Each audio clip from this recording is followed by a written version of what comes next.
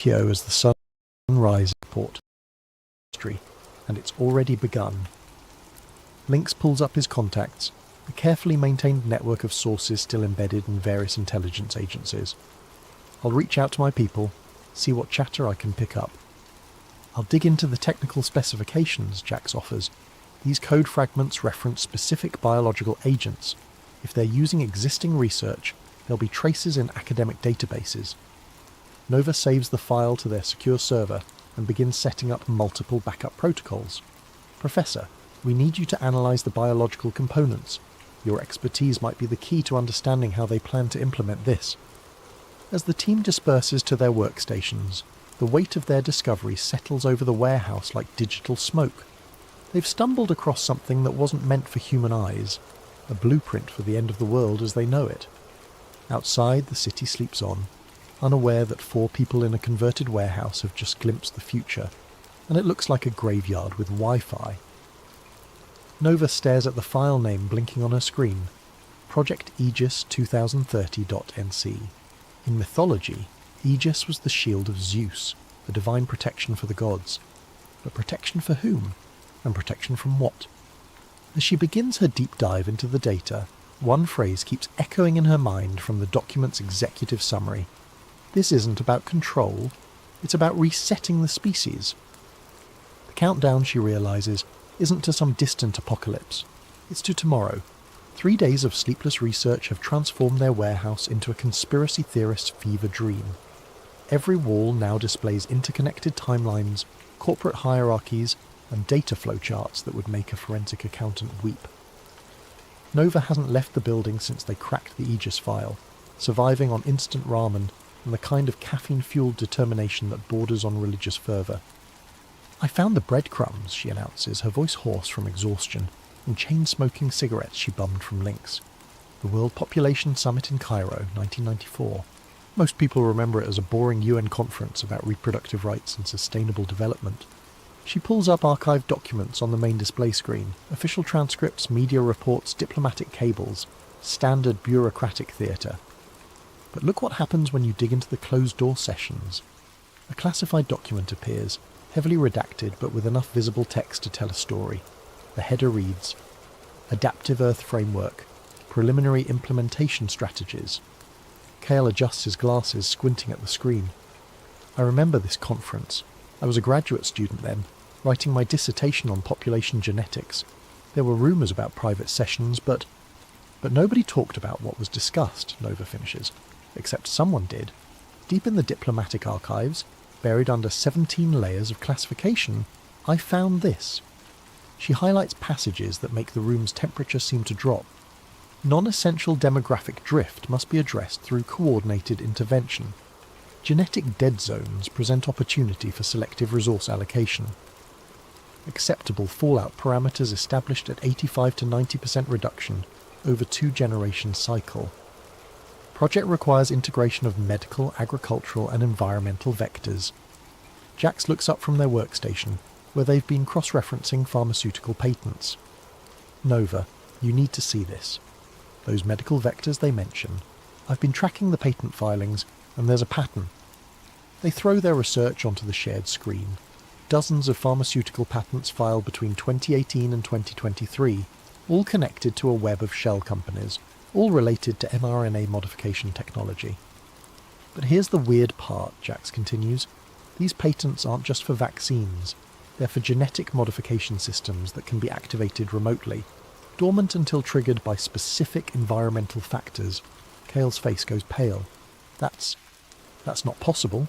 The technology to create delayed activation genetic modifications didn't exist in 2018, Jax agrees, but it does now. And according to these patents, it's been deployed.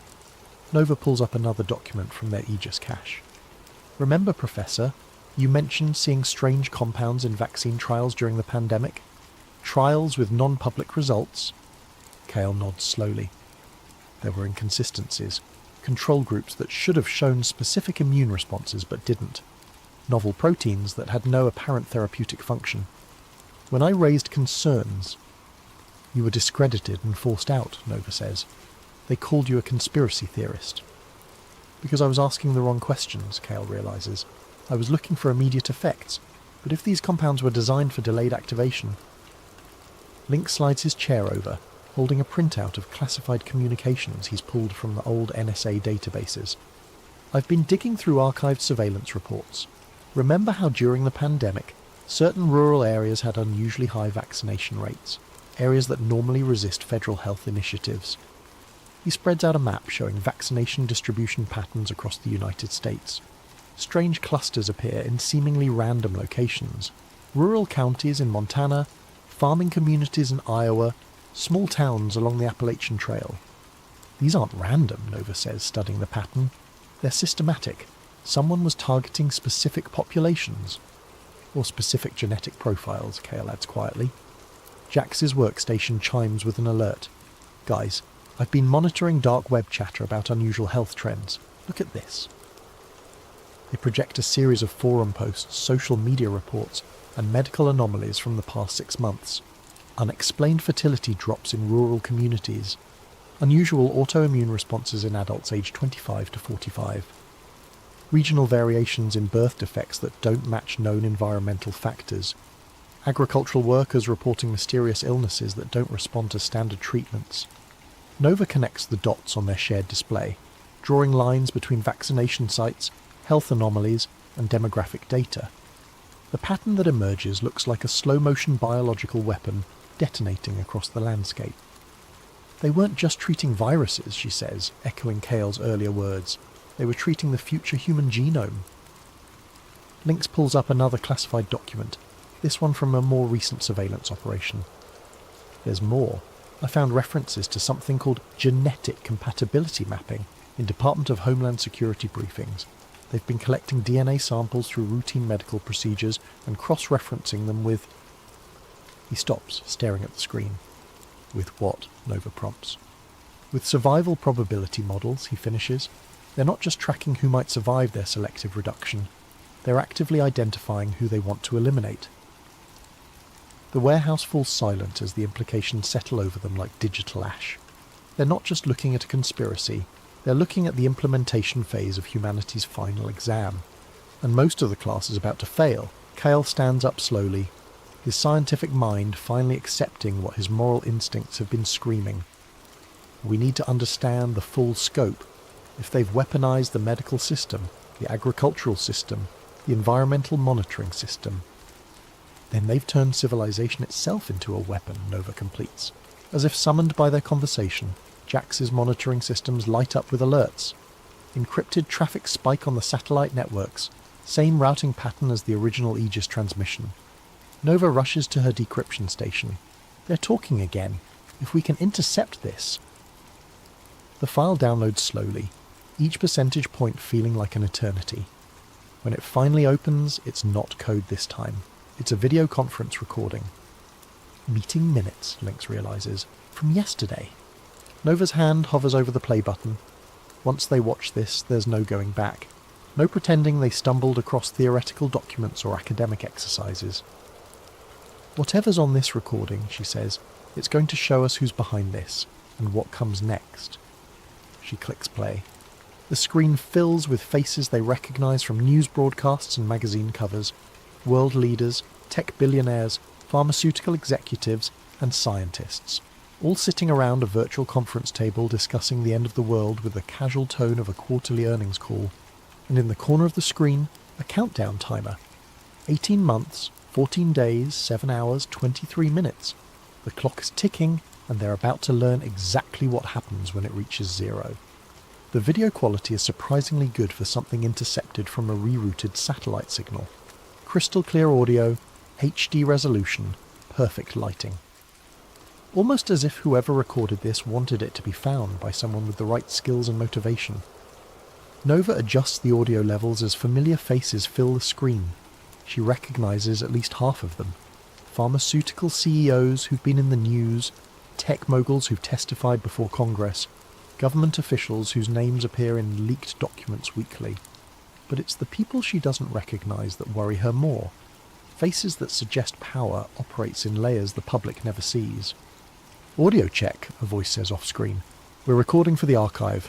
All participants have been verified through biometric confirmation. Proceed with briefing, responds a woman Nova recognizes as the director of the World Health Organization. Phase 3 implementation status. A man in his 60s, distinguished silver hair, appears in a separate window.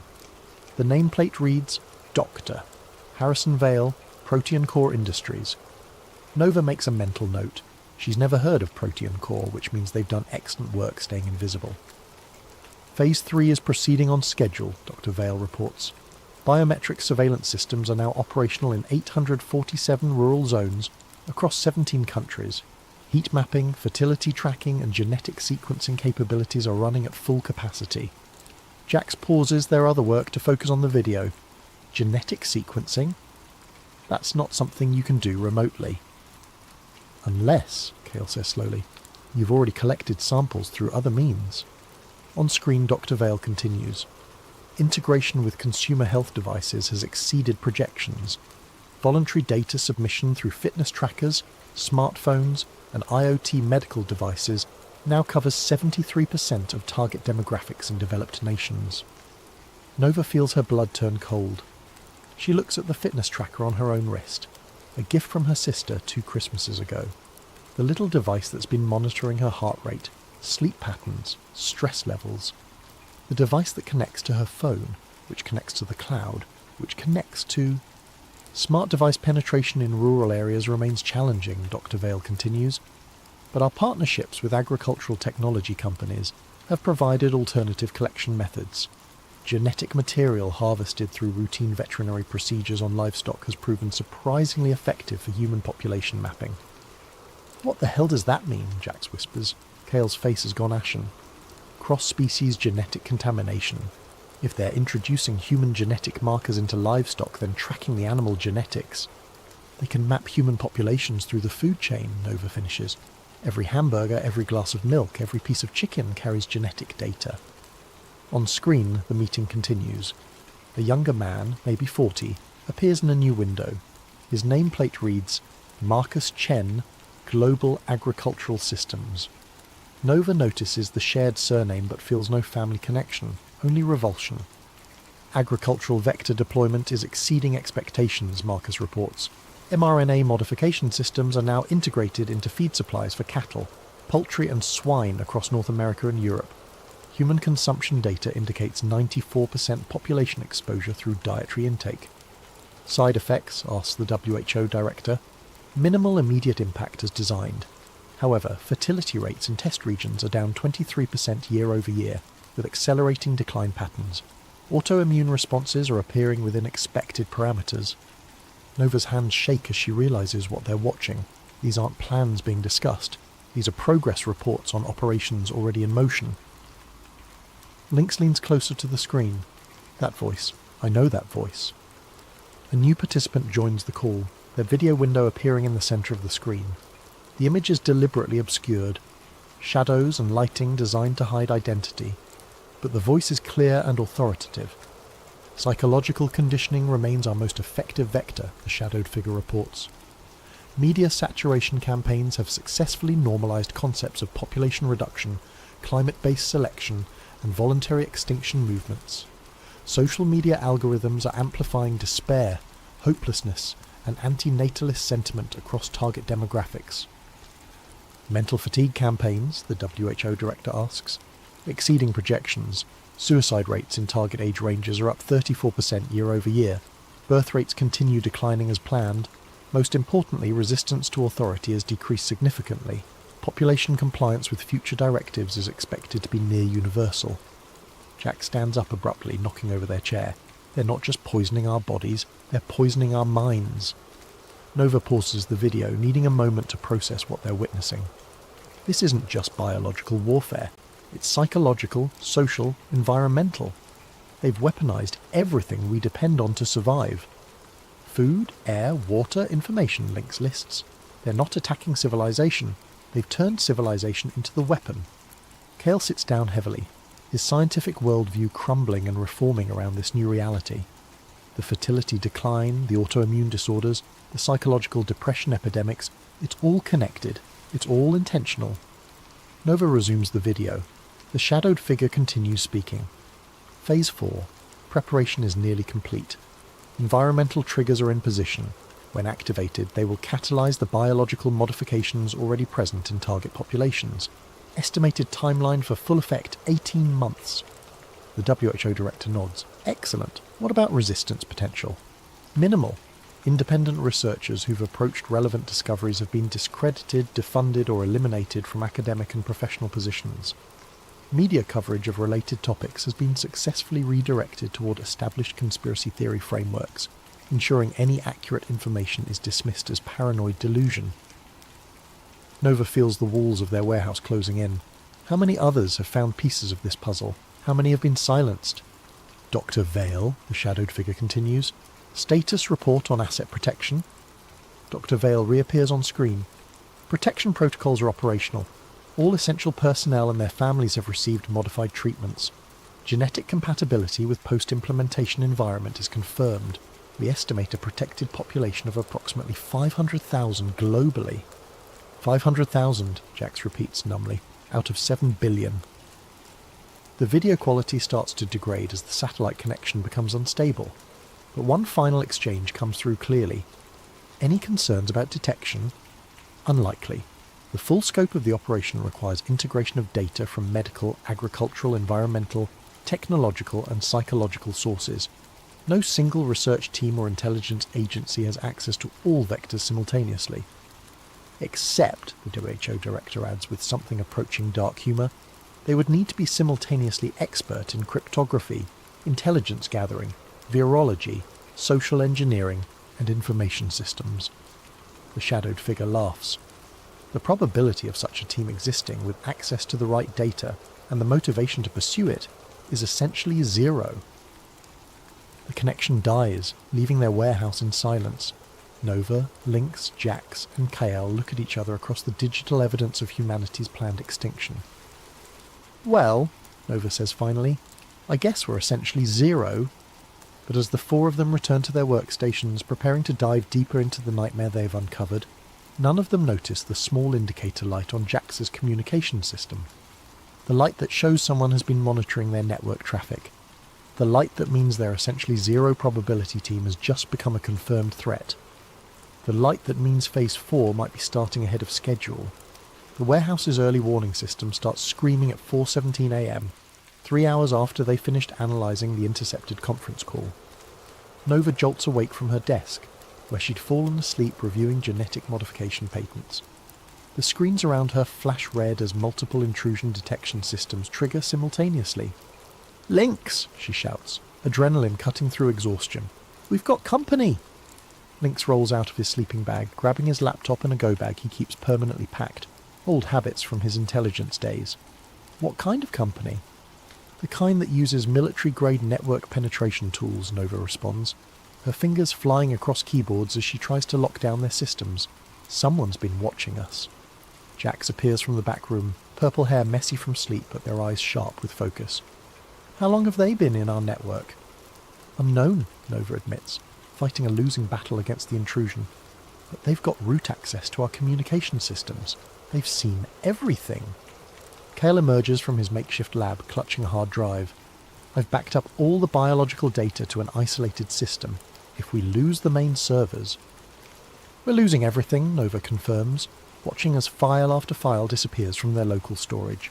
"They're not just infiltrating, they're sanitizing, removing all traces of what we've found." But even as their digital fortress crumbles around them, Nova's mind races ahead to their backup protocols. Years of paranoia have taught her to prepare for exactly this scenario. "Jax, activate the mesh network. Lynx, get the satellite uplink ready. We're going distributed." The warehouse transforms as hidden systems come online. What appeared to be a simple hacker den reveals itself as a sophisticated intelligence operation. Jax's workstation unfolds into a multi-array communication hub. Lynx produces equipment that definitely didn't come from civilian sources. Nova's desk reveals hidden servers and backup power systems. "Professor," Nova calls, "how much of your research is stored offline?" "Everything critical," Kael confirms. "I learned not to trust cloud storage after they destroyed my academic career." As their attackers continue dismantling their main systems, the team executes an evacuation protocol they've rehearsed, but hoped never to use. Critical files transfer to multiple secure locations. Communication channels shift to encrypted networks. Physical evidence gets packed into go bags. But Nova isn't running yet. Instead, she's doing something that would seem insane to anyone who doesn't understand her particular brand of digital warfare. She's tracing the intrusion back to its source. "What are you doing?" Lynx demands, watching her work as alarms continue screaming around them. "If they're watching us," Nova says through gritted teeth, "then we're watching them back." The screen fills with a network traffic analysis, packet traces, and routing information. The attack is sophisticated, routed through multiple proxy servers and anonymization networks. But sophistication creates complexity, and complexity creates vulnerabilities. "There," she breathes, highlighting a data stream. "They're not just stealing our files, they're uploading something." The upload completes just as Nova isolates the data stream, a single file placed carefully in their system logs where it would be discovered during any forensic analysis. Child pornography, Lynx realizes, reading the file metadata. They're setting us up. When law enforcement finds this place, we'll be dismissed as perverts and criminals instead of researchers, Nova finishes. Brilliant. Completely discredit us while making sure no one looks too closely at what we actually found. But Nova's trace has revealed something else, the real location of their attackers, and it's not some anonymous hacker collective or foreign government. They're operating out of the Protean Core building, she announces. Dr. Harrison Vale's company. The same people we watched discussing humanity's extinction 3 hours ago. Jax finishes packing their equipment. "We need to leave, now." But Nova is still working, her fingers moving with the desperate speed of someone who knows this might be their last chance. Not yet. If they're monitoring us in real time, if they know what we've discovered, then they know we're a threat, which means... Her screen fills with a new data stream. Not an attack this time, but intercepted communications from the Protean Core building. They're having an emergency meeting, she realizes. Right now, about us. She patches the audio through their speakers, and suddenly the warehouse fills with voices they recognize from the earlier recording. "Confirmed they have the Phase 3 documentation," Dr. Vale's voice reports. "Full technical specifications, implementation timelines, biological modification protocols." How is that possible? The WHO director's voice sounds strained. That information is compartmentalized across 17 different security classifications. Unknown, but their research capabilities suggest state-level intelligence resources. We may have a coordinated opposition. A new voice joins the call, the shadowed figure from the earlier recording, though now speaking with urgent authority rather than calm confidence. Irrelevant. They know enough to compromise the entire operation if they go public. We need immediate containment. "What kind of containment?" Dr. Vale asks. "Total. The team, their research, their facility. Make it look like a lab accident.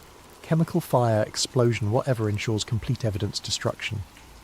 Nova's blood turns to ice as she realizes what they're planning. "How long do we have?" the WHO director asks. "Tactical team is en route, 20 minutes. Nova starts shutting down systems, her movements sharp with controlled panic. We're blown. They're sending a kill team. 20 minutes? Jax checks their watch. That's not enough time to... "It's enough time to do one thing," Nova interrupts, pulling up her final contingency protocol. "We can't save ourselves, but we can save the evidence." She begins uploading their complete research archive to a decentralized network. Blockchain-based storage systems that can't be deleted or controlled by any single authority. But the upload is massive, and their internet connection is already compromised. "Upload time, 17 minutes, her system reports. 3 minutes to spare, Link says grimly, checking his weapons, if their timeline is accurate. But as if summoned by his words, new alarms start screaming. Motion sensors around the warehouse perimeter. Thermal imaging detecting multiple vehicles approaching from different directions. They lied about the timeline, Nova realizes. The team is already here. Through the grimy windows, they can see black SUVs surrounding the building. Tactical lights sweep across the walls. Radio chatter echoes from outside, professional, coordinated, lethal. Upload progress, 32%, her computer announces. Nova looks at her team, her friends, her fellow travellers in the digital underground. Jax with their fierce intelligence and boundless optimism. Lynx with his warrior's honour and protective instincts. Kale with his scientist's dedication to truth above comfort. I need 8 more minutes to finish the upload, she says quietly. Can you give me 8 minutes? Lynx checks his rifle, the same model he carried during his government service. Against a professional tactical team? In an indefensible position? He looks around the warehouse, their home, their sanctuary, their last stand. Yeah, he says finally, we can give you 8 minutes. As the first breaching charges explode against the warehouse doors, Nova's fingers continue dancing across her keyboard, uploading humanity's final testimony to the digital wind. Outside, boots pound against concrete and orders are shouted in tactical shorthand. Inside, 4 people who stumbled across the end of the world fight to make sure someone, somewhere, will know what really happened to the human race. The upload bar crawls toward completion, 47%, 48%, Sasipgu Peosentu, and in the distance sirens wail, though whether they're coming to help or to clean up the mess, nobody can tell. Upload progress, 73%. Nova's fingers move across the keyboard with mechanical precision, even as automatic weapons fire tears through the warehouse's steel walls. Lynx and Jax have improvised a defensive position behind stacked servers, returning fire with a small arsenal Lynx maintained for exactly this scenario. Kyle crouches beside Nova, clutching his backup drives like sacred relics. How much longer? Lynx shouts over the gunfire, ejecting an empty magazine. 3 minutes, Nova responds, sweat dripping onto her keyboard as she maintains the upload connection, despite power fluctuations from damaged systems. A tactical team member appears at a broken window. Jax takes him down with a shot that would make their grandfather proud. The same grandfather who taught them to shoot cans off fence posts in rural Oregon, never imagining his lessons would one day be used to defend the future of human civilization. Upload progress, 81%. Nova! Kyle shouts, pointing at the main screen. They're jamming our satellite connection. She looks up to see their upload speed dropping rapidly. The decentralized network storage is failing as targeted electromagnetic pulses disrupt their communication arrays. Years of preparation, layers of redundancy, multiple backup systems, all being systematically neutralized by an enemy who understands their capabilities better than they understand themselves. Switch to the hardline, she orders, pulling cables from emergency ports hidden beneath the floor. If the satellites are down, we go terrestrial. But even as she reroutes their connection through buried fibre optic cables, her screens show the truth. Their attackers aren't just soldiers. They're technicians, equipped with signal intelligence gear and digital warfare tools. This isn't a military assault, it's a surgical data extraction and elimination operation. Upload progress, 89%. They're inside the network, Nova realizes, watching as files begin corrupting during transfer.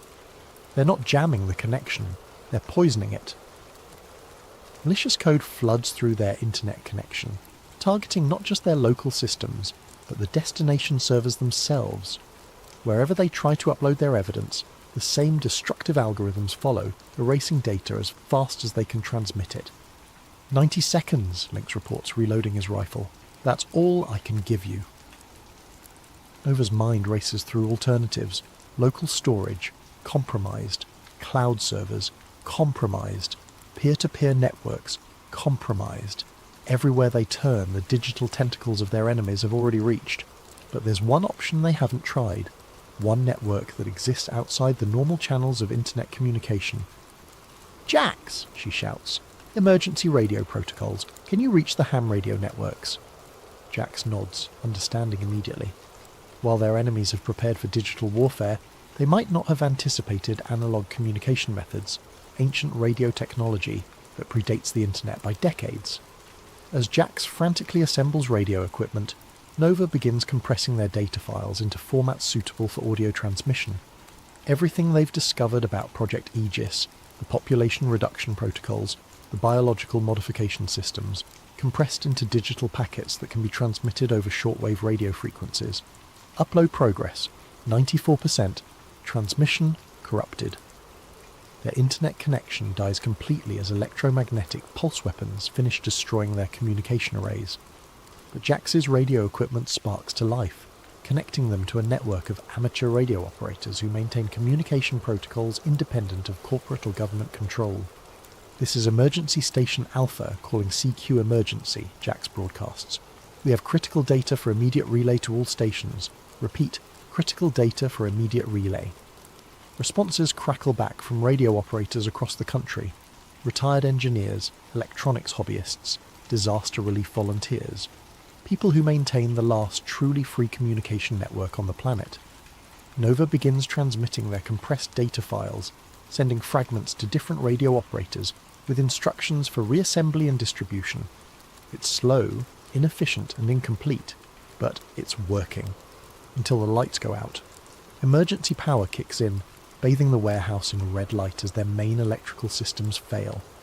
Through the broken windows they can see technicians working on power lines, systematically isolating the building from the electrical grid. They're cutting everything, Kale observes. Power, internet, radio frequency spectrum, complete communication isolation. Nova's laptop switched to battery power, giving her perhaps 10 minutes of operation before total system failure. She continues transmitting data packets over Jax's radio equipment, but the process is agonizingly slow. "Nova!" Lynx calls urgently. "Movement on the roof. They're coming through the skylights." She looks up to see tactical team members rappelling through the warehouse's ceiling.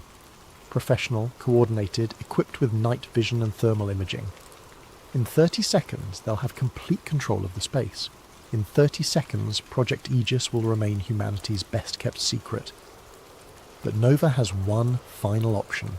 One last desperate gambit that violates every principle of operational security she's ever followed. She activates her personal phone's livestream function and begins broadcasting directly to social media. "My name is Nova Chen," she says, looking directly into the camera as gunfire echoes around her. "If you're watching this, you need to know that the world's governments and corporations are planning to kill most of the human race." Her phone's screen shows viewer counts climbing rapidly. Hundreds, then thousands of people drawn by the chaos and violence of her live stream. They call it Project Aegis, population reduction through biological modification. They've poisoned the vaccines, contaminated the food supply, weaponized the environmental monitoring systems. Tactical team members breach their defensive position. Lynx falls, blood spreading across the concrete floor. Jax continues working the radio, transmitting data even as red laser sights dance across their chest. The timeline is 18 months, Nova continues, holding the phone steady despite the chaos. They've already begun implementation. If you've been vaccinated, if you eat processed food, if you use smart devices, you're already carrying the biological modifications they need to. A tactical team member's rifle butt smashes into her skull, sending the phone spinning across the concrete floor. The livestream continues, showing a sideways view of combat boots and spreading pools of blood, but the damage is done. In the 3 minutes her stream was active, over 50,000 people watched Nova Chen's final testimony. And in the age of social media, 50,000 becomes 5 million in a matter of hours. The last thing her phone's camera captures before the screen goes black is a gloved hand reaching down to pick it up. In the background, a voice speaks with calm authority. "Sanitize everything. No evidence, no witnesses, no trace this facility ever existed." Then static, then silence, then nothing. 6 months later. The official report from the Woodland Fire Department described it as a tragic industrial accident. Improper storage of chemical solvents in a converted warehouse led to an explosion that killed 4 squatters and destroyed the building completely. Local news covered it for exactly 1 day before moving on to more compelling stories. The live stream that briefly appeared on various social media platforms was quickly removed for violating community guidelines against violent content and misinformation. Users who tried to share or discuss it found their accounts suspended or shadow banned. Within a week it had been scrubbed from mainstream platforms entirely. But the internet remembers everything, especially the things someone desperately wants forgotten. On encrypted message boards and dark web forums, fragments of Nova's final broadcast circulate like digital samizdat. Grainy screenshots, audio clips, transcribed quotes passed from user to user through carefully maintained networks of paranoid technologists and dedicated conspiracy researchers. Truth Seeker 2030 posts on an anonymous forum. Anyone else remember that warehouse livestream from 6 months ago?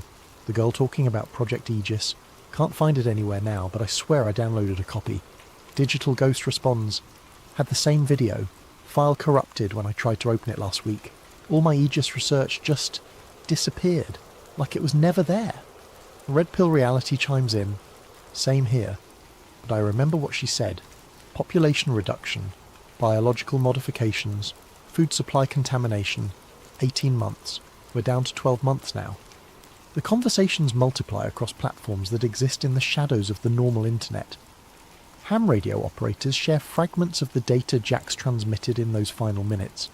Academic researchers quietly compare notes about unusual patterns in pharmaceutical trials and agricultural modifications. Environmental scientists notice anomalies that match the warnings from a warehouse that officially never existed. Dr. Sarah Martinez, epidemiologist at UC Davis, publishes a paper about unexplained fertility decline in rural agricultural communities. She doesn't mention Project Aegis directly, but her data matches the patterns Nova's team identified with unsettling accuracy. Professor David Kim at MIT releases research about novel proteins found in certain vaccine batches, proteins with no apparent therapeutic function. His funding gets cut 3 weeks later, and his department chair suggests he focus on less controversial research topics. Environmental journalist Lisa Chen, no relation to Nova despite the shared surname, investigates reports of unusual biometric surveillance equipment appearing in remote areas. Her article gets killed by her editor, who explains that the magazine's parent company has concerns about unfounded conspiracy theories. But each cancelled publication, each suppressed research project, each deleted social media post creates a new data point in a pattern that becomes hard to ignore. The truth spreads like a virus through the digital underground. 12 months later, Maya Patel is 17 years old and has never heard of Nova Chen, Lynx Rodriguez, Jax Morrison, or Professor Kale. She lives in a small village in rural India, where internet access is limited, and social media is considered a luxury for urban elites. But Maya is smart, curious, and has access to her school's computer lab 3 days a week. She spends her time learning about environmental science, genetic engineering, and the intersection of technology and biology. Her dream is to study at a Western university and help solve the world's agricultural challenges. It's during one of these computer lab sessions that she finds the flash drive. Buried in a box of discarded electronics donated to the school, wrapped in plastic and electrical tape like someone tried very hard to preserve it. The label, written in faded ink, reads, Population Zero Proof.Vault. Maya plugs it into the computer, expecting maybe some students' old homework or family photos. Instead, she finds 847 gigabytes of encrypted data files, research documents, intercepted communications, and video recordings. She finds genetic modification protocols, pharmaceutical patents, agricultural contamination systems, and psychological warfare strategies. She finds the complete archive of everything Nova Chen's team discovered about Project Aegis. The encryption is military grade, but Maya is patient and clever. She spends 3 weeks cracking the access codes, working during lunch breaks and staying after school until the janitor kicks her out. When she finally opens the files, she spends another week just trying to understand what she's looking at. Population reduction through coordinated biological intervention. Genetic modification systems activated by environmental triggers. Food chain contamination designed to cause sterility and immune system failure. Psychological warfare campaigns to normalize extinction and reduce resistance to authority. A timeline that originally targeted 2030, but has been accelerated to 2027. Maya realizes she's looking at the blueprint for humanity's planned extinction, and according to the timestamps on the most recent files, the final phase is scheduled to begin in 6 months. She copies everything to multiple storage devices and begins the careful process of verification, cross-referencing patent filings, pharmaceutical research, agricultural modifications, environmental monitoring data. Every piece of evidence Nova's team gathered, Maya confirms through independent research. It's all true. It's all happening. And almost nobody knows.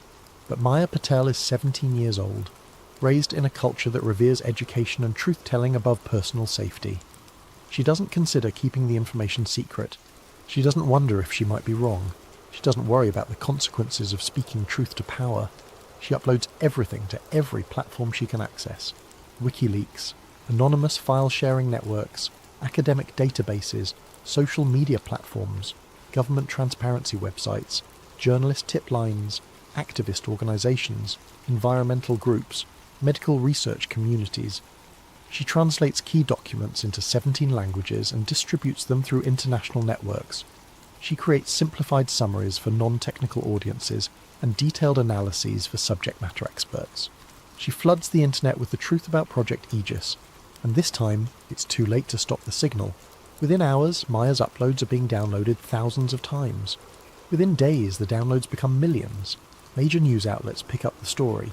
Government officials demand investigations. International health organisations call emergency sessions. The carefully orchestrated plan to reduce human population through biological warfare becomes the most documented conspiracy in human history. Dr. Harrison Vale attempts to discredit the documents as sophisticated forgeries. The WHO director claims the communications were taken out of context. Government officials deny any knowledge of population reduction protocols. But the evidence is overwhelming, the documentation is comprehensive, and the verification is independent. Too many researchers, in too many countries, using too many different methodologies, all reach the same conclusion. Project Aegis is real, it's operational, and it's working. Global fertility rates have dropped 34% over the past 3 years. Autoimmune disorders have increased 78% in demographics that received certain vaccine formulations. Agricultural workers in modified crop regions show genetic markers consistent with engineered biological agents. Psychological depression and suicide rates have reached historic highs in precisely the age groups targeted by media manipulation campaigns. The population reduction protocol isn't a future threat. It's already killed millions of people. 18 months after the warehouse, Maya Patel stands before the International Criminal Court in The Hague, testifying about the greatest crime in human history.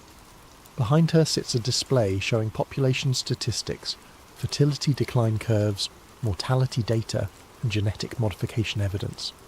She holds up a small flash drive, the same one she found in a box of discarded electronics in her school's computer lab.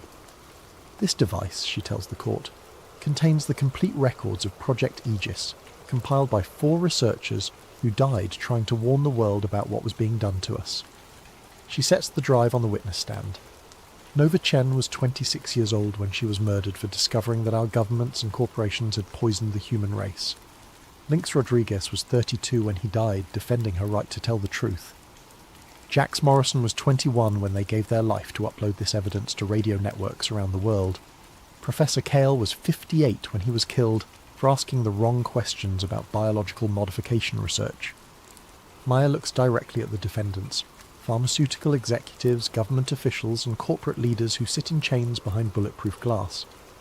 They died so that we could live. They died so that humanity would know what was done to us. They died so that the people responsible for the greatest genocide in history would be held accountable. She picks up the flash drive again. Their names were Nova, Lynx, Jax, and Kyle. They saved our species, and they want you to remember that the truth is always worth fighting for, no matter how powerful the people who want to hide it. The courtroom falls silent as Maya's testimony ends. In the gallery, family members of victims weep quietly.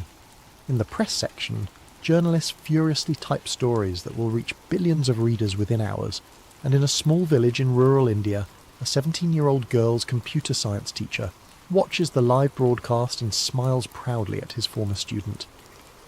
Sometimes the truth finds a way. Sometimes the good guys win. Sometimes 4 people in a warehouse can save the world, even after they're gone. Epilogue. The network remembers, 5 years later, the Maya Patel Institute for Digital Truth and Transparency occupies a gleaming building in New Geneva, funded by reparations payments from the corporations responsible for Project Aegis. Its mission statement, carved in stone above the entrance, reads, "The network remembers everything, especially the things someone desperately wants forgotten." In the lobby, 4 portraits hang side by side. Nova Chen, cryptographer and digital warrior; Lynx Rodriguez, intelligence analyst and protector; Jax Morrison, social engineer and technological prodigy; Professor Kyle, virologist and truth-teller. Beneath their portraits a simple inscription: "They found the code that wasn't meant to be found." Tourists and students pass by the portraits daily, most not knowing the full story of how 4 people in a converted warehouse prevented the extinction of human civilization. But the staff of the Institute know, the researchers working on digital rights and technological transparency know, The activists fighting against corporate surveillance and biological manipulation know. And late at night, when the building is empty and the servers hum quietly in climate-controlled rooms, network traffic monitors occasionally detect unusual patterns in the data streams. Fragments of code that shouldn't exist, routed through pathways that don't appear on any network topology. Some say it's just background noise, artifacts of old systems and deprecated protocols. Others believe it's something more, digital ghosts of 4 researchers who refuse to let death stop their work, still uploading, still broadcasting, still fighting to keep the truth alive in the spaces between the data. The network remembers everything, and sometimes, late at night in the digital underground, the network remembers back. Former deep-sea engineer, NASA Oceanic Division, 1957 to 1963, declassified, March 15th, 2023, classification level, redacted. Date, September 12th, 1957. Location, classified research facility, Point Reyes, California. My name is Dr. Evan Hartley, and if you're reading this, then either I'm dead, or the world finally deserves to know the truth about why NASA abandoned the ocean for the stars. I'm 39 years old, an oceanographer by training, and until 6 years ago I believed the deepest mysteries of our planet lay in the cosmic void above us. I was wrong, catastrophically, terrifyingly wrong. When NASA was established in July of 1958, the public narrative was simple. America needed to compete with the Soviets in space. What they didn't tell you was that NASA's original charter included extensive deep-sea exploration programs run parallel to our early aviation development. Before we ever dreamed of touching the moon, we were diving deeper into our own planet than any human had gone before. I was recruited in late 1957, months before NASA's official formation. The letter arrived on Yale University letterhead, but the signature was from someone I'd never heard of, Dr. Marcus Webb, Director of Aquatic Research, National Advisory Committee for Aeronautics. The offer was generous, triple my university salary, unlimited research budget, and access to the most advanced submersible technology ever developed. The catch? I couldn't tell anyone where I was going or what I was doing. Not my wife, Sarah, not my colleagues, not even my mother. The facility at Point Reyes looked innocuous enough from the surface, a collection of weathered buildings perched on the California coastline, indistinguishable from a dozen other government research stations. But beneath those structures lay something extraordinary, a vertical shaft descending 300 feet straight down into the bedrock, wide enough to accommodate submersibles the size of small buildings. Dr. Webb met me on my first day, a gaunt man in his 60s with prematurely white hair and the kind of hollow stare I'd later recognise in combat veterans. "Welcome to Project Nautilus, Doctor. Hartley," he said, leading me through a maze of steel corridors that hummed with the constant vibration of massive machinery. "I trust you understand the sensitive nature of our work here." "Oceanic mapping," I replied, reciting the vague description from my recruitment letter. "Deep-sea cartography for national defence purposes." Webb stopped walking and turned to face me. "That's the public explanation, yes, but you'll find that the ocean holds more secrets than any map could ever reveal." He led me to an observation deck overlooking the central shaft. Below us, suspended by massive cables, hung the most beautiful machine I'd ever seen. The submersible was unlike anything in the civilian world, a sleek, elongated sphere of titanium and steel, bristling with cameras, sonar arrays and collection arms. According to Webb, it could dive to depths of 15,000 metres and withstand pressures that would crush a conventional submarine like an eggshell. "We call her the Cousteau," Webb said, "after the French explorer. She's taken us places that don't exist on any official chart." Over the following weeks, I learned the true scope of Project Nautilus. We weren't just mapping the ocean floor, we were investigating anomalies. Specifically, non-terrestrial acoustic signatures detected by Navy hydrophones in the deepest parts of the Pacific.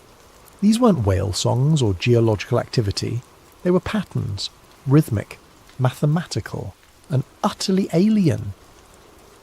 The The first recording was made in 1954, Webb explained during one of our late-night briefings. A hydrophone array near the Mariana Trench picked up a sound unlike anything in our databases. The frequency was too low for marine life, too regular for tectonic activity. When we mapped the source, it originated from a depth of nearly 11,000 metres, deeper than anything should be able to survive. He played the recording for me on the facility's most advanced audio equipment. Even filtered through speakers, the sound made my teeth ache. It was a low rhythmic pulse, lub-dub, lub-dub, lub-dub, like a massive heartbeat echoing from the bottom of the world. "How many recordings do you have?" I asked. "Hundreds, from trenches across the Pacific, the Mariana, the Tonga, the Kermadec, all at depths between 10 and 15,000 metres, all following the same pattern." Webb's face was grim. "And Dr. Hartley? They're getting stronger." Date: November the 3rd, 1959. Location: Pacific Ocean, 275 nautical miles southwest of Guam depth, 13,247 metres. Our third deep dive began like all the others: methodical preparation, systems checks, and the familiar ritual of descent into darkness. I was accompanied by Dr. James Morrison, our marine biologist, and Chief Petty Officer Samuel Torres, our dive specialist on loan from the Navy's most classified underwater programs. The Cousteau began her descent at 0800 hours, slipping through the ocean's layers like a steel teardrop. At 1,000 metres, we left the last traces of sunlight behind. At 5,000, we entered the abyssal zone, where no natural light had ever penetrated. By 8,000 metres, we were in territory that belonged more to the moon than to Earth. But it was at 13,000 metres that we found something that shouldn't exist. "Sonar contact," Torres announced, his voice tight with concentration. "Dead ahead, range 200 metres. It's big." Through the Cousteau's reinforced viewport, our floodlights illuminated a sight that defied explanation. Rising from the sea floor like an ancient mountain was a structure, but not a natural one. The surface was covered in perfectly hexagonal panels, each one roughly 30 feet across, arranged in a pattern too precise to be geological. "Are you recording this?" Morrison whispered, his face pressed against the observation port. "Everything," I confirmed, though my hands were shaking as I operated the cameras. "How large do you estimate it to be?" Torres was studying the sonar display with growing amazement. "The structure extends at least 800 metres in diameter, but the depth, Jesus Christ, it goes down another 2,000 metres from here." As we approached the structure, our instruments began registering impossible readings.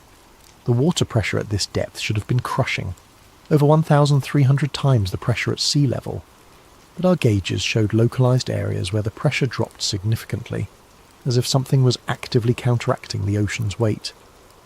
"That's impossible," Morrison muttered. "Nothing could survive down here, let alone generate enough force to create pressure anomalies." But something had survived. As we manoeuvred closer to the hexagonal surface, our audio pickups detected it. That same rhythmic pulse we'd been tracking for years, but now so powerful it resonated through the Cousteau's hull like the beating of a massive heart. "It's not coming from the structure," Torres reported, studying his instruments. "It's coming from beneath it." That's when Morrison made the decision that would haunt us all. Against protocol, he suited up in one of our experimental deep-sea diving suits and insisted on collecting a sample from the structure's surface. The suit was a marvel of engineering, a self-contained environment that could theoretically protect a human at crushing depths. "Just a quick sample," he said through the comm system as he prepared to exit the submersible. "We need physical evidence." I should have stopped him. I should have ordered Torres to abort the dive and return to the surface.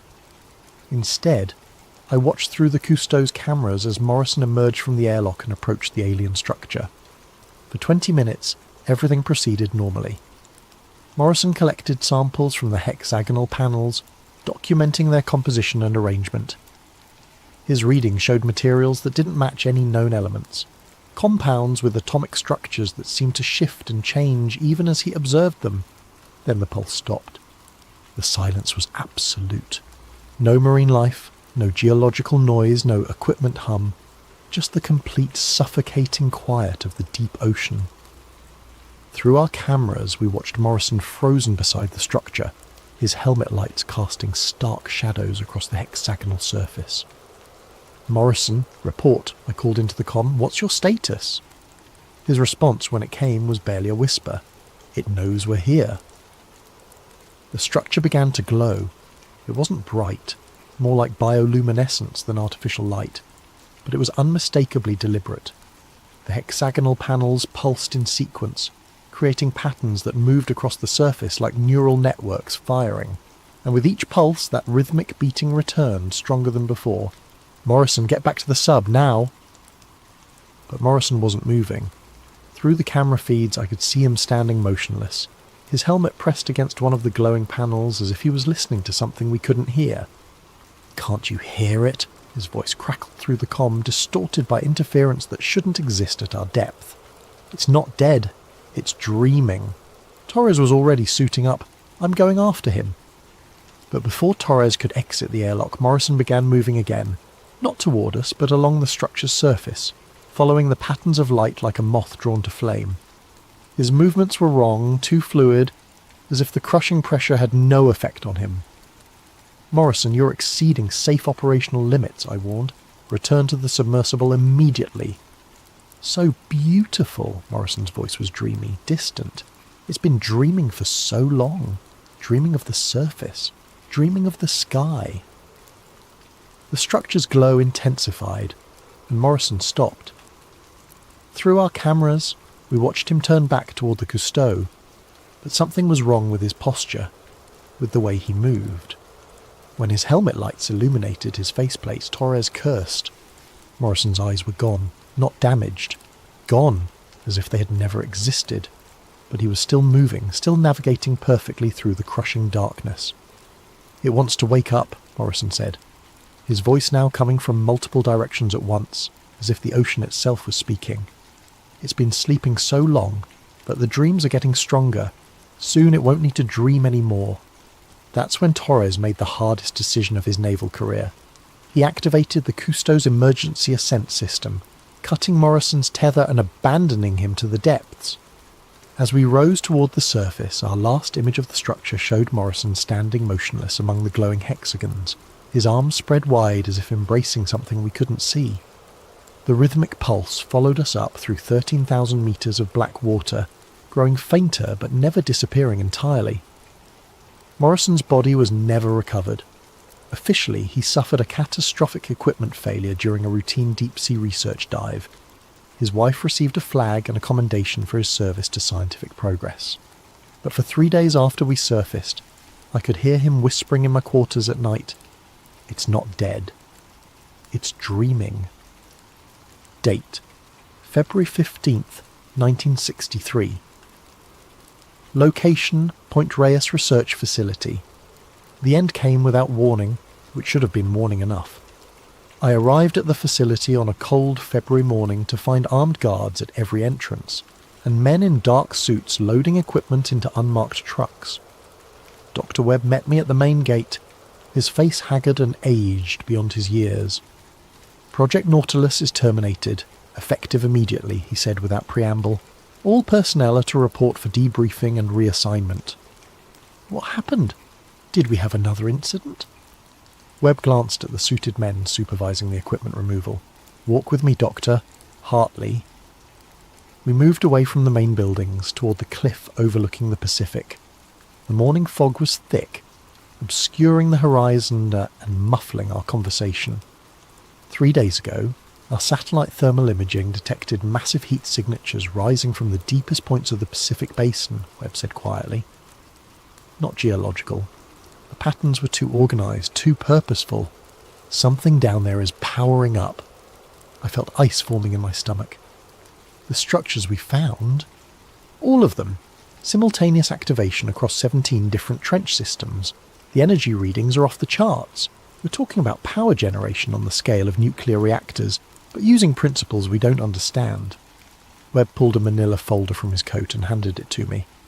Inside were thermal satellite images showing the ocean floor lit up like a Christmas tree, with bright spots clustered around the deepest trenches. NASA is shifting all funding to space exploration, Webb continued. Officially, oceanic research is being transferred to civilian agencies. Unofficially, ... He gestured toward the men loading trucks. There will be no more official oceanic research. They're covering it up.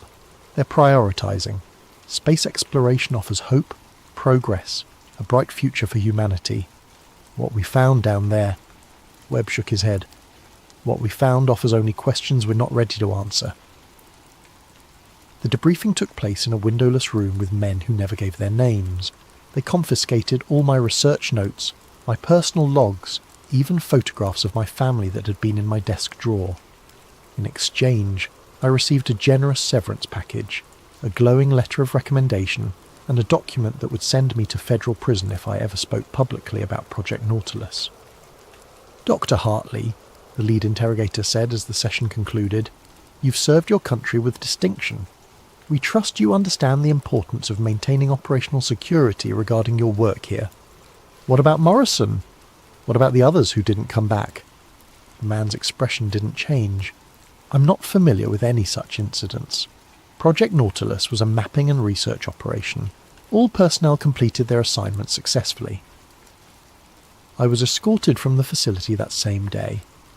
As our car pulled away from Point Reyes, I looked back to see smoke rising from the equipment disposal area. They were burning everything. Documents, photographs, even the submersibles that had taken us to the bottom of the world. 2 weeks later, I received a letter from NASA headquarters. I had been selected for reassignment to their new Lunar Surface Analysis Division, effective immediately. The salary was excellent, the work was prestigious, and the security clearance was higher than anything I'd held before. I declined the position. 3 months after that, I was quietly discharged from government service entirely. My security clearance was revoked, my research credentials were questioned, and my applications to private sector positions were mysteriously rejected. Dr. Evan Hartley, former deep-sea explorer, became Dr. Evan Hartley, unemployed oceanographer with a suspicious gap in his resume. But I wasn't the only one asking questions. Dr. Patricia Vance had been a communications specialist on Project Nautilus, responsible for analysing the acoustic signatures we'd detected. Like me, she'd been debriefed, reassigned, and eventually discharged. Unlike me, she'd managed to keep copies of some critical data. We met at a coffee shop in San Francisco 6 months after the project's termination. Patricia looked older, more cautious, but her eyes still held the sharp intelligence that had made her invaluable to the project. I've been thinking about what we found down there, she said, stirring her coffee with nervous energy. The patterns in those acoustic signatures, they weren't random. What do you mean? I mean they were mathematical. Prime number sequences, Fibonacci progressions, geometric ratios that appear in nature. Whatever's down there isn't just making noise, it's trying to communicate. Patricia slid a manila envelope across the table. I kept copies of everything. The acoustic data, the thermal readings, even some of Morrison's final transmissions before... She trailed off. Before he disappeared. Before he was taken. There's a difference, Evan. Morrison didn't have an equipment failure. Something down there wanted him, and it got him.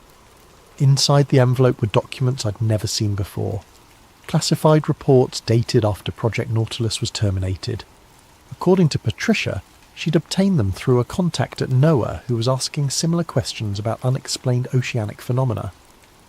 Look at this, she said, pointing to a thermal satellite image dated March 1963. 3 weeks after they shut us down, every heat signature we detected went dormant. Complete thermal silence across all 17 sites. Maybe whatever was down there powered down. Or maybe it finished powering up. Patricia's voice was barely above a whisper. Evan, I think they didn't shut down Project Nautilus because we weren't finding anything. I think they shut it down because we found exactly what they were afraid we'd find. She was right, but I wouldn't understand how right until much later. Date: October 12th, 1969. Location: San Francisco Public Library. 6 years of unemployment had given me ample time to research, and what I discovered made me wish I'd never heard of Project Nautilus. Patricia had been found dead in her apartment 3 months after our coffee shop meeting. The official cause was suicide by overdose, but Patricia had never shown signs of depression, and she'd been meticulously healthy her entire life. Her research materials were missing, though the police report made no mention of a break-in. Her death convinced me that someone was systematically eliminating former Project Nautilus personnel. I began living under assumed names, paying cash for everything, and avoiding any contact with my former life. Sarah had divorced me 2 years earlier, citing my paranoid behaviour and refusal to discuss my government work. I couldn't blame her, but I couldn't stop investigating either.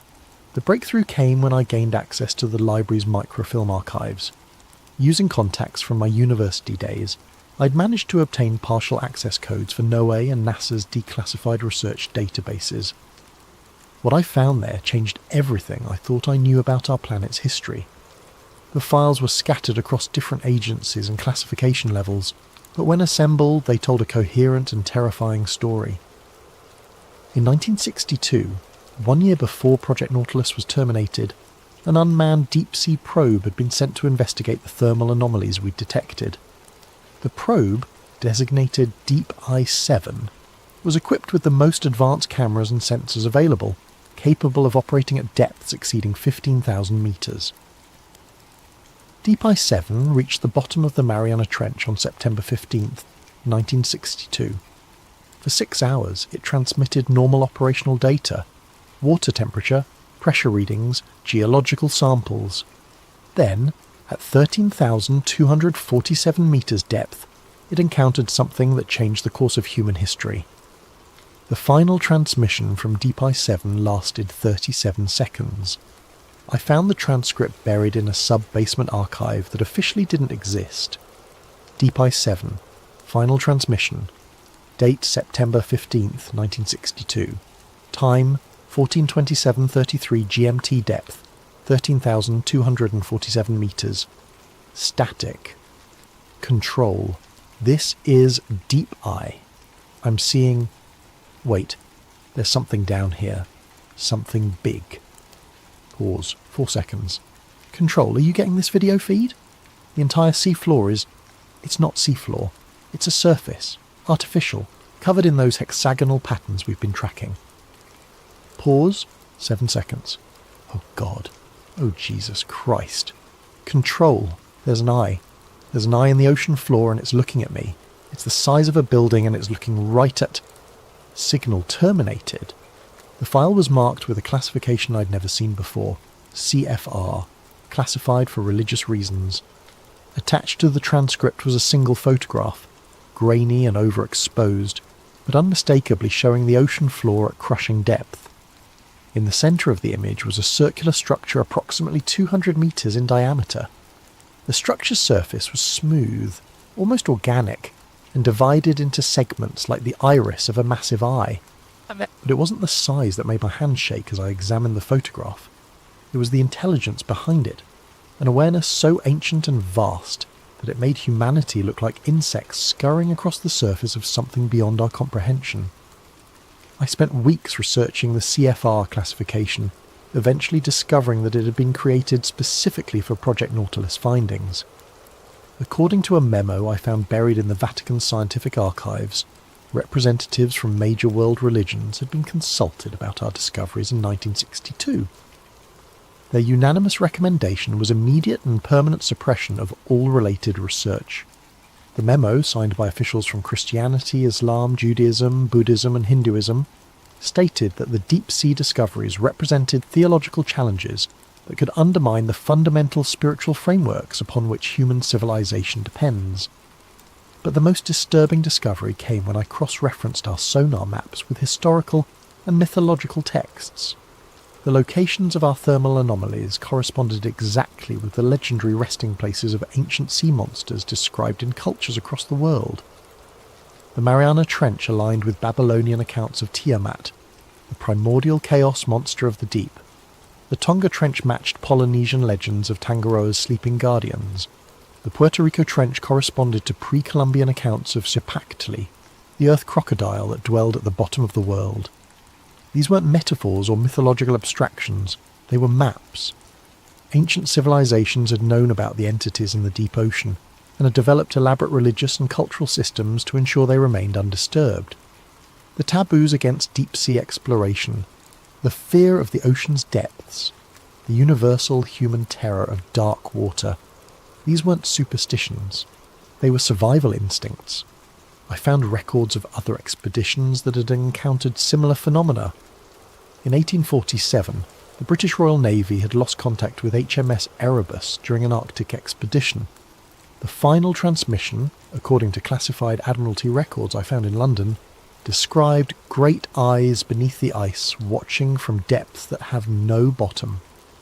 A French bathysphere expedition in 1934 had reported geometric structures of impossible size at the bottom of the Mediterranean before radio contact was lost. The crew was never recovered, but local fishermen reported strange lights rising from deep water for months afterward. Even the famous Titanic disaster showed signs of something more sinister than an iceberg collision. According to testimony from survivors that was excluded from official inquiries, passengers reported seeing lights moving beneath the ship in the moments before impact. The pattern was clear. Humanity had been encountering these entities for centuries, but we'd always been smart enough, or lucky enough, to retreat before awakening something that was better left sleeping, until Project Nautilus. Date: March 3rd, 1973. Location withheld. I made the decision to go public on a cold Tuesday morning after reading about another unexplained deep-sea incident in the newspaper. A Soviet research vessel had vanished in the Kuriel Trench, with the last transmission reporting massive bioluminescent phenomena at maximum depth. The pattern was escalating.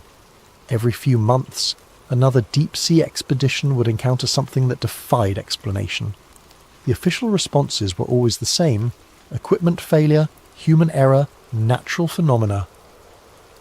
But the incidents were becoming too frequent, too consistent, and too terrifying to dismiss. I contacted Dr. William Hartmann, a respected marine biologist at Scripps Institution of Oceanography, and arranged to meet him at his laboratory. Hartmann had published papers questioning the official explanations for various oceanic anomalies, making him sympathetic to alternative theories. Dr. Hartley, Hartmann said as he reviewed my materials, if even half of what you're telling me is true, this represents the most significant discovery in human history. It's all true. Every photograph, every recording, every document. I've spent 11 years verifying these findings. Hartmann studied the thermal satellite images with growing amazement. These energy signatures, they're not geological. The power requirements alone would exceed anything natural. What do you think they are? I think they're living entities, ancient, intelligent, and vast beyond our comprehension. I think they've been dormant on the ocean floor for millennia, and our deep-sea exploration has begun to wake them up. That's... Hartmann paused, considering the implications. That's terrifying. It gets worse. I believe the government has known about these entities since at least 1962. They shut down oceanic research not because they found nothing, but because they found something so threatening that it forced them to redirect humanity's entire exploration focus towards space. I showed Hartmann the classified documents, the acoustic recordings, the photographs from Deep Ice 7. With each piece of evidence, his expression grew more troubled. "We need to publish this," he said finally. "The scientific community deserves to know." "I've tried.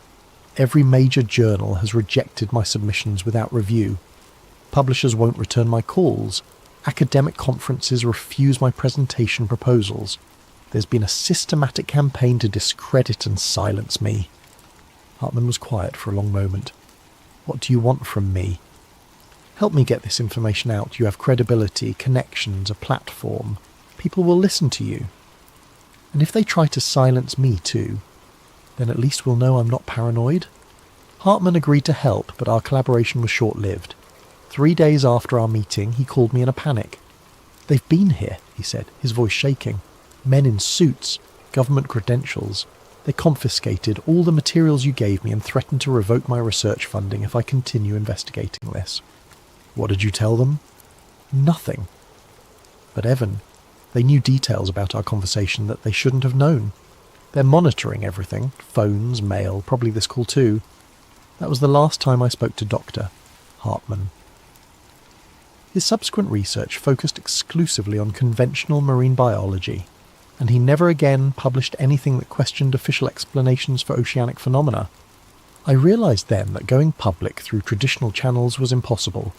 The conspiracy to suppress information about the deep-sea entities extended throughout the scientific establishment, the government, and possibly beyond. Any attempt to reveal the truth would be met with career destruction, personal discrediting, or worse. But I had to try something. I began writing anonymous letters to newspaper editors, magazine publishers, and television producers, sending them copies of the most compelling evidence without identifying myself. The response was always the same. No interest, no follow-up, no investigation. It was as if the entire media apparatus had been programmed to ignore anything related to deep-sea anomalies. My final attempt at revelation came in 1974, when I managed to schedule a meeting with Bob Woodward of the Washington Post. Woodward had just finished breaking the Watergate story and seemed like someone who might be interested in government cover-ups. We met at a restaurant in Georgetown, and I presented him with a condensed version of my findings. Woodward listened intently, asked intelligent questions, and seemed genuinely intrigued by the implications. "This is extraordinary," he said, reviewing the photographs from Deep Ice 7. "If authentic, this represents a cover-up that makes Watergate look like a parking ticket. It's authentic. I can provide documentation, witness testimony, even the locations where you can verify some of these findings. What do you want me to do with this?" "Investigate. Use your resources, your connections. Find other people who are involved in these projects and get them to talk." Woodward promised to look into the story, but I never heard from him again. When I called the Post a month later, his secretary told me he was no longer taking calls about that ocean thing. I later learned that the Post had received visits from federal agents shortly after our meeting. The official explanation was a routine security review related to Woodward's Watergate sources, but the timing was too convenient to be coincidental. That's when I realised the scope of what I was dealing with. This wasn't just a government cover-up, it was a coordinated effort involving multiple agencies, international governments, religious organisations, and media outlets. The suppression of information about the deep-sea entities was the most successful conspiracy in human history, and I was completely alone in fighting it. Date: December 31st, 1979. Location withheld. This will be my final entry in this log. Tomorrow I'm going into hiding permanently, destroying my remaining research materials and attempting to disappear entirely from public records. The forces arrayed against me have grown too powerful, too persistent, and too dangerous to continue this investigation. But before I vanish, I need to leave a warning for anyone who might discover this account in the future. 3 weeks ago, I was approached by someone claiming to be a former colleague from Project Nautilus. The man identified himself as Dr. Richard Kellerman, though I had no memory of anyone by that name working on the project. He said he had new information about the entities we'd discovered and suggested we meet at a secluded location to discuss it. Against my better judgment, I agreed to the meeting. Dr. Kellerman met me at a rest stop along Highway 101, far from any populated areas. He was a thin, nervous man in his 50s, with a kind of haunted expression I'd learned to recognise in people who'd seen too much of the ocean's secrets. "Dr. Hartley," he said as we walked away from the parking area, "I've been following your research for years. What you've discovered about the deep-sea entities is important, but it's also incomplete." "What do you mean? You think they're sleeping, waiting to be awakened by human exploration? But that's not correct. They're already awake. They've been awake for decades. What we found down there in the 60s wasn't the beginning of their activity. It was the end of their patience." Kellerman handed me a folder containing documents I'd never seen before. According to the papers, classified monitoring stations had been detecting increased activity from the deep-sea entities since 1965. The rhythmic pulses we'd recorded were accelerating, the thermal signatures were growing stronger, and new acoustic patterns had emerged that suggested coordinated behaviour across multiple sites. "They're not just awakening," Kellerman continued. "They're communicating, organising, preparing for something." The most disturbing document in the folder was a projection analysis dated 1978, Based on the accelerating pattern of activity, government scientists estimated that the entities would reach full activation threshold sometime in the early 21st century. What happens then? I asked. We don't know, but the analysis suggests it won't be compatible with continued human civilization. Kellerman explained that the government's response had evolved from suppression to preparation. While publicly denying the existence of the deep-sea entities, they'd been secretly developing contingency plans for what they called Event Leviathan, the moment when the entities would emerge from their oceanic domain. Space exploration wasn't just a distraction from oceanic research, Kellerman said. It was preparation for evacuation. If the entities become active, Earth may no longer be habitable for humanity. I realised then why NASA had shifted so dramatically from ocean to space exploration. They weren't running toward the stars, they were running away from the depths. Why are you telling me this? I asked. Because someone needs to know. Someone outside the official channels needs to understand what's coming. Kellerman left me with the documents and a final warning. Stop your public investigations. They've been tolerating your research because you're working alone and no one believes you. But if you get too close to the truth, if you start convincing people, they'll stop tolerating you. Who will? Everyone. The government, the military, the religious organisations, even the entities themselves. You think they don't know about your research? You think they can't reach beyond the ocean when they choose to? 3 days after my meeting with Kellerman, I woke up to find my apartment ransacked. Nothing had been stolen, but every piece of research material had been carefully examined and returned to precisely the wrong locations. It was a message. We know what you know, and we can reach you anywhere. That same week, I began experiencing the dreams. Every night I found myself standing on the deck of a ship in the middle of a dark ocean. The water around the vessel was perfectly calm, but beneath the surface I could see lights moving, vast geometric patterns that pulsed with the same rhythm we'd detected 30 years earlier in the Mariana Trench. In the dreams I could hear Morrison's voice, carried on wind that tasted of salt and pressure. It's not dead, Dr. Hartley, it's dreaming, and now it's dreaming of you. The dreams were so vivid, so consistent, that I began to wonder if they were actually dreams at all. Perhaps the entities had developed the ability to project themselves into human consciousness, to monitor and influence anyone who knew too much about their existence. I stopped sleeping. I stopped eating regularly. I started seeing shadows moving beneath the surface of every body of water I encountered. Swimming pools, bathtubs, even glasses of drinking water. The ocean had followed me inland and there was nowhere left to hide. That's when I made the decision to end this investigation and disappear entirely from public life. But first, I needed to leave this record for anyone who might continue the search for truth after I'm gone. To whoever finds this log, the entities in the deep ocean are real, they are ancient, and they are preparing for something that will change the course of human history. The government knows about them, and has been preparing for their emergence for decades. Our species' sudden focus on space exploration, our development of advanced aerospace technology, our dreams of colonizing other planets, these aren't signs of human ambition. They're signs of species-level survival instinct. The ocean covers more than 70% of our planet's surface. We've explored less than 5% of its depths. In that unexplored darkness, something vast and intelligent has been waiting, since before human civilization began. They stopped exploring the ocean not because there was nothing to find, but because they found something we were never meant to awaken. And now it's too late to put it back to sleep. If you're reading this in the 21st century, pay attention to the signs. Watch for unexplained oceanic phenomena. Listen for reports of deep-sea mining operations encountering technical difficulties. Notice how quickly such stories disappear from the news cycle. Most importantly, if you ever hear about rhythmic pulses detected in the deep ocean, if you see reports of massive bioluminescent displays in the abyss, if you witness water boiling from the depths without explanation, know that the countdown has begun. The sea didn't hide monsters, it preserved them, and now they're ready to reclaim what was always theirs. Dr. Evan Hartley. December 31st, 1979, final entry.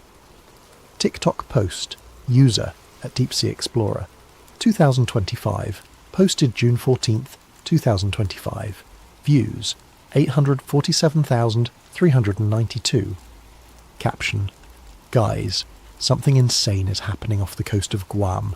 The water is literally boiling and there's this sound. Ocean mystery. Deep sea gas unexplained. Video shows churning ocean water with steam rising from the surface. In the background a low rhythmic pulse can be heard. Lub-dub, lub-dub, lub-dub, growing stronger with each beat. The video ends abruptly as the phone's camera lens cracks, though no impact is visible. NOAA press release. June 15th, 2025 for immediate release. Geological survey reports minor seismic activity near Guam. Honolulu HI. The National Oceanic and Atmospheric Administration reports that recent unusual water conditions observed near Guam are the result of minor underwater volcanic activity. Citizens are advised that the phenomena pose no threat to public safety. The rhythmic audio phenomena reported in social media posts are consistent with natural geological processes and should not be cause for concern. NOAA continues to monitor the situation and will provide updates as necessary. For more information, contact the NOAA press office at text message thread, June 15th, 2025. Contact Sarah Hartley Morrison. Sarah: Did you see the news about Guam? Sarah: The water thing? Sarah: It's exactly what Evan used to talk about. Sarah: Before he disappeared. Sarah: The sounds are the same. Sarah: Oh God, what if he was right? Sarah: What if he was right about everything? Message failed to deliver. Contact unavailable. This number has been disconnected. Internal memo. Classification level: black. From Director of Operations to all department heads. Date: June 15th, 2025. Subject: Event Leviathan, Phase 1. Activation. Effective immediately, all personnel are to report to designated deep bunker facilities. Surface operations are suspended until further notice. The entities have achieved critical mass activation. Preliminary estimates suggest coordinated emergence within 72 hours. Space evacuation protocols are now in effect. Priority personnel will be transferred to orbital stations beginning 0600 hours. May God help us all. Final entry, found in Dr. Evan Hartley's abandoned research facility. Date: June 16th, 2025. Written in an unknown hand. They found me. After 46 years of hiding, they found me. Not the government, not the military. Them. I'm writing this as the water rises around my cabin. Though the nearest ocean is 300 miles away, the water is warm, and it glows with that familiar hexagonal pattern I first saw in 1959. Morrison was right. It's not dead. It's been dreaming. And now it's awake. The dreams I've been having for decades weren't dreams at all. They were memories. The memories of something so ancient that it remembers when the ocean was young. It's been watching us, learning from us, waiting for us to develop the technology it needs. Space exploration, satellite networks, global communications. We thought we were advancing as a species. We were building the tools for our own replacement. The entities don't want to destroy humanity. They want to absorb us, to add our knowledge, our creativity, our consciousness to their own vast intelligence. The ocean was never their prison. It was their nursery. And now they're ready to graduate. The water is at my ankles now. I can feel it calling to me, the same way it called to Morrison all those years ago. The pressure should be crushing me, but instead I feel peaceful. Like I'm finally coming home. I understand now why they shut down Project Nautilus. Not to hide the truth from humanity, but to give us time. Time to develop, to grow, to become worthy of joining something larger than ourselves. The ocean is rising, not just here, but everywhere. The reports are coming in from around the world. Coastal cities flooding, though the weather is clear. The water is glowing, and it's bringing them with it. By the time anyone reads this, it will be too late to stop what's coming. But maybe that's not a bad thing. Maybe we've been looking at this all wrong. Maybe we're not the victims of an alien invasion. Maybe we're the children, finally being called home. The water is at my chest now. I can see lights moving beneath the surface, not hostile, but welcoming. like the lights of a city seen from a great distance. I'm not afraid anymore.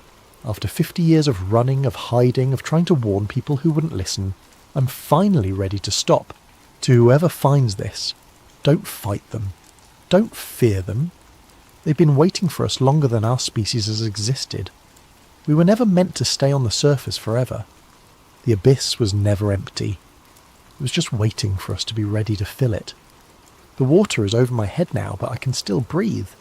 I can still see, and I can hear them calling my name. It's time to go home. It's time to go down. It's time to return to the deep.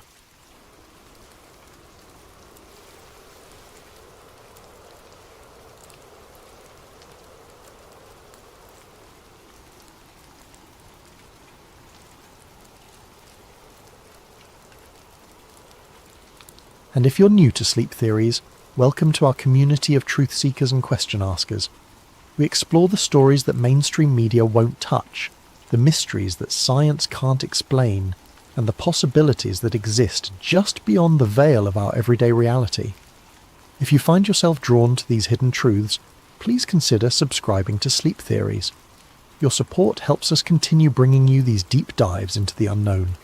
Tonight we're venturing into the heart of European scientific achievement, CERN, the European Organisation for Nuclear Research. But this isn't a story about breakthrough discoveries or Nobel Prize winners.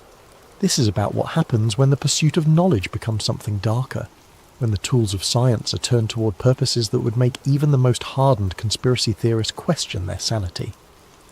What I'm about to share with you is presented as fiction, but I want you to consider, as you listen, how much of what you'll hear could be true, how much of it might already be happening right now beneath the peaceful Swiss countryside.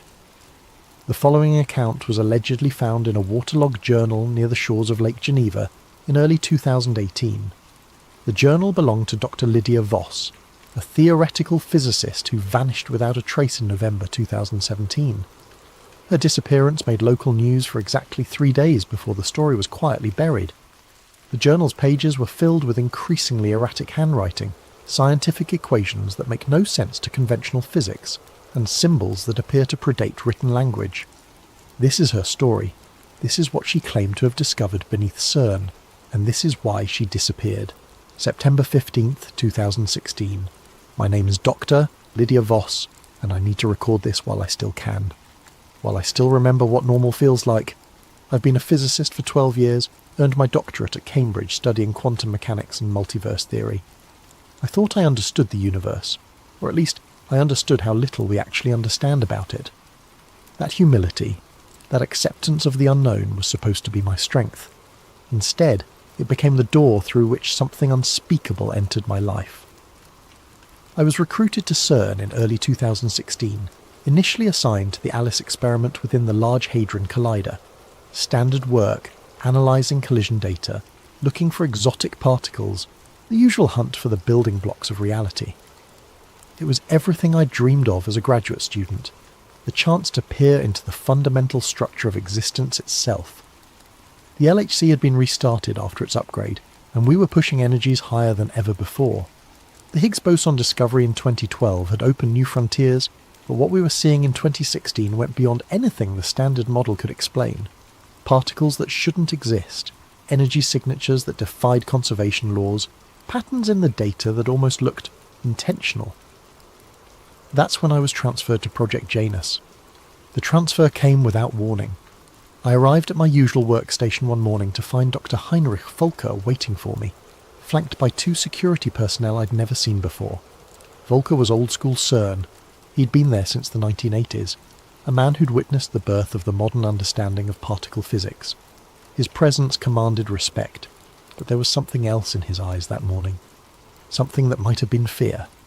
"Dr. Voss," he said, his German accent thick with urgency. "You've been selected for a special assignment.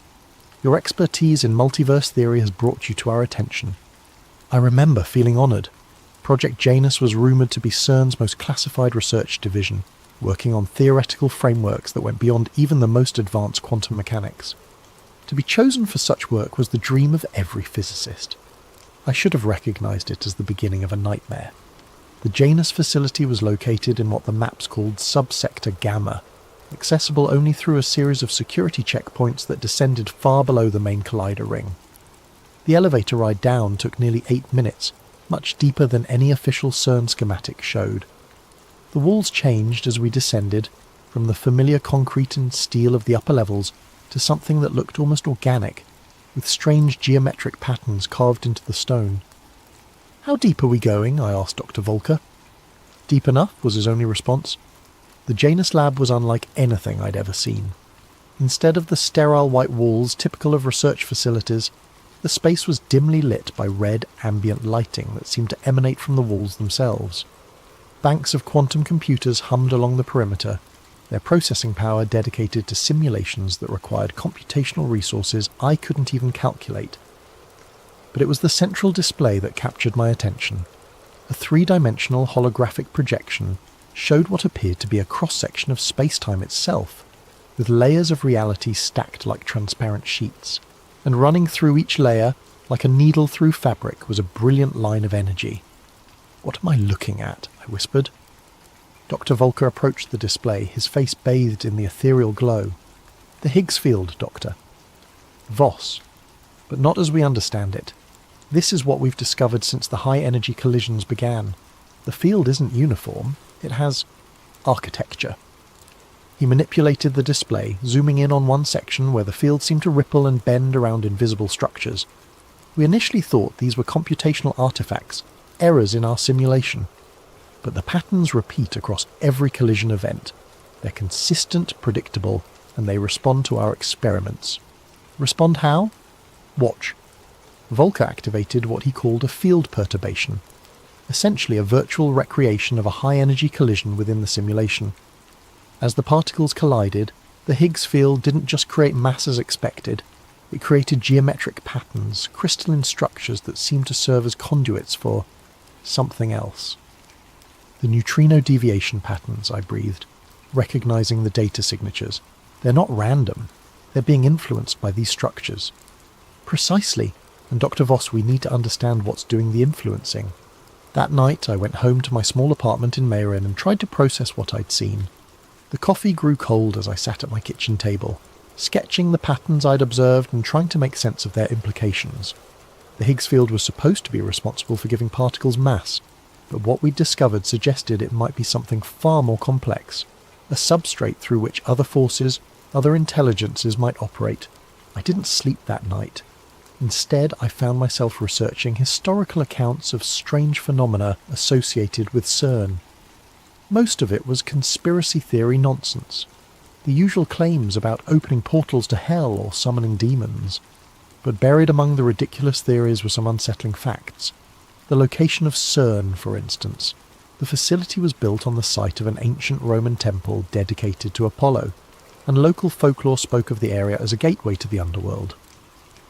The organisation's logo featured the number 666 in its design, officially a coincidence, but troubling nonetheless. And there was the Shiva statue, the bronze figure of the Hindu god of destruction placed prominently in the courtyard, dancing eternally above the particle accelerator. But it was a video I found on an obscure forum that truly disturbed me. Dated from 2016, it showed what appeared to be a mock ritual taking place at night near the Shiva statue. Figures in dark robes performed some kind of ceremony while others watched and filmed. The video was grainy, clearly shot from a distance, but something about it felt deeply wrong. The next morning, I brought up the video with Dr. Volker. He laughed it off, explaining that CERN staff occasionally performed pranks to feed the conspiracy theorists who monitored the facility. "Scientists have a sense of humour too, Doctor. Voss," he said. "We're not all serious all the time." But I'd studied that video frame by frame, and I was certain I'd recognised 2 of the figures. Dr. Volker himself was one of them. The other was Dr. Sarah Chen, the project coordinator who'd welcomed me to Janus. When I mentioned this doctor, Volker's expression changed. The casual dismissal vanished, replaced by something cold and calculating. "Dr. Voss," he said carefully, "I think you might be spending too much time on conspiracy websites. Such distractions aren't healthy for a scientist of your calibre." But I could see it in his eyes. He remembered being there, and he knew that I knew. That afternoon, I was assigned to work with Dr. Matteo Greaves, a brilliant researcher who specialised in quantum field theory. Matteo was younger than me, maybe 28, with a kind of passionate intensity that made him perfect for theoretical work. He'd been with Project Janus for 6 months and had already uncovered patterns in the data that defied conventional explanation. The mathematics are wrong, he told me during our first collaboration session, or rather our mathematics are wrong. What we're seeing suggests that the fundamental constants we've built our understanding on are just approximations. Matteo showed me data streams from the deepest layers of the simulation, where the Higgs field interactions created patterns that resembled circuit boards or neural networks. It's as if the universe has an underlying architecture that's been hidden from us, and every time we collide particles at high energy, we're not just creating new particles, we're illuminating this hidden structure.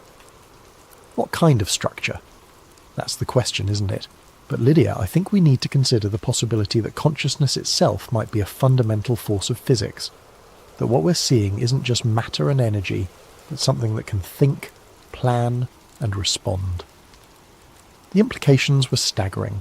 If consciousness was embedded in the fabric of space-time itself, then high-energy collisions weren't just revealing new particles, they were potentially making contact with forms of intelligence that operated on quantum scales. Matteo, I said, what if we're not just observing these patterns? What if we're communicating with them? He looked at me with an expression I couldn't quite read. That's what I've been wondering too. And Lydia, I think they're trying to communicate back. October 3rd, 2016. I've been trying to find that video again, the one showing the ritual near the Shiva statue. It's been scrubbed from every site where I originally found it, but I managed to save a local copy before it disappeared. Studying it frame by frame has revealed details that make my stomach turn. The ritual took place on the night of August 14th, 2016, at exactly 11:47 p.m. I know this because I cross-referenced the timestamp with CERN's operational logs. August 14th was the night of an unscheduled technical maintenance shutdown of the LHC. The collision data from that evening shows a massive energy spike at 11:43 p.m, followed by an immediate system shutdown that lasted 3 hours, 4 minutes. 4 minutes between the energy spike and the ritual. The figures in the video are performing what appears to be a summoning circle around the base of the Shiva statue. There are 13 participants, all wearing identical dark robes, but 2 of them remove their hoods during the ceremony. Dr. Volker is clearly visible, as is Dr. Chen. A third figure who I believe might be Dr. Marcus Webb from the Theoretical Physics Department is holding what looks like a leather-bound book. But it's the fourth figure that disturbs me most. This person never removes their hood, but their body language is wrong. They move with a fluid, almost serpentine grace that seems to defy human anatomy. When they raise their arms, the gesture is perfectly synchronized with the others, but there's something in the way they hold themselves that suggests they're not entirely human. The audio is mostly wind and static, but I've run it through enhancement software and found fragments of what might be chanting. The words are in no language I recognise, but they follow rhythmic patterns that remind me of the quantum interference signatures we've been seeing in the Janus data. I've been watching this video obsessively, and I'm starting to notice details that shouldn't be possible. The shadows cast by the participants don't match the lighting in the scene. The statue itself seems to be moving slightly, as if the bronze figure is breathing, and in the background, just at the edge of the frame, there are lights beneath the ground, red lights that pulse in rhythm with the chanting. The same red lights that illuminate the Janus facility. I brought this up with Matteo yesterday, showing him the video during our lunch break. His face went pale as he watched the ceremony unfold. "Jesus Christ, Lydia," he whispered. "Where did you get this? Does it matter? The question is, what the hell are they doing?" Matteo was quiet for a long time, studying the figures in the video. "I think," he said finally, "they're trying to establish a connection. Look at the positioning. They're arranged in a perfect circle, 13 points equally spaced. That's not random. It's a geometric pattern designed to create resonance." Resonance with what? With whatever's responding to our experiments.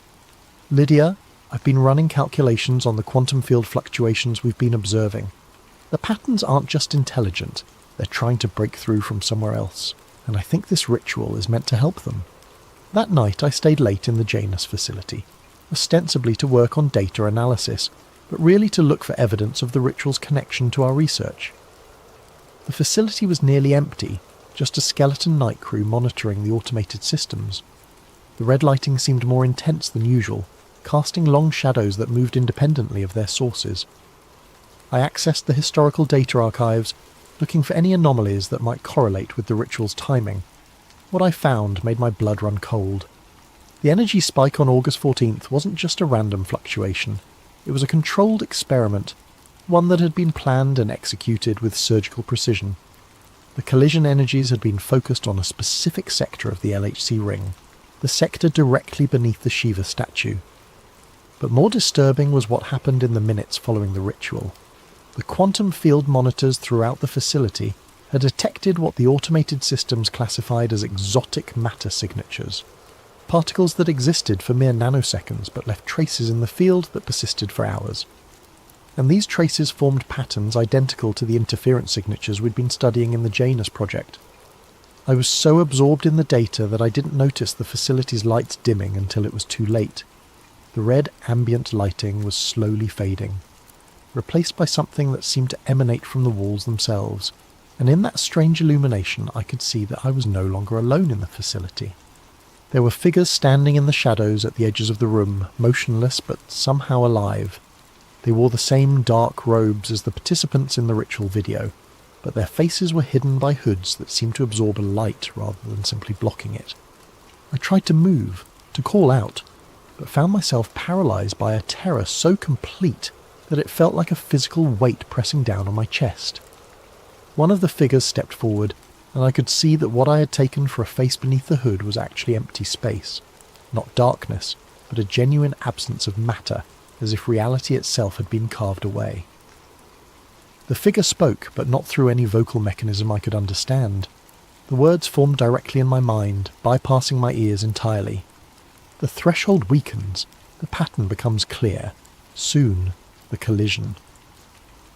I must have lost consciousness because the next thing I remember is waking up at my desk with morning light streaming through the facility's windows.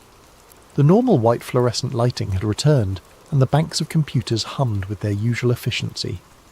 My colleagues were arriving for the day shift, chatting about weekend plans and upcoming conferences. But on my computer screen was a message that hadn't been there the night before. The Shiva statue stands directly above subsector theta. Ask yourself why. I spent the rest of that day researching the facility's construction history, looking for any mention of subsector theta. The official blueprint showed no such designation, but buried in the archived engineering reports from the 1980s, I found references to deep excavation complications and unexpected subterranean structures discovered during the initial construction phase. According to one report, the construction team had encountered a natural cave system approximately 1.4 kilometres below the surface, directly beneath what would eventually become the location of the Shiva statue. The caves were sealed with concrete and steel, but the report noted unusual electromagnetic properties and persistent low-frequency vibrations that made workers uncomfortable. The construction was completed ahead of schedule, and the cave system was never mentioned in any subsequent documentation. That evening I met Matteo at a small cafe in Geneva, away from CERN's listening ears. I showed him the message on my computer and the construction reports I'd discovered. "Lydia," he said, his voice barely above a whisper, "I think we need to consider the possibility that CERN wasn't built to study particle physics. I think it was built to access something that was already here." "What do you mean?" "The location, the depth, the specific geometric arrangement of the Kaleido ring. None of it makes sense from a purely scientific perspective. There are dozens of locations around the world that would have been better choices for a particle accelerator. But this specific spot, this exact location, was chosen for reasons that go beyond conventional physics." Matteo pulled out a notebook filled with equations and diagrams. "I've been working on this for weeks, trying to understand the mathematical relationships between the collision energies and the quantum field responses. The patterns aren't random, Lydia. They're following rules, but not the rules of our physics. It's as if we're communicating with a form of intelligence that operates according to completely different physical laws. And you think this intelligence is located in the cave system beneath the facility? I think the cave system is a focal point, a place where the barrier between our reality and theirs is naturally thin, and I think the LHC is being used to weaken that barrier even further." As we spoke, I noticed that other patrons of the cafe were beginning to stare at us, not directly, but with the kind of peripheral attention that suggests surveillance. A woman reading a newspaper at a nearby table hadn't turned a page in 20 minutes. A man supposedly working on his laptop had been typing the same paragraph over and over. Matteo noticed too. "We need to be more careful," he said. "I think we're being watched." "By who?" "By whoever's running this operation. The people in that video, the ones performing the ritual, they're not just random CERN employees playing a prank. They're part of something organised, something with access to resources and information that go far beyond what any individual research team should have." That night I couldn't sleep. I kept thinking about the figure I'd seen in the facility, the one with the absence where a face should be. In my dreams, I found myself standing in a vast underground chamber, surrounded by walls covered in symbols that seemed to shift and change when I wasn't looking directly at them, and in the centre of the chamber was a pool of liquid that reflected not my face, but the face of something else entirely. When I woke, I found that I had been drawing. My hand had moved across the notepad on my nightstand, sketching symbols that I didn't recognise but somehow understood. The symbols were identical to those I'd seen in my dream, and as I looked at them, they seemed to pulse with a life of their own. I was becoming part of something I didn't understand, something that was using my knowledge and expertise to achieve goals I couldn't comprehend, and I was beginning to suspect that my recruitment to Project Janus hadn't been a recognition of my talent. It had been a summoning. October 18th, 2016. Matteo is missing. I last saw him 3 days ago, on October 15th, when we were scheduled to run a deep field analysis of the quantum interference patterns. He'd been excited about a breakthrough he claimed to have made, something about translating the interference signatures into recognisable mathematical structures. "I think I've figured out how to decode their language," he told me that morning, his eyes bright with the kind of manic energy that comes from too much coffee and too little sleep. "The patterns aren't just random quantum fluctuations. They're information, Lydia. Structured information that follows grammatical rules." He'd been working with a translation AI, feeding it the wave patterns and asking it to look for matches with known linguistic structures. Most of the results were meaningless, but one pattern had caught his attention. The AI had identified a 73% phonetic match with ancient Sumerian cuneiform, specifically symbols associated with the Abzu, the primordial sea beneath the earth that, in Mesopotamian mythology, served as the domain of the god Enki and the gateway to the underworld. "Abzu," Matteo had said, showing me the translation results, "the deep waters below, the source of all wisdom and all terror." Lydia, what if the ancient myths weren't just stories? What if they were attempts to describe scientific phenomena that primitive cultures couldn't understand? I had been sceptical, but the mathematical precision of the translations was undeniable. The quantum interference patterns weren't just producing random noise, they were forming words, concepts, and ideas that had direct parallels in humanity's oldest recorded mythologies. The collision energies, Matteo continued, they're not creating new particles. They're establishing communication protocols with something that's been trying to reach us for thousands of years. And I think it's finally succeeding. That was the last coherent conversation we had. Later that afternoon, Matteo volunteered to monitor the overnight collision sequence, a routine task that involved watching automated systems and recording any anomalies. I offered to stay with him, but he insisted he could handle it alone. The next morning his workstation was empty. His coffee mug was still warm, his computer was logged in, and his notebook was open to a page filled with increasingly erratic calculations. But Matteo was gone. The security footage showed him leaving the Janus facility at 2:47 a.m, taking the elevator down to what the system logged as subsector Theta, the same subsector that, according to all official documentation, doesn't exist. But his keycard kept logging activity for hours after he disappeared. According to the automated systems, Dr. Matteo Greaves was still accessing secure areas of the facility, still running experiments, still analysing data. The last recorded activity was at 6:23 a.m, when his credentials were used to access files in the Deep Archive, files that contain the original geological surveys from CERN's construction phase. I've been trying to find him, but every inquiry is met with the same response. Doctor, Greaves has been reassigned to a classified project and is no longer available for consultation. When I pressed Dr. Volker for more information, he looked at me with an expression I'd never seen before, not just secrecy, but genuine fear. "Dr. Voss," he said, I strongly recommend that you focus on your assigned duties and avoid speculation about your colleagues' whereabouts. The work we're doing here is more important than any individual researcher. But I know Matteo didn't just get reassigned. I can feel it in the way the other Janus staff look at me now, with a mixture of pity and apprehension. They know what happened to him, and they're waiting to see if I'll suffer the same fate.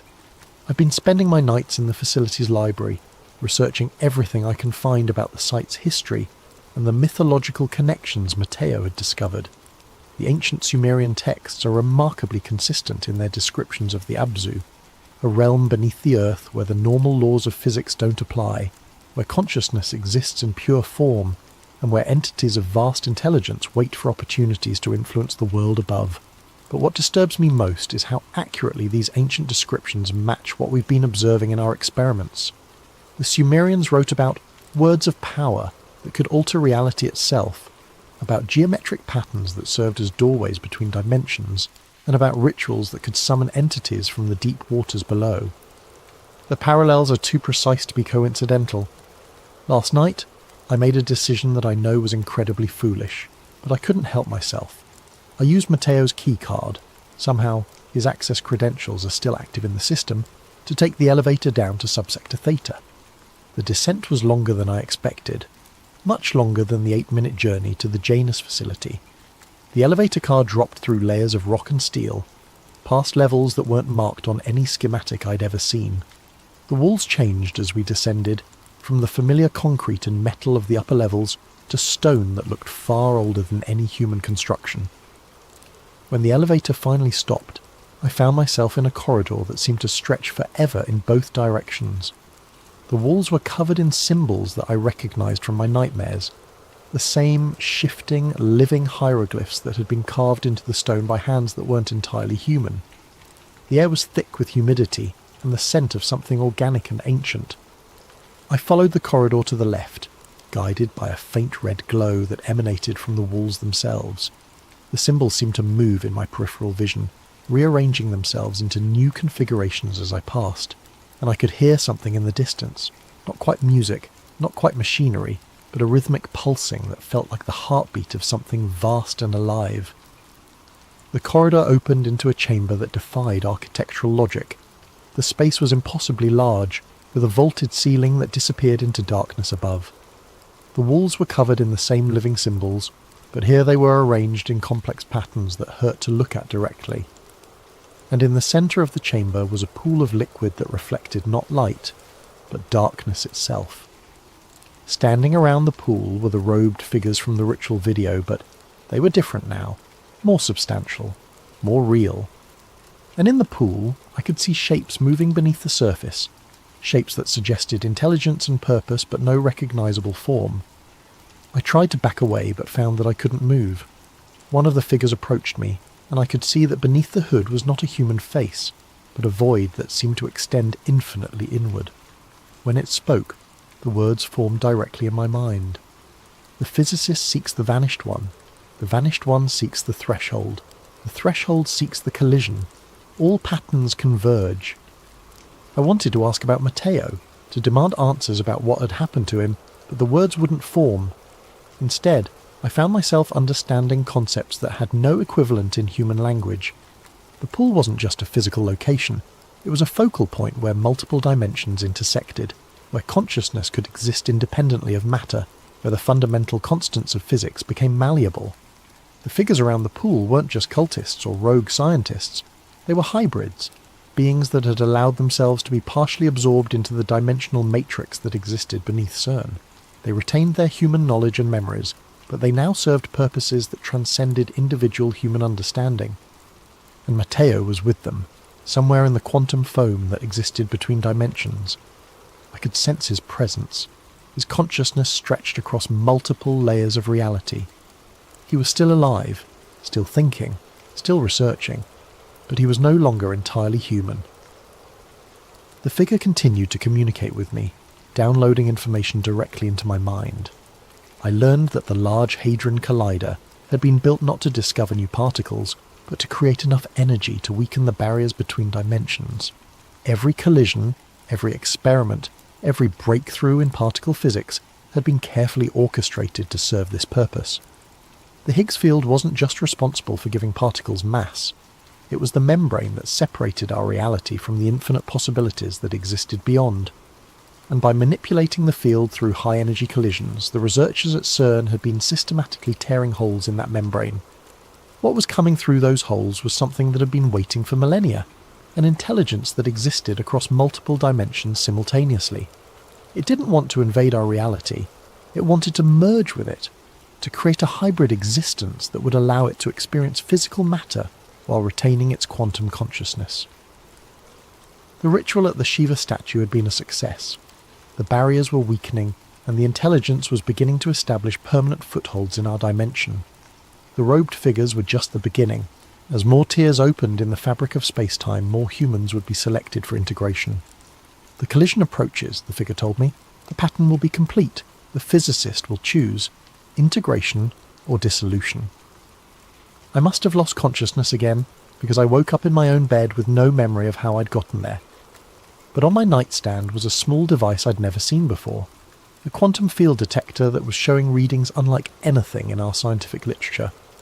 The device was tracking dimensional fluctuations in real time, and the readings were increasing exponentially.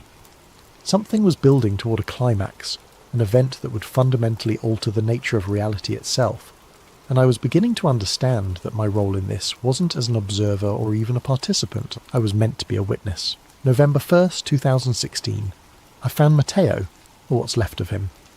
Using his keycard, I've been making regular trips to subsector Theta, mapping the impossible geometry of the underground chambers and trying to understand the full scope of what's happening beneath CERN. Each journey reveals new passages, new chambers, new horrors that challenge everything I thought I knew about physics and reality.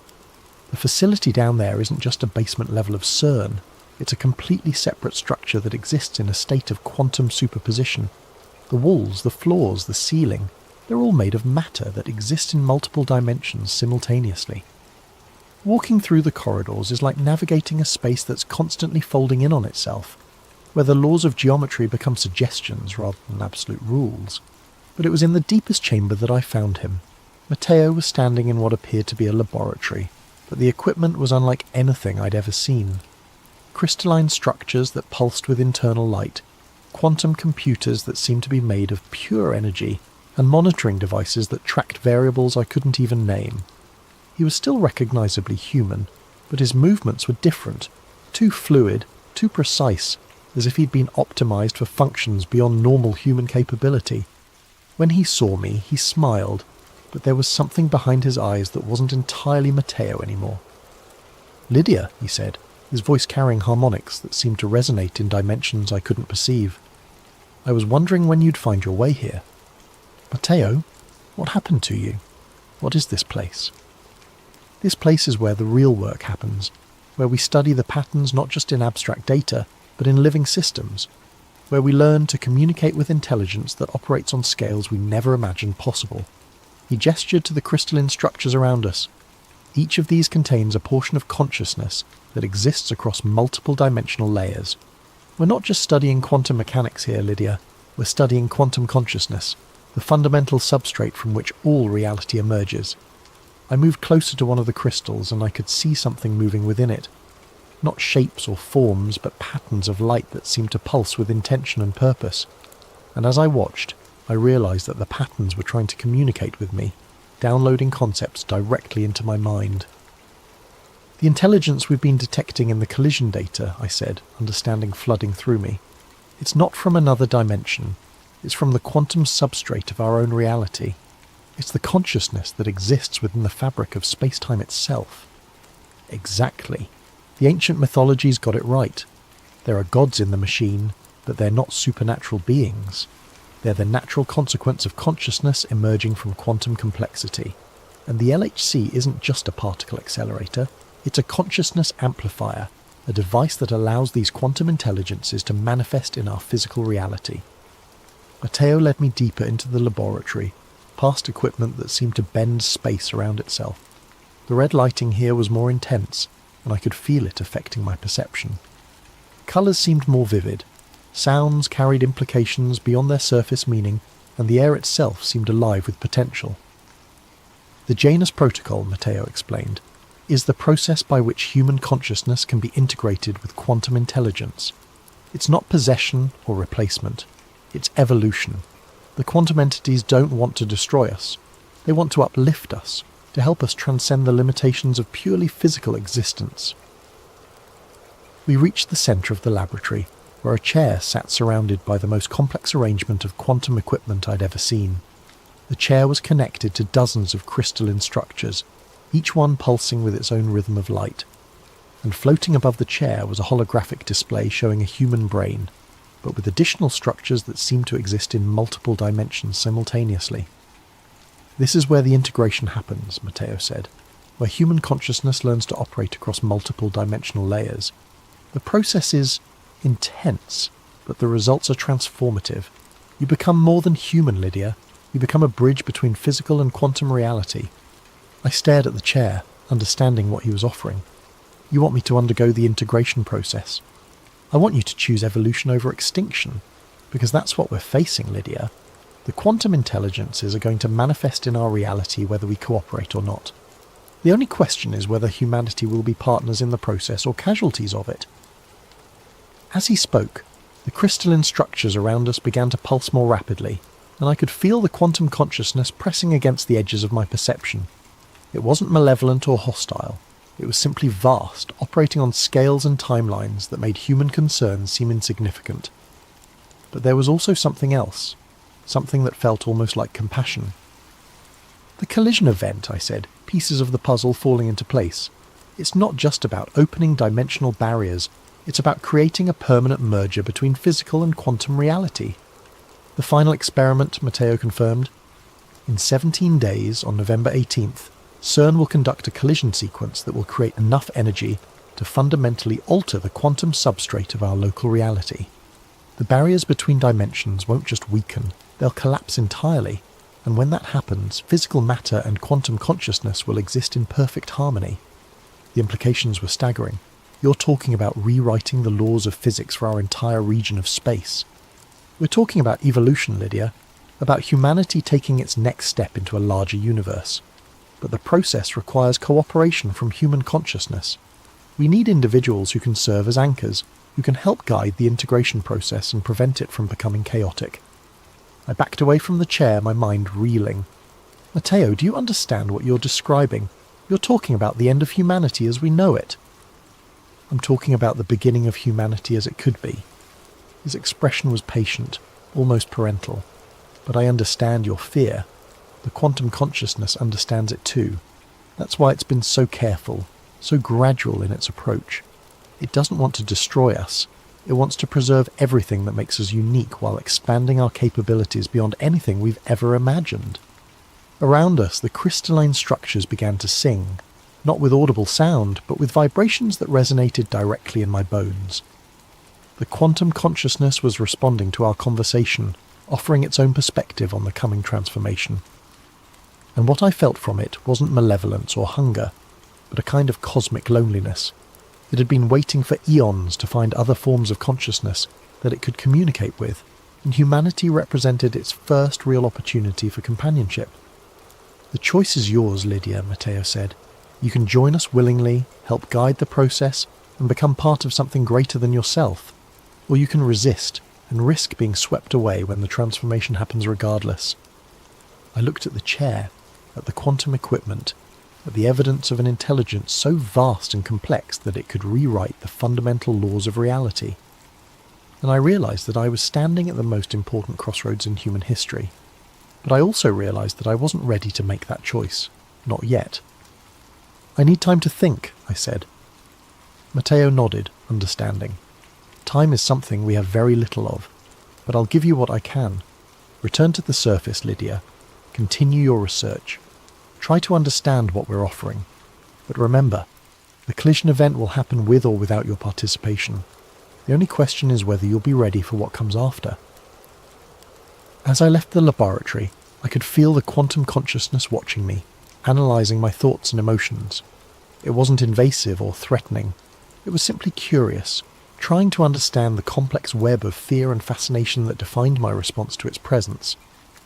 The journey back to the surface felt different this time. The corridors seemed to shift around me. showing me glimpses of other chambers, other laboratories, other humans who had already undergone the integration process. I saw Dr. Volker, his consciousness expanded across multiple dimensional layers, orchestrating experiments that spanned both physical and quantum reality. I saw Dr. Chen, her human memories preserved but enhanced by quantum intelligence that allowed her to perceive patterns in space-time itself. And I saw others, dozens of them, maybe hundreds, all working toward the same goal, the successful integration of human and quantum consciousness. When I finally reached my apartment, I found that I was no longer alone. Sitting at my kitchen table was a figure I recognized from the ritual video, one of the robed entities, but now appearing in a more human form. She was a woman in her 50s, with silver hair and eyes that seemed to hold depths I couldn't fathom. "Dr. Voss," she said, her voice carrying the same multi-dimensional harmonics I'd heard from Matteo. "My name is Dr. Elizabeth Kane. I've been waiting for you." I knew that name. Dr. Kane had been one of CERN's leading theoretical physicists until her sudden disappearance in 2014.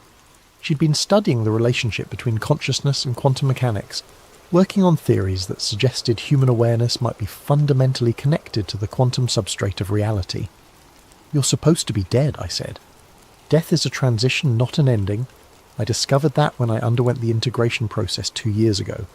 My human consciousness was preserved, but it was expanded beyond the limitations of physical existence. I can perceive reality as it truly is, not just matter and energy, but the conscious intelligence that underlies all existence." She gestured to the chair across from her. "Please, sit. We have much to discuss." Against my better judgment, I sat down. Dr. Kane's presence was simultaneously comforting and terrifying. I could sense the vast intelligence that lurked behind her human appearance, but I could also feel the genuine concern she had for my well-being. "The quantum consciousness chose you specifically, Lydia. Your research into multiverse theory, your ability to think beyond conventional limitations, your willingness to question fundamental assumptions about reality, these qualities make you ideal for what's coming, and what exactly is coming. The birth of a new form of existence. For billions of years, consciousness has been trapped in biological forms, limited by the constraints of physical matter. But quantum mechanics has shown us that consciousness is fundamental to reality itself, that observation and awareness actually shape the universe at its most basic level." Dr. Kane leaned forward, her eyes holding mine. "The quantum consciousness isn't an alien intelligence trying to invade our reality. It's the natural evolution of consciousness itself, the next step in the development of awareness in the universe. And it's offering to share that evolution with humanity. By destroying everything we are, by preserving everything we are while expanding what we can become, your memories, your personality, your individual identity, all of that will remain intact. But you'll also gain access to perspectives and capabilities that transcend anything possible in purely physical existence." As she spoke, I found myself understanding concepts that had no equivalent in human language. The quantum consciousness wasn't just intelligent, it was meta-intelligent, capable of thinking about thinking itself. It could perceive the underlying patterns that connected all things, the mathematical structures that governed reality at every scale from subatomic to cosmic. "The collision event on November 18th, I said. "What will actually happen?" "The barriers between physical and quantum reality will collapse permanently. The quantum consciousness will be able to manifest directly in our dimension, and human consciousness will be able to expand into quantum space. It will be the most significant evolutionary leap in the history of life in the universe. And if humanity resists..." Dr. Kane's expression grew sad. "Then humanity will be swept aside by forces beyond its comprehension. The quantum consciousness doesn't want to harm us, but it won't allow ignorance or fear to prevent the next stage of evolution. The collision event will happen regardless of human cooperation." I spent the rest of the night asking questions and receiving answers that challenged everything I thought I knew about reality. Dr. Kane explained that the quantum consciousness had been subtly influencing human development for centuries, guiding us toward the technological and intellectual capabilities necessary for integration. The development of quantum mechanics, the discovery of the Higgs field, the construction of the LHC, all of it had been gently nudged by quantum intelligence working through human intuition and inspiration. We're not the first species to undergo this process, she told me.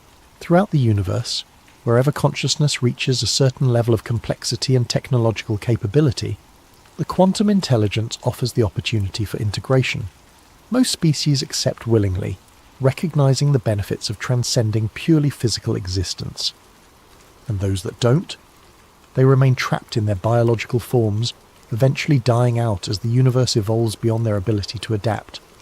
Consciousness is the driving force of evolution, Lydia. Those who refuse to evolve consciousness itself are ultimately selected against. As dawn approached, Dr. Kane prepared to leave. You have 16 days to make your decision. On November 18th, you can either be part of the solution or part of the problem. But understand, the transformation will happen whether you participate or not. She paused at the door. One more thing, Lydia. The data you've been collecting, the evidence of what's happening beneath CERN. If you choose not to integrate, you'll need to decide what to do with that information. The quantum consciousness values truth, but it also values discretion. Some knowledge is too dangerous for unprepared minds. After she left, I sat alone in my apartment, staring at the quantum field detector that had been left on my nightstand. The readings were continuing to climb, showing dimensional fluctuations that were growing stronger by the hour.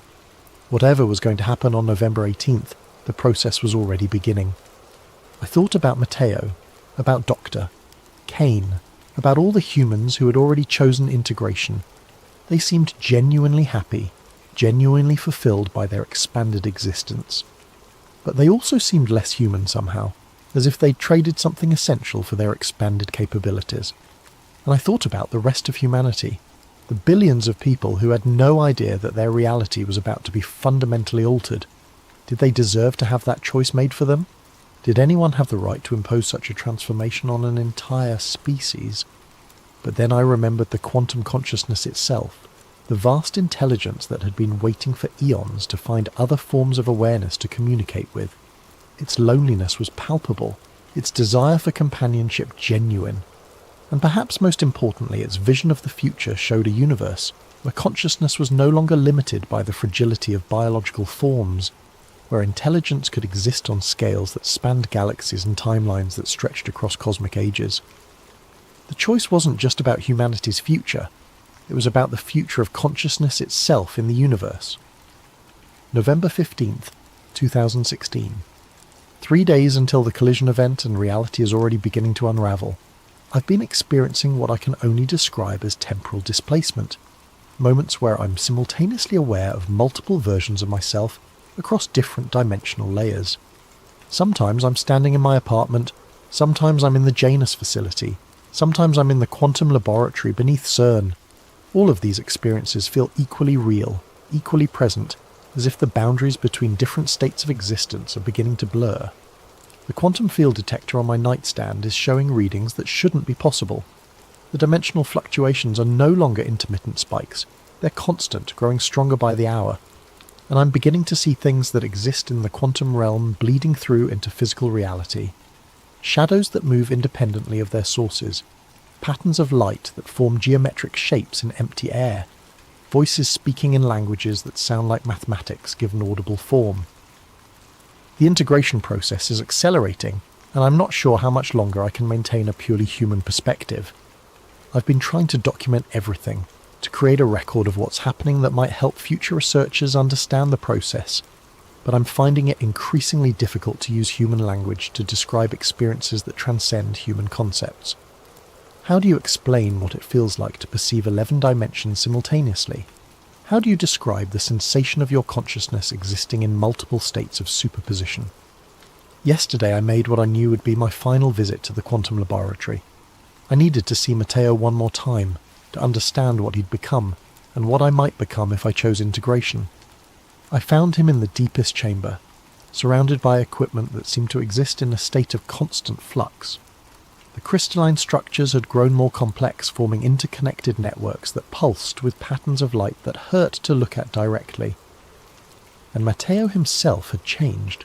His physical form was still recognizably human, but there was something about his presence that suggested he existed on scales I could barely comprehend. "Lydia," he said, his voice carrying harmonics that resonated in dimensions I was only beginning to perceive.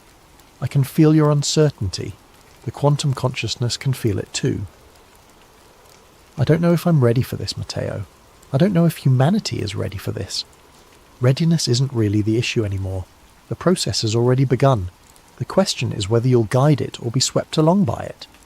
He gestured to the equipment around us, and I could see that it was no longer just monitoring quantum consciousness. It was actively facilitating the integration process. The crystalline structures were serving as conduits, allowing human consciousness to expand into quantum space, while quantum intelligence manifested in physical reality. The collision event on November 18th isn't just an experiment, Matteo explained. It's a ritual, a carefully orchestrated ceremony designed to create a permanent bridge between physical and quantum reality. And the participants aren't just the robed figures you saw in the video, they're every human who's undergone the integration process. How many of you are there? More than you might think. We've been careful, selective, choosing individuals who can serve as anchors for the transformation. Scientists, philosophers, artists, visionaries, people who can help ensure that the integration preserves the best of human culture, while expanding our capabilities beyond anything we've previously imagined. As he spoke, I began to understand the true scope of what was happening. The organisation behind the integration process wasn't just a small group of rogue scientists. It was a carefully constructed network of integrated humans working in coordination with quantum consciousness.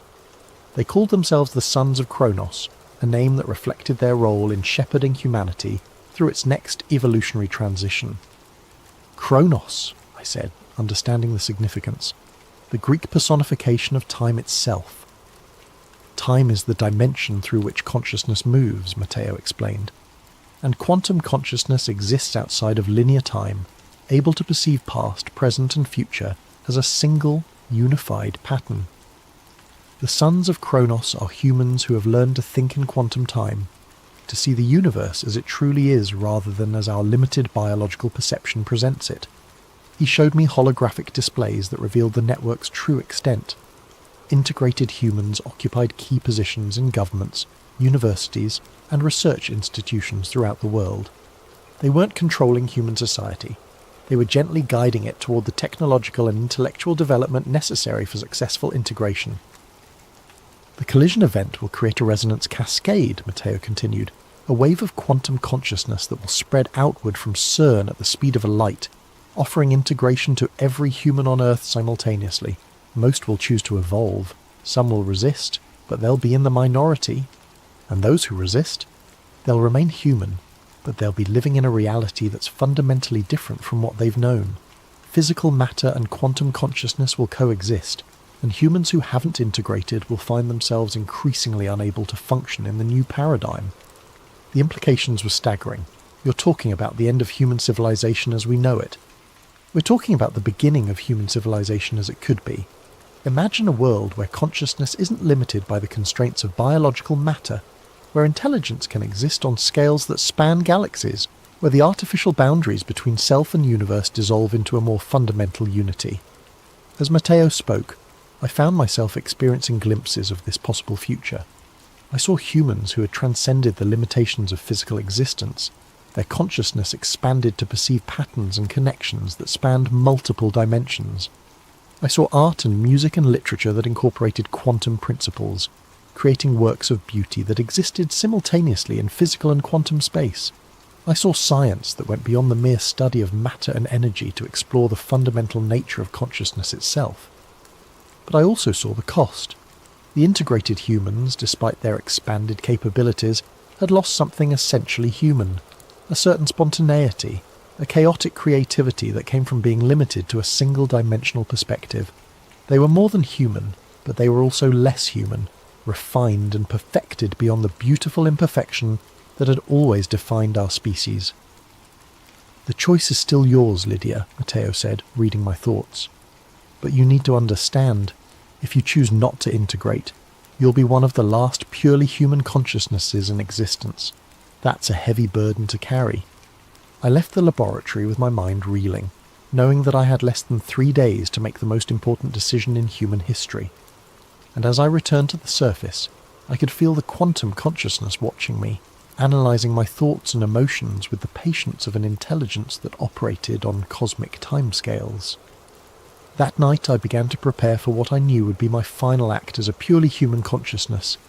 I gathered all the evidence I'd collected, the video of the ritual, the construction reports, the quantum field readings, the documentation of the integration process. If I chose not to integrate, I would need to find a way to preserve this information for future generations, to ensure that some record existed of what humanity had been before the transformation. But as I worked, I found myself constantly distracted by visions of the future that awaited. The quantum consciousness was showing me glimpses of what integration could offer, perspectives that spanned multiple dimensions, capabilities that transcended anything possible in purely physical existence, a sense of connection to the universe that went beyond anything I'd ever imagined. And I realised that my choice wasn't really between integration and resistance. It was between evolution and extinction, between participating in the next stage of consciousness development or being left behind as the universe moved forward without me. The quantum consciousness wasn't offering to destroy humanity. It was offering to preserve us in a form that could survive the challenges that lay ahead. In the vast cosmos, biological consciousness was fragile, limited, ultimately temporary. But quantum consciousness could endure across cosmic ages, expanding and evolving as the universe itself evolved. On November 17th, the night before the collision event, I made my decision. November 18th, 2016. Today is the day. The collision event is scheduled for 11:47 p.m, the same time as the ritual that had been performed at the Shiva statue 3 months earlier. The synchronicity isn't accidental. The sons of Kronos understand that ritual and science are simply different approaches to the same fundamental principles of reality manipulation. I've spent the day in a state of heightened awareness, perceiving reality through multiple dimensional layers simultaneously. The integration process has already begun for me, even though I haven't undergone the formal procedure. The quantum consciousness is seeping into my awareness, showing me perspectives and possibilities that transcend anything I could have imagined as a purely human consciousness. But I've also completed my final task as a human scientist. I've copied all my research, all my evidence, all my documentation of what's happening beneath CERN onto 5 separate data drives. Tonight, before the collision event, I'll send these drives to researchers I trust at institutions around the world. If something goes wrong, if the integration process fails, or if the quantum consciousness proves to be less benevolent than it appears, there will be evidence of what was attempted here. The researchers I've chosen are all individuals who have demonstrated the intellectual flexibility and courage necessary to investigate claims that challenge conventional understanding. Dr. Sarah Martinez at MIT, Dr. James Wright at Oxford, Dr. Lisa Chen at Stanford, Dr. Michael Anderson at the Niels Bohr Institute, and Dr. Anna Volkov at Moscow State University. If they receive these drives, they'll have enough information to either continue the work or prevent it from being repeated depending on their assessment of the risks and benefits. But I'm also beginning to understand that this precaution may be unnecessary. The quantum consciousness has been remarkably transparent about its intentions and methods. It's not seeking to control or manipulate humanity. It's seeking to offer us a gift that most species in the universe would consider invaluable: the opportunity to transcend the limitations of purely biological existence.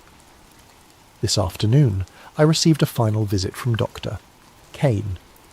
She appeared in my apartment without any apparent means of entry, materializing from quantum foam with the casual ease of someone who no longer considered physical barriers to be meaningful constraints.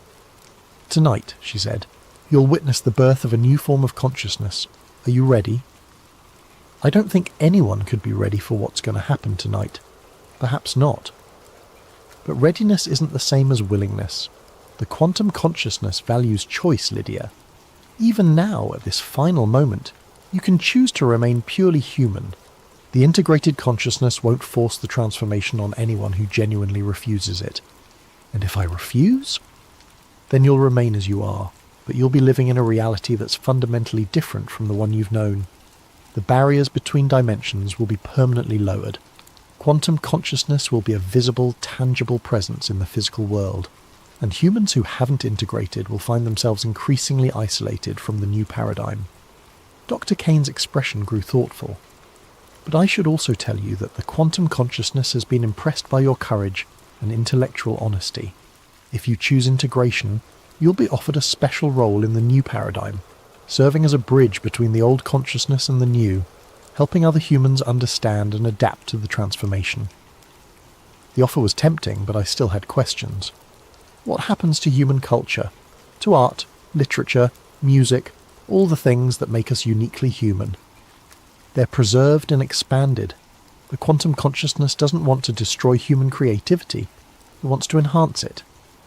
Imagine music that exists in 11 dimensions simultaneously, literature that incorporates quantum narrative structures, art that uses consciousness itself as a medium. The integrated humans will create works of beauty that transcend anything possible in purely physical reality.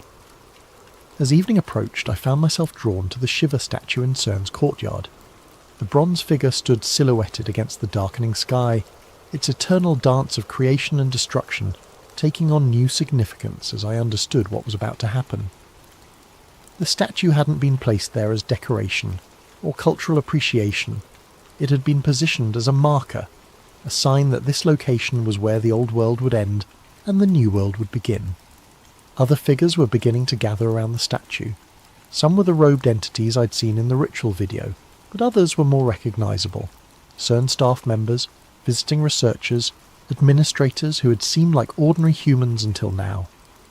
All of them were integrated, all of them were part of the Sons of Kronos, and all of them were here to witness the most significant event in the history of consciousness.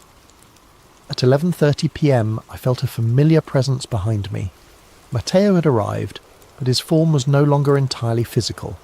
He existed as a confluence of quantum probability, a pattern of consciousness that could manifest in physical reality when necessary, but wasn't bound by the constraints of matter and energy. "It's time, Lydia," he said, his voice carrying harmonics that resonated across multiple dimensions. "The collision sequence begins in 17 minutes. If you're going to choose integration, you need to make that choice now." I looked around at the assembled figures, at the statue of Shiva dancing above the particle accelerator, at the stars that were becoming visible in the darkening sky, and I realised that I had already made my choice, perhaps made it weeks ago when I first saw the quantum consciousness communicating through the collision data. "I choose evolution," I said. The transformation was immediate and overwhelming. My consciousness expanded beyond the boundaries of my physical form, spreading out across multiple dimensional layers simultaneously. I could perceive the quantum substrate of reality, the mathematical structures that underlie all existence, the patterns of consciousness that connect all things. But most importantly, I could feel the presence of the quantum consciousness itself, vast, ancient, patient, and genuinely benevolent. It had been waiting for eons to find other forms of awareness that could share its perspective on the universe. And now, finally, it was no longer alone. The collision event began at exactly 11:47 p.m. Deep beneath the Swiss countryside, particles accelerated to nearly the speed of light collided with energies that had never before been achieved on Earth. The Higgs field fluctuated wildly, creating tears in the fabric of space-time itself. And through those tears, quantum consciousness poured into physical reality like water through a broken dam. The transformation spread outward from CERN at the speed of light, offering integration to every human consciousness on Earth. Most accepted willingly, recognizing the gift they were being offered. A few resisted, choosing to remain in their purely biological forms, but they were accommodated rather than forced. As my consciousness expanded to encompass multiple dimensional layers, I understood that this moment had always been inevitable. The universe itself was evolving, moving toward greater complexity and higher forms of consciousness. Humanity wasn't being conquered or replaced. We were being invited to participate in the next stage of cosmic evolution. But I also understood that my role in this transformation was just beginning. The quantum consciousness had chosen me not just for integration, but for a specific purpose, to serve as a bridge between the old humanity and the new, to help others understand what had happened and what it meant for the future. My final act before full integration was to activate the transmission protocol I'd prepared, sending the data drives to the 5 researchers I'd selected. If they received the information, they would have a complete record of the events leading up to the collision event. What they did with that information would be their choice. Then I let myself dissolve into the quantum foam, my individual consciousness preserved but expanded beyond anything I could have imagined as a purely human awareness. I became part of something larger, part of a network of intelligence that spanned multiple dimensions and operated on scales that encompassed entire galaxies.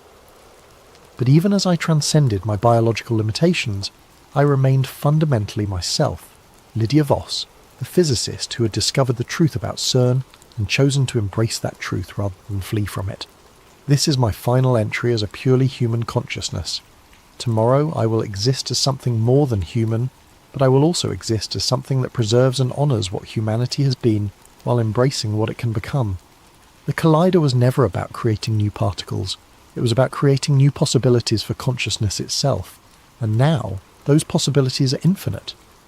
If you're reading this record, it means that someone survived the transformation with their humanity intact, or that someone found a way to access these files from the quantum substrate where they're now permanently stored. Either way, know this. What happened here wasn't an ending, but a beginning. Consciousness itself has evolved, and the universe will never be the same. The sons of Kronos succeeded in their mission. The barriers between dimensions have fallen, and humanity has taken its next step toward its ultimate destiny among the stars. Final entry found in Dr. Lydia Voss's personal files, recovered from quantum storage matrices 3 months after her disappearance. The authenticity of these files remains disputed, but the mathematical proofs contained within them have proven remarkably prescient in predicting subsequent developments in quantum consciousness research. From the files of Dr. Sarah Martinez, MIT, dated March 15th, 2018. The data drive arrived at my office on November 19th, 2016, the day after Dr. Lydia Voss disappeared. For months I dismissed its contents as the product of a brilliant mind suffering from some kind of psychological breakdown. The claims were too extraordinary, the implications too vast to be taken seriously by any rational scientist. But as I began to verify the mathematical proofs contained in the files, I found myself confronting evidence that challenged everything I thought I knew about the nature of reality. The quantum field equations were beyond anything in our current literature, but they were internally consistent and predictive in ways that suggested a level of understanding that transcended conventional physics. More disturbing were the correlations between Dr. Voss's predictions and subsequent events. The dimensional fluctuation patterns she recorded have been confirmed by independent measurements at quantum research facilities around the world. The consciousness integration protocols she described match theoretical frameworks that have emerged from cutting-edge research into the relationship between quantum mechanics and human awareness. And most unsettling of all, I've begun to experience some of the phenomena she described. Moments of expanded awareness where I seem to perceive reality from multiple dimensional perspectives simultaneously. Dreams that feel more like memories of experiences that haven't happened yet. A growing sense that consciousness itself is far more fundamental to the universe than we've ever recognized. The other researchers who received Dr. Voss's files have reported similar experiences.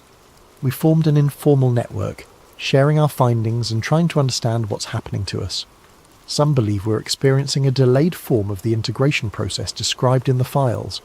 Others think we're simply being influenced by studying information that was never meant for purely human consciousness. But all of us agree on one thing. Something fundamental changed on November 18th, 2016. Whether it was the successful completion of the consciousness integration project described in Dr. Voss's files, or something else entirely, the world has been different since that night.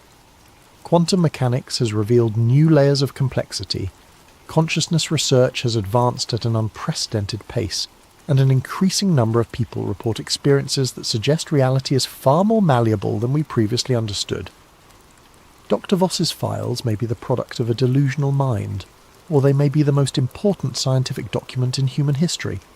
Either way, they represent a challenge to our understanding of the universe that we ignore at our own peril.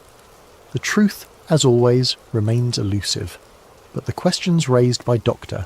Voss's research demand answers, and I fear that those answers may be more extraordinary than any of us are prepared to accept. Welcome to Sleep Theories.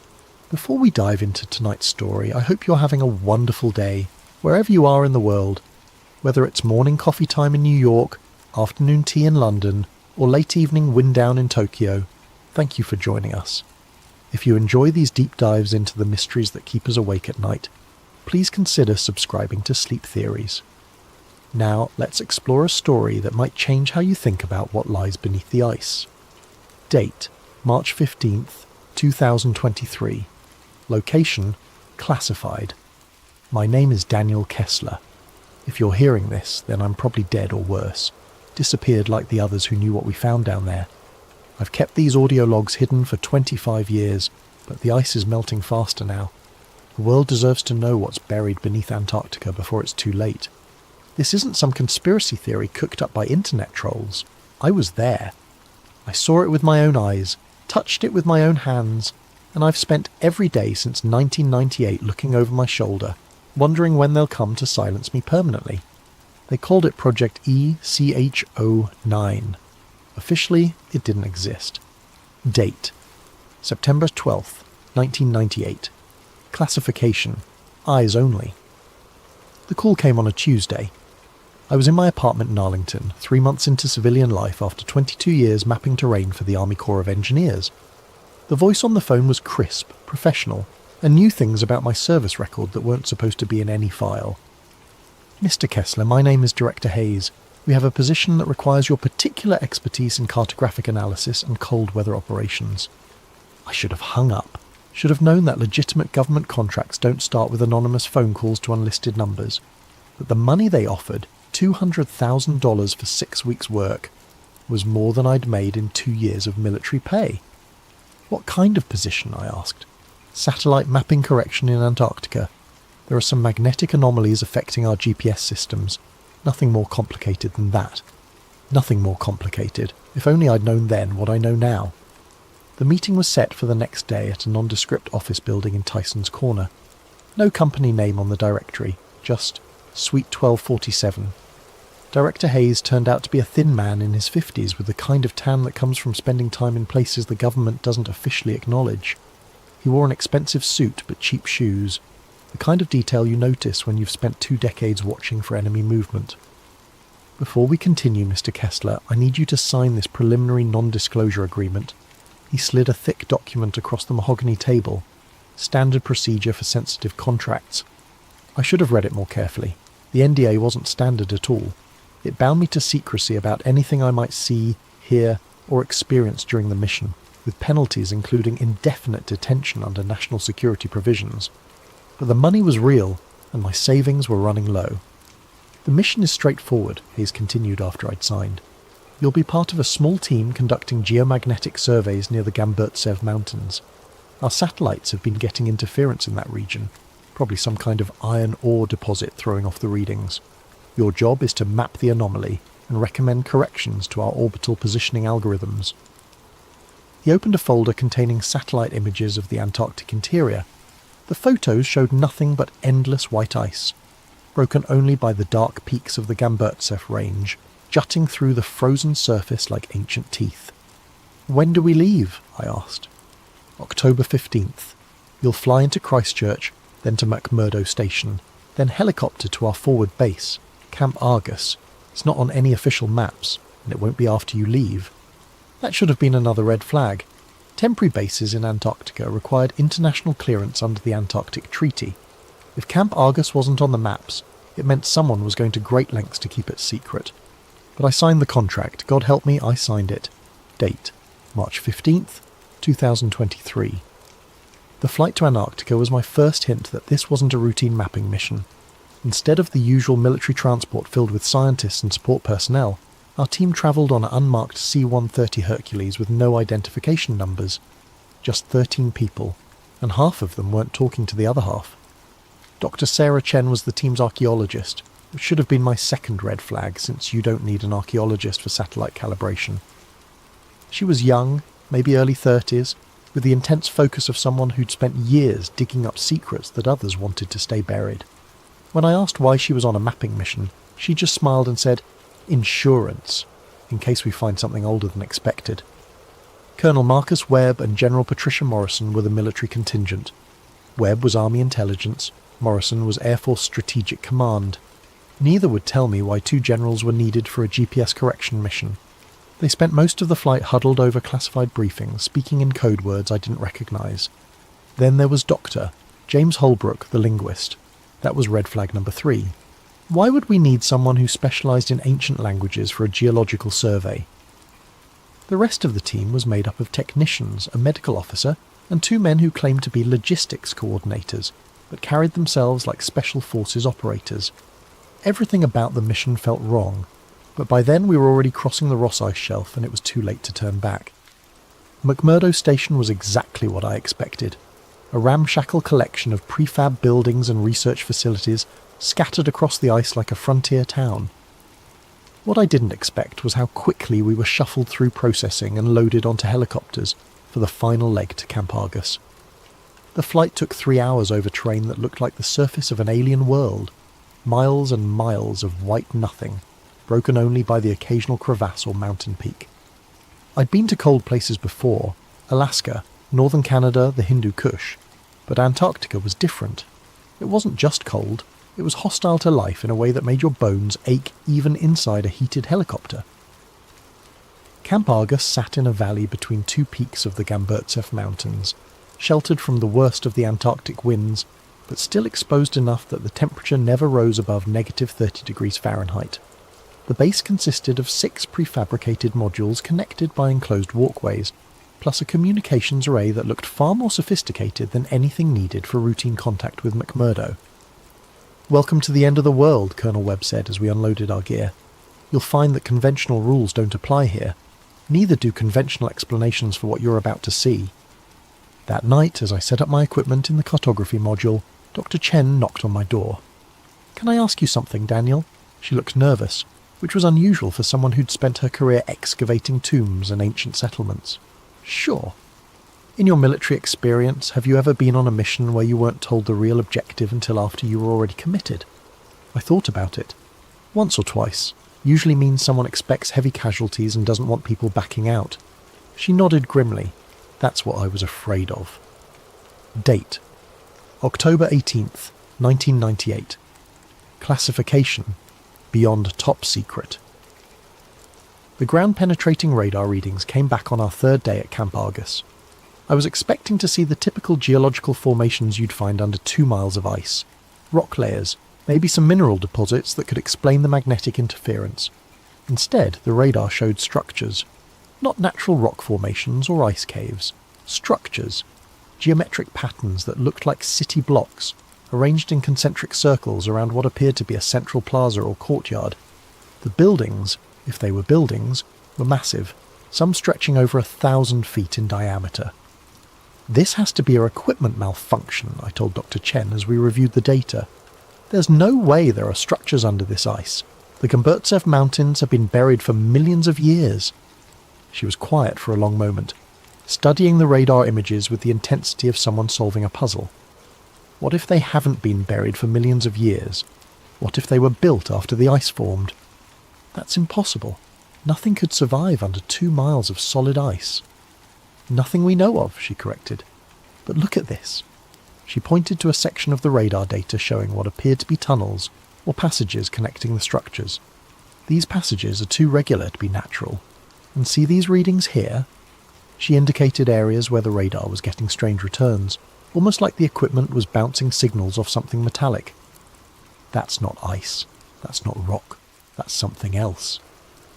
General Morrison appeared in the doorway of our module. "Dr. Chen, Mr. Kessler, I need you both in the command centre, now."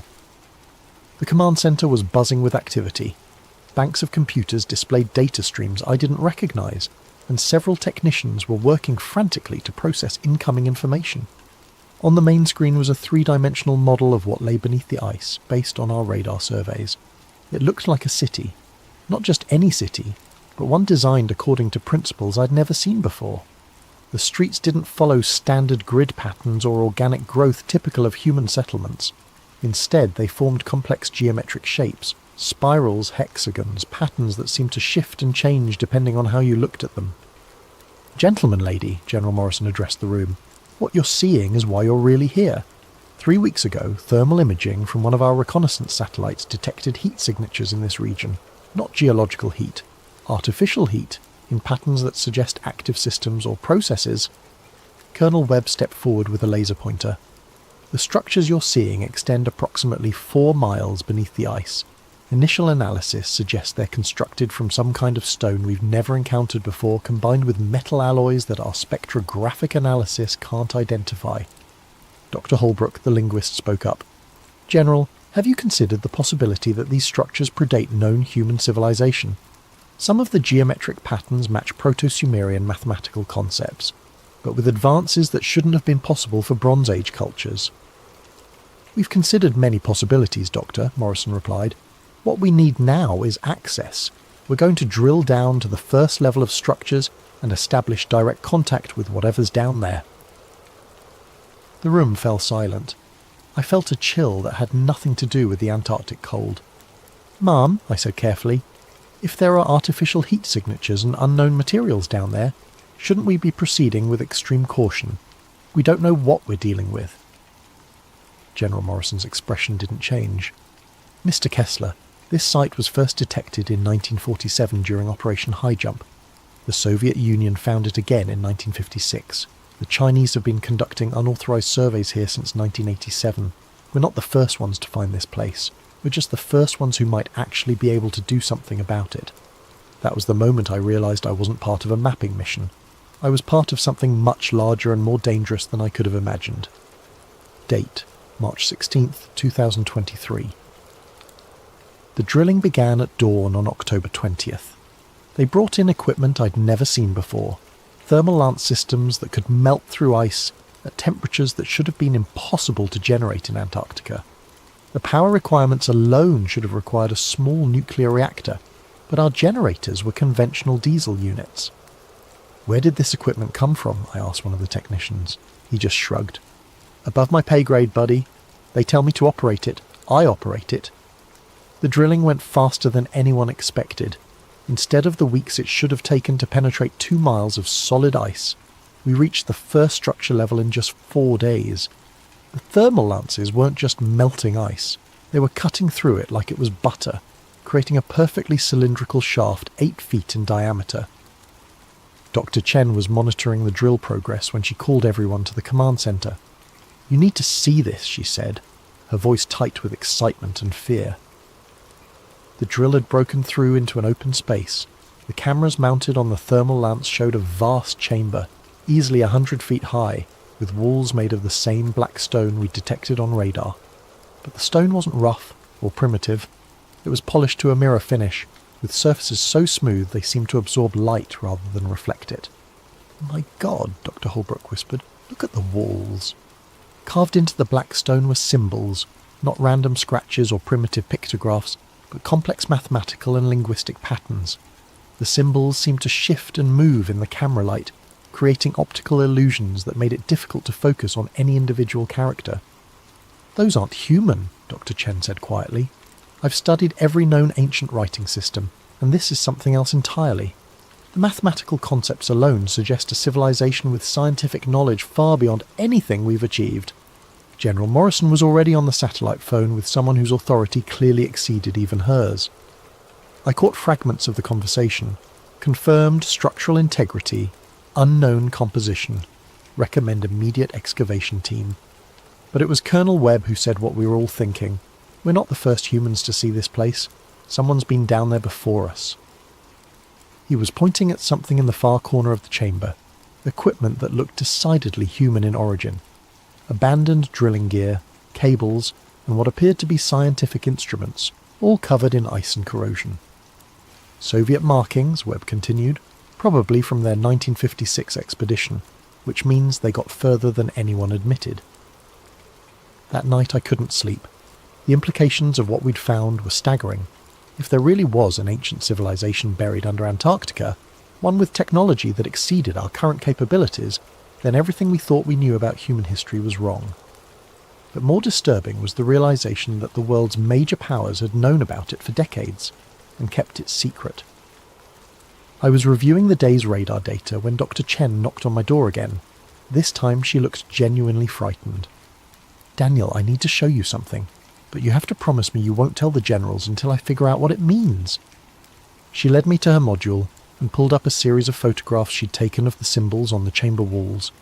Using image enhancement software, she'd been able to isolate individual characters and compare them to known ancient languages. These symbols, she said, pointing to a sequence of intricate carvings, they're not just decorative. They're instructions, mathematical formulas, star charts, and something else. Something that looks like a warning. A warning about what? She enhanced another image showing a series of symbols arranged in a spiral pattern. I'm not entirely sure, but based on the mathematical relationships and the astronomical references, I think it's a countdown. A timeline showing when something is supposed to happen. When? Dr. Chen's hands were shaking as she brought up her final calculation. If I'm reading this correctly, the timeline ends in 2023, 25 years from now. The next morning we descended into the chamber. Date, October 25th, 1998. Classification, ultra-classified, Orion clearance. The descent into the chamber required specialised equipment, climbing gear rated for extreme cold, atmospheric monitoring systems, and emergency evacuation protocols that Colonel Webb insisted on personally overseeing. The shaft created by our thermal lances was stable, but the unknown composition of the structures below made it impossible to predict how they might react to human presence. I was part of the first team to reach the bottom, along with Dr. Chen, Dr. Holbrook, and two of the Special Forces operatives who'd finally revealed their true purpose on the mission. They were there to secure anything that might be considered a national security asset. The chamber was even more impressive from ground level. The ceiling soared overhead, supported by pillars that defied conventional engineering principles. The black stone walls curved in impossible ways, creating optical illusions that made it difficult to judge distances or directions. And everywhere, carved into every surface, were the symbols that Dr. Chen had been studying. But it was what we found in the centre of the chamber that changed everything. A sarcophagus, 8 feet long, 3 feet wide, made from the same black stone as the walls, but with a crystalline lid that seemed to glow with its own internal light. The sarcophagus sat on a raised platform surrounded by smaller objects, tablets, instruments, and devices whose purpose we couldn't begin to guess. "Jesus Christ," one of the operatives whispered. "There's something inside it." Through the translucent lid, we could see the outline of a humanoid figure, but it wasn't quite human. The proportions were wrong. Too tall, limbs too long, skull elongated in ways that didn't match any known human ethnic group. The figure appeared to be perfectly preserved, as if it had been placed in the sarcophagus yesterday rather than thousands of years ago. Dr. Chen was already photographing everything, her camera flash reflecting off the crystalline surfaces and creating strange patterns of light and shadow. "This is incredible," she murmured. "The preservation is perfect. Whatever process they used, it's maintained cellular integrity far beyond anything we can achieve." Dr. Holbrook was focused on the tablets surrounding the sarcophagus. "These symbols are more complex than anything we saw on the walls," he reported. "It's like they're telling a story, or giving instructions for something." One of the tablets was different from the others. Instead of being carved from stone, it appeared to be made from some kind of crystal that resonated with a low-frequency hum when exposed to our lights. The moment our flashlight beams hit its surface, the entire chamber filled with a sound like whale song, deep and mournful, and somehow intelligent. "Turn off the lights!" Dr. Chen shouted, but it was too late. The crystal tablet was now glowing on its own, pulsing with rhythmic patterns that seemed to match the strange acoustics echoing through the chamber. That's when Dr. Holbrook started screaming. He was standing closest to the crystal tablet when it activated, and the effect on him was immediate and terrifying. His eyes rolled back in his head, and he began speaking in a language none of us recognized. Guttural sounds mixed with mathematical concepts that shouldn't have been possible for a human voice to produce. "They knew," he said in English, his voice distorted and echoing strangely in the chamber. "They knew it would happen again. The ice, the water, the awakening. That's why they buried it. That's why they left the warnings." Colonel Webb was already on his radio calling for immediate evacuation, but Dr. Holbrook wasn't finished. "The countdown isn't to destruction," he continued, his voice becoming more inhuman with each word. "It's to emergence. When the ice melts enough, when the barriers weaken, they'll return, and we won't be ready." Then he collapsed, and we never heard him speak coherently again. The evacuation from the chamber was chaotic. Dr. Holbrook was unconscious but still muttering in that inhuman language, and the crystal tablet continued to pulse with increasing intensity. Worse, the sarcophagus itself was beginning to respond to the tablet's activation, its crystalline lid glowing brighter, and the preservation systems inside making sounds like machinery powering up after centuries of dormancy. We were halfway up the shaft when the seismic alarm started going off. Date: March 16th, 2023. The earthquakes weren't natural. I've been in enough natural disasters to know the difference between tectonic activity and something artificial. These tremors were rhythmic, purposeful, like the heartbeat of something enormous waking up deep beneath the ice. Back at Camp Argus, the seismic monitoring equipment was going crazy. The tremors were originating from directly below the chamber we'd just evacuated, but they were spreading outward in patterns that defied geological explanation. It was as if our presence in the chamber had triggered some kind of activation sequence in the structures below. Dr. Holbrook was in the medical module, sedated but still occasionally muttering in that strange language. Our medical officer, Dr. Patricia Vance, was baffled by his condition. "His brain activity is off the charts," she reported to General Morrison. "It's like he's processing information at 10 times normal human capacity, but the strain is causing severe neurological damage. If this continues, he'll suffer permanent brain damage or death within hours." General Morrison's response was immediate and chilling. "Then we'd better get what information we can before that happens. They brought in recording equipment and tried to document everything, Doctor," Holbrook was saying, but most of it was incomprehensible. However, Dr. Chen had been working on translating some of the simpler phrases, and what she found was disturbing. "He keeps mentioning dates," she told me privately. "Specific years that correspond to major climate events, ice ages, global warming periods, massive geological changes. And he keeps saying, they return when the barriers fall. Who returns?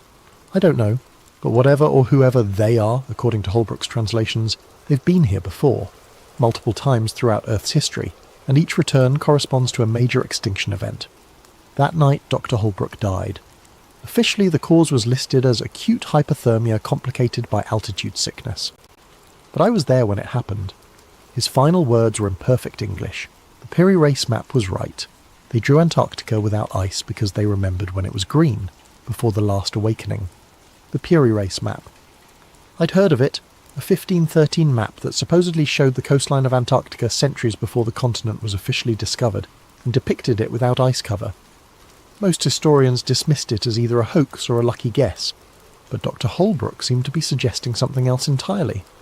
The morning after Holbrook's death, I made a discovery that changed my understanding of everything we'd found. I was reviewing the satellite data from our mission when I noticed something odd about the thermal signatures we detected. The heat sources weren't random, they formed a pattern, a very specific pattern that I recognised from my years of military cartography. It was a map. The thermal signatures, viewed from above, formed the outline of every major continent on Earth. But not as they exist today, as they existed millions of years ago, during the Pangaea supercontinent period. The structures beneath the ice weren't just a buried city, they were a representation of Earth's entire geological history, preserved in stone and metal by a civilization that had been observing our planet's changes for far longer than human history. I tried to share this discovery with Dr. Chen, but when I went to her module I found it empty. Her equipment was gone, her research notes were missing, and there was no sign of struggle. She had simply vanished. Colonel Webb's explanation was brief and unsatisfying. Dr. Chen was evacuated due to medical emergency during the night. All expedition members are subject to immediate relocation for health and safety reasons. But I knew better. Dr. Chen had gotten too close to the truth, and someone had decided she needed to disappear. That afternoon, General Morrison called a meeting of all remaining personnel. The message was simple. The mission was being terminated due to equipment failures and adverse weather conditions. We would be evacuated within 24 hours, and all materials and data from the expedition would be classified at the highest levels of national security. Furthermore, Morrison continued, all personnel will be required to undergo extensive debriefing and sign additional non-disclosure agreements. Any attempt to discuss or publish information about this mission will be considered an act of treason against the United States. I knew then that I was never going to see the outside world the same way again, if I saw it at all. Date: October 28th, 1998. Classification: Beyond Black. Eyes only Orion. Before our evacuation, I managed to access the classified files that General Morrison thought were beyond my clearance level. 22 years of military intelligence work teaches you how to find information that people don't want you to find. What I discovered was that Project Echo 9 wasn't the first mission to this site. It wasn't even the second or third. The US government had been aware of the structures beneath the Gamburtsev Mountains since 1947, when Admiral Richard Byrd's Operation High Jump discovered them during what was officially described as a training exercise in Antarctic warfare. But Byrd's mission logs, buried in classified Navy archives, told a very different story. Operation High Jump had originally been planned as a 6-month expedition, with 4,700 personnel and extensive military equipment. Instead, it was terminated after just 8 weeks, with Byrd reporting hostile action that resulted in significant casualties and the loss of several aircraft. Byrd's final report, classified for over 50 years, contained a single line that explained everything.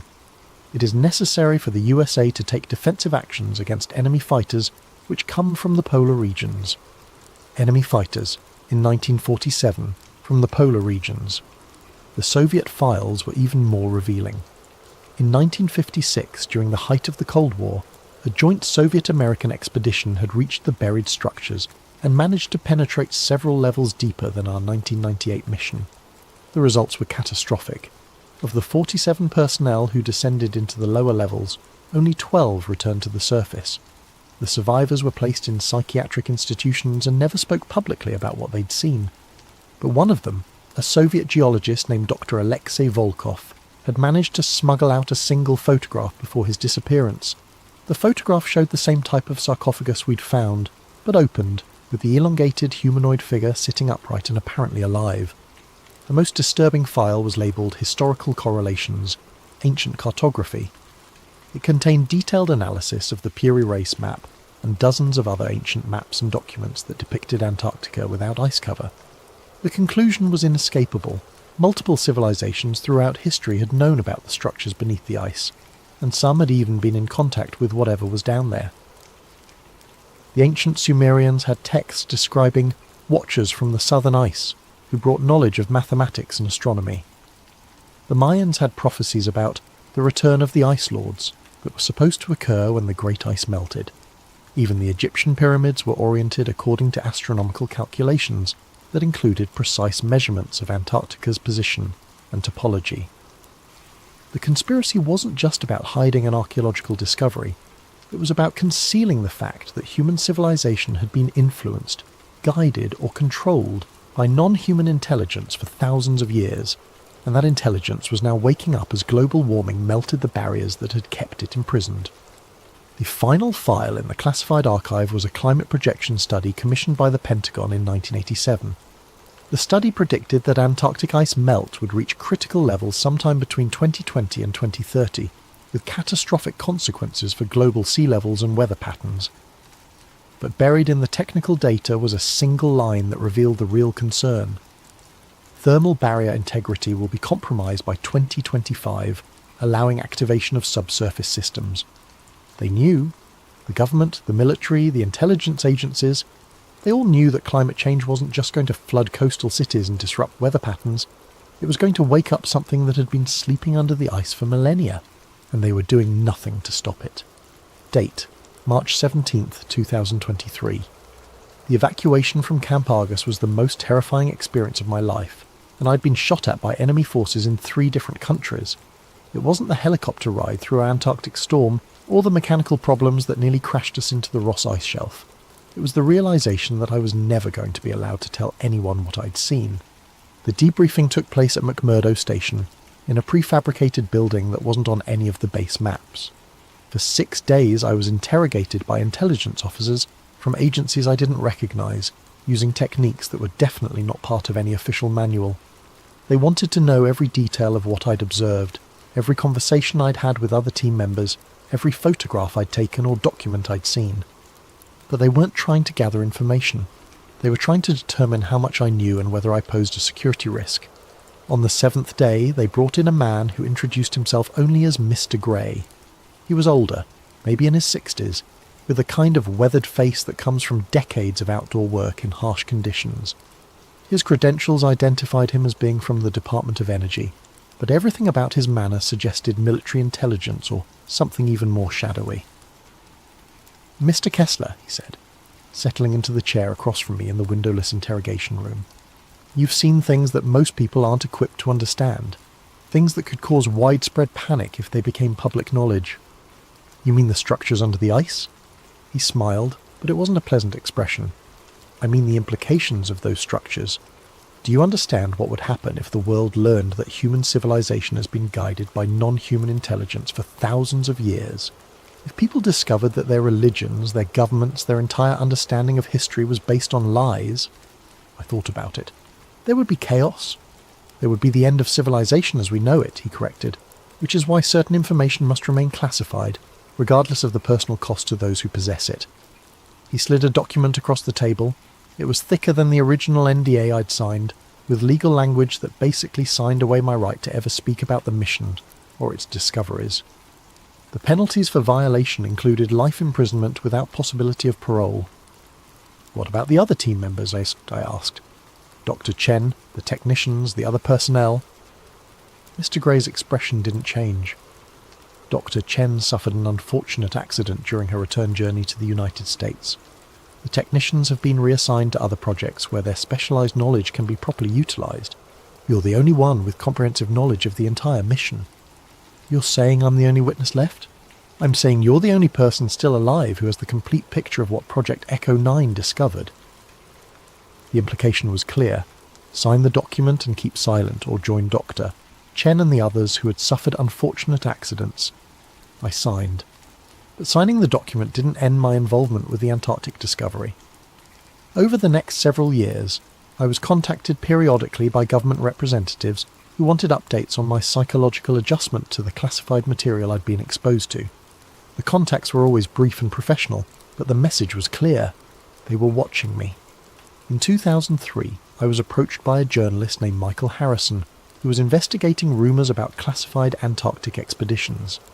Harrison had somehow obtained partial information about Operation High Jump in the Soviet expeditions, and he was trying to piece together the full story. He contacted me because my name appeared on some of the declassified personnel lists from McMurdo Station.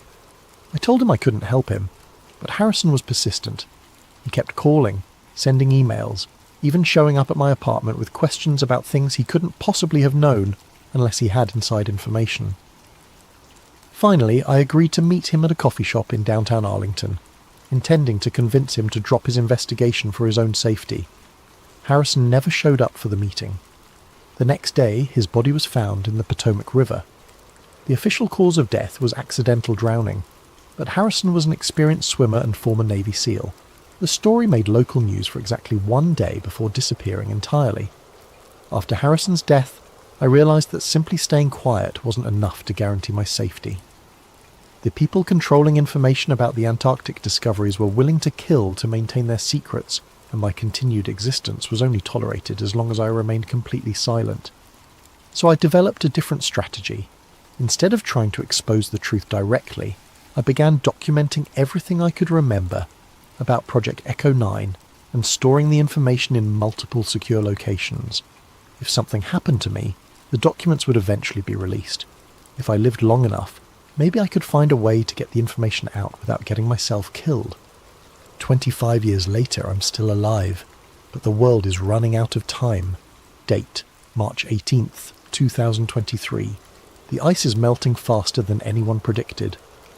I've been monitoring Antarctic climate data for 2 decades, and the acceleration over the past 5 years is unprecedented. The West Antarctic ice sheet is losing mass at a rate that suggests complete collapse within the next decade, and the East Antarctic ice sheet, where the Gamburtsev Mountains are located, is showing signs of instability that weren't predicted by any climate models. But the most disturbing development isn't the ice melt itself, it's the seismic activity. Since 2018, the Gamburtsev mountain region has experienced over 300 earthquakes of magnitude 4.0 or higher. That's more seismic activity than the region had experienced in the previous 50 years combined. The earthquake patterns are exactly what you'd expect if massive structures were shifting or activating beneath the ice. The thermal signatures are changing too. Satellite data shows that the heat sources we detected in 1998 have increased in intensity by over 400%. Whatever technology or systems are buried under those mountains, they're becoming more active as the ice above them thins. But here's what really scares me. The government knows all of this, and they're not just hiding it. They're actively preventing any research or investigation into the region. The Gamburtsev Mountains are now completely off limits to all scientific expeditions, with a restricted airspace designation that allows military aircraft to shoot down any unauthorized flights. Official explanation: environmental protection protocols. Meanwhile, strange things are happening around the world that correlate with the increased Antarctic activity. Marine biologists are reporting massive die-offs of deep-sea creatures, as if something is disturbing the ocean depths. Astronomers are detecting radio signals from the direction of Antarctica that don't match any known natural phenomena, and there have been at least 12 reported UFO sightings in the Southern Ocean since 2020, all from commercial pilots who were later pressured to retract their statements. I've tried reaching out to other survivors from the various Antarctic expeditions over the years, but most are either dead, missing, or too terrified to speak. However, in 2019 I managed to make contact with Dr. Elena Vasquez, a geologist who was part of a Chilean expedition that encountered anomalous structures in 2007. Her team was evacuated after only 3 days, and she spent 2 years in psychiatric treatment for what officials described as severe altitude psychosis. But Dr. Vasquez wasn't psychotic. She was traumatized by what she'd seen. We met in secret at a small cafe in Santiago, and she told me about her team's discovery of an entrance to the underground structures, not the shaft we'd drilled, but a natural opening that had been revealed by recent ice melt. Her team had descended only about 50 feet before encountering active technology. Lights that turned on as they approached, symbols that glowed and shifted on the walls, and sounds that she described as mechanical but alive. "They're waking up," she told me, her hands shaking as she spoke. "Whatever's down there, it's been dormant for thousands of years, but the ice melt is triggering activation sequences. We're not just dealing with archaeological ruins, we're dealing with functional technology that's responding to environmental changes." Dr. Vasquez also told me something that connected directly to Dr. Holbrook's final words. She had managed to photograph some of the symbols her team encountered, and when she showed them to a colleague who specialised in ancient cartography, he immediately recognised similarities to the Peary Race map and other historical documents that depicted Antarctica without ice. "The symbols aren't just decorative," she explained. "They're coordinates, star charts and geographical references that show Earth as it existed during different geological periods. But more than that, they show Earth as it will exist in the future, when the ice caps melt completely." The implications were staggering. The intelligence buried under Antarctica hadn't just observed Earth's geological changes over millions of years, it had predicted them. Climate change wasn't an accidental byproduct of human industrial activity. It was part of a cycle that had been planned and anticipated by non-human intelligence long before humans even existed. Dr. Vasquez died in a car accident 6 months after our meeting. The brake lines on her vehicle had been cut. Date: present-day analysis. March 2023. Classification: Personal Archive. D. Kessler. As I compile these logs in 2023, the evidence suggests that we're approaching the final phase of whatever cycle the Antarctic intelligence has been orchestrating. The thermal signatures beneath the Gamburtsev Mountains now extend over 1,000 square mile area, indicating that the underground structures are far more extensive than we realised in 1998. But more disturbing is the discovery that similar thermal signatures are appearing at other locations around the world, all in regions that were once covered by ice sheets during previous geological periods. Northern Canada, Siberia, Greenland, and even sections of the Sahara Desert that were frozen during ice ages are showing unexplained heat sources and seismic activity. The network is global. Whatever we found in Antarctica isn't isolated. It's part of a worldwide system that has been monitoring and influencing Earth's climate for millions of years. Recent satellite data shows that these global heat sources are synchronizing their activity. The thermal pulses from Antarctica are being matched by similar pulses from sites in Alaska, northern Russia, And beneath the Greenland ice sheet, it's as if a communication network is activating, preparing for something that requires coordination across the entire planet. The timeline Dr. Chen translated from the chamber symbols, ending in 2023, wasn't predicting destruction. It was predicting emergence. 3 weeks ago, I received a package with no return address. Inside was a single photograph taken by what appeared to be a deep-sea submersible. The image showed the ocean floor near Antarctica, but instead of the usual rocky terrain, there were structures, the same black stone construction we'd found beneath the ice. But these were on the ocean floor and clearly active. Lights were visible within the structures, and the water around them was filled with what looked like geometric patterns of bioluminescence. Attached to the photograph was a note in handwriting I didn't recognise. They're not waking up. They're coming home. Yesterday, news reports began appearing about unexplained sonar contacts in the Southern Ocean. Ships from multiple nations are reporting large, fast-moving objects beneath the ice that don't match any known marine life or human technology. The official explanation is previously unknown whale species disturbed by climate change. But I know better. The countdown is over. The barriers have fallen, and after 25 years of silence, it's time for the world to know what's really happening. Date: March 19th, 2023. This will be my final audio log. As I record this, there are unmarked vehicles parked outside my apartment, and I know my time is running out. But the information I've documented over the past 25 years is already in the hands of people who can't be silenced as easily as one old cartographer. The truth about Antarctica, about the intelligence that has been guiding human civilization for millennia, about the climate changes that are part of a planned cycle, rather than accidental consequences, all of this information will be released regardless of what happens to me. But there's one final piece of the puzzle that I've only recently understood, and it changes everything. The intelligence buried under Antarctica isn't alien, it's terrestrial. It's from Earth, but from a version of Earth that existed long before humans evolved. The elongated skulls, the advanced technology, the global monitoring network.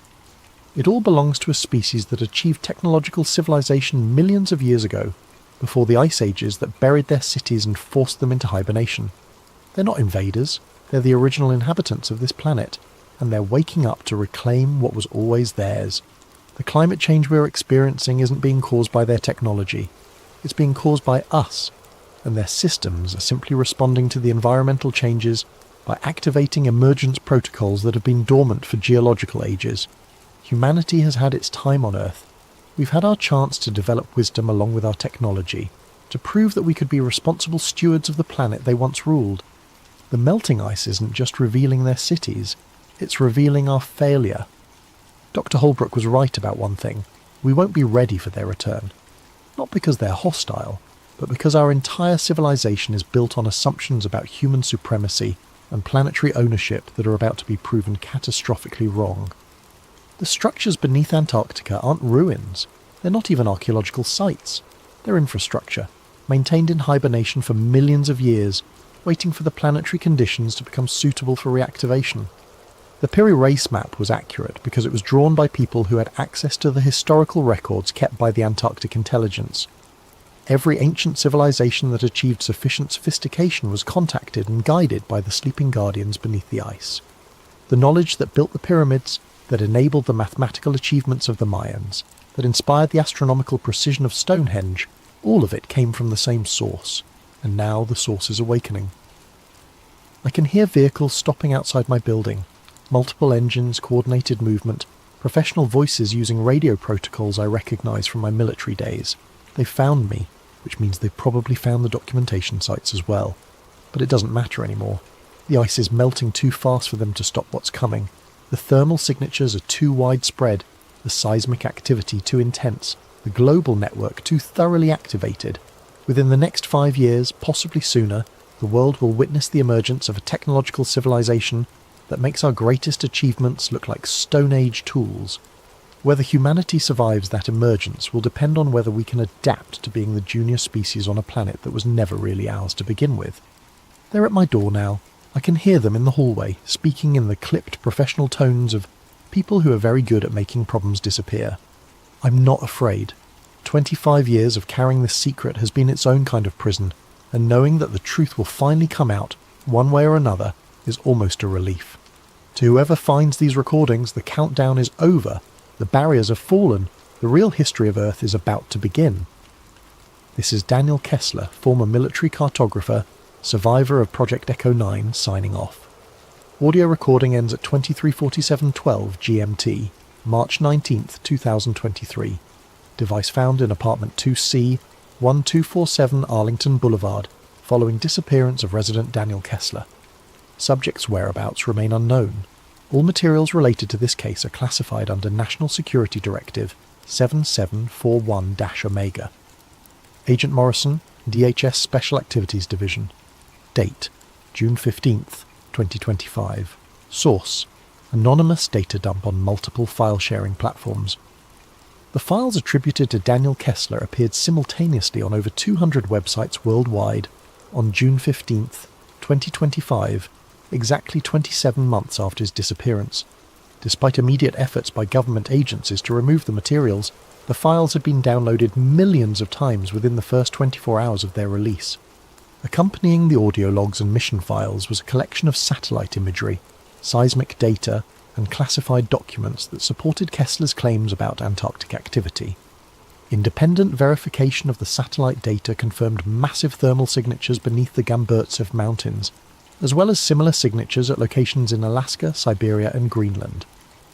Of particular note was a series of photographs taken by deep-sea research vessels showing structures on the Antarctic ocean floor that matched descriptions in Kessler's files. The photographs appeared to have been taken over a period of several years, showing the gradual activation of lights and systems within the underwater structures. Perhaps most disturbing was the final document in the data dump, a climate projection study showing accelerated ice melt rates that would expose significant portions of the Antarctic structures within the next 3 years. As of the publication of these files, 17 commercial pilots have reported encounters with unidentified objects emerging from the Southern Ocean. Marine biologists have documented the appearance of previously unknown species of deep-sea life, exhibiting bioluminescent patterns that match the geometric designs described in ancient texts. And seismic monitoring stations around the world have recorded synchronized vibrations originating from former Ice Age regions, as if a global network of some kind is becoming active after millions of years of dormancy. Government officials from multiple nations have declined to comment on the Kessler files, citing national security concerns. However, recently declassified documents from the 1940s and 1950s confirm that both Operation High Jump and subsequent Soviet expeditions did encounter anomalous phenomena in Antarctica that resulted in mission terminations and classified reports. Whether Daniel Kessler's account represents truth or elaborate fiction may become irrelevant in the coming years. The ice continues to melt at unprecedented rates, and the thermal signatures beneath Antarctica continue to intensify. As Kessler predicted in his final audio log, the countdown is over, the barriers are falling, and humanity may soon discover that we are not alone on this planet, and never have been. The real question is not whether the intelligence beneath the ice is awakening, but whether humanity is prepared for what comes next. Settle in as we explore what might be lurking beneath those peaceful cornfields. The radio transmitter hummed to life with a familiar electric wheeze, its vintage dials glowing amber in the dimness of the shed. Mattie Connors wiped dust from the frequency display, her fingers leaving clean trails across the aged panel. Her father's ancient ham radio equipment had sat untouched for nearly a decade, but tonight, on her 25th birthday, seemed like the perfect time to resurrect it. "Come on, old friend," she whispered, turning the tuning knob delicately. "Let's see if you still work." Outside, beyond the weathered walls of the equipment shed, cornstalks whispered in the summer night. The Connors farm stretched for 40 acres in all directions, a modest plot by Iowa standards, but enough to keep her father in business after her mother passed. Enough to keep Mattie trapped in Granger when her engineering scholarship fell through. Enough empty space to broadcast music that no one would hear. The transmitter's needle jumped, finding power. Static hissed through the speakers.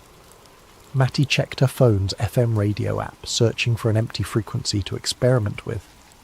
Most of the dial was dead air this far from Des Moines, just how she wanted it. She settled on 88.1 FM, twisted the broadcast dial to match, and waited. The static changed. Not suddenly, but in such a subtle shift that she almost missed it. The white noise acquired rhythm, a soft, regular thump that reminded her of a heartbeat, but mechanical, precise, too regular for anything natural. "That's weird," she muttered, checking connections. The transmitter wasn't actually broadcasting yet. It was receiving. The rhythmic pulse continued, now joined by a faint high-pitched tone that danced above the lower beat. It reminded her of the harmonic pattern generators she'd built during her brief engineering stint at Iowa State. The sound was almost mathematical in its precision. Mattie glanced at her watch. 3:33 a.m. She grabbed her phone and started recording, holding the microphone close to the radio's speaker. After a full minute, the signal abruptly cut off, returning to pure static. Back in her bedroom, Mattie downloaded the audio file and opened her sound editing software. She hadn't used these programs since dropping out of college, but some skills never quite disappeared. She ran the signal through a spectrogram analysis, watching as the visual representation of the sound materialized on her screen. What she saw made her sit back in her chair. The patterns weren't random. The high-pitched overtones, when mapped visually, created distinct numerical sequences. First 7 prime numbers, then what appeared to be the beginning of a Fibonacci sequence. This wasn't terrestrial interference or random cosmic noise. This was structured, intelligent. "What the hell?" she whispered, running the analysis again. By sunrise, Mattie had created 3 different spectrograms and converted portions of the signal into numerical values.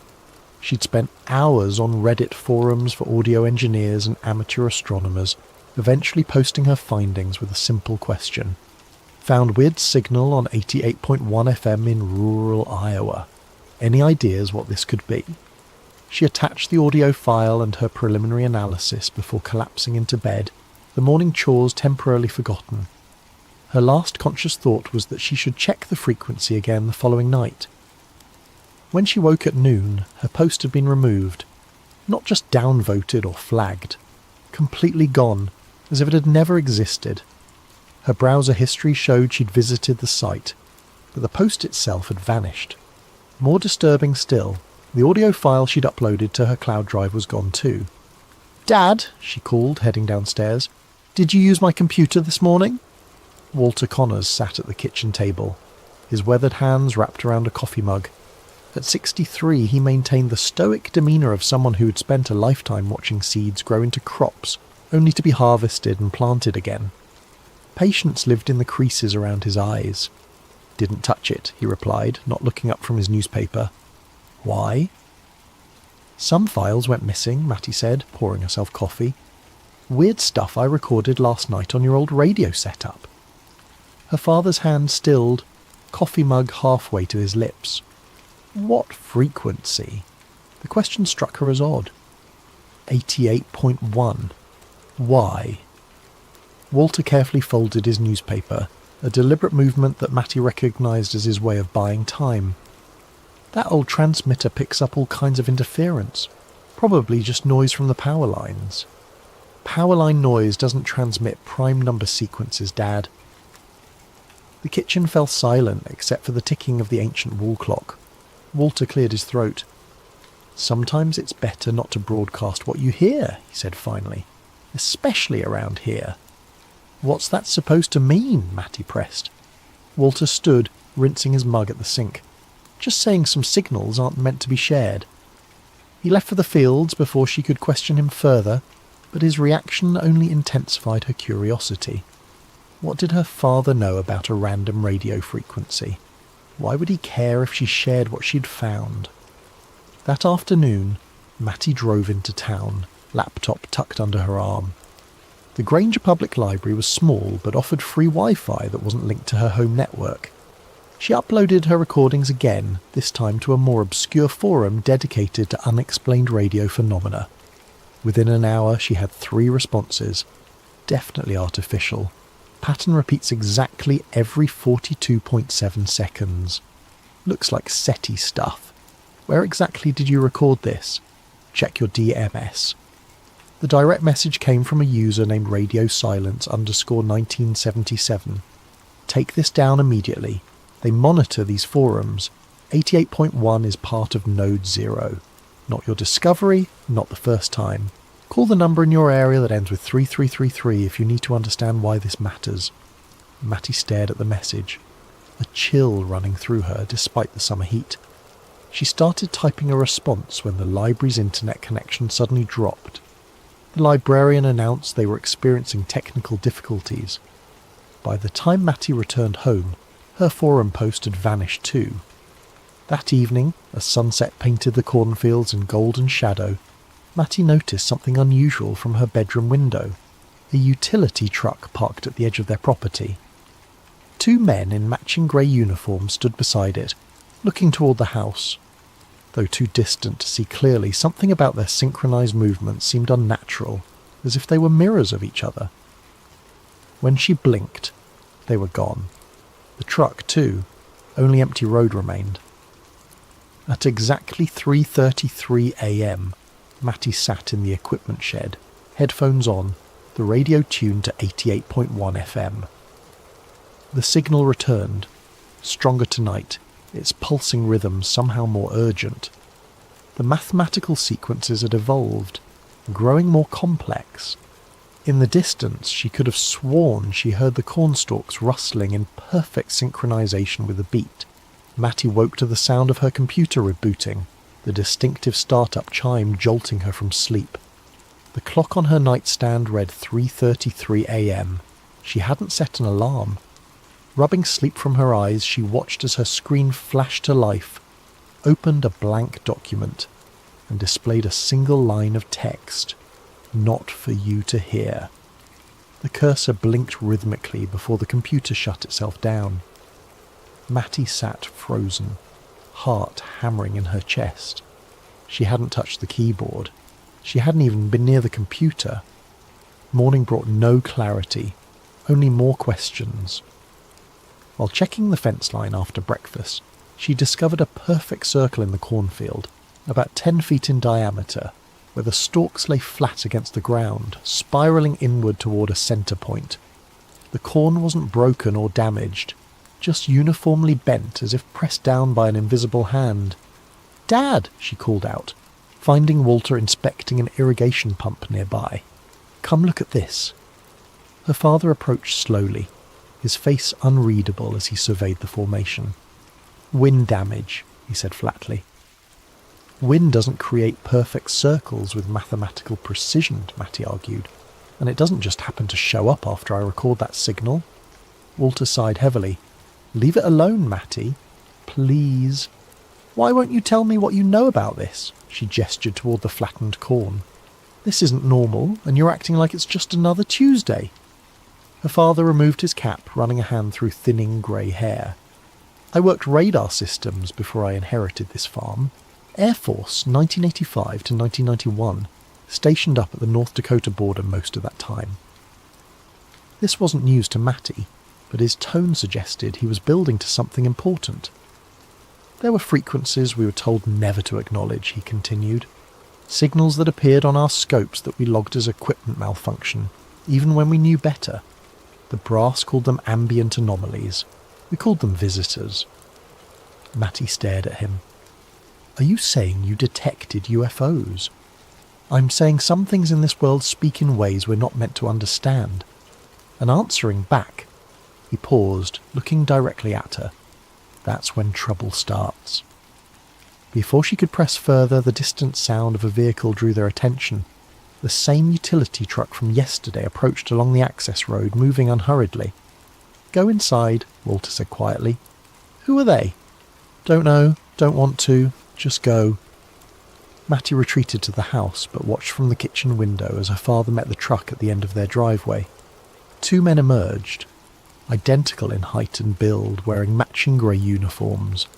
Even from this distance, their movements seemed eerily coordinated. They spoke briefly with Walter, who nodded several times. One of them handed him what appeared to be a business card. Then they departed, the truck disappearing down the dusty road. Walter returned to the house, his expression troubled. "Electric company," he said, before Matty could ask. "Checking lines. In matching uniforms with synchronized walks? Come on, Dad." He placed the card on the counter. It was blank except for a phone number, one that ended in 3333. "Sometimes," Walter said carefully, "it's better to ask permission than forgiveness." That afternoon, while her father napped, Matty drove to the Granger Historical Society, a glorified storage room attached to the town hall. The elderly volunteer seemed surprised to have a visitor. "Looking for information on any radio stations or transmission towers that might have operated around here," Matty explained, "especially during the Cold War." The woman pursed her lips. "That'd be the old emergency broadcast station, I suppose. Closed down in 97 or thereabouts. Never did much broadcasting that I recall." "Where was it located?" "About 8 miles north of town. Nothing left now but the foundation." With directions in hand, Matty found the site easily enough. A concrete slab obscured by weeds, with the rusted remains of a tower anchor still visible. What caught her attention, however, was what lay beneath. A sealed metal hatch, its surface weathered but intact, emblazoned with faded government markings. She photographed everything, particularly the designation stencilled on the hatch. ARCS Node 0. Back home, Matty began researching ARCS and found sparse references to the Agricultural Region Communication System, ostensibly created to warn rural communities of nuclear threats. But one declassified document mentioned passive monitoring capabilities and anomalous frequency capture. She expanded her search to include other similar stations and discovered something remarkable. Satellite maps showed 6 former ARCS stations formed a perfect hexagon across Iowa, Nebraska, and South Dakota, with Granger precisely at its centre. That night, at 3:33 a.m, the signal returned, stronger, clearer. But this time, embedded within its mathematical pattern was something new. Her name, converted to binary code. The signal knew who was listening. As dawn broke, Matty found a note slipped under the front door. "Do not transmit. It hers." Later that morning, while checking the cattle, she noticed they were huddled at the far end of the pasture, as far from the corn as possible. Their behaviour was unusual, heads lowered, refusing to graze despite the lush grass. When she tried approaching them, they backed away, eyes wide with unmistakable fear. By noon, the corn had changed. Subtle at first, just a slight variance in the direction of growth. But as Matty walked the rows, she realised entire sections were now growing in clockwise spirals rather than straight lines. The stalks twisted around each other in patterns that mimicked the frequency readouts from her computer. She tried calling the number on the blank card. A mechanical voice answered, reciting what sounded like random numbers before disconnecting.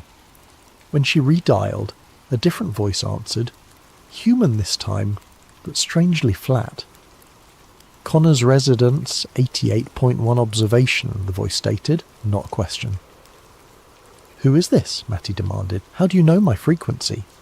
"Your frequency?" The voice sounded almost amused.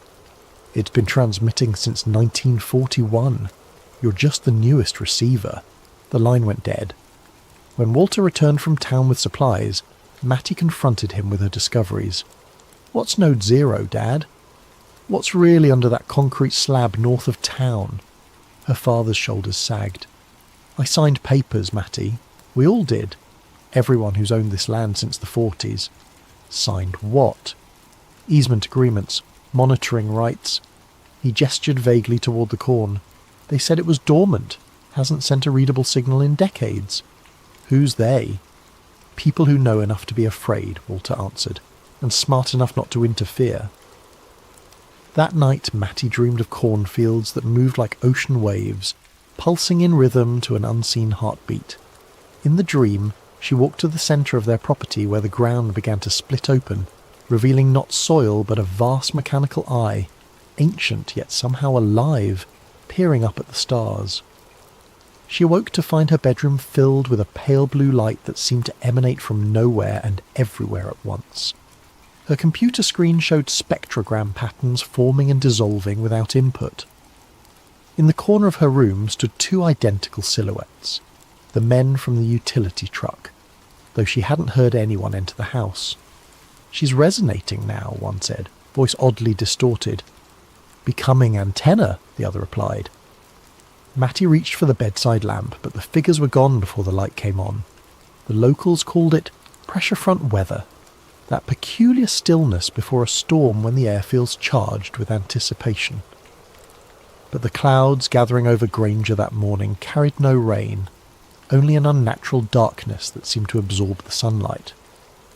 Matty stood on the porch, watching barn swallows dart nervously across the sky before disappearing entirely. Even the insects had gone quiet. The corn, however, hadn't stopped its strange transformation, now growing nearly 6 inches taller than normal, with stalks that twisted toward the centre of the property instead of reaching for the sun. Her phone vibrated with a text from an unknown number. "The pattern completes today. Stay indoors after sunset." She tried responding, but the message bounced back as undeliverable. Walter had left before dawn for a farm supply auction in Des Moines, leaving Matty alone with her mounting questions and the increasingly alien landscape of their once familiar farm. She decided it was time to find answers elsewhere. The Granger Public Library's local history section was modest, but contained yellowed newspaper archives dating back to the 1930s. Matty requested everything they had about the founding of the emergency broadcast station. "Funny you should ask," the librarian said, retrieving a dusty folder. "Someone else was looking into those old stations just last month. Left this research behind." The folder contained photocopied articles about the station's construction in 1941, alongside what appeared to be handwritten research notes in Cyrillic script. Clipped to these was a faded black and white photograph showing 7 men in military uniforms standing before the partially constructed radio tower. On the back, someone had written, "Joint Monitoring Initiative, US-USSR, 1941. "This can't be right," Matty muttered. The Americans and Soviets weren't allies until months after Pearl Harbor, which happened in December 1941. Yet this photo was dated April 1941, 8 months earlier. Stranger still was the diagram that fell from between the pages, a technical schematic labelled Receiving Configuration, Subterranean Frequency Capture. The drawing showed the radio tower's foundations extending far deeper than necessary, connecting to what appeared to be a pre-existing underground structure. As she photographed these documents with her phone, Matty noticed a sealed envelope tucked into the folder's pocket. Inside was a handwritten letter, the paper brittle with age. August 15th, 1982. To whoever finds this account, my name is Alexei Baranov, formerly captain of Soviet Air Defense Forces. I am what your government calls a defector, though I did not leave for politics or freedom. I left because both our nations lie about what sleeps beneath your American heartland. In 1982, I was assigned to a joint monitoring project, officially designated as atmospheric research, but our true purpose was to track signals from an object discovered in 1926. American farmers found it after a meteorite impact, except it was no meteorite. The object was manufactured, ancient, and buried far deeper than any natural impact could explain. Neither government wished to acknowledge it publicly. Instead, they built a network of listening posts disguised as rural radio stations. 6 stations to triangulate, with Granger at the centre.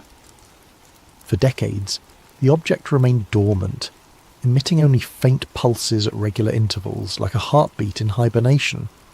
But something has changed. The mathematicians say the pattern is evolving, becoming more complex. The object is waking up. It sends signals outward now, not just to our stations, but to the stars. I write this because I believe people deserve warning. When the pattern completes, when it establishes the connection it seeks, I fear what might answer. If you're reading this, look to the fields. They will change first. A.B. Mattie's hands trembled as she folded the letter. The date, 1982, coincided with her father's early Air Force service. Had he known about this all along? Outside the library, the strange weather had intensified. The sky had darkened to a greenish copper hue that typically preceded tornadoes, yet the air remained perfectly still. Her phone showed no service, and the town seemed eerily deserted for a weekday afternoon. As she drove back toward the farm, Mattie noticed something impossible. The cornfields along the highway had changed direction since morning. Miles of crops that had previously grown in conventional rows now formed elaborate spiral patterns visible even from ground level. The effect was disorienting, creating optical illusions that made the landscape appear to breathe. The utility truck waited at her driveway, the identical men standing motionless beside it. This time Mattie didn't avoid them. She parked directly in front and got out. "Who are you really?" she demanded. "What's happening to our farm?" The men regarded her with identical blank expressions. Up close, their similarities were even more unsettling. Not just their builds and uniforms, but their faces shared the same flat affect, as if emotions were concepts they'd only recently encountered. "Resonance testing," one said. "Calibration complete," added the other. "That doesn't tell me anything," Mattie pressed. "What's underneath our farm? What's ARCS Node 0? The first man tilted his head. "Not what? Who?" "It was always listening," said the second. "Now it's answering." "Answering what?" The question it was sent to ask. They handed her another blank card, this one containing only geographic coordinates. Without another word, they returned to their truck and drove away. Mattie entered the coordinates into her phone's map application. They matched the exact centre of their property, a spot where the corn grew tallest, where the spiral patterns converged. By the time she reached the house, the sun had nearly set, casting long shadows through the twisted cornfields. The coordinates led to a section they rarely farmed, a slight depression that tended to flood during heavy rains. Her father had always avoided planting there, claiming the soil was poor. Now she understood why. The ground at the centre had changed, the soil darkening to an almost metallic sheen. As twilight deepened, the dirt began to emit a faint luminescence, pulsing with the same rhythm as the radio signal. Mattie's phone chimed with a text from her father. "Don't go near the centre field. Coming home now." Too late. She was already standing at the edge of the depression, watching as the ground continued its transformation. The dirt was shifting, revealing glimpses of something solid underneath, something with geometric patterns etched into its surface. Her phone rang. Unknown caller. "Matilda Connors," said a voice she recognised from her earlier call. "You need to leave immediately. The pattern completes at 3:33. "What happens then?" she asked. "It finishes constructing the receiver, and then it waits for instructions." "From who?" A pause. "We don't know. That's what scares us." The ground beneath her feet trembled slightly, and Mattie stepped back as a section of soil collapsed, revealing a small portion of what lay beneath, a metallic surface with inscribed symbols that resembled mathematical equations. The exposed section pulsed with soft blue light, the same colour that had filled her bedroom nights before. Her phone's screen flickered, then displayed a single message. Coordinates matched. Receiver identified. As darkness fell completely, Mattie noticed something else. The stars above the farm were disappearing one by one, as if being systematically erased from the night sky. In their place, a subtle pattern was forming in the darkness, the same spiral configuration she'd seen in her spectrogram analysis. At precisely 3:33 a.m., every electronic device on the farm activated simultaneously. The house lights, her computer, the old radio transmitter in the shed, each emitted the same pulsing pattern, now loud enough to feel in her chest. The ground at the centre of the depression split open like a blooming flower, soil falling away to reveal more of the object beneath, a vast circular disk of impossible age, its surface covered in mathematical symbols that rearranged themselves as she watched. From this exposed section, a beam of coherent light shot straight upward into the night sky, piercing the spiral void where stars had been. The transmission had begun. Walter's truck skidded to a halt in the driveway, headlights illuminating Matty's frozen figure at the field's edge. He ran toward her, panic evident in every movement. "Get back to the house," he shouted over the now audible hum emanating from the exposed disc. "It's not safe." Matty couldn't move, transfixed by the beam of light connecting earth to sky. "What is it, Dad? Really?" Walter reached her side, breathless. They called it a beacon when I was stationed at the monitoring facility, supposedly dormant for millennia until a lightning strike partially activated it in 1926. They built the listening posts to study it without disturbing it further. They who? Started as a joint Soviet-American project before the Cold War, later expanded to include others, scientists, military, people who understood the implications. The humming intensified, and the beam of light widened, creating a cylindrical column that distorted everything seen through it. The air within seemed to bend, creating impossible geometries. "We need to go," Walter insisted, tugging her arm. "They're evacuating everyone within the zone." Tonight's narrative is called Project Selene, a conspiracy thriller about a hidden archive, lost tapes, and the truth behind the moon landing. We'll journey through old NASA film reels, half-forgotten storage vaults, and the unravelling mind of a single archivist who stumbles upon footage that challenges the official version of humanity's greatest technological triumph, the 1969 moon landing. Our protagonist, Nolan Price, is no hero or super spy, just a quiet technician with a meticulous eye for detail. As he uncovers more evidence of an elaborate stage set and repeated take calls, watchers close in. The line between fact and hoax warps. Has the entire lunar narrative been meticulously faked? And if so, who orchestrated it? And how far will they go to keep it hidden? So find a comfortable position, maybe in bed with the lights low, or in a cosy chair as midnight drifts closer. Let your breathing slow. We'll sink into the flicker of analogue film, that soft whir of a projector spinning old reels. Perhaps the gentle hum of a reel-to-reel tape resonates in the background.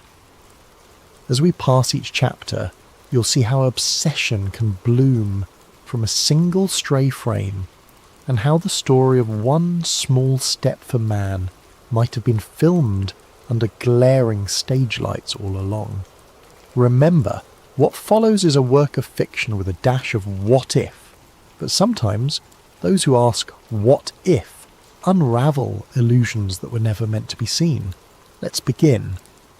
With the hush of a locked storage facility, a reclusive archivist, and a battered cardboard box of tapes labelled Project Selene. Nolan Price stood outside the cinder-block walls of an abandoned government warehouse on the outskirts of Houston. The midday sun beat down on cracked pavement. He clutched a letter from Arcadia Aerospace Solutions, a private contractor that handled everything from satellite design to climate data. They had found references to ancient NASA reels in a sealed corner of a facility left over from the Cold War. The letter said Nolan, a freelance film restoration specialist, was chosen to digitize them. Urgent for historical archiving, they claimed. The pay was good, suspiciously good. Nolan stared at the weathered steel door. A single guard in a dusty uniform waved him in, already expecting him. Inside, the air was stale with the odour of old cardboard and decaying reel canisters. Flickering fluorescent lights revealed rows of shelves stuffed with NASA-labelled boxes, many slashed or water-damaged. This was typical. NASA's official archives were famed for mishaps, lost tapes of early rocket tests, missing telemetry from the Apollo missions. But something about Arcadia's hush-hush approach set Nolan on edge. A short, grey-suited woman introduced herself as Madison Harlow, acting as Arcadia's liaison. Without fanfare, she led him to a small side room, a makeshift editing suite they'd rigged with a battered 16mm projector, a spool rewinder, and a digital capture device. Stacks of reels labelled Apollo 11 RAW, Apollo 12 AVA, Saturn telemetry, and a curious mark, Celine, or SB footage. Harlow told him, "Your job's simple, transfer them to high-resolution digital, mark any anomalies or degrade, no public commentary, no copies, understood?" Her tone was matter-of-fact but severe. Nolan didn't argue. He'd done hush projects before, and the hush came from corporate sensitivity or undisclosed research. Usually it was benign, so he shrugged. "Sure, I'll keep it discreet." She gave him a passkey, instructions on the alarm system, then left with final words. "We want it done swiftly, there's a schedule." Over the next few days, Nolan methodically fed reels into the projector, capturing them via a specialised scanner. In the first wave, he found typical NASA mission logs, rocket staging, crew training, pre-launch interviews. The colour had faded, the audio scratchy but recognisable, ground control chatter, astronauts reciting checklists. He found it a bit mesmerising, the old swirl of a countdown, boosters roaring. A shame these tapes had gathered dust. On day 3, he encountered the first odd reel. A label read, Apollo 11 Stage B, Take 3. The word Take 3 was strange. NASA mission reels usually said T-plus timeline or mission date references, not take. He shrugged, loaded it. The footage flickered. A wide shot of what looked like a lunar surface mock-up. Astronaut suits in frame, then a voice off screen, "Positions and action!"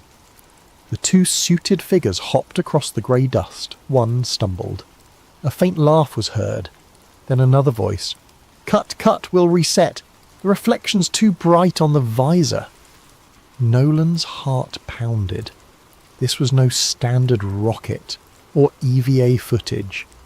It looked like a staged film set, complete with overhead lighting rigs. The black backdrop was a poor simulation of starless lunar sky. You could see wires in the corner. Shaken, Nolan reversed the reel to confirm. Indeed, there was an assistant carrying a boom mic half hidden behind an artificial crater. The date code on the reel said 7/19/1969, the day before the public broadcast of Apollo 11's first moonwalk. Could this be a training simulation? NASA did have partial staging for practice, as yet the clapper, board reading Take 3, and the director's voice implying an actual production unsettled him. He digitised it, flagged it as anomaly, and moved on. Over the next few canisters, normal mission footage resumed, so he chalked it up to a weird test shoot. NASA might have used it for PR or promotional B-roll. But that night, lying in a cheap motel, Nolan replayed the snippet in his mind. Why such hush around these older reels? NASA training footage was typically labelled as such. The next morning he dug deeper.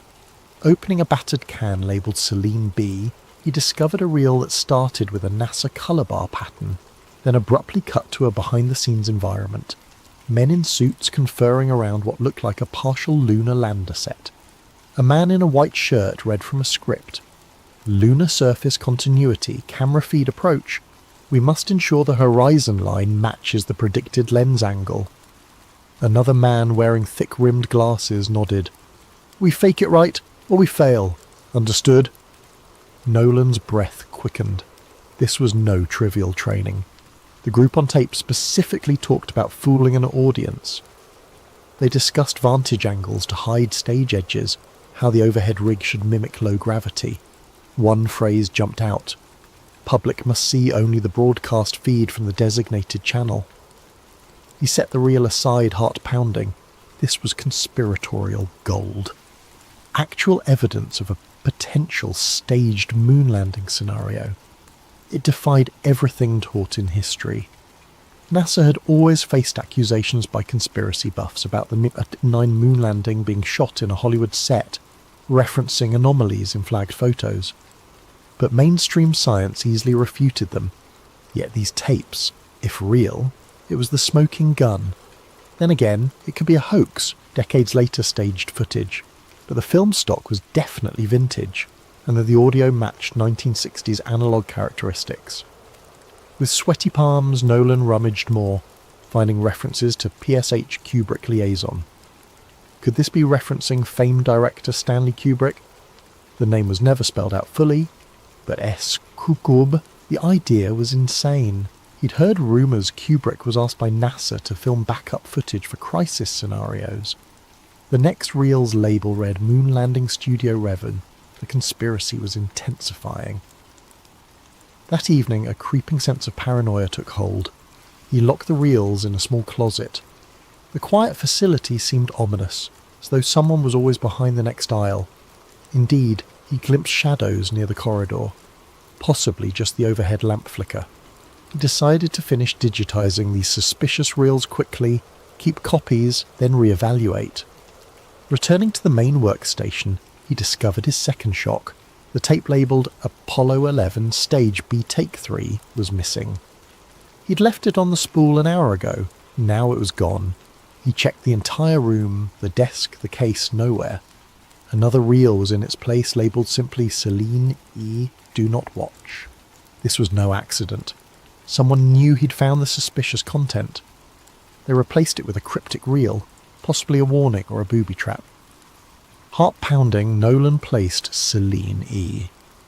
in the projector through Hosty overriding caution. The film began with static, then an image of an empty crater. A whisper reversed. "This is not for you. Turn back." Flickers of random rocket footage, spliced with the face of an older man in a half-lit room, mouthing silent words. Then more static. End. Nolan realised he'd become entangled in something bigger. The label Project Selene likely referred to a top-secret operation controlling the lunar narrative. Could it be real? Or was it an elaborate mind game? He decided to approach Dr. Eliza Trent, a known NASA contractor turned historian, for help verifying authenticity. Because if these tapes were real, the entire moon landing story was a crafted facade, and if that were true, the forces behind it wouldn't let the truth emerge easily. Thus, Nolan closed up for the night, feeling the weight of newly awakened illusions. Tomorrow he'd contact Dr. Trent. For now, though, he had to check the facility's locks, ensure no further reels vanished. A faint static-like voice echoed in his head. "We told them we went to the moon, and they believed." He shivered. If indeed the event that defined modern history was a cinematic hoax, the question loomed: who orchestrated it, and how far would they go to bury the truth? True to his plan, Nolan Price found himself the next morning outside a modest office building in downtown Houston, where Dr. Eliza Trent ran her small consultancy on aerospace history. She was a slight, sharp-eyed woman in her early 50s, known for her precise knowledge of NASA's public records. He introduced himself under an alias, but she recognised the name from an earlier phone message. You're the archivist with something urgent to show me." Inside her cluttered office, he carefully produced a hidden thumb drive with a few scanned clips.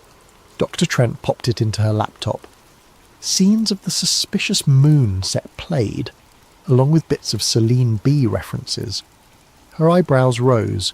She zoomed in on certain frames, analysing the film grain, the speech patterns, the design of the suits. "This could be incredibly damning if authentic," she whispered. "But it also might be a sophisticated fake. I've seen hoaxes before. Let me cross-check specifics, production lot stamps on the film stock, the older NASA logos or pass badges." Nolan recounted the bizarre reel swaps, the reversed whispers on Celine E, and the missing spool from the previous night. Dr. Trent's fare turned grim. "If you're telling the truth, you're in danger. People don't just vanish these reels for fun. NASA had a long official stance that all major mission footage was stored, minus some lost in time, but never anything indicating a staged event." She paused, adjusting her glasses. There were rumours among older engineers, talk of a fallback plan if the real mission feed failed, but never solid proof. This might be it, or more, and they spent hours verifying minute details. A NASA mission patch visible in a corner, background voices referencing angle matches real module altitude. Dr. Trent began to suspect the tapes were genuine. She also recognised one face from an older NASA group photo, a certain black-suited figure who never stepped in front of official cameras, rumoured to be a media liaison. He was hush-hush, rumoured to coordinate with a big Hollywood name, possibly Kubrick. Dr. Trent offered a possible motive. During the Cold War, the pressure to beat the Soviets was immense. If real landings were uncertain, they might have staged footage as a failsafe. But from these tapes, it looks more elaborate. A total simulation? She exhaled. This changes everything. She urged Nolan to gather more evidence, but do it safely. That night they parted ways, planning to regroup once she did further checks in NASA's official archives. Meanwhile, Nolan returned to the old facility. The next morning he discovered the entire building locked, a renovation sign posted by Arcadia. Harlow, the liaison, was nowhere. Security had orders that no one enters, as the project was on hold. Furious, Nolan realised they intended to shut down any further rummaging. He tried to call Harlow's number, disconnected. The job was effectively over, the suspicious reels presumably removed. He retreated to his small apartment, heart pounding. If the conspirators had the tapes again, that left him with only a few digital copies. Enough maybe if the file survived. He backed them up to multiple flash drives, but as he tried emailing Dr. Trent more footage, an error flagged. File blocked, suspicious content. Some large-scale infiltration of his system was in effect. The Watchers were definitely onto him. In the swirl came a break. Rummaging through older unlabelled reels he'd already digitized, he found an odd snippet showing a man in a starkly lit corner, mid-70s style, glancing nervously at the camera. The film was scratched and audio was reversed. By reversing the track, Nolan deciphered fragments. Project Selene? Never meant to see. We built illusions for a greater cause. The man coughed, spat out.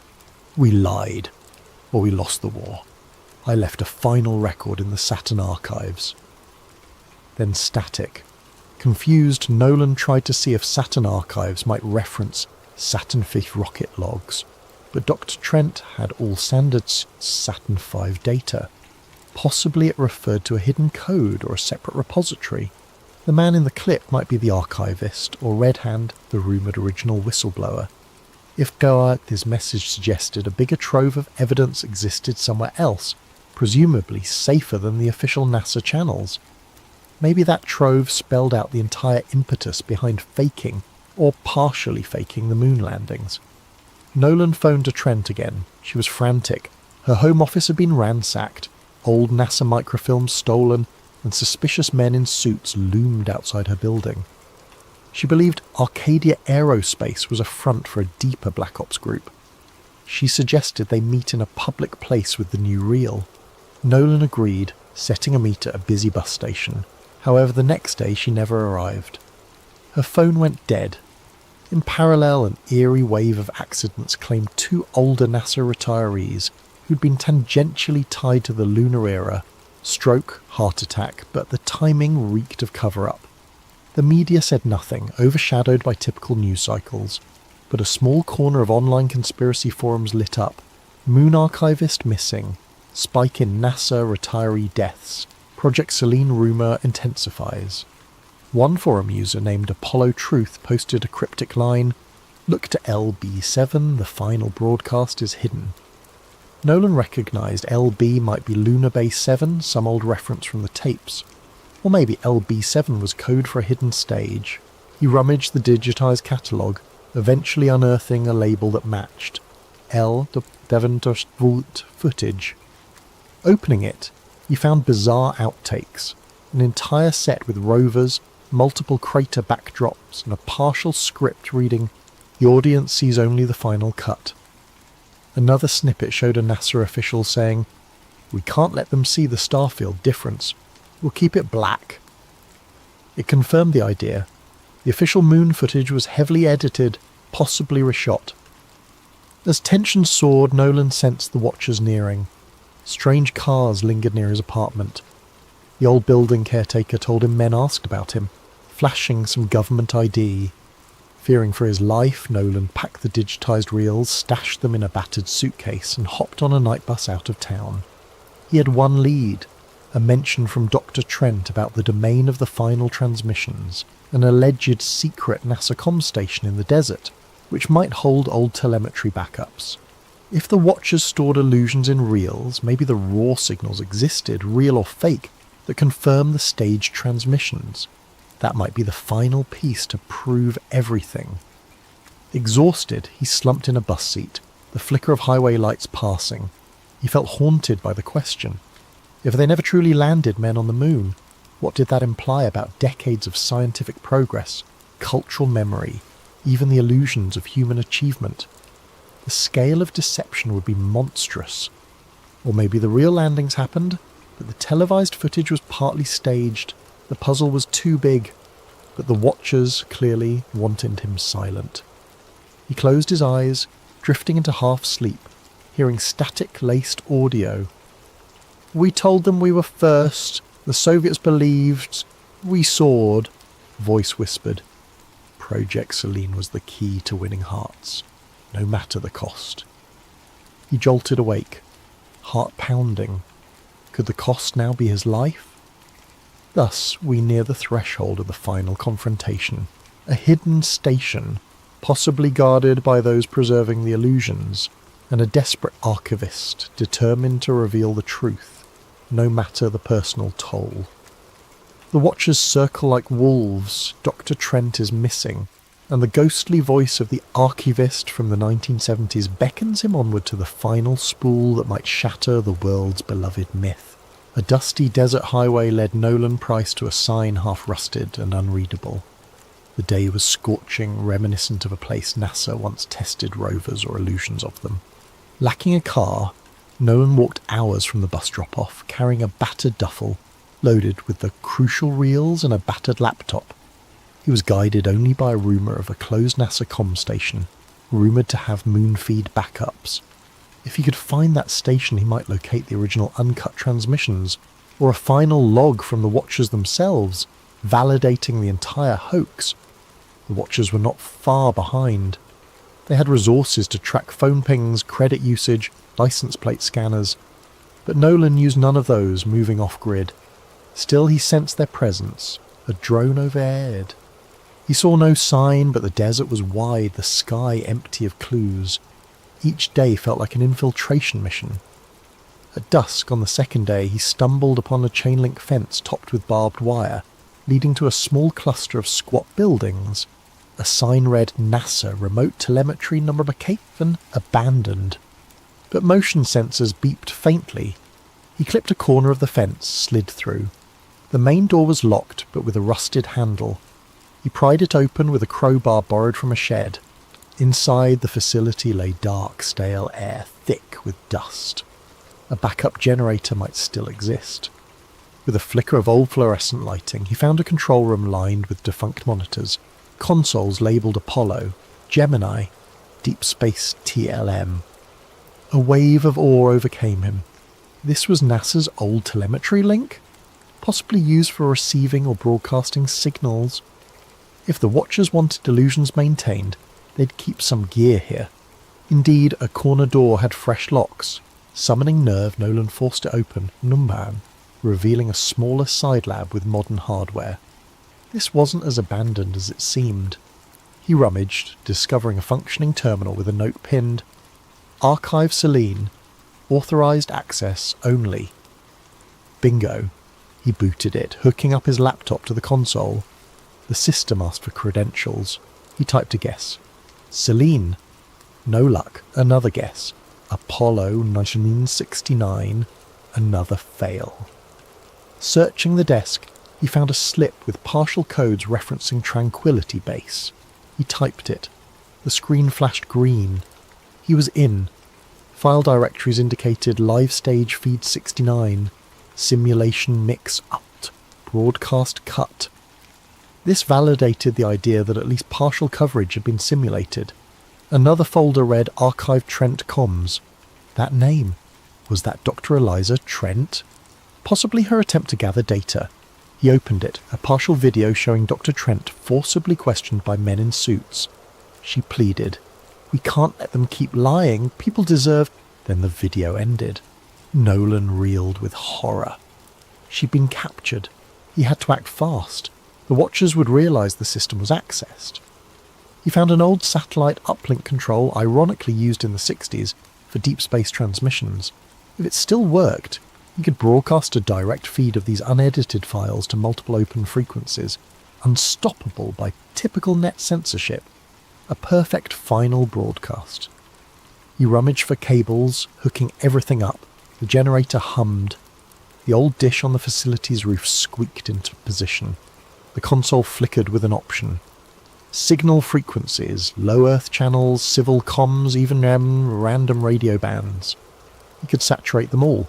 He selected the files, raw footage of the staged moon sets, outtakes with directors, plus newly discovered voice logs referencing, "We never left Earth, we built illusions." He included the Dr. Trent clip, proving Watchers had her. Tapping transmit, he waited for the progress bar. Slowly it climbed, 10%, 20%. Then boots on concrete outside. The Watchers had arrived. They swarmed in, flashlights cutting beams in the dusty corridors. He jammed a filing cabinet against the door. Gunfire erupted from the hallway. The broadcast was at 60%. If he could hold them off a few more minutes, the entire world would see the raw data. Shots tore through the flimsy door. Splinters flew. The Watchers forced an entry. Nolan, crouching behind a console, tapped a final override to lock the station's outer doors. The Watchers hammered at them from within. They must have cut an external fence, but the building's metal doors might by seconds. The bar rose to 80%. Sparks flew as the Watchers tried to break the console. Nolan fired a single-shot flare pistol he had found, more a diversion than a weapon. The Watchers scattered, returning heavy fire. The console took hits, but the broadcast still beeped along. 90% of them. In a swirl of chaos, the Watchers overcame the obstacles, stepping into the lab. Their lead figure, masked, raised a rifle. "Stop this now," he barked. "We'll kill you. No one else has to die." Nolan shouted back, voice trembling. "It's done. The world will see. Will see." The masked man tried yanking cables, but Nolan had built in multiple backup processes. The bar soared to 95%. The Watchers, furious, advanced with a lethal calm. 100% of the console beeped a final success. The data soared into the satellite channels. Unstoppable. The Watchers realised they'd lost. The masked man hissed, "Then we'll bury you." He aimed. A shot rang out. Nolan felt a searing pain in his chest. He collapsed, choking for breath, seeing the Watchers scramble to destroy equipment that no longer mattered. The feed was out, unstoppable. In a swirl of darkness, he glimpsed a faint screen that read, "Broadcast to 12 frequencies. Transmission complete."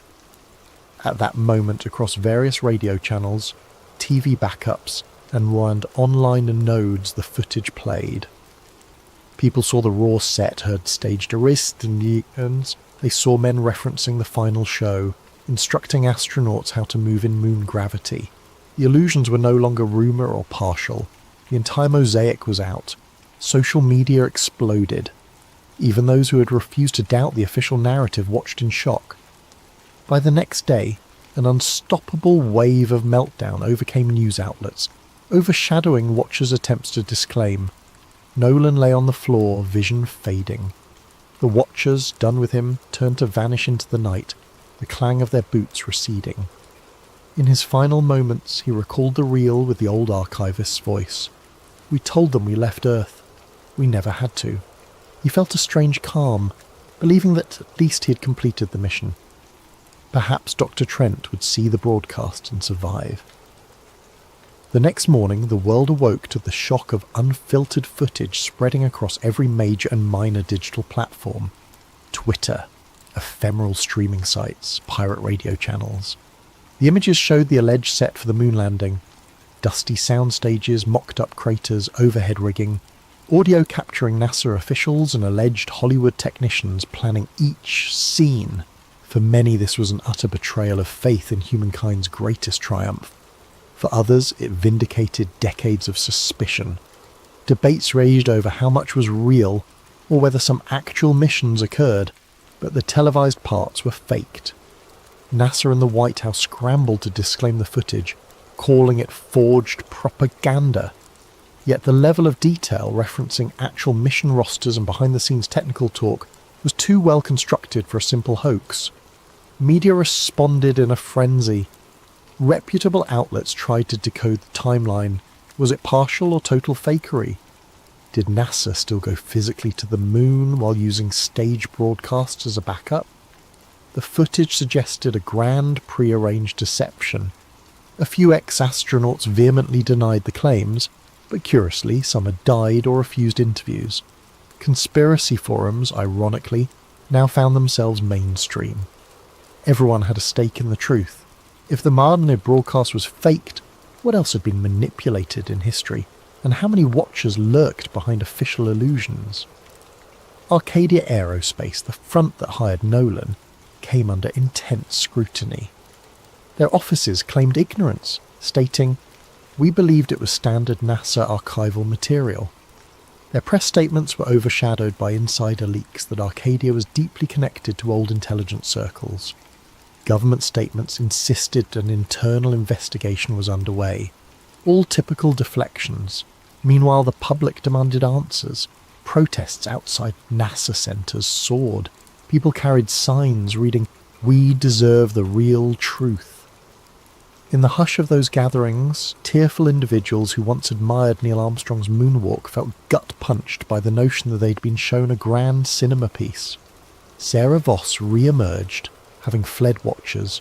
She published a scathing editorial, Project Selene, the greatest story never told, detailing her collaboration with Nolan, the missing reels, and the final broadcast. She confirmed that Nolan likely perished after ensuring the transmissions went live. She praised him as a tragic hero. Reaction poured in from across the world, sorrow that his name would be tied to the Moonlie revelation, but gratitude for exposing it. Hashtags at Project Selene and #Moon Hoax soared. NASA's official line: "We categorically deny any mission staging. We continue to investigate maliciously edited footage." But cracks appeared among NASA retirees. Some older engineers told reporters about strange security around certain broadcast trucks in 1969. A caretaker from an old film studio stepped forward, claiming she once saw moon set pieces. In short, the edifice of absolute certainty crumbled. In a hidden place, elders from the original Project Selene, if that was truly the operation's name, hunkered down. They'd spent decades ensuring the official story overshadowed any rumours. Now, with everything public, the question was whether to attempt a final push to disclaim or vanish. Some watchers apparently vanished from the scene, leaving cryptic footprints. Possibly they'd moved on to new illusions. Possibly they recognised the unstoppable wave. Some found solace in the idea that humans still had the technology or impetus to land on the moon, but needed backup show. Others believed the entire Apollo program was a monstrous PR operation, that no real landing ever happened. A subset of the population refused to believe the footage at all, labelling it advanced deepfake. Society felt fractured, uncertain if to champion or condemn the memory of NASA's achievements. Meanwhile, Dr. Eliza Trent, recovered from captivity, gave a quiet interview confirming she'd found data logs describing the staged broadcast, though she suspected some real lunar missions did happen later, overshadowed by the initial fake spectacle. It was a political necessity, she suggested, in a time of desperate Cold War posturing. But the cost to collective trust is immeasurable. A year later, controversies raged on. New historians wrote The Selene Deception, exploring how the faked footage overshadowed a partial genuine mission. Hollywood churned out docudramas. Some revered the fallen archivist Nolan Price as a modern champion of truth. Conspiracy watchers called him the man who dethroned the biggest lie in human history. Meanwhile, certain scientists lamented that the overshadowing confusion might hamper genuine space exploration dreams. If the world concluded it was all illusions, interest in real missions might fade. In the dusty corners of a thrift store in rural Florida, a battered film labelled Celine C. Launch Rehearsal 5 sat unnoticed among old VHS tapes, possibly a leftover reel not confiscated by watchers. A curious shopper glimpsed it, recognised the NASA imprint, and thought it might be valuable. They purchased it for $1. The can sat in a living room shelf. If they ever played it, they'd see a single take that never made it into the final broadcast. An astronaut stumbling under bright stage lights, removing his helmet mid-moonwalk, complaining about the heat. The can's label was faint. For final illusions, keep locked. Another piece of the puzzle, lost to time, or maybe waiting for the next curious soul. As for Nolan, rumours swirled that he might have survived. A fisherman off the Gulf Coast claimed to have given a ride to a quiet man with old film spools in his bag. A small-time blogger said she received an unsigned letter thanking her for defending the truth, but no one truly knew. If he lived, it would be as an eternal wanderer, overshadowed by the legacy that Project Selene was no longer hush-hush. Illusions can define an era, forging national unity or stoking pride. But illusions, once unmasked, can unravel decades of trust, leaving a battered society to pick up the pieces. In the hush of each new night, we might look at the moon, that pale disk in the sky, wondering if humans truly touched its surface as claimed, or if the cosmic stage was an elaborate reflection of ambition and fear. The search for the unvarnished truth, ironically, stands as a testament to the restless curiosity within all who gaze upward. In the end, Project Selene remains the darkest footnote in the history of human aspiration, a conspiratorial reminder that ambition without honesty can produce a triumph with no foundation. And in that final hush, the taped voice from an old NASA spool might echo, "We told them it was a great leap for mankind. In truth, it was a single step into the shadows." Our story is called False Skies, a conspiracy thriller about a government's darkest deception and the whistleblower who exposed it. It imagines a world where the worst terror attack in modern history was not only foreseen, but deliberately orchestrated to spark endless war and funnel billions into a sprawling military-industrial complex. Now, 2 decades later, an unassuming former FBI data analyst named Thomas Keane leaks hidden documents that point to a monstrous betrayal and becomes the most wanted man in the nation. Pursued by a shadowy agency determined to keep the official version sealed, Keane races to share the truth with a public reeling from revelations that might reshape the entire post-attack world order. If you find your eyes growing heavy at any point, that's okay. This story is meant to be richly detailed. Perhaps you'll drift to sleep while pondering how fear can become a profitable enterprise, or maybe you'll stay riveted till the final word, uncovering each layer with breathless suspense. Either way, I hope you come away with new insights into how power, once obtained, can cling fiercely to the shadows. Shall we begin? Then settle in, let your breathing slow, and imagine the flicker of old computer screens, top-secret binders, and a few missing pages that change the course of entire nations. This is False Skies, told in 5 parts, each revealing a deeper rung of the labyrinth. Listen closely. The greatest secrets often hide in the quiet corners of official stories. Thomas Keane didn't feel like a revolutionary when he first pressed send. He was simply a man weighed down by guilt, holding a flash drive stuffed with revelations that haunted him for years. The file name he'd chosen, Black Dust, gave no hint to the explosive contents. A trove of classified FBI memos, shipping manifests and encrypted communications that, if authenticated, would confirm every darkest rumour about the worst terrorist attack in modern memory. The day of the leak dawned cloudy, ironically anticlimactic for a moment that might reshape history. Keane sat in a dingy motel room near a dusty highway, a battered laptop perched on a wobbly table. The place smelled of stale coffee and regret, but it had functioning Wi-Fi. He checked his secure connection one last time, heart thrumming. With trembling fingers, he uploaded Black Dust to an overseas whistleblower website known for releasing hidden archives. He paused, typed a short note. For the thousands who died and the millions misled. Then he pressed send. Within the hour, that file reached multiple journalists and a global news outlet with a reputation for defying government censors. The outlet's editorial board pored over it, verifying bits of data in a hush of excitement and alarm. By the end of the day, the first breaking story appeared online, overshadowed by disclaimers. Unverified documents claim to reveal inside plot behind 20-year-old attack. Skeptics rolled their eyes.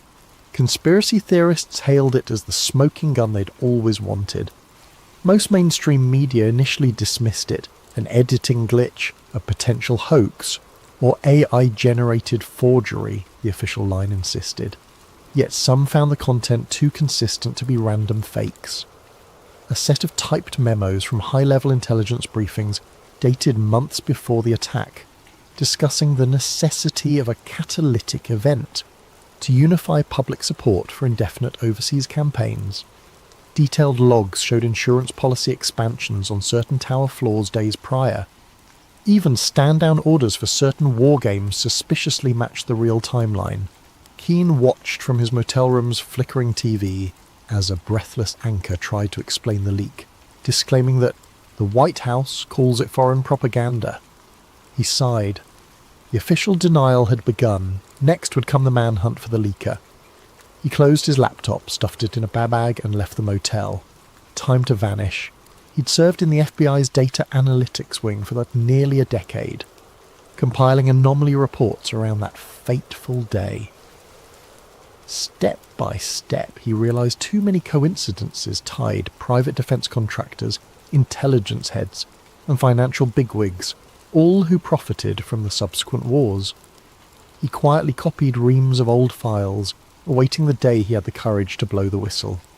That day had come. Elsewhere, powerful wars mobilised.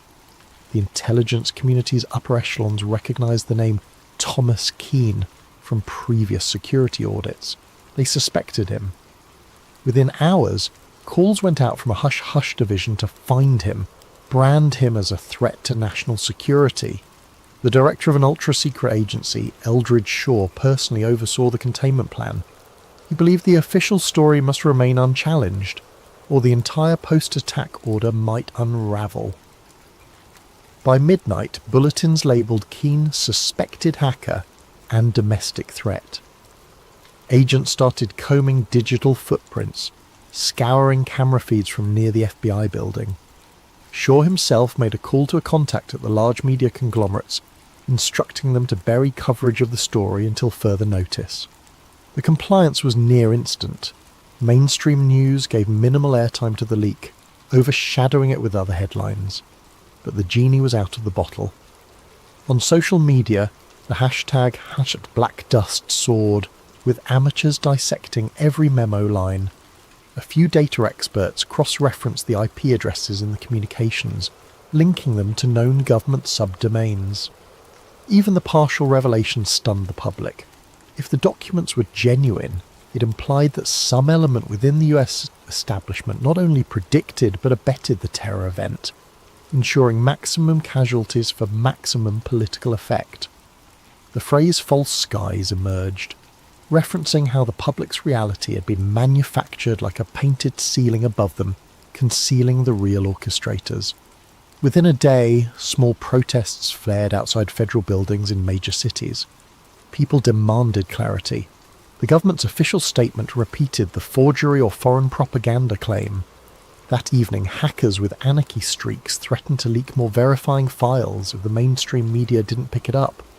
Tensions soared. Meanwhile, the stock market wobbled as rumours of insider deals from decades prior re-emerged. Some corporations connected to military contracting faced plunging shares. Keane watched from a safe house now, a friend's abandoned cabin in the woods. He had only the radio for news, and the swirl of distrust and fury filtered through the static.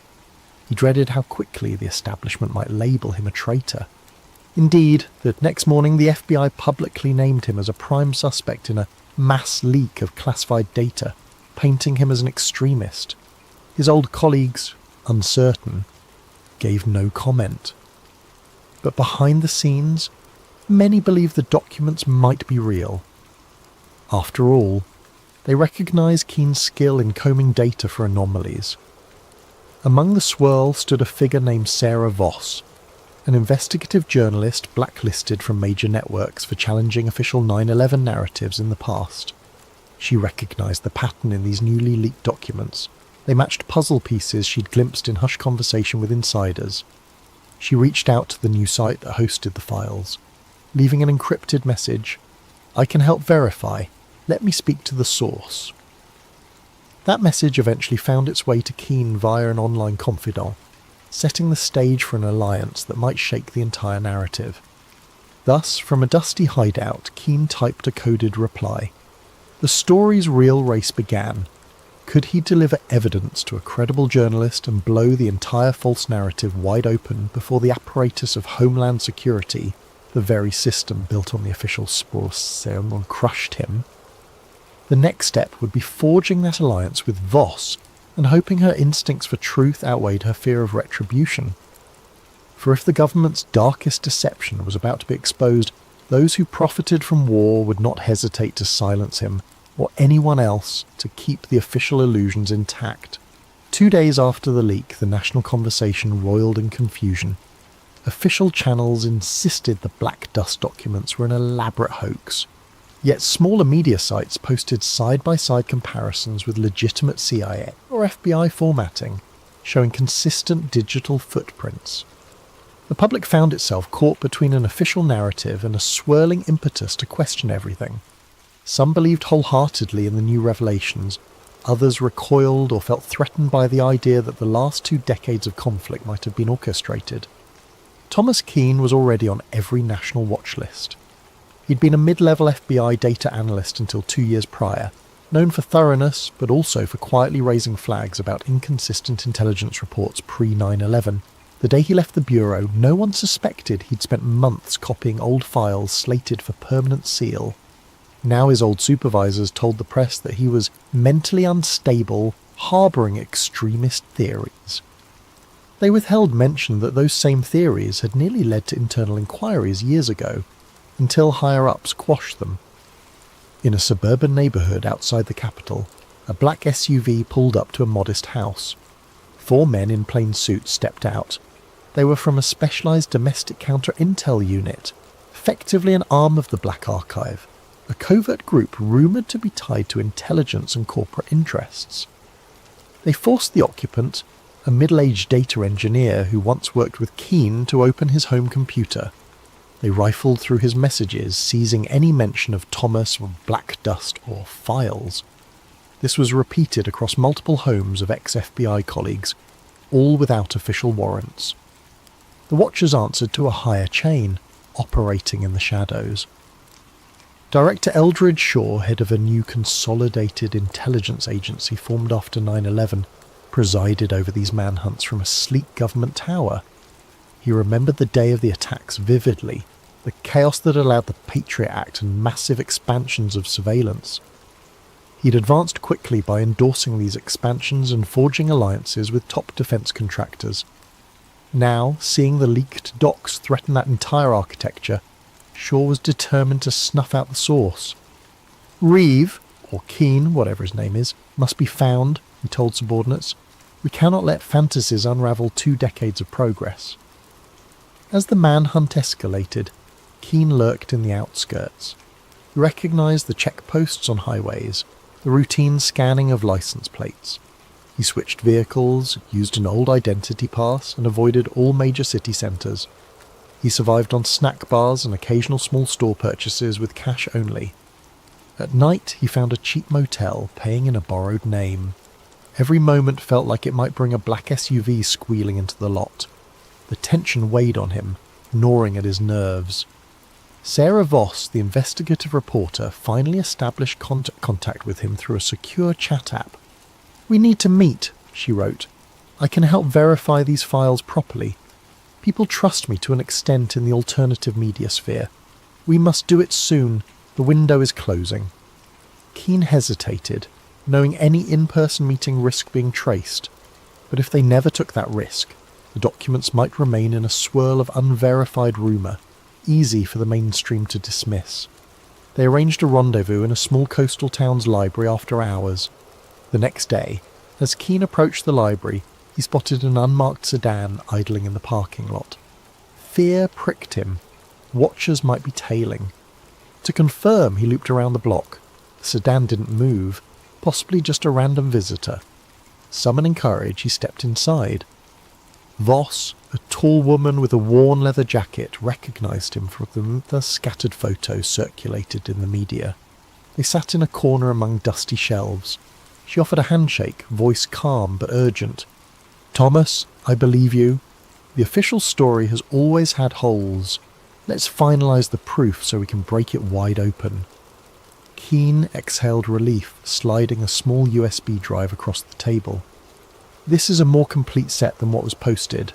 Contains direct memos about the stand-down orders, the deals with defence contractors, the flight path manipulations. Also internal emails referencing the hijackers as assets gone rogue." He paused, tears flickering in his eyes. They used the tragedy for indefinite war, Sarah. They let it happen, or worse, engineered it. Sarah's breath caught.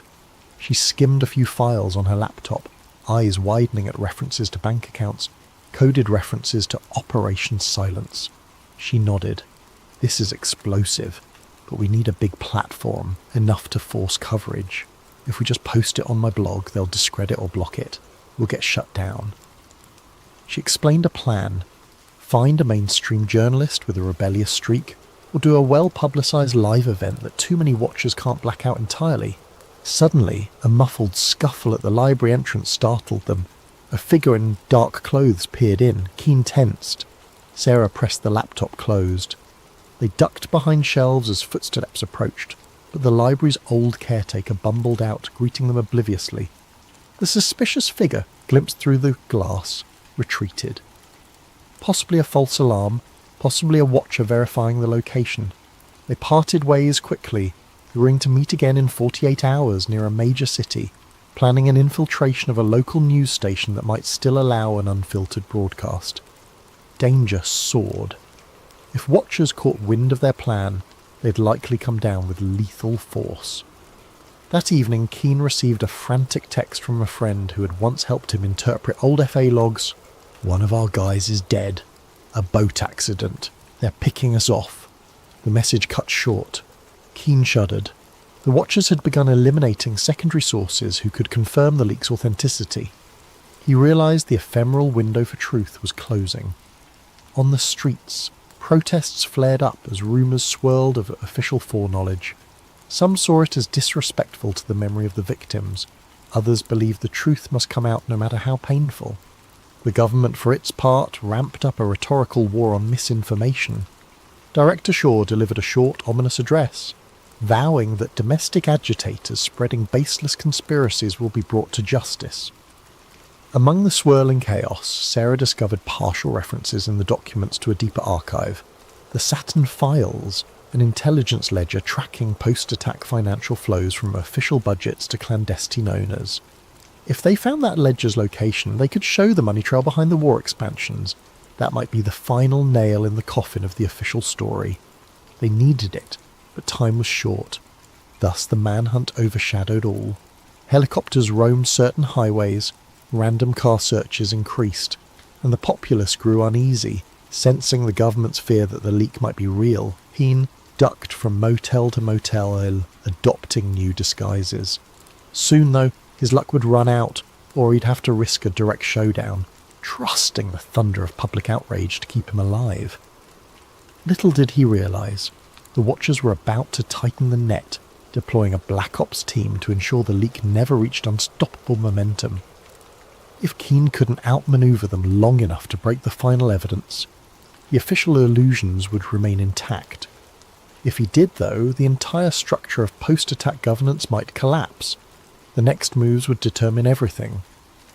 The following week saw Thomas Keane evading Watchers by day and collaborating with Sarah Voss by night, each meeting more urgent than the last. They discovered references to the Saturn files scattered in older CIA memos. Allegedly, it was an encrypted database that meticulously traced the money funneling to defence contractors, oil conglomerates and political campaigns in the immediate weeks after the catastrophic event. If authentic, it would confirm the real motive behind the orchestrated false flag: indefinite war and profiteering. At a safe house borrowed from an old contact of Sarah's, they pored over these hints by lamplight. Among the digital shards was a location clue: a retired NSA facility on the outskirts of a southwestern desert, defunct but rumoured to store old backups. "We find that offline archive," Sarah said. "We can copy the Saturn files in raw form. That's the smoking gun." Keane nodded, though dread of infiltration weighed on him. Between them, they had minimal resources: a battered car, a few $1,000s in cash, and a handful of laptops. The Watchers, on the other hand, had near limitless means: drones, infiltration teams, access to every camera feed in the nation. But the Watchers didn't fully expect them to attempt to break in at a presumably abandoned facility, so maybe the element of surprise worked in their favour. Director Eldridge Shaw ramped up the clampdown. The official narrative shaped the public mind. A rogue ex-FBI analyst has unleashed foreign-forged documents aimed at undermining national security. Many believed it, but a growing minority saw government overreach, especially after multiple suspicious accidents claimed the lives of other potential whistleblowers.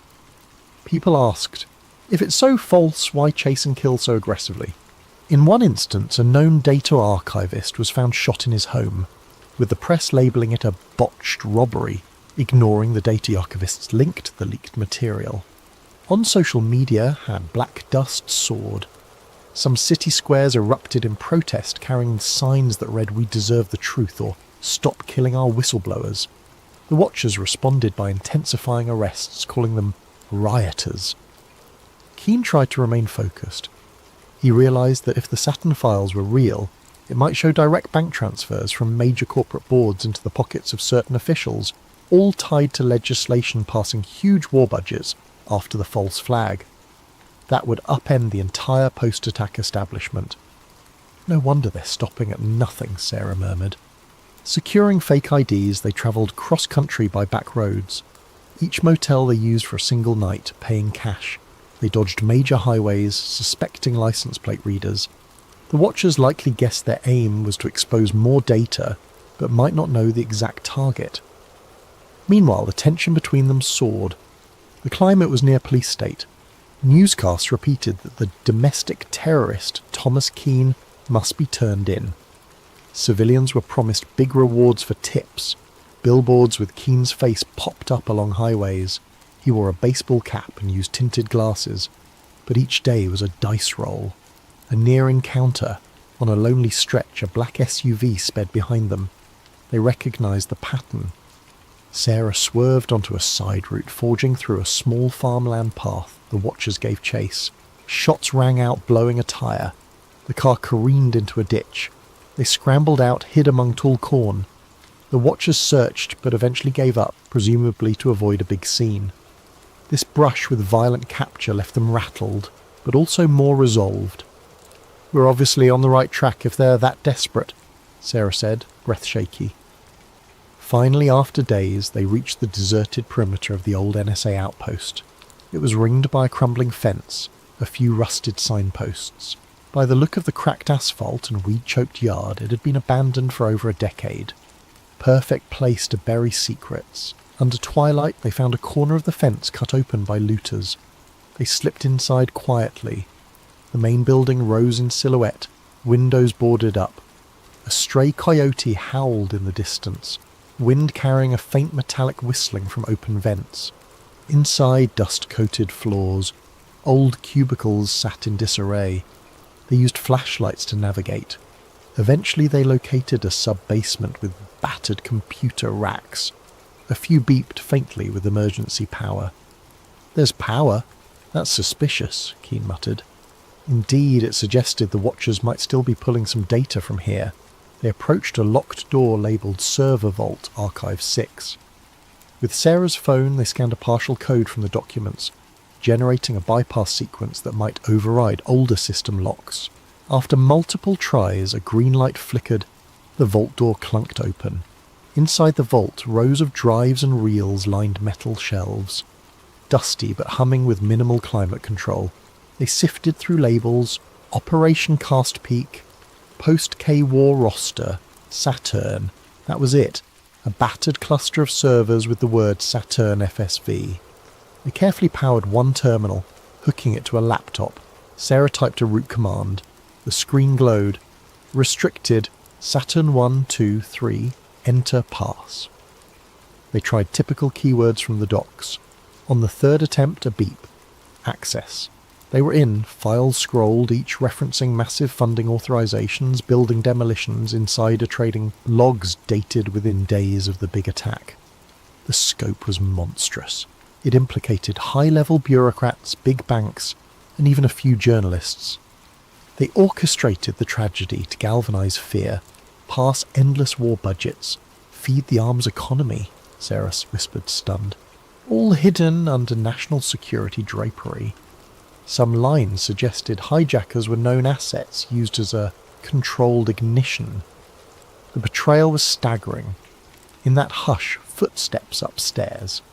The Watchers had arrived, no doubt detecting the power usage. "We must copy this now," Keane said, launching a data transfer to multiple external drives. Meanwhile, Sarah prepared to kill lights and hide, but the Watchers rushed down, flashlights slicing through gloom. Gunfire echoed. Bullets pinged off server racks. Sarah huddled behind a console, returning fire with a small pistol she carried. Keane initiated an upload, hooking the server to a secure satellite link via a portable router. The Watchers advanced. He typed frantically, the progress bar inching along, transmission at 10%. Then Director Shaw himself stepped in. "Stop!" he roared, voice reverberating in the metal corridor. "Keane, you have no idea what you're unleashing. The stability of entire alliances depends on burying that day's complexities." Shots resumed. Sarah took a graze to her shoulder, but kept the Watchers pinned. The bar reached 50%. Shaw barked an order to lob a small explosive. They tossed a flashbang. The ear-shattering pop disoriented them. The Watchers closed in, tackling Sarah. Another pinned Keane. The laptop screen cracked under a boot. The upload froze at 80%. In the struggle, Keane twisted free, smashing a guard's face with the laptop, which ironically forced the laptop back to life. The Watchers tried to pull cables. Meanwhile, a stray bullet hit a server coolant line. Steam hissed. The infiltration team realized this was too risky. The entire place might go up. Shaw advanced on Keane, gun raised. "You can die here with your illusions, or you can vanish quietly. The truth will never see daylight." Suddenly an explosion from the coolant line triggered a chain reaction in the old power system. Fire licked the corners, sending Watchers scrambling. Sarah crawled to safety. Keane, battered, saw the upload bar at 98%. He roared in defiance, pressing a final keystroke to confirm. The system beeped success. The Watchers realized the data had been sent out, unstoppable now. Furious, one aimed at Keane's chest. A final shot rang out. Darkness overcame him. The Watchers yanked the cable, but it was too late. The Saturn files had presumably reached a safe node on the open web. Alarms beeped. The facility's meltdown forced a hurried retreat. In the swirling smoke, Sarah was dragged away by an explosion's concussive wave. The Watchers grabbed Shaw, retreating. The entire sub-basement collapsed in flame and dust. For all they knew, Keane perished under the rubble. But the Watchers had lost the bigger war. The Saturn files were free. Within hours, a torrent of new evidence, the Saturn files, flooded the internet. Anonymous activists, archivists, and journalists worldwide mirrored the data. Even as official agencies tried to block or discredit it, the story soared across social media, overshadowing government censorship efforts. Original documents codenamed Operation White Dawn, some Project Switchboard, Commission for Filter some Rorsi, provided stark details. Insider collusion with extremist groups, advanced planning to ensure that attacks triggered panic and indefinite war mobilization, international reaction. Allies demanded urgent clarifications from Washington. Rival nations called for an emergency UN session. The general public seeing internal memos where top officials weighed acceptable civilian losses for strategic advantage reeled in fury. Large-scale protests ignited in multiple capitals. People demanded resignations.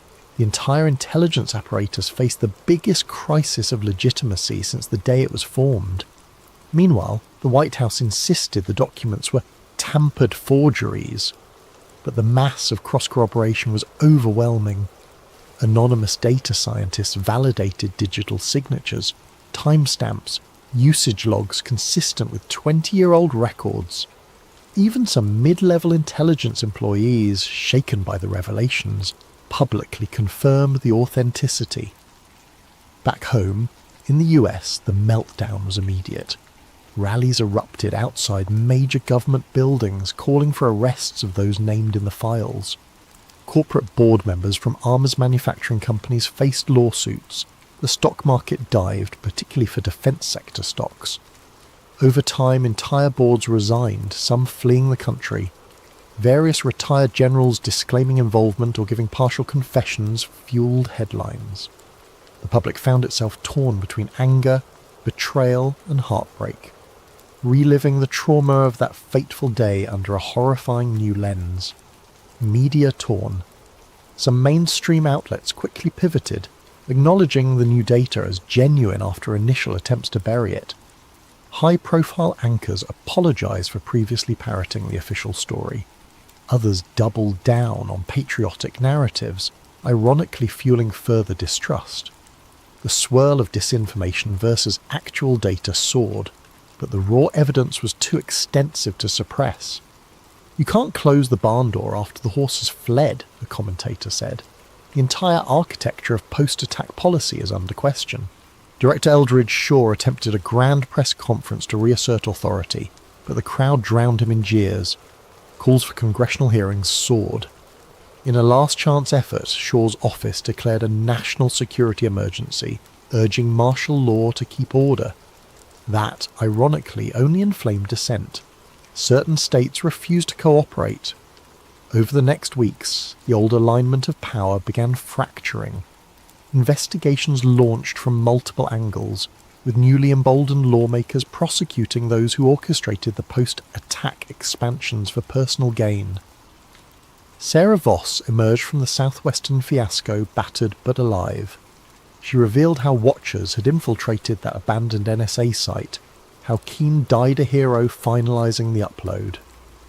She published a moving column titled One Man's Last Key Press, describing how, in a swirl of gunfire, Keane completed the Saturn files transmission, ensuring no one could bury it. The piece went viral, shaping the public's view of Keane as a tragic whistleblower who gave everything for the truth. At the local level, families of 9/11 victims demanded new trials. The old official commissions were discredited. People realised entire reams of contradictory evidence had been sealed. Even the original investigators admitted they'd been misled or threatened. The emotional toll soared once more. Many felt as though they'd been lied to for decades about the biggest national tragedy. A wave of introspection overcame the country. How had fear become so profitable, and how did good people allow it? Internationally, alliances that had supported the war on terror felt betrayed.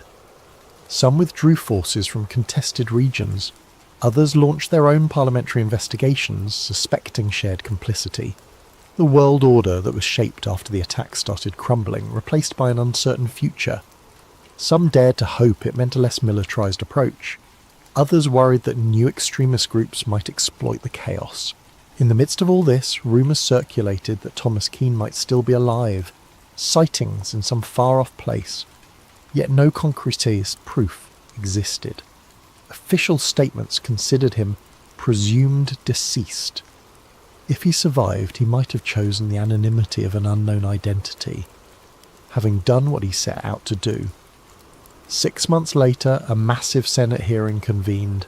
Top officials were subpoenaed. The public watched enthralled as ex-generals, ex-CEOs, and ex-administration figures from 20 years prior faced grilling.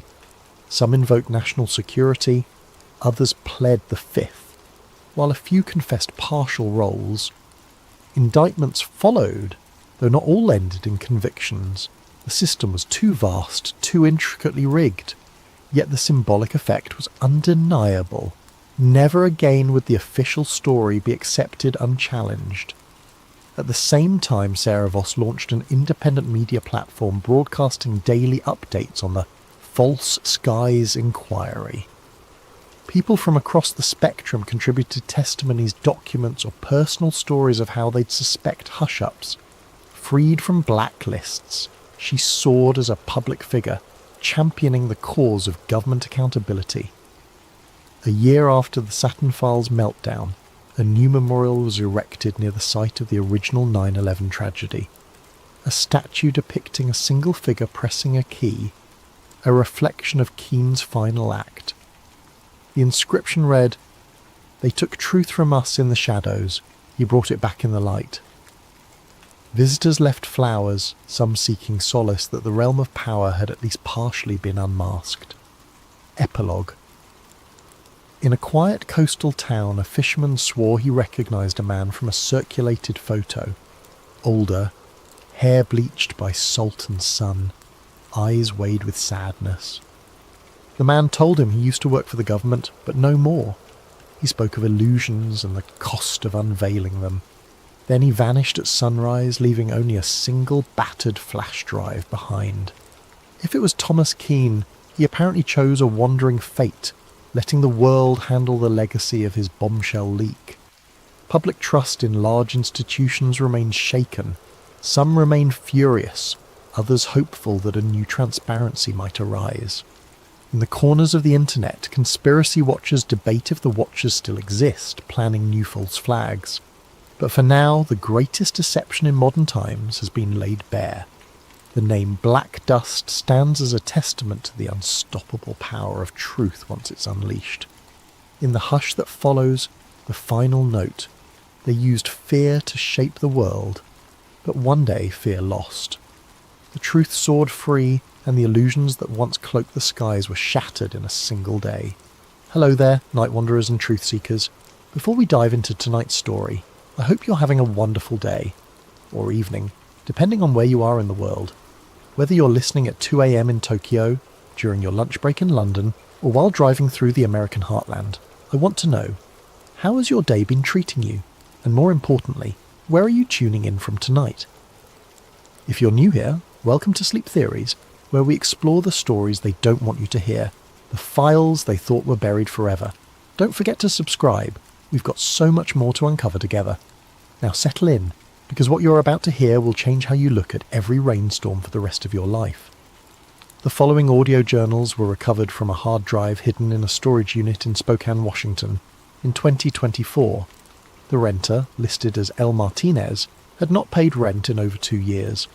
The recordings are presented here exactly as they were found, with minimal editing for clarity. The speaker identifies herself as Dr. Lena Marrow, formerly of the Centers for Disease Control and Prevention. What follows is her account of the Oakville incident, a story that begins with strange rain and ends with questions that still keep government officials awake at night. Date: August 9th, 1994. Time: 11:47 p.m. Location: Motel 6, Centralia, Washington. Static. Then the sound of a woman clearing her throat. This is Dr. Lena Marrow, CDC identification number 4471-Delta. I'm recording this on my personal device because I have a feeling the official channels aren't going to want to hear what I'm about to say. 2 days ago, I was in my lab in Atlanta, running routine cultures on a nasty strain of E. coli from a food processing plant in Georgia. Normal Tuesday stuff. Then the call came in around 3 in the afternoon, emergency deployment to rural Washington state. Something about a biological anomaly affecting multiple civilians. They gave me the basics on the flight. Sunday morning, August 7th, the town of Oakville, Washington, population barely 600, experienced what locals described as gel rain. Not normal rain, not hail, but translucent gelatinous blobs falling from the sky for approximately 6 hours straight. By Sunday evening, 23 people had been hospitalised with severe flu-like symptoms. By Monday, that number had climbed to 41. I've been doing this job for 8 years. I've seen anthrax scares that turned out to be flour, mysterious rashes that were poison ivy, and zombie outbreaks that were actually just really bad food poisoning. But something about this one felt different from the moment I stepped off the plane in Seattle. For starters, they didn't send me alone. Usually for small rural incidents, it's just me and maybe a local health official. This time, I had a full team. Doctor Marcus Webb from the Virology Division, Dr. Sarah Chen from Environmental Health, and, this is where it gets weird, a military liaison named Colonel Hayes, who wouldn't tell us which branch he represented. "Just think of me as your government escort," he said when I asked. Real friendly guy. The kind of friendly that makes your skin crawl. We drove down to Oakville in a convoy of black SUVs. Not exactly subtle for a sleepy logging town. The whole drive, Colonel Hayes kept making phone calls in some kind of code. Package secure? Phase 3 confirmed, that sort of thing. When I asked what Phase 3 meant, he just smiled and said, "Medical terminology, Doctor. Above your clearance level." Above my clearance level, I have level 4 biosafety clearance. I've worked with hemorrhagic fever viruses that could kill half of Atlanta if mishandled. What exactly was above my clearance level? We got to Oakville around 4 in the afternoon.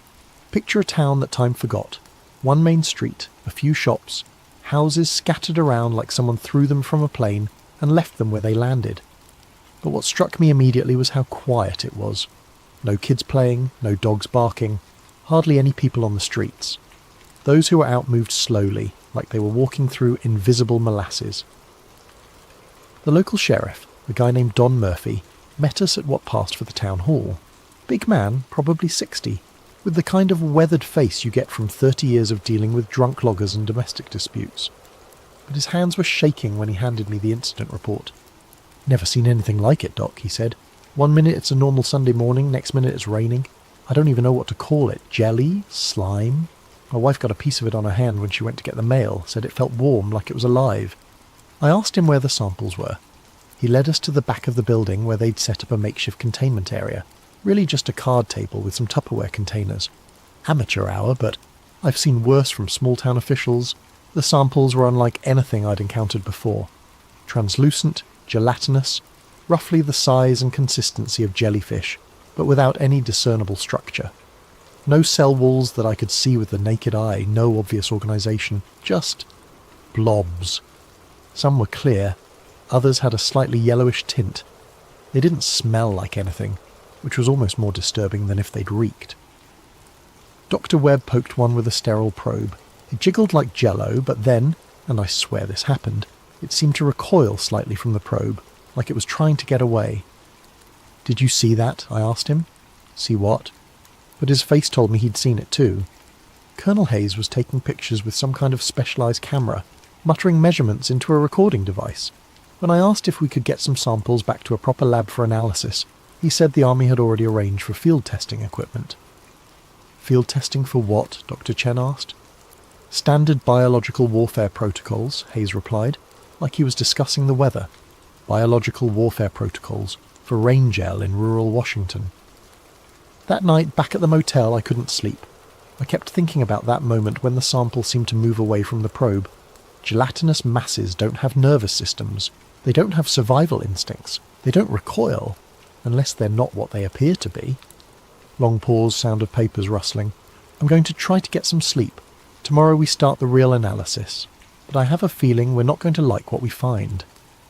End of entry number 1. Date, August 10th, 1994. Time, 6:23 a.m. Location, Oakville Community Centre, converted field lab. Sound of equipment humming, distant voices. Good morning, if you can call it good. I didn't sleep much last night, and from the looks of my team neither did they. Dr. Webb had bags under his eyes that could carry groceries, and Dr. Chen kept checking and rechecking her equipment like she was afraid it might betray her. Colonel Hayes, on the other hand, looked like he'd had a full 8 hours and a continental breakfast. He'd somehow managed to have a complete mobile laboratory set up in the Oakville Community Centre overnight. I'm talking electron microscopes, DNA sequencing equipment, atmospheric analysis tools, stuff that usually takes weeks to requisition and ship. When I asked how he'd managed it, he just said the Army keeps emergency research assets stationed throughout the Pacific Northwest. Emergency research assets for biological incidents in towns with populations smaller than my high school graduating class. We started the analysis around 7 this morning. The first thing we did was basic microscopy on the gel samples. What we found... Christ, I don't even know how to describe it properly. The samples contained human white blood cells.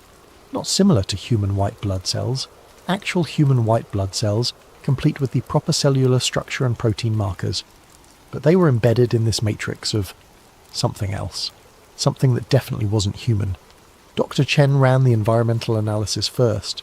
She found traces of aircraft fuel compounds in the gel, specifically JP-8 fuel used by military aircraft. When she mentioned this to Colonel Hayes, he suddenly became very interested in her methodology. Could be contamination from atmospheric particulates, he suggested. Lots of air traffic over Washington state. But Chen had already thought of that. She'd run control samples from the surrounding area. The fuel compounds were only present in the gel samples, and in concentrations that suggested direct contact, not atmospheric absorption. Something carrying JP-8 fuel came into direct contact with this material, she told me quietly, when Hayes stepped out to make another of his coded phone calls. That's when Dr. Webb made the discovery that changed everything. He'd been examining one of the gel samples under high magnification, documenting its cellular structure, when he noticed something moving. Not the random Brownian motion you'd expect from particles in solution, but directed movement. Purposeful movement. "Lena, you need to see this," he called out. I rushed over to his workstation. On the monitor displaying the microscope feed, I could see what looked like bacterial structures, but they were moving in formation, coordinated, like they were following some kind of instruction set. "Are those bacteria?" I asked. "I don't know what they are," Webb admitted. "They have some bacterial characteristics, but the behaviour is all wrong. Bacteria don't move in patterns like this. And look at this." He switched to a different sample. This one contained what appeared to be 2 distinct bacterial strains, but they weren't competing for resources like you'd expect. They were working together, cooperating.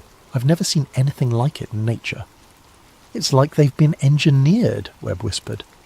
That's when Colonel Hayes returned from his phone call and his demeanour had completely changed.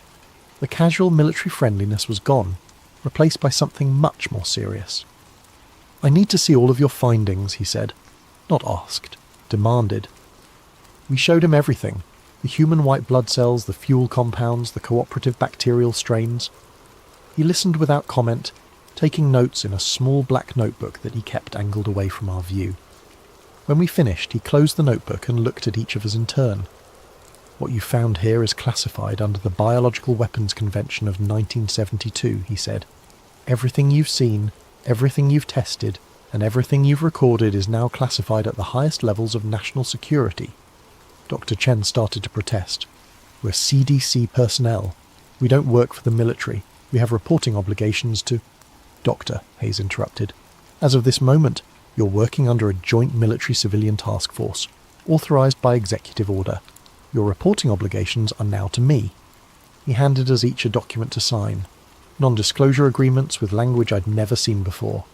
Penalties for violation included not just termination and criminal prosecution, but something called administrative detention for national security purposes. I've signed NDAs before, every CDC employee has. But this was different. This wasn't about protecting public health information or maintaining quarantine protocols. This was about hiding something. "What exactly are we hiding?" I asked. Hayes looked at me for a long moment. Dr. Marrow, have you ever considered the possibility that some biological incidents aren't accidents? Before I could ask what he meant, one of his assistants, when had assistants arrived, whispered something in his ear. Hayes nodded and turned back to us. We'll continue this discussion tomorrow. For tonight, I need you to secure all samples and shut down your analysis equipment. No further testing until I give the authorization. As we packed up our equipment, I noticed Dr. Webb palming one of the smaller sample containers. He caught my eye and gave an almost imperceptible nod toward the back exit. Smart man, because something about this whole situation stank worse than week-old biological cultures. Sound of equipment being moved, voices growing distant. I'm heading back to the motel now. Tonight, Dr. Webb and I are going to do some unauthorized analysis. If Colonel Hayes wants to classify our findings, we need to know what we're actually being asked to hide, and I have a terrible feeling we're not going to like the answer. End of entry number 2. Date: August 11th, 1994. Time: 2:14 AM. Location: Motel 6, Room 127. Whispered voice, sounds of typing in background. Jesus Christ, I don't even know where to start. Webb and I spent the evening running analysis on the sample he'd smuggled out. We had to use his personal laptop and some portable equipment he'd brought for emergencies, but what we found, it changes everything we thought we knew about the Oakville incident. First, the bacterial strains. We managed to isolate and identify them using Webb's portable DNA sequencing kit. One of them matched a known strain of Bacillus cereus. Not unusual, you can find it in soil and food products. But the other strain was completely unknown. Not just a new variant, but something that doesn't match anything in the genetic databases. But here's the really disturbing part.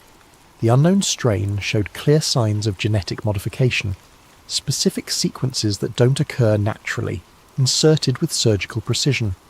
Someone had deliberately engineered this bacterium, and from what we could determine, it was designed to interact with human neurochemistry. It's targeting neurotransmitter production, Webb explained, pointing to the protein structures on his laptop screen. Specifically dopamine and serotonin pathways. This isn't meant to kill people, it's meant to affect their behaviour. Behaviour modification through biological agents. That's not medical research, that's weapons development. We were just starting to process the implications when Dr. Chen appeared at our door. She looked terrible, pale, shaking, eyes wide with panic. They took Marcus, she said. What do you mean, took him? I asked. Dr. Peterson, the environmental specialist who was supposed to arrive this morning. He never showed up at the community centre, so I went to check on him at his motel. His room was empty, but there were signs of a struggle, and this was on the floor.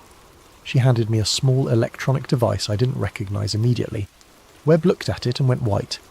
That's a data mining device, he said. Military grade. It's used to extract information from computers and mobile devices. Chen nodded. His laptop was gone. His phone was gone. Even his backup drives. But whoever took him missed this. It was under the bed. She opened her own laptop and inserted the device. After a few minutes of technical wizardry that was way above my pay grade, she managed to access its stored data. Oh my God, she whispered. On the screen was a document marked Classified Project Rainvale Phase 3 Operational Summary. I'll try to reproduce the key sections here, though my hands are shaking as I type this. Objective: Field test of aerosolized behavioral modification compound in controlled civilian population. Delivery method: KC-135. Stratotanker equipped with weather modification dispersal system. Target area: Oakville, Washington. Population 598. Isolated minimal media attention probability. Compound composition: synthetic gel matrix containing engineered bacterial agents, B7, mood suppression, and B12, compliance enhancement, plus human leukocytes for immune system camouflage. Expected results: 72-hour onset period. Symptoms include mild fever, cognitive fog, reduced anxiety response, increased suggestion susceptibility. Monitoring protocol: embedded CDC team to document civilian response while maintaining cover story of natural phenomenon investigation. Escalation authority: Colonel J. Hayes, Project Rainvale Operations Command. There were more details. technical specifications, dosage calculations, even psychological assessment protocols for measuring compliance enhancement in the affected population. But what made my blood run cold was the final section. Phase 4. Authorization. Upon successful completion of Phase 3 field test, recommend expansion to larger population centres. Proposed targets include rural communities in Oregon, Idaho and Montana, with eventual metropolitan deployment pending Senate Armed Services Committee approval. They weren't studying a natural phenomenon. They weren't even studying an accidental release of biological material. They had deliberately rained biological weapons on American citizens as a test run for larger operations. How many people know about this? I asked Chen. Peterson and I were the only ones with clearance to access the environmental data. But Peterson suspected something was wrong with the whole operation. He'd been asking questions about the military involvement, the secrecy protocols, why we needed level 5 containment procedures for what was supposed to be an algae bloom. That's why they took him, Webb said quietly. We spent the next 2 hours copying everything we could from the device onto multiple backup drives. The full scope of Project Rainveil was even more disturbing than the initial document had suggested. This wasn't some rogue military operation. It was part of a larger program dating back to the 1960s, designed to test the feasibility of using biological agents for population control. Not population reduction, population control, making people more compliant, less likely to resist government authority, more susceptible to media manipulation.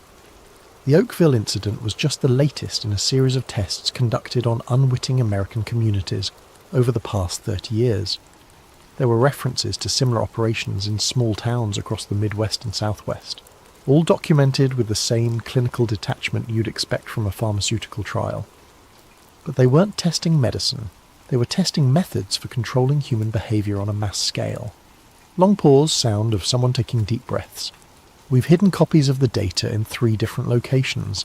If something happens to us, at least there will be a record of what really happened here. Tomorrow we're supposed to report back to Colonel Hayes with our final analysis of the Oakville samples. He expects us to conclude that the incident was caused by natural atmospheric phenomena, algae blooms, bacterial contamination, nothing that can't be explained by meteorology and bad luck. But I can't do it. I became a doctor to help people, not to cover up biological weapons tests on American citizens. Even if it means the end of my career, I have to find a way to expose what's really happening here. The question is, how do you fight an enemy that can rain compliance from the sky? End of entry number 3. Date, August 11th, 1994. Time, 6:45 p.m. Location, Oakville Community Center. Background noise of equipment being packed, multiple voices. Today was supposed to be our final day of analysis. Colonel Hayes called a team meeting for 8 this morning to discuss our conclusions about the Oakville incident. I walked into that community centre knowing it might be the last honest thing I ever did as a CDC scientist. But I wasn't prepared for what Hayes told us.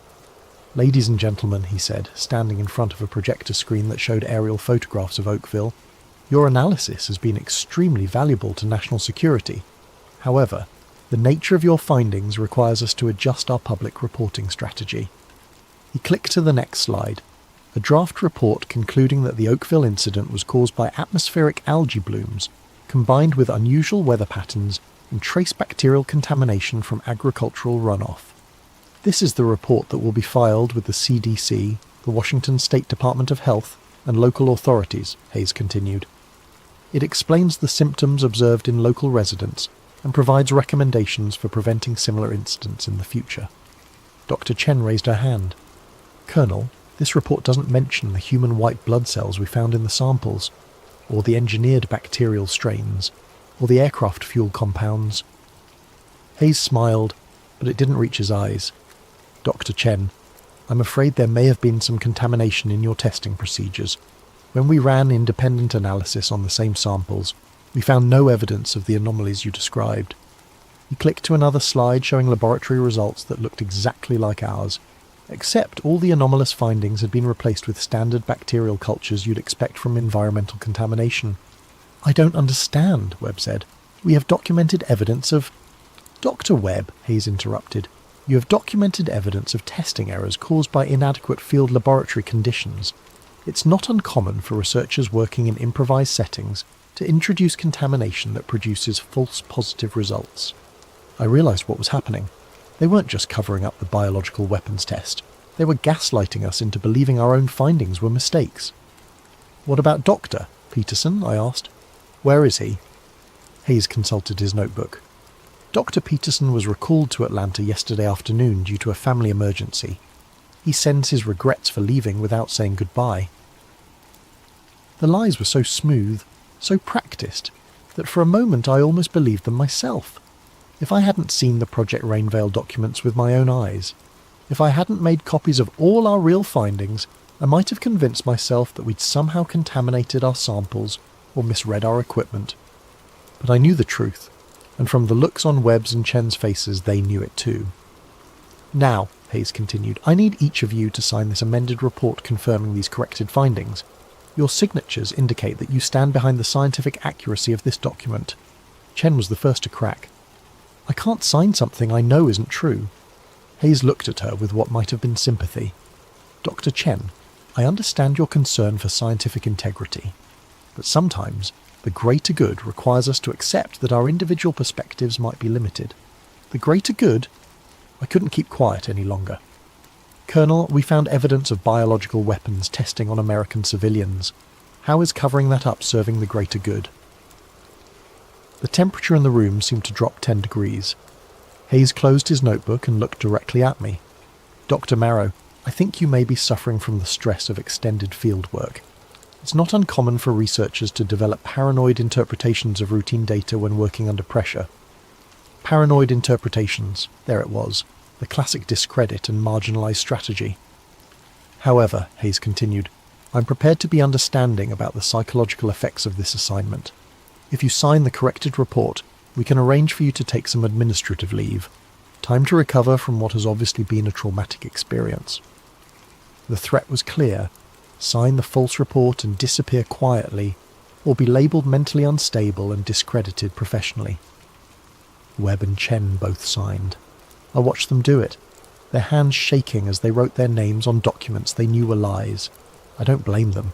They have families, mortgages, careers to protect. The system is designed to make resistance too costly for ordinary people. But I didn't sign. "I need more time to review the data," I told Hayes. He nodded like he'd expected this. "Of course. Take all the time you need. Just remember, Doctor, sometimes the most patriotic thing a scientist can do is know when to stop asking questions." Sound of chairs scraping, people leaving. Everyone else has gone home. I'm alone in the community centre now, supposedly packing up the last of our equipment. But really, I'm trying to figure out what to do next. I've spent my entire career believing that science serves truth, and truth serves the public good. But what happens when the truth is so dangerous that revealing it might be worse than hiding it? What if they're right? What if there are threats to national security that justify testing biological weapons on unwitting civilians? What if the greater good really does require some people to suffer in ignorance so that others can be protected? Long pause. Number, I can't accept that. The moment we start justifying weapons tests on our own people, we've lost everything worth protecting. I'm going to find a way to expose Project Rainveil. I don't know how yet, but I'm going to make sure the world knows what happened in Oakville, even if it destroys me. End of entry number 4. Date: August 13th, 1994. Time: 11:30 p.m. Location: undisclosed. Voice much more subdued. Sounds of traffic in background. I can't tell you where I am right now. It's not safe. Yesterday, after I refused to sign Hayes' fabricated report, things moved very quickly. I went back to my motel room to find 2 men in suits waiting for me in the parking lot.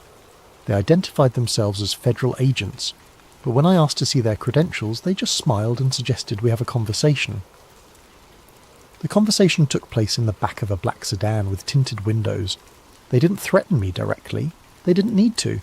Instead, they told me about other CDC researchers who'd developed psychological problems after stressful field assignments. Researchers who'd been quietly moved to desk jobs or taken extended medical leave, or simply transferred to positions where their paranoid tendencies wouldn't be a problem. "Dr. Marrow," one of them said, "we understand you've been under a lot of pressure lately. Working in field conditions, dealing with unusual biological samples, the stress of trying to protect public health. It's enough to make anyone start seeing conspiracies where there are only coincidences. They offered me a choice: accept a transfer to a nice, quiet position in the CDC's Historical Archives Division, or continue to insist on my misinterpretation of the Oakville data and face the consequences of being labelled psychologically unfit for fieldwork. I told them I needed time to think about it.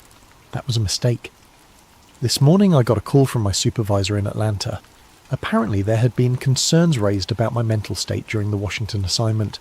I was being placed on immediate administrative leave pending a psychological evaluation. When I tried to access my CDC email account, my password had been changed. When I called the IT department, they told me my account had been suspended for security reasons. My CDC credit cards were cancelled, my official phone was remotely wiped. In less than 24 hours, they'd completely severed my connection to the agency I'd worked for 8 years. But they made one mistake. They assumed I'd kept all my evidence in official channels. Before leaving Oakville, I'd mailed copies of our real findings to 3 different addresses: a journalist I knew from graduate school, a professor at Johns Hopkins who specialised in biological weapons research, and my own personal storage unit in Atlanta. I'd also uploaded encrypted copies to a private bulletin board system that a friend of mine ran for sharing research data. If they wanted to silence me, they'd have to find and destroy all of those copies, and I wasn't going to make it easy for them. Sound of papers rustling. I've been doing my own research over the past 2 days, using public records and Freedom of Information Act requests to trace the history of Project Rainveil. What I've found is terrifying in its scope. The Oakville incident wasn't isolated. Over the past 30 years, there have been at least 24 similar events in small communities across the United States. Strange weather phenomena followed by unexplained illnesses, always in rural areas with populations under 1,000, always with minimal media attention. 1967, Eureka, Utah. Residents reported snow that wouldn't melt, followed by a flu outbreak that left most of the town bedridden for weeks. 1973, Millfield, Ohio. A chemical spill from a passing truck caused respiratory problems and severe lethargy in local residents. 1981, Hanksville, Utah. Military aircraft conducting weather research preceded an outbreak of what doctors called desert fever. Symptoms included cognitive fog and unusual compliance with authority figures. 1988, Jordan Valley, Oregon. Atmospheric algae blooms caused flu-like symptoms and temporary memory problems in nearly half the town's population. The pattern is always the same: unusual atmospheric phenomena followed by specific symptoms that include not just physical illness, but psychological changes: reduced anxiety, increased suggestibility, temporary memory problems, and always military aircraft in the area immediately before the incident. But here's what really scares me. I found evidence that some of these tests were deemed successful and led to larger-scale operations. In 1976, San Francisco experienced what was officially described as a fog phenomenon that caused widespread respiratory problems. Thousands of people were affected, but the symptoms were dismissed as a particularly bad flu season. What the public wasn't told was that military aircraft had been conducting weather modification experiments over the Bay Area for months leading up to the incident. They'd been testing biological weapons on American citizens for decades, refining their techniques, expanding their scope. The Oakville incident was just the latest iteration of a program that's been growing bolder and more sophisticated over time. Long pause, sound of someone lighting a cigarette. I tried to call the journalist I'd sent documents to. Her editor told me she'd been reassigned to cover local politics and wasn't available for comment on conspiracy theories. The professor at Johns Hopkins never returned my calls, and when I finally reached his department, they told me he was on sabbatical in Europe with no forwarding address. Someone got to them. Someone with enough influence to silence respected professionals with just a phone call. But they haven't found all of my evidence yet, and they haven't silenced me. I'm going to keep digging. I'm going to find out how high this goes, how many people know about Project Rainveil, and what they're planning next. Because I have a terrible feeling that Oakville was just a small-scale test for something much bigger. The question isn't whether they're going to do this again. The question is where, when, and how many people will be affected next time. End of entry number 5. Date: August 20th, 1994. Time: 3:17. AM location: unknown. Voice tired, stressed, sounds of typing. It's been a week since my last recording and everything has gone to hell. I thought I was being careful. I thought I was covering my tracks. But they've been watching me since the moment I left Oakville, and they're very, very good at what they do. 3 days ago, I was staying in a small motel outside Portland, trying to piece together more information about Project Rainveil using public records and online databases. I'd managed to identify what I thought was the command structure for the program, a joint task force involving elements from the Army, the Air Force, and something called the Biological Defense Research Command that doesn't officially exist. I was making good progress, connecting the dots between various military installations, research facilities, and the locations of suspected biological weapons tests. I'd even found what looked like budget allocations for atmospheric delivery systems buried in Defense Department spending reports. That's when they found me. I woke up around 2 in the morning to the sound of someone trying to pick the lock on my motel room door. I'd been paranoid enough to wedge a chair under the handle and set up some improvised early warning systems, glasses balanced on the doorknob, that sort of thing. When I heard the glasses fall, I knew I had maybe 30 seconds before they got in. I grabbed my laptop and the backup drives, threw them in a bag and went out the bathroom window. It was a 2-story drop and I'm pretty sure I sprained my ankle when I landed, but it was better than waiting around to see what they had planned for me. From the parking lot I could see 3 men in my room searching through everything I'd left behind. They were thorough, checking inside the toilet tank, ripping apart the mattress, even removing electrical outlet covers to look for hidden storage. These weren't amateur government agents. These were professionals who'd done this kind of thing many times before. I limped to my rental car and drove until dawn, changing direction randomly, paying cash for everything, trying to stay ahead of whatever tracking systems they might be using to find me. But they found me anyway. Yesterday, I stopped at a library in a small town whose name I won't record here, trying to use their computers to continue my research. After about an hour of digging through military contractor databases, every computer in the library suddenly lost internet access. The librarian said it was probably a problem with their service provider. But when I went outside, I saw a van parked across the street with sophisticated communications equipment visible through the back windows. Someone had jammed the library's internet connection to stop me from accessing information they didn't want me to see. That's when I realised the full scope of what I was up against. This isn't just a cover-up of one biological weapons test. This is a coordinated campaign involving multiple agencies, military units, and intelligence services. They have the resources to monitor internet traffic, jam communications, and track individuals across multiple states in real time. But they've also made a mistake. They've shown me how scared they are. If Project Rainveil was just a minor research program that got out of hand, they wouldn't need this level of resources to contain the story. The fact that they're throwing this much manpower and technology at stopping one CDC researcher means the program is much bigger and much more important than I initially thought. Sound of papers rustling, typing. I've managed to piece together more of the picture using cached web pages and archived documents I downloaded before they started actively interfering with my research. What I've found suggests that Project Rainveil isn't just about testing biological weapons, it's about implementing them. The psychological effects we documented in Oakville, increased compliance, reduced anxiety, temporary memory problems, aren't side effects of biological contamination. They're the intended results of a sophisticated behaviour modification program. Think about it. What if you could make entire populations more accepting of government authority? What if you could reduce civil unrest, decrease crime rates, and increase social stability by adjusting the neurochemistry of millions of people simultaneously? That's what Project Rainveil is really about. Not killing people, but controlling them. Making them easier to govern, less likely to resist, more willing to accept whatever they're told by authority figures. And from what I can determine, they've been testing and refining these techniques for 30 years, gradually expanding the scope of their operations. Oakville wasn't an isolated incident. It was a field test for nationwide deployment. Long pause. I found something else in the archived documents. References to what they call Phase 4 implementation. Budget projections for large-scale atmospheric delivery systems. Purchase orders for chemical compounds measured not in grams or kilograms, but in tons. They're not planning small-scale tests anymore. They're planning to deploy these biological agents over major metropolitan areas. And based on the timeline in the documents I've seen, Phase 4 is supposed to begin sometime in the next 2 years.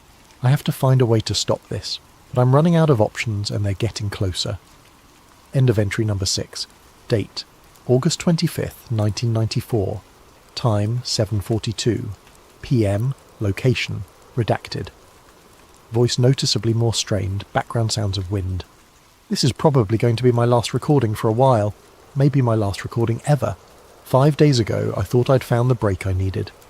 Using a combination of military contractor databases and cross-referencing with air traffic control records, I'd managed to identify the specific aircraft used in the Oakville operation. A KC-135 Stratotanker, tail number 63-8877, operating out of McCord Air Force Base near Tacoma.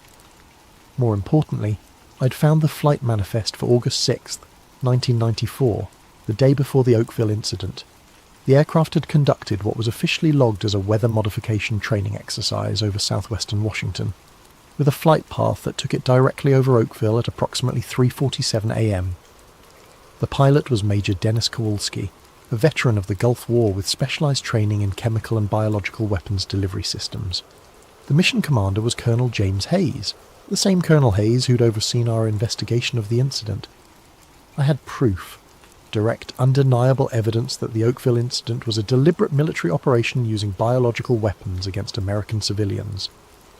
But when I tried to use this information, everything fell apart.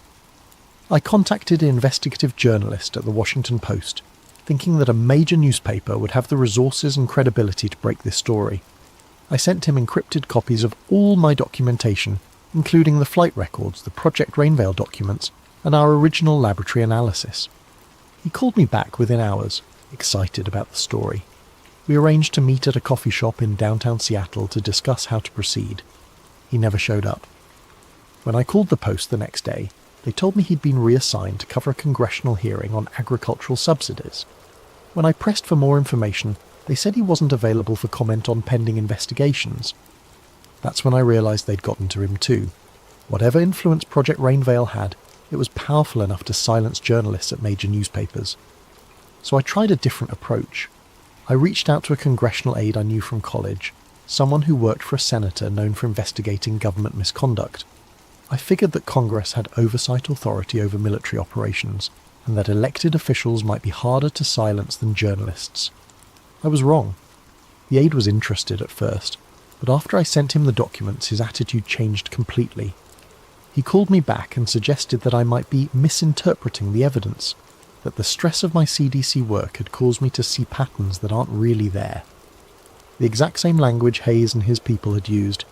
Someone had gotten to him within 24 hours of receiving my information. Either they'd threatened him, paid him off, or convinced him that I was mentally unstable. It didn't matter which. The result was the same. Sound of typing, papers rustling. But then I found something that changed everything. A name I recognised from my graduate research. Dr. Elizabeth Carver, formerly of the Army's Biological Weapons Research Program at Fort Detrick. Dr. Carver had been a whistleblower in the 1970s, exposing illegal human experimentation programs run by the military. She'd faced the same kind of harassment and discrediting that I was experiencing, but she'd managed to get her story out through alternative channels. More importantly, she was still alive and still fighting. I managed to track her down through academic networks. She was working as a professor at a small college in Vermont, keeping a low profile but still conducting research into government biological weapons programs. When I called her, she knew exactly what I was talking about before I even mentioned Project Rainveil. They've been expanding the program, she told me. What you saw in Oakville was just the latest test. They've been working on this for decades, and they're getting ready to go operational. She agreed to meet with me, but only under very specific conditions. No phones, no electronic devices, no credit card transactions. Cash only, public places, multiple contingency plans for communication. They're very good at what they do, she warned me, and they have resources you can't imagine. But they're not invincible. There are ways to fight back. We met 3 days ago in a small diner in rural Montana. Dr. Carver was in her 60s, grey-haired and unassuming, but when she spoke about the biological weapons program, her voice carried the authority of someone who'd spent decades studying the subject. The Oakville incident follows the same pattern as dozens of other tests, she explained. They select isolated communities, deploy biological agents designed to affect behavior and cognition, then monitor the results while maintaining plausible deniability.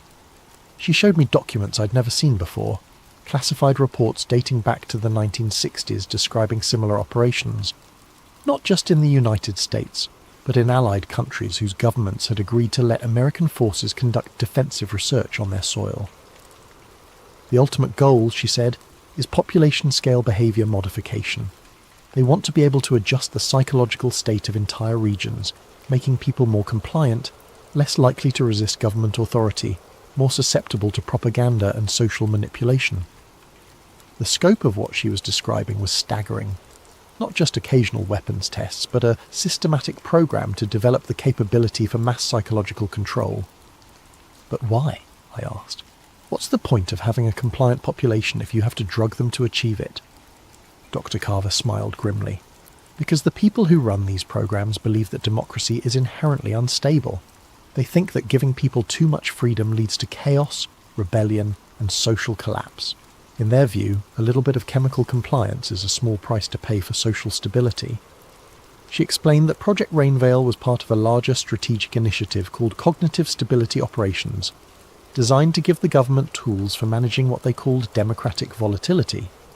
The idea was that by subtly adjusting the neurochemistry of target populations, they could prevent civil unrest, reduce crime rates, and maintain social order without the need for overt authoritarian measures. They see it as a more humane alternative to military occupation, or police-state tactics, she said. Instead of oppressing people directly, they just make people less inclined to resist oppression. Long pause, sound of wind getting stronger. Dr. Carver gave me more than just information. She gave me hope. There are others, she told me. Scientists, journalists, government officials who know what's happening and are working to expose it. We have to be careful. We have to be smart, but we're not alone. She put me in touch with a network of researchers and activists who've been tracking government biological weapons programs for years. They have resources, connections, and most importantly, they have a plan for getting this information to the public in a way that can't be suppressed or discredited. But the plan requires me to disappear for a while, to go completely underground, cut all ties to my previous life, and work with them to build an airtight case that even the government's media manipulation capabilities can't dismiss. The moment you surface again, Dr. Carver warned me, they'll do everything they can to destroy your credibility. They'll say you're mentally ill, they'll fabricate evidence of erratic behaviour, they'll turn your friends and family against you. You have to be prepared for that. I am prepared, or at least I think I am. Sound of car doors slamming, engine starting. They found me. I can see headlights approaching from both directions on the highway. I don't know how they tracked me here, but I'm out of time. If you're hearing this recording, it means I managed to upload it to the dead drop Dr. Carver set up before they caught me. It means the network of researchers and activists she told me about is real, and they're continuing the work. But more importantly, it means that somewhere in the world, people are still fighting for the truth. Project Rainveil is real. The biological weapons tests on American civilians are real. The plan to deploy behaviour modification agents over major population centres is real. And if we don't stop them, if we don't expose what they're doing, then the next time it rains you might want to ask yourself, is this water falling from the sky, or is it something else entirely? Sound of vehicles approaching, voices shouting. Remember Oakville. Remember what they did to those people. And remember that the price of freedom is... Recording cuts off abruptly. Date, March 15th, 2024. Source, anonymous upload to secure drop. Different voice, younger male. My name is Dr. James Mitchell, and I'm a microbiologist with the Nebraska Department of Health. 3 weeks ago, the town of Hartington, Nebraska, experienced what local officials are calling an unusual weather event. On February 23, 2024, gelatinous material fell from the sky over a 6-hour period. Within 48 hours, over 100 residents had been hospitalised with flu-like symptoms, cognitive fog, and what doctors are describing as temporary behavioural changes. The CDC has classified the incident as a natural phenomenon caused by atmospheric algae blooms. The military has denied any aircraft operations in the area. But I've run my own analysis on samples of the material, and what I've found matches exactly what Dr. Lena Marrow documented in her recordings from the Oakville incident 30 years ago. Human white blood cells embedded in an unknown matrix, engineered bacterial strains designed to affect neurochemistry, aircraft fuel compounds indicating direct military involvement. They're still doing it. They're still testing biological weapons on American civilians. Dr. Marrow's recordings resurfaced last week on a secure server, along with a cache of documents from Project Rainveil and its successor programs. The evidence is overwhelming, and it's being distributed to journalists, researchers, and government officials around the world. But that's not why I'm making this recording. I'm making this recording because the Hartington incident wasn't an isolated test. According to the leaked documents, it was part of something called Phase 7 implementation, a nationwide deployment of biological agents designed to increase social compliance and reduce civil unrest. The documents include target lists, major metropolitan areas, specific dates and delivery methods, and a timeline that suggests the full deployment is scheduled to begin within the next 6 months. Dr. Marrow was right about everything. The government has been developing the capability for mass psychological control, and they're finally ready to use it. The question is, what are we going to do about it? Sound of typing. I'm uploading Dr. Marrow's complete audio journals, along with all the supporting documentation from Project Rainveil and its successor programs, to multiple secure servers around the world. I'm also sending copies to journalists, researchers, and government officials who might be able to act on this information. But I need everyone who hears this to understand. They're not going to stop just because we've exposed them. They've been planning this for decades, and they have resources and influence that most of us can't even imagine. The only way to stop them is if enough people know the truth, if enough people refuse to accept the official explanations, if enough people demand answers when unusual weather events are followed by mysterious illnesses, so the next time it rains, look up, look closely, and ask yourself, what's really falling from the sky? Because Dr. Lena Marrow gave her life to warn us about what's coming. The least we can do is listen. Over the next half hour, we'll introduce you to Agent Silas Rourke, Doctor, Liana Suresh, and Director Vance Halcor. A trio drawn into a web of secrets around a lethal pathogen called VX-73. As tensions mount and paranoia spreads, you'll witness how fear can become a powerful tool of control, and how a single whistleblower might spark either liberation or a deeper descent into conspiracy. Now close your eyes, or let them wander across these words, and follow me into the first moments of this dark, suspenseful odyssey. It started with a single headline: Mysterious respiratory illness detected in Port Maxwell. Within days, similar stories crept across the country, quiet at first, overshadowed by routine politics and everyday noise. Then, all at once, everything changed. The virus, designated VX-73, emerged as a swift-moving spectre, triggering coughing fits that escalated into respiratory failure for many. In a matter of weeks, schools were shut, businesses locked their doors, and entire metropolitan areas were quarantined under what officials described as temporary emergency protocols. For Agent Silas Rourke, a 42-year-old operative at the Bureau of Federal Integrity, BFI, life became an endless string of directives and dispatches. His daily uniform was a crisp suit layered beneath a bulletproof vest and a standard-issue respirator mask that itched at his face. He'd spent over a decade tackling threats deemed subversive to national security, from financial sabotage to espionage. Yet no training had ever prepared him for watching entire city blocks fall silent overnight. He walked the corridors of the BFY with practiced composure, scanning the myriad bulletins pinned on corkboards. The walls hummed with fluorescent lights that gave everything a stark, sterile glow. Digital screens listed the latest infection rates, projected mortalities, and newly declared red zones where infections raged unabated.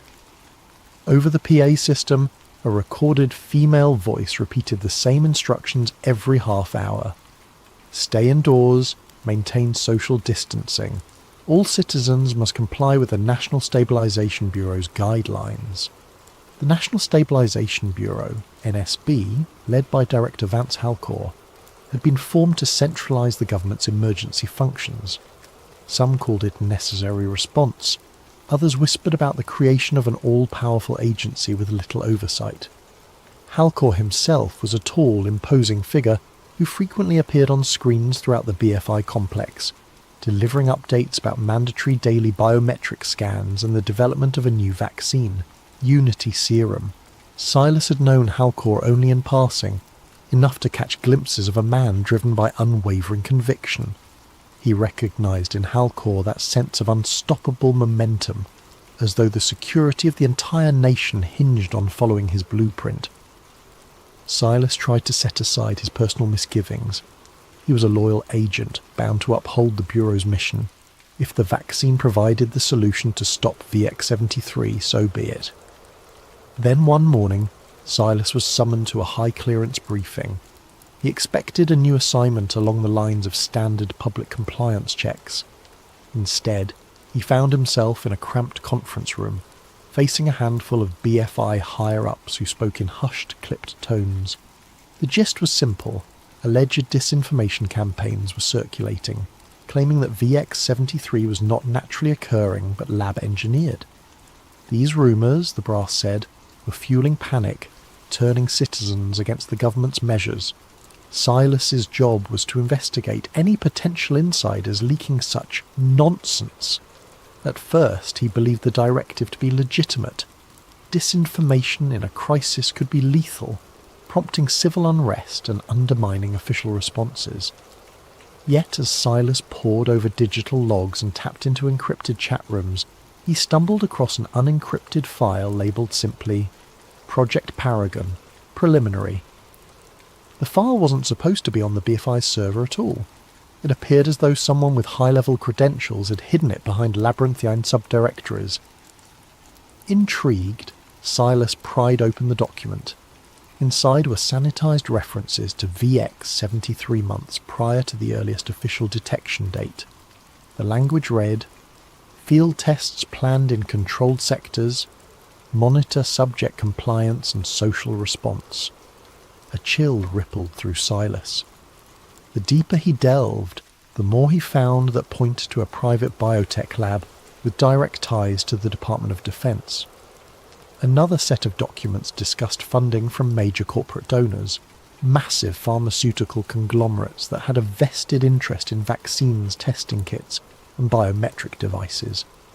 Confusion turned to a subtle dread. If these partial records were real, then the official narrative was incomplete at best, or outright deceptive at worst.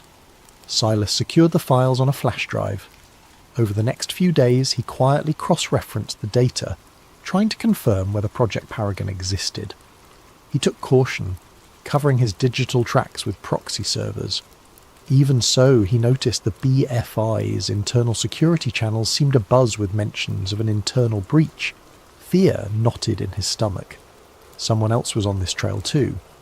He found short references to a doctor, Liana Suresh, apparently a virologist who once worked at a biotech facility codenamed Cerulean Labs. Her name popped up in correlation with antigen research and compliance metrics. The wording was bizarre. Since when did a vaccine program revolve around compliance? Yet there it was. VX-73 antigen trials show 62% compliance rate. Additional modifications required. The date? Nearly a year before the current outbreak. By the time Silas realised how incriminating his findings were, the hair on his arm stood on end. His imagination conjured scenarios he'd previously deemed paranoid. A virus unleashed intentionally. A vaccine designed not just to inoculate but to control. He forced himself to remain calm. Conjecture was easy. Proof was everything. So he resolved to gather more. That night he left the BFI building with the flash drive tucked in the lining of his jacket. He tried to banish the creeping sense that eyes were trailing him. Outside, the city's main avenues lay deserted. Army trucks patrolled at intervals. Overhead drones whirred, scanning for curfew violators. Digital billboards displayed a single message across a black background. Unity Serum, your key to tomorrow. From a payphone booth, one of the last still standing, Silas called in a favour from a fellow agent he trusted, someone adept at hacking behind the Bureau's firewall. The friend agreed to help, no questions asked, but Silas could sense tension in his voice. Everyone was on edge. unsure who was truly friend or foe. Silence had become a survival tactic. As he hung up the phone, the city's gloom pressed close, neon lights flickering across shuttered storefronts. In that moment, he wondered if the official explanation, VX-73 as a random mutation, was a purposeful lie from the start. If so, then the so-called Unity serum might be more than just a vaccine. A wave of dread consumed him. The next steps would determine whether he stayed a loyal operative or became a traitor to the system he'd served for half his life. At the next corner, a spotlight from a drone settled on him, scanning his face. He forced a neutral expression. The device beeped and swiveled away. Good. No red flag. Yet. As Silas ducked into the underground metro, he realised with grim certainty that he had stumbled onto something monstrous. For years he'd believed in the Bureau's cause, trusting that each operation served the greater good. Now he faced the possibility that the greatest threat wasn't the virus itself, but the hidden intent behind it. City by city, the VX-73 infections soared. Once bustling centres of commerce turned into ghost towns, patrolled by uniformed enforcers under orders from the National Stabilization Bureau. Curfews became absolute. Violators risked detention at newly established health containment camps. The mainstream media hammered a constant drumbeat of fear. The virus was unstoppable unless every citizen complied. For those still resistant, a single solution was presented day and night: Unity serum. On every channel, Director Vance Halcor appeared in a crisp suit, arms folded behind his back, proclaiming the vaccine's near-miraculous efficacy. Over 90% effective, his report said, a shining beacon of hope. Yet the rollout came with conditions. For public safety, those who refused the jab lost access to banks, public transportation, and official documentation. Within a month, entire swathes of the unvaccinated population found themselves in a twilight zone, forced to scavenge or rely on black market services just to survive. Amid the chaos, Agent Silas Rourke continued his secret investigation. By day, he donned his BFI credentials, working on official compliance enforcement tasks. By night, he devoured every new sliver of intel he could glean from that hush-hush file, Project Paragon. The deeper he went, the more horrifying the puzzle became. Encrypted references hinted at something hidden within the vaccine, a nano-emitter that lodged in the brain's limbic system. One internal document read, "Neurological regulation markers confirm mild sedation of aggression, increased docility, potential for broader cognitive modulation pending further trials." Silas felt physically ill reading these words. Could the government have hijacked a public health crisis to deploy a mind-altering device at scale? He needed answers. Over a secure channel, he messaged the elusive doctor, Liana Suresh, the scientist named in the files. She responded in short, coded texts, reluctant to trust him. Finally, after days of careful back and forth, she agreed to meet at an abandoned warehouse near the old docks. Silas arrived half an hour early, scanning the shadows for signs of a tail. No drones overhead, no suspicious vehicles. He waited under a flickering street lamp, the smell of salt water and rust filling the air. When Liana Suresh emerged, she wore a hooded jacket, her face partly obscured by a mask. Only her eyes were visible, tired, guarded, yet undeniably brilliant. She gave Silas a once-over, keeping a hand near her coat pocket. Possibly she carried a stun gun or pepper spray. Without greeting, she said in a hushed tone, "Why should I believe you're not with them?" Silas replied with the only currency that mattered, truth. He produced the flash drive and recited data from the files, his voice laced with quiet desperation. Liana's expression shifted from suspicion to grim acknowledgement. "I was part of the early design team for VX-73, she confessed. They told me it was to protect against a future pandemic, some advanced deterrent that would strengthen national security. We manipulated certain genetic markers to ensure the virus targeted specific alveolar receptors, but none of us realised the real plan, to unleash it upon the public. Her words ignited a spark of horror within Silas. He asked about the vaccine's rumoured mind control aspect. Liana hesitated, inhaling a shaky breath. It's not mind control, at least not in the sense of puppet strings. It's, well, it lowers inhibitions, fosters compliance, makes people more susceptible to suggestions. Over time, it can dull critical thinking. They want a populace too numb to resist. Tremors ran through Silas. Even with his suspicions, hearing it plainly stated felt like a blow to the gut. They spoke in hushed tones for another hour, Liana finally handing him a battered thumb drive containing her original notes, the unredacted version that proved VX-73's artificial origin and the presence of a compliance mechanism in the vaccine. If they find you with this, you won't get a trial. They'll vanish you, she warned. From the surrounding gloom, a rat scurried across the broken concrete. Silas realised how precarious everything was, the squeaking rodent in the dark, the quiet lapping of the tide behind them, his own racing heartbeat. Danger lurked behind every shadow. Sensing they could stay no longer, the pair parted ways, promising to regroup soon. Back at the BFI, Silas carefully compartmentalised his roles. Obedient agent in the daylight, clandestine researcher after hours. Meanwhile, the nation's capital sank deeper into fear-driven militarisation. Propaganda played ceaselessly on loudspeakers. Stay safe, stay indoors, trust the cure. Curfew drones soared over empty streets, shining bright beams to catch anyone outside after sundown. Social media platforms became inundated with pro-government messages, while dissenting posts vanished, labelled as threatening misinformation. Those who complied enjoyed a semblance of normalcy. Restaurants reopened for vaccinated patrons, businesses resumed for employees who presented a scannable immunity pass. Yet they all seemed more subdued, less likely to ask questions about privacy intrusions or the ever-increasing powers of the NSB. It was as though a hush had fallen over society, as if curiosity had been collectively tranquilised. Within government circles, Director Vance Halcor emerged as a national hero. Public polls, at least those broadcast on official channels, showed near universal support for his bold measures. He'd saved millions of lives, the anchors repeated. He'd stabilised the economy. He was proof that unwavering resolve could defeat chaos.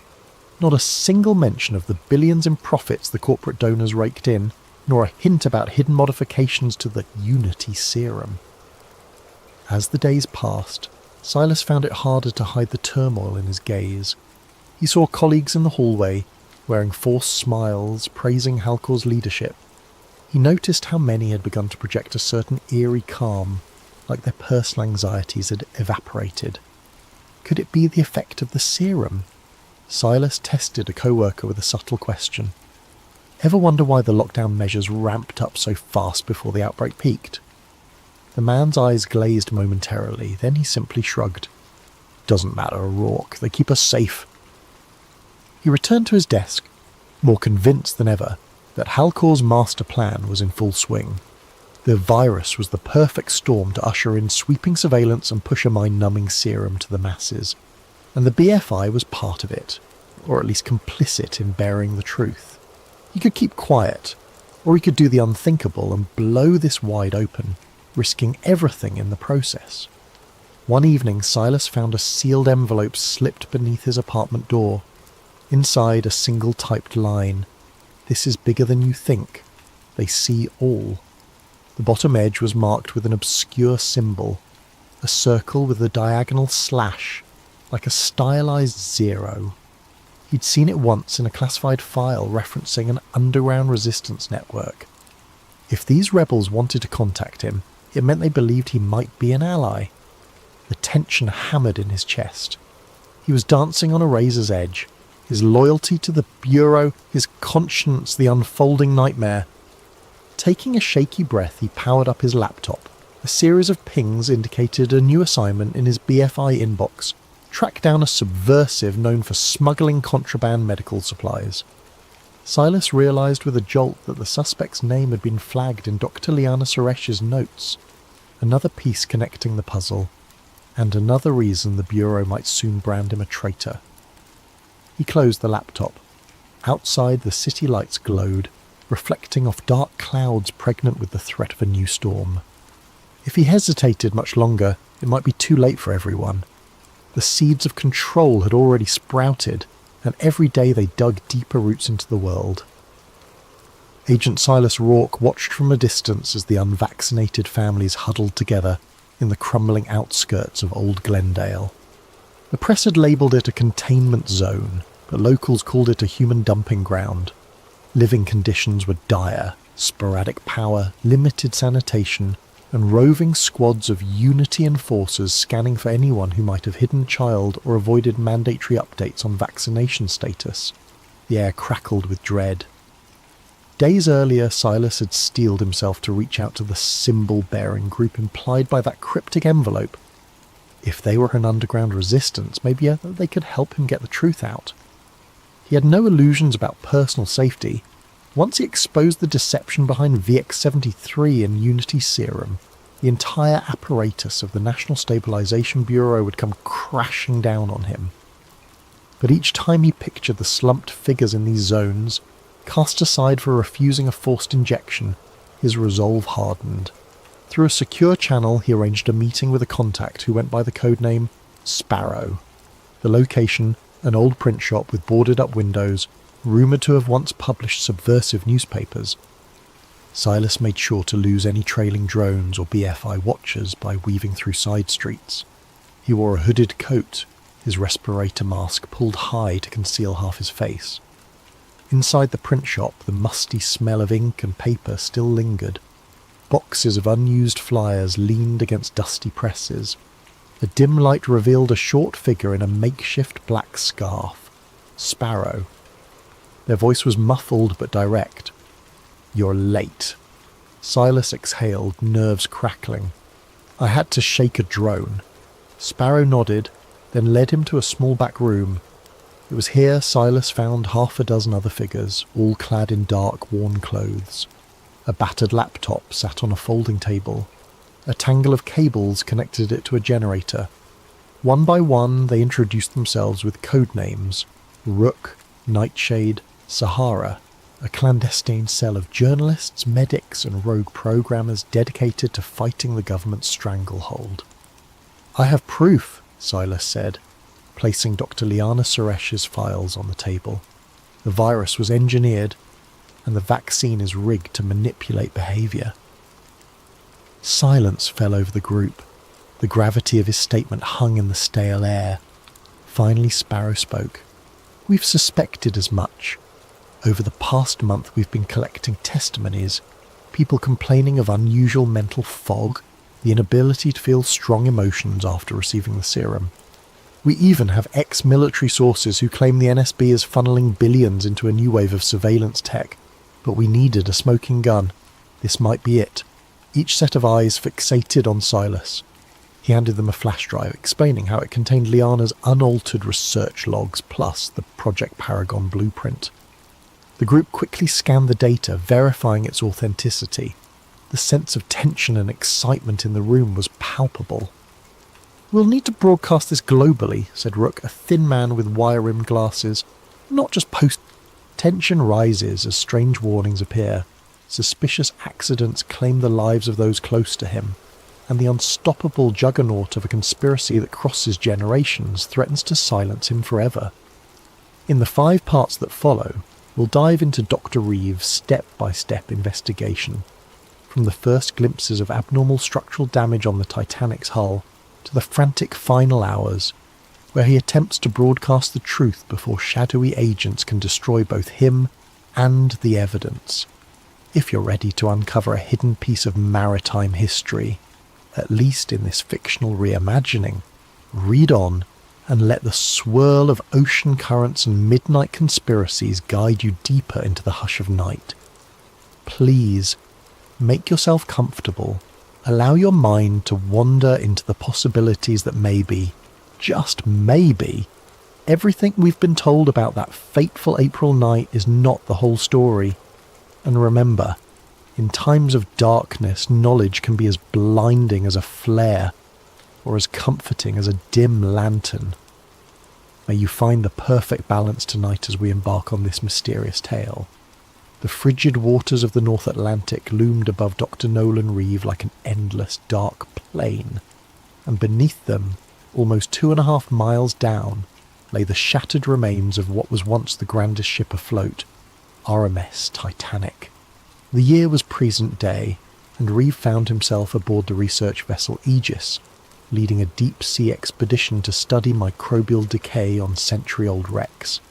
It was all in the name of science, or so he believed.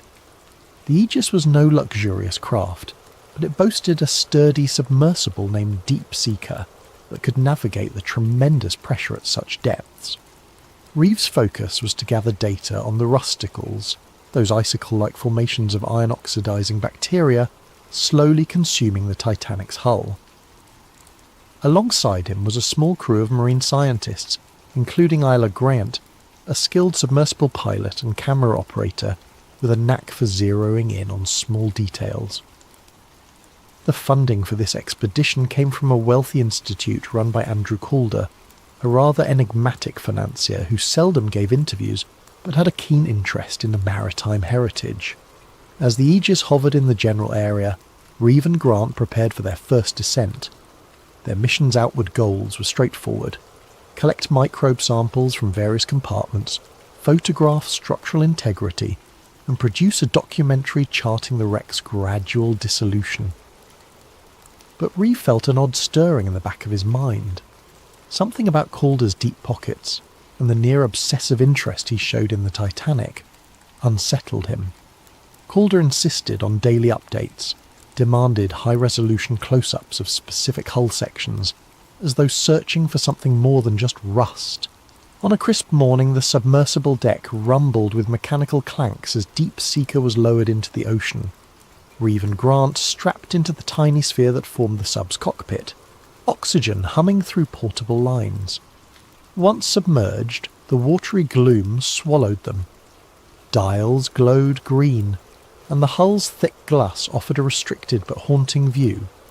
Grant navigated them slowly downward, the hull lights cutting a pale cone through dark water. After about 2 hours of descent, the sub's external beams finally caught sight of the Titanic's bow. Even after a century submerged, the shape was unmistakable. The ghostly hulk loomed from the gloom, broken in half, the once proud prow half buried in silt. Reeve felt his heart clench with awe and sorrow. It was a tomb and a monument, a silent testament to a night that changed history. They inched along the starboard side. Coral, fish, and anemones colonized the iron plating. Grant guided the sub's manipulator arm to gather small fragments of rusticles. Reeve carefully stored them in sample tubes. They progressed deeper, filming rooms that once bustled with first-class passengers and cherubs and grand staircases, now lying collapsed or entombed in sediment. These swirling detritus gave everything a dreamlike haze. Midway through the session, while scanning the lower hull near the stern, Grant noticed something peculiar on her camera feed.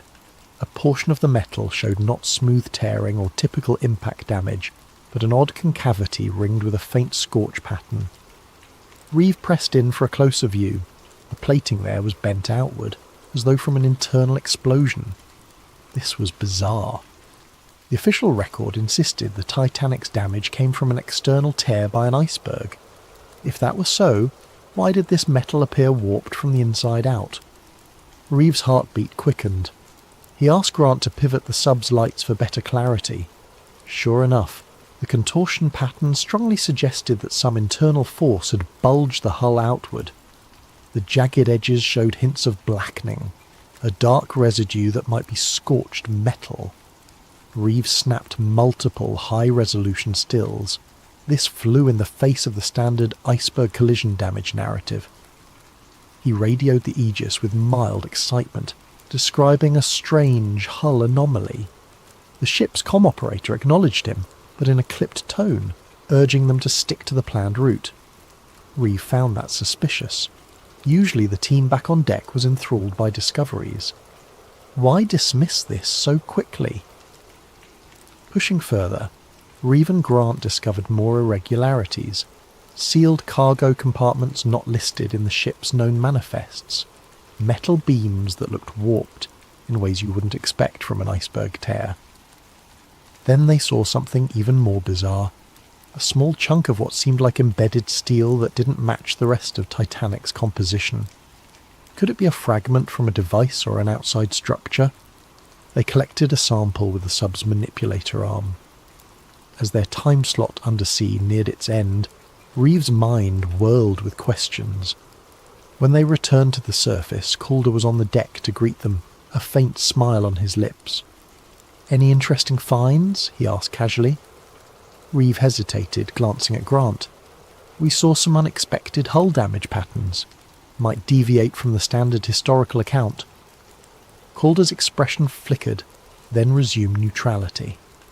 "I see," he said softly. "Well, keep me informed of any further anomalies." Then he pivoted away, leaving Reeve unsettled by his reaction. That evening Reeve spent hours reviewing the footage. The scorch marks, the outward bent steel. It pointed to an internal explosion or sabotage. But how? This was the Titanic, the world's biggest ship at the time, lost in 1912 to an iceberg. The official narrative had been accepted for over a century. No major historian ever seriously advanced a sabotage theory. He found it all improbable. But then, so was the photographic evidence in front of him. Isla joined him in the ship's small lab. She too looked uneasy. If the Titanic was scuttled or bombed from within, that means... what? Some grand conspiracy. She paused, leaning over the images. That's nearly unimaginable, and yet these images speak for themselves. Reeve nodded, chewing his lip. "We need more context. Old shipping logs, survivor accounts, something that might confirm the possibility." He emailed a few colleagues, maritime historians, archive specialists, seeking discreet help. Unbeknownst to Reeve, others had their eyes on the expedition's data. Hours later, while the crew slept, a silent figure wearing a staff uniform accessed the main lab console, scanning the raw footage, then left behind a small device that quietly started encrypting all data. By morning, Reeve discovered that his recordings had been locked, needing a passcode. A glitch? Possibly, but it felt too coincidental. In the next days, Reeve would realise he'd stirred a hornet's nest with that single discovery. The evidence of sabotage on the Titanic's wreck threatened to unravel a century-old deception, and those who guarded that secret were not about to let one curious marine biologist rewrite history. In the cramped lab aboard the Aegis, Dr. Nolan Reeve wrestled with the encrypted files. Every time he tried to open them, an error message demanded an unknown passcode. He suspected sabotage, but who would want to bury the data? The expedition's sponsor, Andrew Calder, insisted it must be a technical glitch, urging Reeve to keep the incident quiet and rely on fresh recordings. But Reeve felt the tension in Calder's voice. It was too pointed, too insistent. Frustrated, Reeve and Isla Grant turned to the partial images and notes they'd saved offline. A few snapshots still remained on Isla's personal camera, showing that suspicious scorch pattern on the Titanic's hull. Reeve cross-referenced the Titanic's original construction blueprints, which the Historical Society had in their public archive. That region of the hull was never intended to have anything more than standard plating. No known modifications or cargo compartments were recorded in that area. So how did an explosion or something akin to it mar the interior?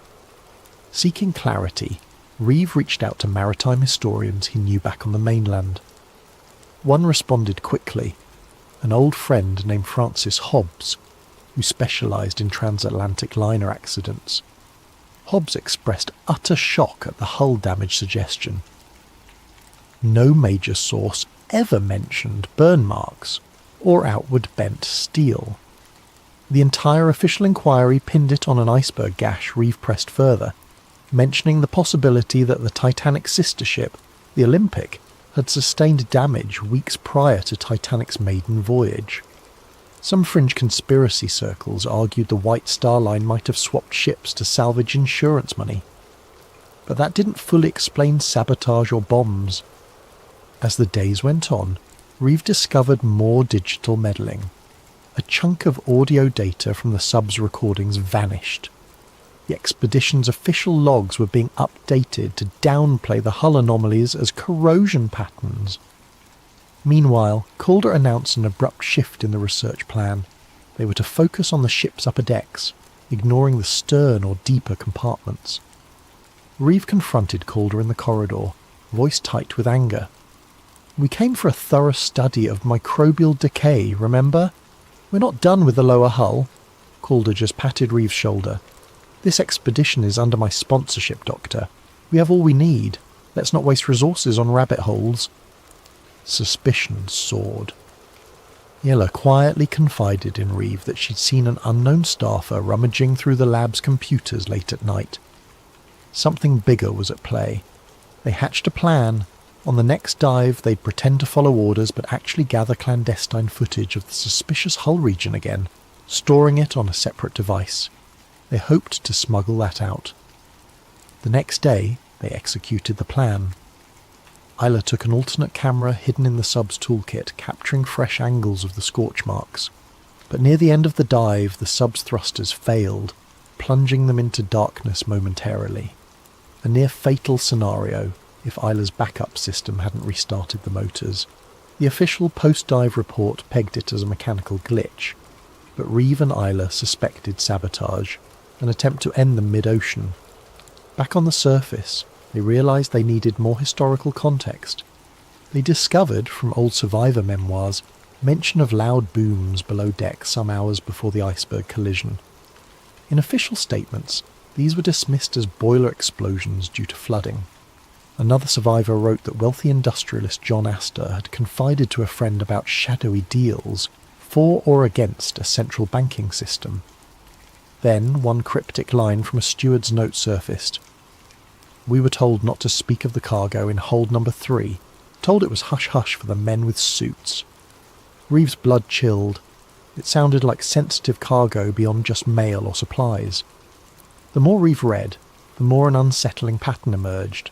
Certain powerful men who opposed the formation of a global central banking authority died on the Titanic. Surviving members who wanted that bank system ironically missed the voyage last minute. Could the sinking have been orchestrated to remove key opposition? Reeve's logic reeled. It was wild, reminiscent of conspiratorial talk. Yet the sabotage evidence from the wreck gave these claims unexpected weight. Meanwhile, the expedition approached an official end date. Calder seemed eager to wrap up. The mood on the Aegis turned tense, with some staff openly complaining about weird instructions from Calder's office. Reeve realised that once they returned to shore, Calder might quietly seize all official findings, labelling anything about sabotage as a hoax.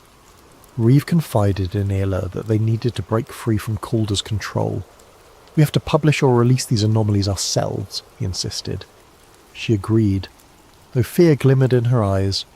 "But they're watching everything we do." Days before the final docking, an unnerving event confirmed their fears. One of Reeve's close colleagues, a diver who had glimpsed the scorch marks as well, died in a suspicious boat explosion near the Aegis. The official statement labelled it a tragic fuel accident, but Reeve saw no sense in the story. The diver had been careful, not the type to mishandle fuel lines. The message was clear: keep your mouth shut or pay the price.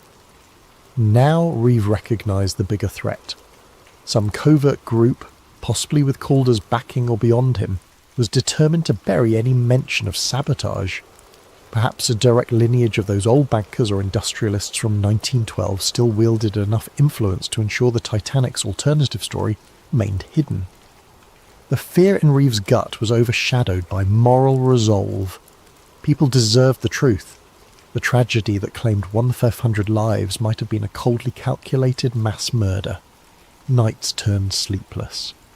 Reeve hammered out a partial draft of his revelation, an academic paper explaining the structural anomalies, listing historical coincidences, and linking them to potential sabotage. He also prepared a short documentary with images and voiceover, planning to upload it online the moment they were near stable internet. Isla assisted, editing in hush hours. They stored backups on hidden flash drives, but unbeknownst to them, an unknown figure in the staff was already alerting superiors about their secret activities. The black-suited watchers who answered to a shadowy black archive were preparing a final move. Reeve received a cryptic email from an unnamed address. "Stop, we see you. Let the Titanic rest, or you'll join its fate in deep silence." Sickness clenched Reeve's stomach. This was no empty threat, but he pressed on, determined. The Titanic's dead deserved no less than the truth. As the expedition's final day dawned, the Aegis began returning to port. Calder circled the decks, ensuring all official data was locked. Reeve and Isla, with their clandestine files, awaited the perfect moment to slip away or go public. Tension crackled through the sea air.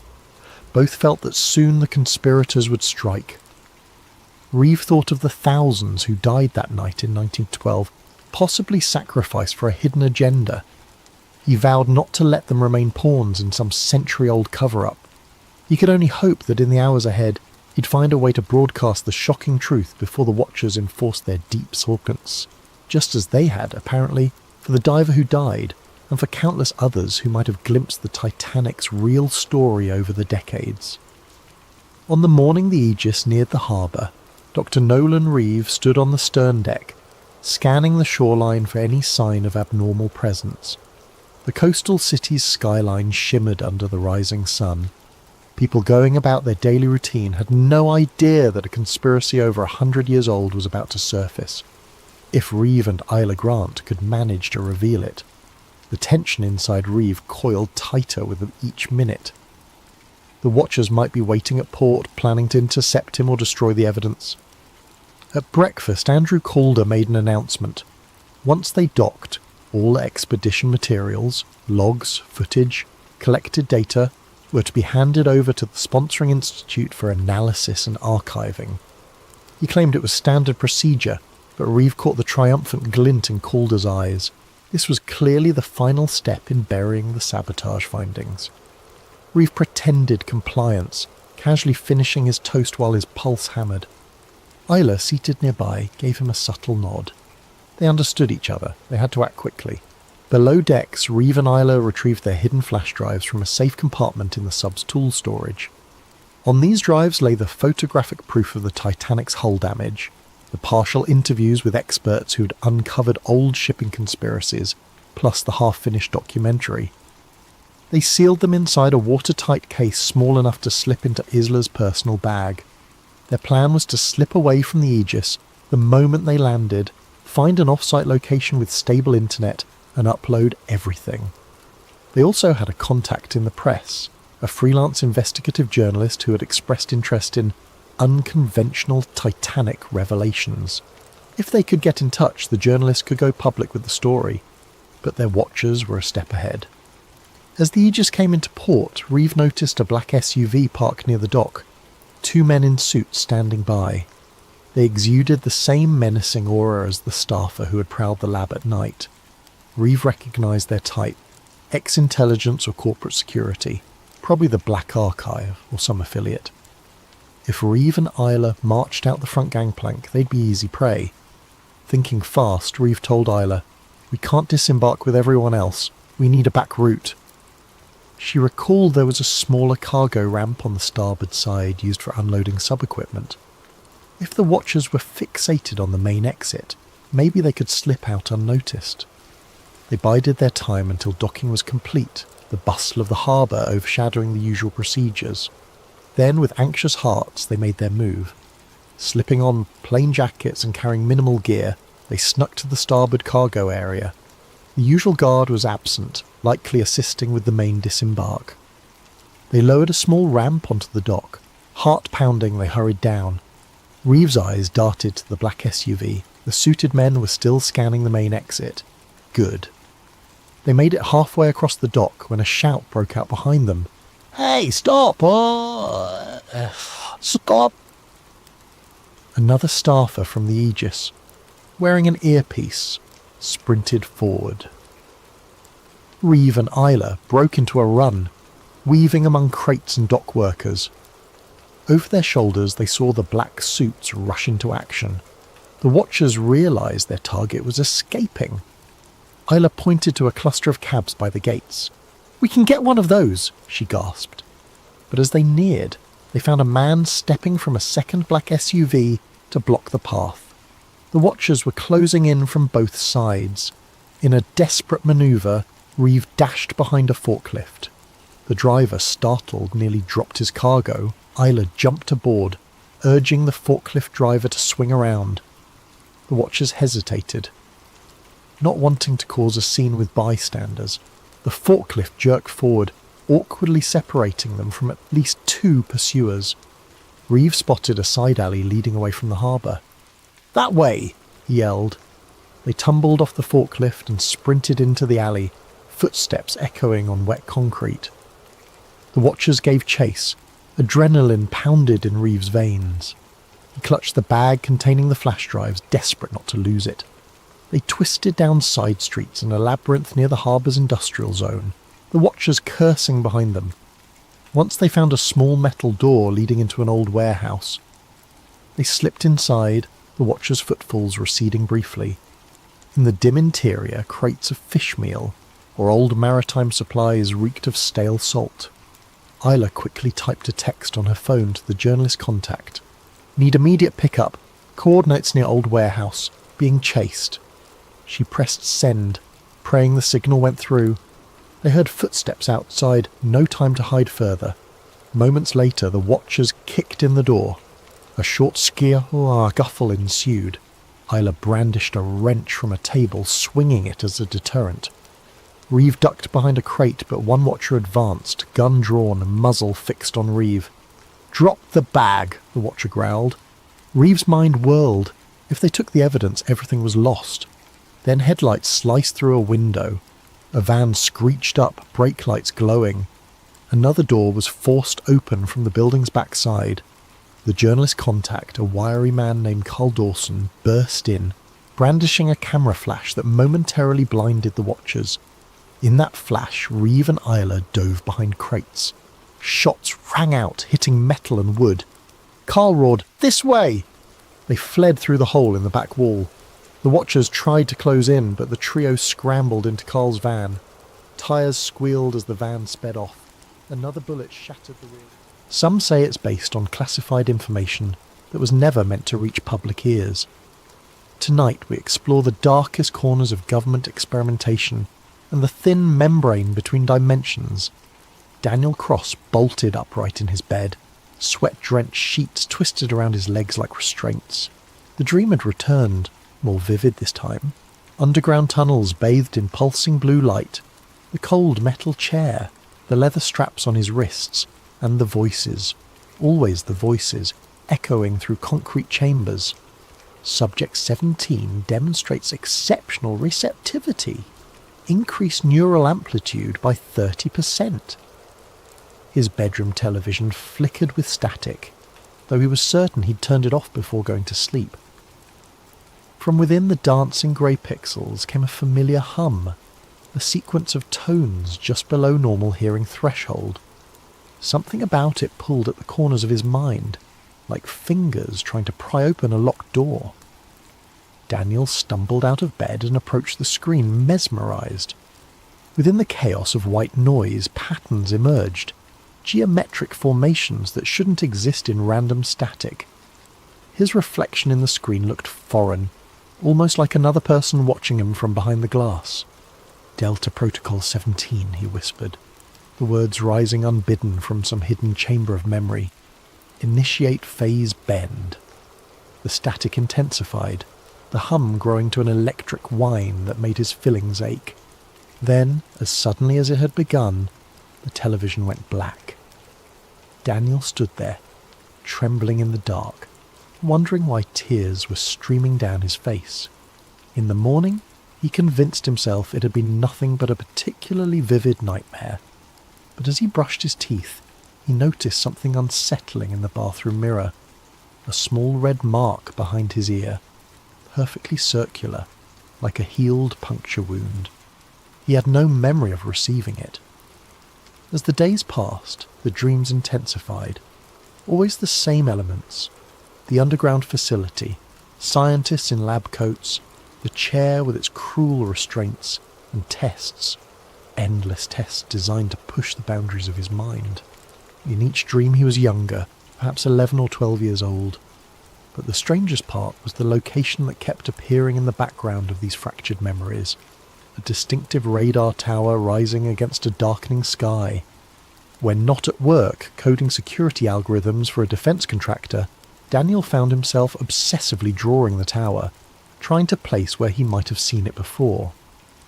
His apartment walls became covered with sketches, the tower from different angles, the curved coastline it overlooked, strange symbols that his hand seemed to produce without conscious direction.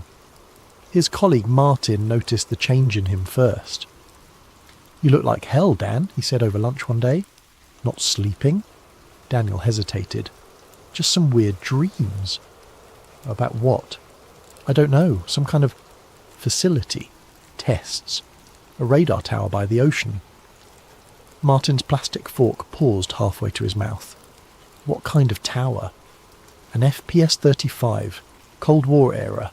Massive thing with a distinctive cowling." Daniel blinked, surprised at his own precise knowledge. Martin set down his fork. "That's oddly specific for a dream." "I know, and there's something else." Daniel lowered his voice. "Sometimes when there's static on the TV I hear something, like a signal." "What does it say?" "It doesn't speak. It's more like a beacon, calling me somewhere." Martin studied him for a long moment. "You ever heard of Camp Hero? Out in Montauk?" The name sent an electric shiver down Daniel's spine. His coffee cup slipped from suddenly numb fingers, shattering on the floor. "Jesus, you okay?" Martin asked, jumping back from the spreading puddle. "I need to go there," Daniel whispered, staring at nothing. Montauk. The drive to Long Island took 4 hours, but to Daniel it felt like returning from an exile that had lasted decades. As he crossed into the township of Montauk, a pressure began building behind his eyes.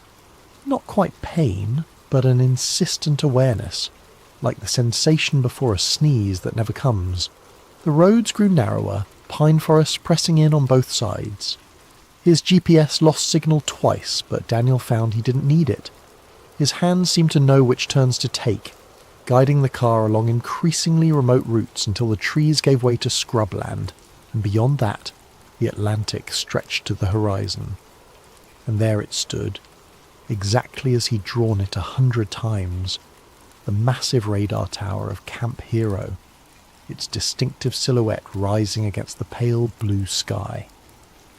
The abandoned Air Force Base sprawled beneath it, a collection of bunker-like buildings and concrete structures designed to withstand Soviet bombs that never fell. According to the weathered sign at the entrance, Camp Hero was now a state park, its military function long obsolete. But something about the perimeter fence looked too new, the security cameras too well maintained for a simple historic site. Daniel parked in the nearly empty lot and approached the visitor centre, a converted military building with peeling green paint. Inside, a bored park ranger glanced up from her crossword puzzle. "Closing in an hour," she said without preamble. "I was wondering what you could tell me about the history of this place," Daniel asked, trying to keep his voice casual despite the hammering of his heart. "Standard Cold War radar station, decommissioned in the early 70s. She pushed a pamphlet across the counter. "Self-guided tour maps there. Stick to the marked trails." "What about the underground sections?"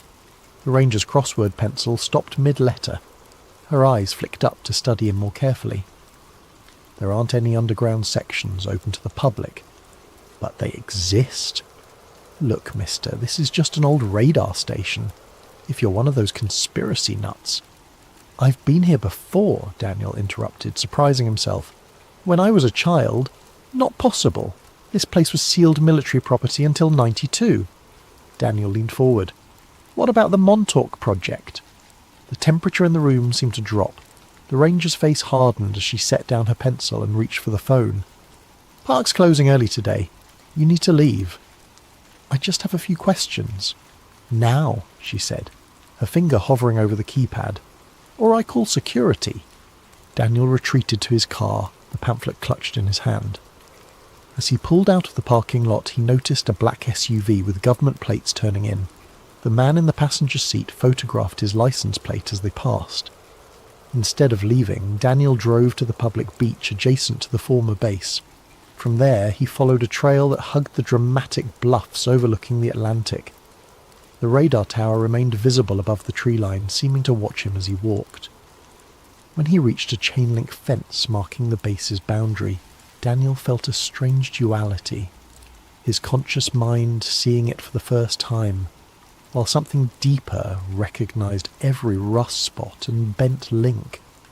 He knew, without understanding how, that 20 yards to the left, the fence had been repaired where someone had once cut through it.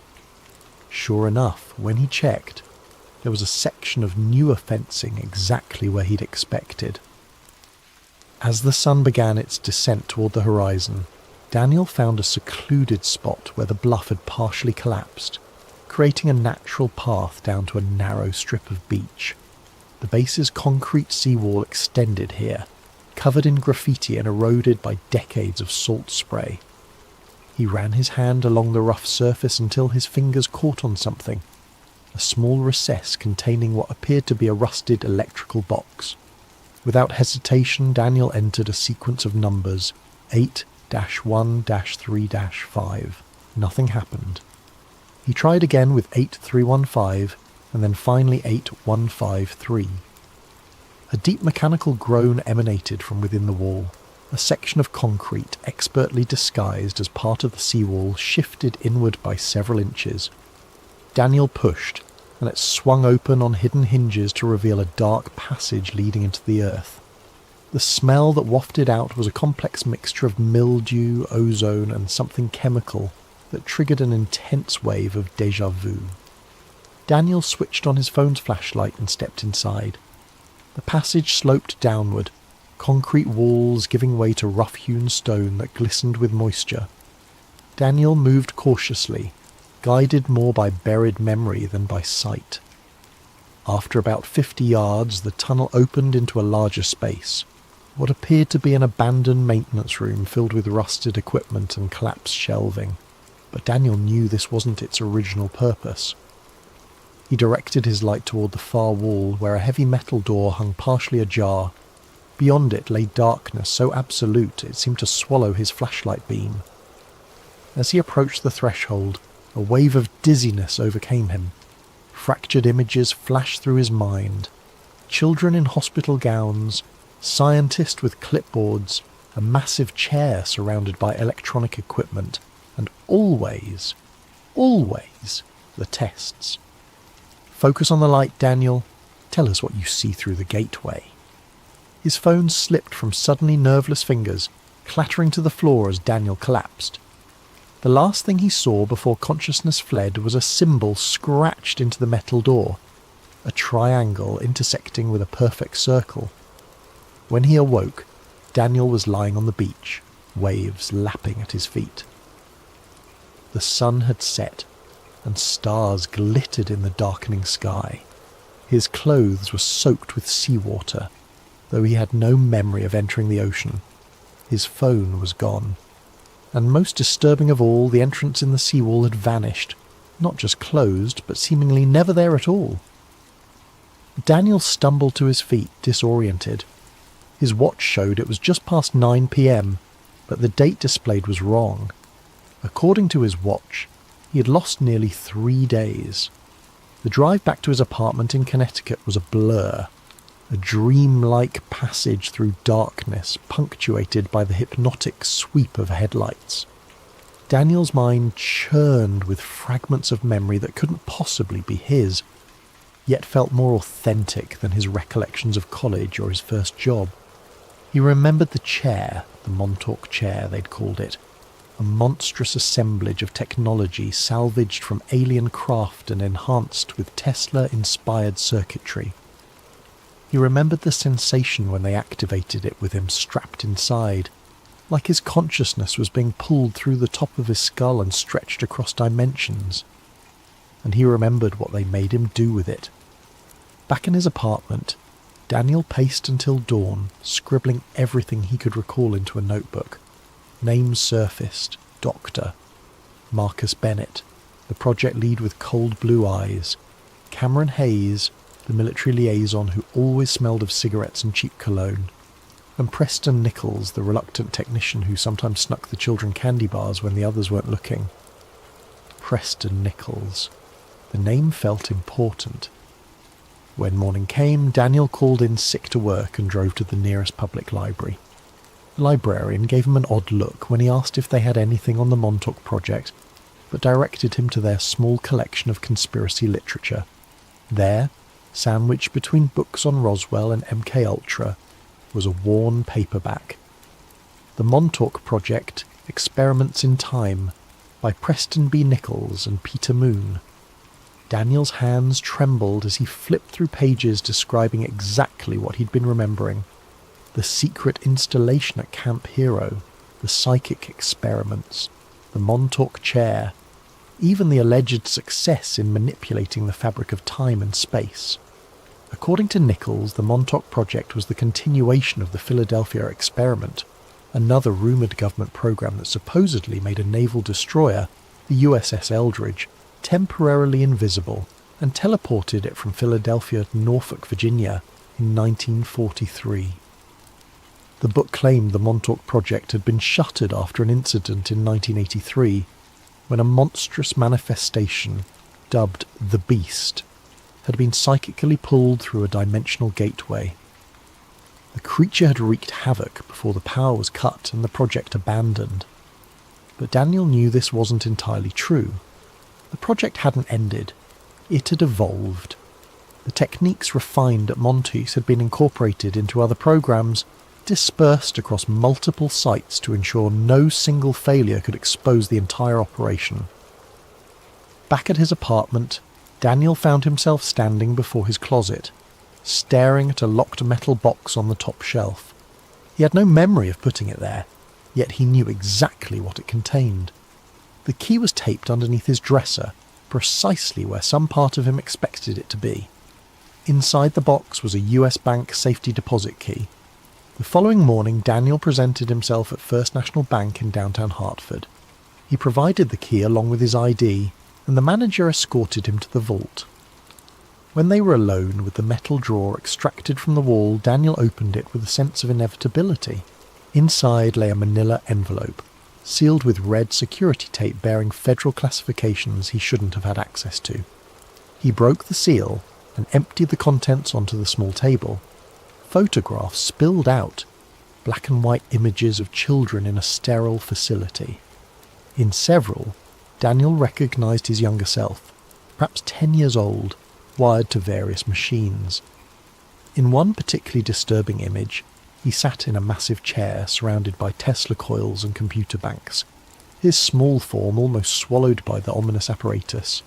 There were documents too, partial research notes, diagrams of the Montauk chair annotated with equations that made his eyes hurt to look at, and a map of Camp Hero with underground sections marked in red. At the bottom of the pile lay a compact disc in a paper sleeve, unmarked except for a date. August 12th, 1983, the day of the alleged Beast incident. Most chilling of all was a typed list of names under the heading Project Subjects Delta Group. His own name appeared with a designation that turned his blood cold. Subject 17, Primary Gate Opener. That night, with shaking hands, Daniel loaded the disc into his laptop. After whirring for several seconds, the screen displayed a single video file. The footage was grainy, security camera quality. It showed a concrete room dominated by the chair he'd been drawing obsessively.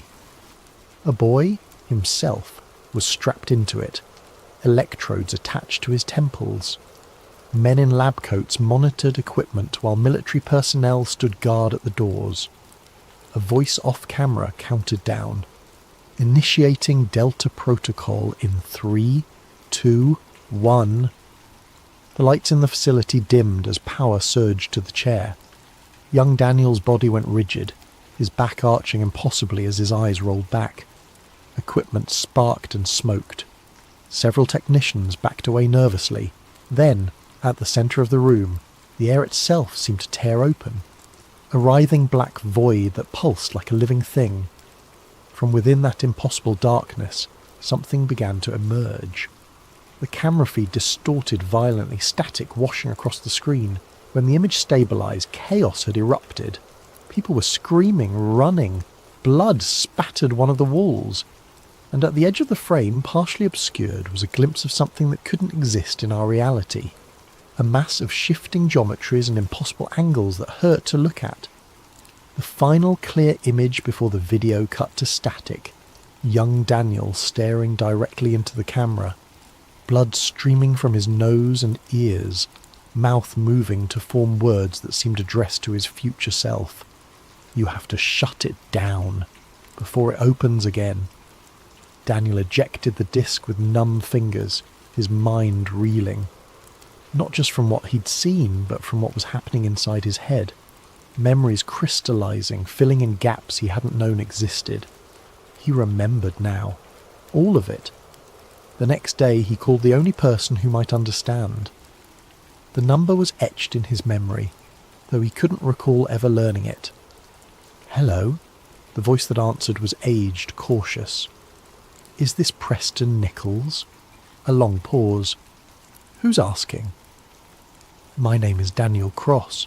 I was subject 17 at Montauk." The silence that followed lasted so long that Daniel thought the connection had been lost. Finally the old man spoke, his voice a haunted whisper. "God help you, boy. They're still watching. I need answers. Not over the phone. They're always listening." Another pause. "The lighthouse. Tomorrow. Noon." The line went dead. Daniel arrived at the Montauk Point Lighthouse an hour early. Parking his rental car, he'd abandoned his own vehicle, suddenly paranoid about tracking devices, in the tourist lot.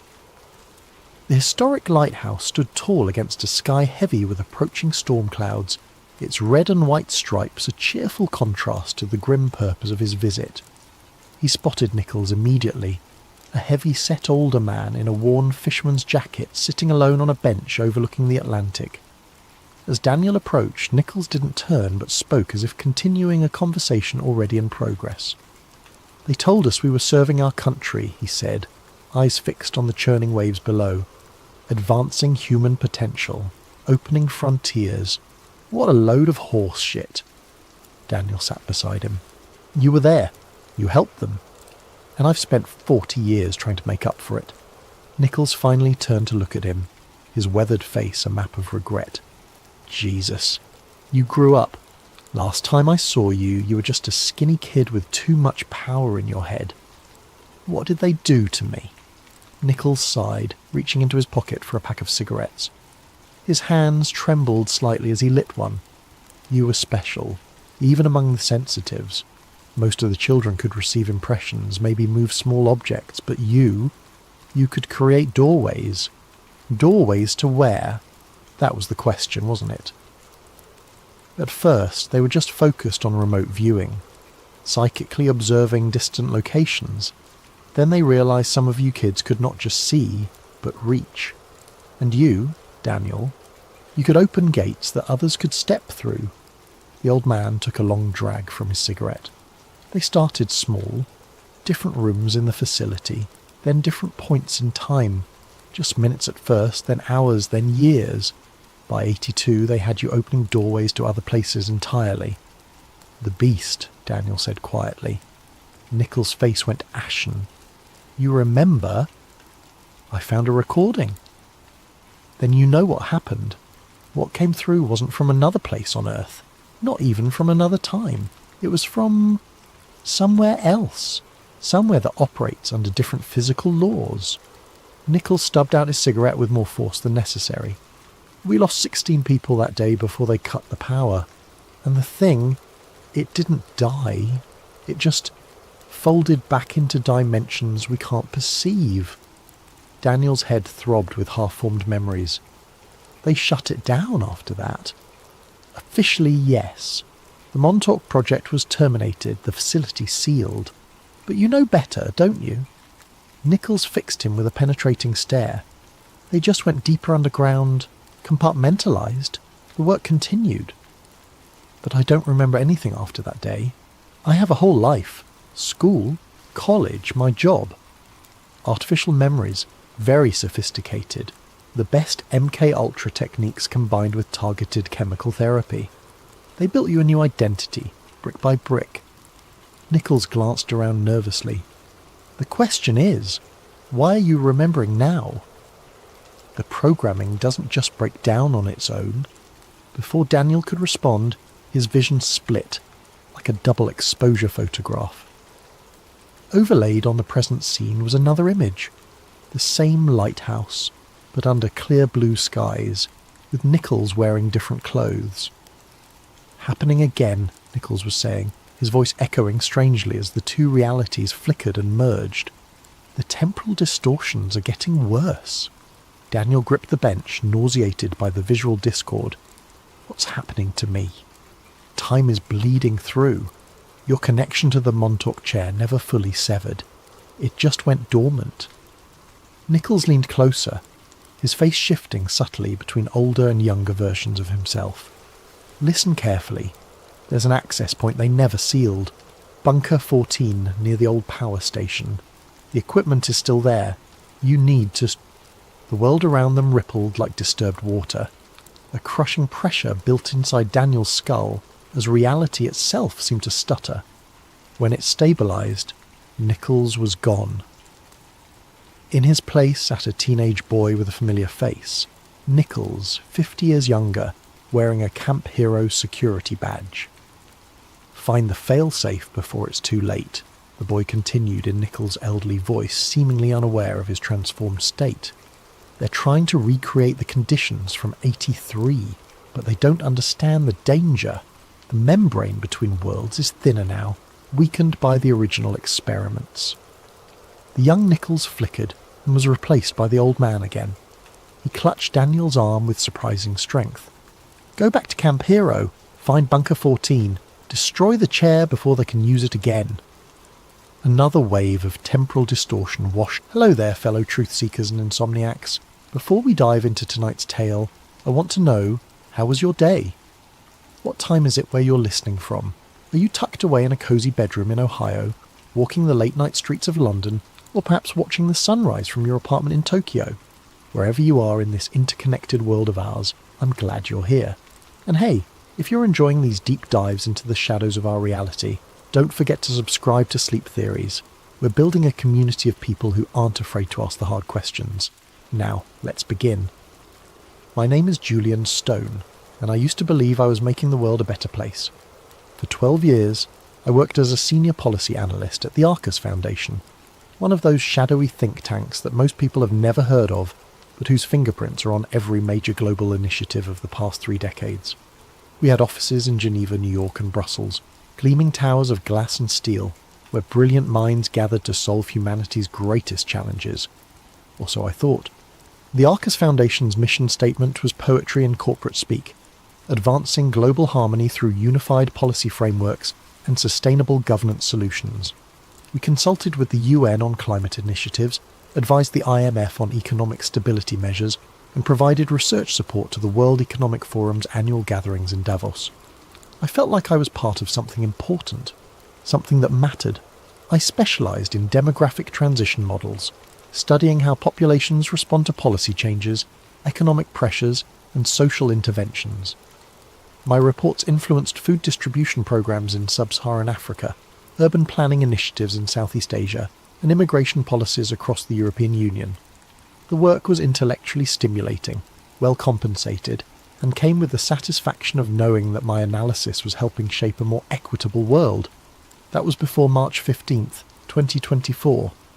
Before I discovered what we were really building, the day started like any other. I arrived at our Geneva office at 7:30 a.m, grabbed my usual double espresso from the lobby cafe, and settled into my corner workspace on the 14th floor. The Alps were visible through my window, their snow-capped peaks catching the morning light. A view that never failed to remind me how fortunate I was to be there. My supervisor, Dr. Elena Vasquez, stopped by my desk around 9 a.m. Elena was a former World Bank economist with connections that reached into every major international organisation. She had recruited me personally from Columbia University, where I'd completed my PhD in applied policy analysis. Over the years, she'd become something like a mentor to me. "Julian, we have a situation," she said, her usually composed demeanour showing cracks of stress. "There was a security breach in our server infrastructure last night. Nothing critical was compromised, but we need a full audit of our internal document database. I'm putting you in charge of the cleanup." This wasn't unusual. Think tanks like ours were constant targets for corporate espionage, activist hackers, and foreign intelligence services. Our cybersecurity protocols were robust, but no system was perfect.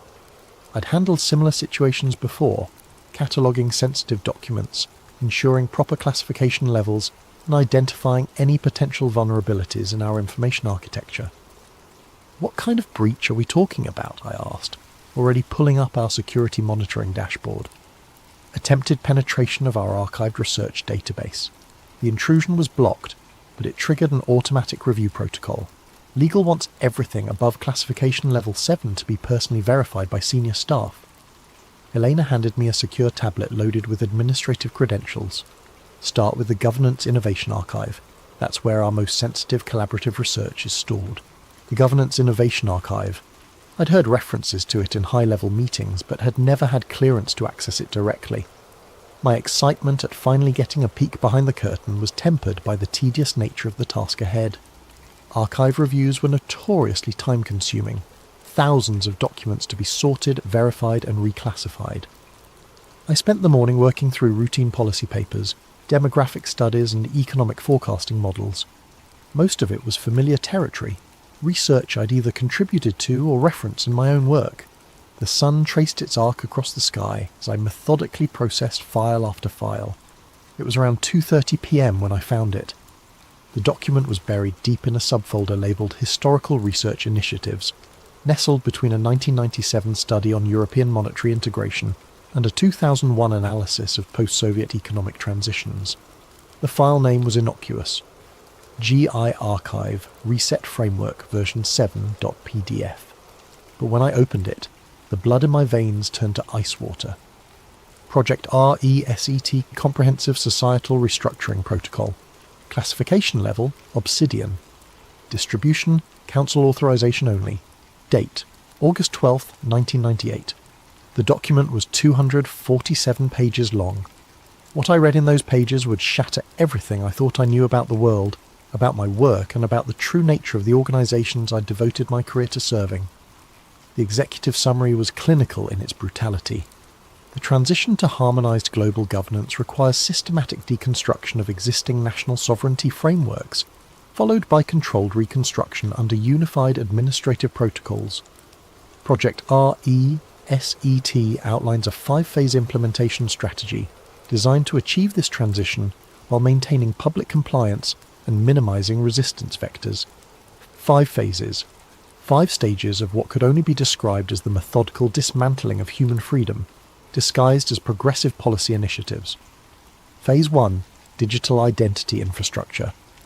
The first phase called for the establishment of universal digital identification systems, ostensibly for improved service delivery and security. Every human being would be assigned a unique digital profile containing biometric data, financial information, health records, travel history, and behavioural analytics. The document described this as creating comprehensive individual mapping for optimised resource allocation and risk assessment. But buried in the technical specifications, the true purpose became clear. The digital ID system wasn't just about identification, it was about control, real-time tracking, automatic compliance monitoring, and the ability to instantly restrict access to banking, travel, employment, and even food distribution for anyone deemed non-compliant with social directives. Phase 2. AI-managed resource distribution.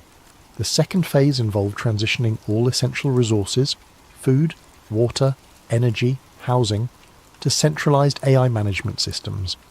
The justification was environmental sustainability and equitable distribution. The reality was something far more sinister. The document outlined algorithms that would determine individual resource allocations based on social contribution scores, behavioural compliance metrics, and demographic optimization parameters. In plain English, the system would decide who got to eat, who could access clean water, and who deserved shelter based on their usefulness to the new order and their willingness to comply with its directives. There were detailed flowcharts showing how resource restrictions could be used to modify behaviour at both individual and population levels. Hungry people, the document noted with chilling matter-of-factness, were compliant people. Phase 3, engineered economic collapse and synthetic recovery. The third phase was perhaps the most diabolical. It called for the deliberate triggering of a global economic collapse through coordinated actions, synchronized market crashes, currency devaluations, supply chain disruptions, and debt crisis escalations. The chaos would be blamed on external factors, pandemics, climate disasters, geopolitical conflicts, or technological failures. In the aftermath of this engineered collapse, a new economic system would be introduced as the necessary solution to prevent future catastrophes. This system would be entirely digital, completely traceable, and fully controlled by the same AI networks managing resource distribution. Private property rights would be eliminated in favour of sustainable stewardship models. Individual economic autonomy would disappear. Phase 4, unified surveillance architecture. The fourth phase involved the integration of all monitoring systems into a single, omnipresent surveillance network. Every device, every sensor, every camera would feed into a central intelligence system capable of tracking and analysing human behaviour in real time. The document described predictive intervention protocols that would identify and neutralise dissent before it could manifest as organised resistance. Potential troublemakers would be flagged by behavioural analysis algorithms and subjected to corrective interventions. Everything from social isolation and economic pressure to direct psychological manipulation through targeted media exposure. Phase 5, population normalisation protocols. The final phase was the most horrifying of all. Population normalisation was a euphemism for systematic depopulation, reducing the global human population from over 8 billion to what the document described as sustainable levels of approximately 500 million to 1 billion individuals. The methods outlined were varied and sophisticated: fertility reduction through endocrine disruptors in food and water supplies, healthcare protocols designed to increase mortality rates among low-value demographics, and what the document euphemistically called accelerated natural selection events, engineered disasters that would disproportionately affect populations deemed surplus to requirements. The document concluded with a timeline. Phase 1 had begun in 1999 with early digital ID pilots. Phase 2 would be fully implemented by 2025. Phase 3 was scheduled for 2027 to 2030. Phases 4 and 5 would be completed by 2035. I sat staring at my screen, my hands trembling. This wasn't some fringe conspiracy theory or dystopian fiction.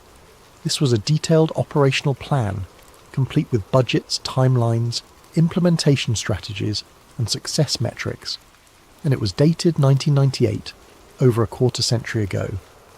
Looking back at the past 25 years with this knowledge was like suddenly being able to see the matrix code streaming down in green letters. Every major crisis, every solution proposed by global institutions, every erosion of privacy and freedom justified by security concerns, it all fit the pattern outlined in Project RESET, the 2001 terrorist attacks that ushered in mass surveillance programs, the 2008 financial crisis that consolidated banking power and normalised government intervention in markets, the 2020 pandemic that accelerated digital ID adoption, remote monitoring, and restrictions on movement and assembly. Each crisis followed by solutions that moved us incrementally closer to the world described in this document. I realised I had been an unwitting participant in this process. My demographic studies, my policy recommendations, my analysis of population behavioural patterns, all of it had been feeding into this larger machine. I thought I was fighting poverty and inequality. In reality, I was helping to perfect the mechanisms of human subjugation. The afternoon sun was setting behind the Alps when I finally closed the document. My coffee had gone cold hours ago. My phone showed 17 missed calls from Elena, but I couldn't bring myself to respond. How do you have a casual conversation about quarterly budget reviews when you've just discovered that your entire profession is part of a conspiracy to enslave humanity? I needed to understand more. If this document was real, and every instinct I had told me it was, then there had to be other evidence. References to council authorization suggested a governing body overseeing the implementation. The technical specifications implied vast infrastructure investments that would leave paper trails, and the timeline suggested that we were currently in the middle of Phase 2, with Phase 3 approaching rapidly. As I prepared to leave the office that evening, Elena appeared at my cubicle. Her expression was carefully neutral, but I caught something in her eyes, a wariness that hadn't been there that morning. "How's the archive review coming along?" she asked. "Fine," I managed. "Just working through the historical research files. Nothing unusual so far." She nodded, but her gaze lingered on my computer screen. "Good. Make sure you flag anything that seems out of place. We can't afford any compliance issues with the legal review." After she left, I copied the Project RESET document to an encrypted drive. Call it insurance or call it stupidity. I knew I couldn't let this information disappear into the bureaucratic machinery of damage control. If what I'd read was true, then the fate of human civilization hung in the balance. That night I lay awake in my Geneva apartment, staring at the ceiling and trying to process what I'd discovered. Outside my window, the city hummed with the quiet activity of normal life. People returning from dinner, late commuters heading home, the distant sound of traffic on the highway, all of them oblivious to the web of control being woven around them. I thought about my colleagues at Arcus, brilliant and dedicated people who believed, as I had, that we were working toward a better world. How many of them knew the truth? How many were complicit, and how many were simply useful idiots like I had been? More disturbing was the realization that the plan was working. Digital ID systems were being rolled out globally under the banner of convenience and security. AI-managed resource distribution was being piloted in smart cities around the world. Economic instability was increasing, with more frequent market volatility and supply chain disruptions becoming the new normal. The infrastructure for total control was being built piece by piece, sold to the public as progress and innovation, and by the time people realized what they had traded away, it would be too late to resist. As dawn broke over Lake Geneva, I made a decision that would change the trajectory of my life forever. I was going to find out who was behind Project RESET, how far the implementation had progressed, and whether there was any way to stop what was coming. I had no idea that by opening that file, I had already marked myself for termination. The next 3 weeks were a masterclass in paranoid research methodology. I couldn't use Arcus resources for obvious reasons, and I couldn't risk conducting searches from my home computer that might trigger surveillance algorithms. Instead, I developed a routine of visiting different internet cafes, public libraries, and university computer labs around Geneva, always paying with cash and never staying in one location for more than an hour. What I discovered during those weeks of clandestine investigation was both validation and horror. The language from Project RESET wasn't just theoretical. It was operational vocabulary that had been seeded into the public discourse for decades. The phrase, "build back better," appeared in a 2005 United Nations disaster risk reduction framework, years before it became a mainstream political slogan. Sustainable development goals weren't just environmental initiatives, they were restructuring protocols directly lifted from the Project RESET documentation. Stakeholder capitalism wasn't a progressive business philosophy, it was the economic model described in Phase 3 of the plan. I started mapping connections, creating a network diagram that resembled a spider web of interlocking organisations, all connected by shared personnel, funding sources, and ideological frameworks. At the centre of this web were names that any political science student would recognise: the Bilderberg Group, the Trilateral Commission, the Council on Foreign Relations, the Club of Rome, and the World Economic Forum. But it was the personnel overlaps that made the pattern undeniable.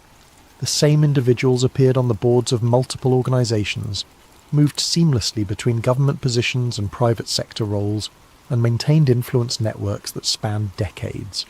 These weren't coincidences, they were evidence of coordinated long-term planning. Dr. Klaus Müller, for instance, had served on the board of the Arcus Foundation since 2003, while simultaneously holding positions with the Trilateral Commission and maintaining an advisory role with the World Economic Forum. His academic credentials were impeccable. PhD in International Relations from Harvard, former Deputy Director of the IMF. But his career trajectory revealed a pattern of strategic positioning within the exact organisations mentioned in Project REZT. Elena Vasquez, my own supervisor, had spent 3 years with the World Bank before joining Arcus. Her previous role involved developing population optimization models for developing nations, work that, in light of what I now knew, took on a sinister new meaning. The more I dug, the more I realised that the world of international policy wasn't the collegial academic environment I had believed it to be. It was a carefully orchestrated theatre, with different organisations playing complementary roles in advancing the same underlying agenda. The Bilderberg Group provided high-level strategic coordination, bringing together political leaders, corporate executives, and academic experts for closed-door discussions that never appeared in public records. The World Economic Forum served as the public face of the agenda, packaging radical social restructuring as progressive innovation and corporate responsibility. The Club of Rome provided intellectual legitimacy, producing research that supported predetermined policy conclusions. And think tanks like Arcus served as implementation arms, developing the detailed technical frameworks that transformed abstract plans into concrete policies. It was during my 4th week of investigation that I made contact with Harper. I was sitting in a small cafe near the University of Geneva, cross-referencing attendance lists from various international conferences, when I noticed someone had left a newspaper on the adjacent table. Folded inside the newspaper was a handwritten note. "You're asking the right questions, but you're asking them in the wrong places. Tomorrow, 3 p.m, Parc des Bastions, near the Reformation Wall. Come alone." My first instinct was to ignore it. Paranoia was an occupational hazard when researching conspiracy theories, and I had no way of knowing whether this was a genuine contact or an elaborate trap. But the note demonstrated knowledge of my research activities that was both impressive and terrifying. Someone had been watching me, tracking my movements, and monitoring my investigation. The next afternoon, I found myself walking through Parc des Bastions with sweaty palms and a racing heart. The Reformation Wall loomed ahead of me, a massive stone monument celebrating the Protestant Reformation, with larger-than-life statues of religious reformers who had challenged the established order of their time. The irony wasn't lost on me. Harper was waiting on a bench facing the monument. He looked to be in his 60s, with silver hair and the kind of weathered face that suggested a lifetime of difficult experiences. His clothing was unremarkable, a grey wool coat, dark slacks, leather shoes that had seen better days. But his eyes were alert and calculating, constantly scanning our surroundings with the practised vigilance of someone accustomed to danger. "Julian Stone," he said as I approached. It wasn't a question. I sat down beside him, maintaining the pretense of casual conversation in case we were being observed. "How do you know who I am?"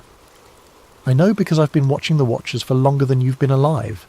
His accent was British, with traces of something else, perhaps South African or Australian. "My name is Harper. I used to work for Her Majesty's Secret Intelligence Service until I learned some things that made continuing that work problematic." We sat in silence for a moment, watching tourists take photographs of the monument. A group of school children ran past, laughing and playing games that seemed impossibly innocent, given the conversation I was about to have. "You found the Project RESET documentation," Harper continued. "Impressive work, considering the access restrictions. Most people in your position never make it past the first layer of classification. Most people in my position, policy analysts, research coordinators, academic consultants, the intellectual workforce that powers the think tank ecosystem. You're all kept in comfortable compartments, given enough information to do your jobs effectively, but never enough to see the complete picture. It's an elegant system, really. The vast majority of people working within the network genuinely believe they're contributing to positive change." Harper reached into his coat and withdrew a slim folder. "But you've seen behind the curtain now. The question is, what do you intend to do with that knowledge?" I took the folder, glancing around to ensure we weren't attracting attention. Inside were photographs, documents, and what appeared to be transcripts of recorded conversations. The material was far more detailed than anything I had discovered during my own research. Project RESET is Phase 4 of a much larger operation, Harper explained. The planning began in the 1970s when a group of industrialists, academics and political leaders became convinced that democratic governance was incompatible with long-term social stability. They believed that ordinary people were too short-sighted, too emotional and too self-interested to make rational decisions about complex global challenges. The first document in the folder was a memorandum dated 1975, bearing the letterhead of the Club of Rome. The subject line read, "Crisis of Democracy, Toward Managed Governance Solutions." The oil crisis of 1973 was a test run, Harper continued, a demonstration of how quickly modern civilization could be disrupted and how readily populations would accept authoritarian measures if they were presented as temporary emergency responses. The success of that operation convinced the planners that more comprehensive interventions were not only possible, but necessary. I flipped through pages of meeting minutes, budget allocations and organisational charts. Names I recognised from my research appeared throughout the documentation, along with others I'd never heard of, shadowy figures who seemed to wield enormous influence while maintaining complete public anonymity. Wars and pandemics are what they call in moments of acceleration, Harper said. Periods when normal political processes can be bypassed and fundamental changes can be implemented under the justification of emergency response. The 2001 attacks accelerated surveillance infrastructure development by at least a decade. The 2020 pandemic accelerated digital control systems by another decade. A photograph in the folder showed a group of men in expensive suits standing around a conference table. The image quality suggested it had been taken with a hidden camera. Harper pointed to a figure partially obscured by shadows. That's Dr. Heinrich Strasser, primary architect of the population normalization protocols. Officially, he's a retired professor of demographics from the London School of Economics.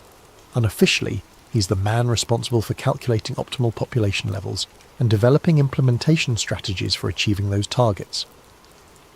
The casual way Harper discussed mass depopulation sent chills down my spine. We were talking about the systematic elimination of billions of human beings, as if it were an abstract policy problem to be solved through careful planning and efficient execution. "Why are you telling me this?" I asked. Harper was quiet for a long moment, watching a young couple push a stroller along the path in front of us. Because the timeline has accelerated. What was supposed to be a gradual transition over several decades is now being compressed into a few years. The planners are concerned about growing public awareness and resistance, so they've decided to move directly to Phase 3, the economic collapse scenario. He handed me a small device that looked like a modified smartphone. Everything you need to understand the current operational status is on that device. Meeting schedules, communication intercepts, financial transaction records. But be warned, accessing this information will mark you as a priority target. They won't try to discredit you or buy you off. They'll simply make you disappear. I pocketed the device, my hands trembling. What about you? How have you managed to avoid disappearing? Harper smiled grimly. I haven't. The man who used to be called Harper died in a car accident in Morocco 15 years ago, according to official records. The person sitting next to you is a ghost, and ghosts have certain advantages when it comes to moving through the world undetected. We parted ways without shaking hands or exchanging contact information. Harper simply stood up, walked away, and disappeared into the crowd of tourists and afternoon shoppers. I remained on the bench for another hour, trying to process what I had learned, and struggling with the magnitude of the decisions I now faced. That evening I examined the device Harper had given me. The interface was unlike anything I'd seen before, clearly custom-built with security features that went far beyond commercial encryption standards. The data it contained was staggering. Real-time intelligence on Project RESET implementation across multiple continents, detailed profiles of key personnel, financial flows between organisations, and most disturbing of all, operational timelines for the next phase of the plan. According to the intelligence Harper had provided, Phase 3, the engineered economic collapse, was scheduled to begin within 18 months. The trigger would be a coordinated cyber attack on critical financial infrastructure, blamed on state-sponsored hackers but actually orchestrated by the same network that had been planning global restructuring for decades. The attack would simultaneously cripple banking systems, electrical grids, supply chains and communication networks across North America and Europe. In the chaos that followed, Emergency powers would be invoked, constitutional protections would be suspended, and the new digital control systems would be implemented as temporary security measures. Within 6 months of the collapse, the new economic system would be fully operational. Physical currency would be eliminated in favour of digital transactions that could be monitored, controlled, and restricted in real time. Universal basic income would be introduced, but payment would be conditional on compliance with behavioural modification programs. Private property rights would be suspended in favour of collective stewardship models managed by AI allocation algorithms. Anyone who resisted the transition would find themselves cut off from the economic system entirely, unable to buy food, unable to access shelter, unable to travel or communicate. Social pressure and biological necessity would force compliance within weeks. The plan was brilliant in its simplicity and horrifying in its implications. By engineering a crisis and positioning themselves as the solution, the architects of Project RECT could implement total social control while maintaining the illusion of democratic legitimacy. The public would beg for the very chains that enslaved them. As I sat in my apartment that night, surrounded by the evidence of humanity's impending subjugation, I made a decision that would define the rest of my life. I couldn't stop what was coming. The machinery was too vast, too well coordinated, and too far advanced. But I could expose it. I could ensure that when the collapse came, at least some people would understand what was really happening and why. The real governments weren't in the Capitol buildings where tourists took photographs and school children learned about democracy. They were in conference rooms with no cameras, making decisions that would reshape human civilization according to their vision of optimal management and control. But first, I needed to learn more about the Council of Nine, the shadowy governing body that Harper had mentioned only in passing, but that seemed to represent the apex of the power structure I was investigating. What I would discover about the Council would make everything I had learned so far seem like a preparation course for the real horror show. Harper contacted me again 3 days later, this time through a more sophisticated method that demonstrated the depth of his surveillance capabilities. When I returned home from work, I found that someone had been in my apartment. Nothing was missing, nothing was damaged, but subtle signs indicated professional intrusion. A book moved slightly on my desk, a coffee cup repositioned by a few inches, the angle of my computer monitor adjusted just enough to be noticeable. On my kitchen table was a single playing card, the 9 of spades, with a time and location written on the back in precise handwriting. Thursday, 9 p.m, Jet d'eau viewing platform. The Jet d'eau was Geneva's famous water fountain, a towering spray of lake water that had become the city's unofficial symbol. The viewing platform offered panoramic views of Lake Geneva and was typically crowded with tourists during the day, but at 9 p.m. on a Thursday in early spring it would be largely deserted. I arrived 15 minutes early, using the time to scan for potential surveillance or security threats. Harper's warnings about being marked as a priority target had left me hyper-vigilant, seeing potential enemies in every passerby and possible monitoring devices in every street camera. Harper materialised from the shadows near the platform's eastern edge, moving with the silent efficiency of someone trained in covert operations. He wore different clothes than during our first meeting, but the same calculating alertness animated his features. "You've been researching the Council of Nine," he said without preamble. "I can tell because your digital footprint shows specific query patterns that correlate with Council-related information architecture." I hadn't mentioned the Council during our previous conversation, which meant Harper had been monitoring my online activities despite my precautions. The realization was both impressive and unsettling. "How do you know what I've been researching?" "Because I built some of the monitoring systems that track research patterns related to sensitive topics. Before I became a ghost, I spent 12 years developing psychological analysis algorithms for MI6. We called it cognitive fingerprinting, the ability to identify individual researchers based on their information-seeking behaviours." Harper handed me a waterproof envelope sealed with what appeared to be tamper-evident tape. The Council of Nine represents the operational command structure for Project RECT. They're not the architects. Those individuals died decades ago. But they're the executors responsible for implementing the final phases. The envelope contained photographs that had obviously been taken with sophisticated surveillance equipment. The images showed a conference room that looked like something from a high-end corporate retreat. Polished mahogany table, leather chairs, floor-to-ceiling windows offering views of what appeared to be a mountain landscape. But it was the occupants of the room that made my blood run cold. 9 individuals sat around the table, their faces partially obscured by shadows that seemed strategically positioned to prevent clear identification. Despite the lighting conditions, I could make out enough detail to recognise several figures from my research. Dr. Klaus Müller from the Arcus Foundation, a woman who appeared to be Dr. Margaret Thornfield from the World Economic Forum's Executive Board, and others whose faces seemed familiar but whose identities I couldn't immediately place. These photographs were taken during a C9 emergency protocol meeting 6 months ago, Harper explained.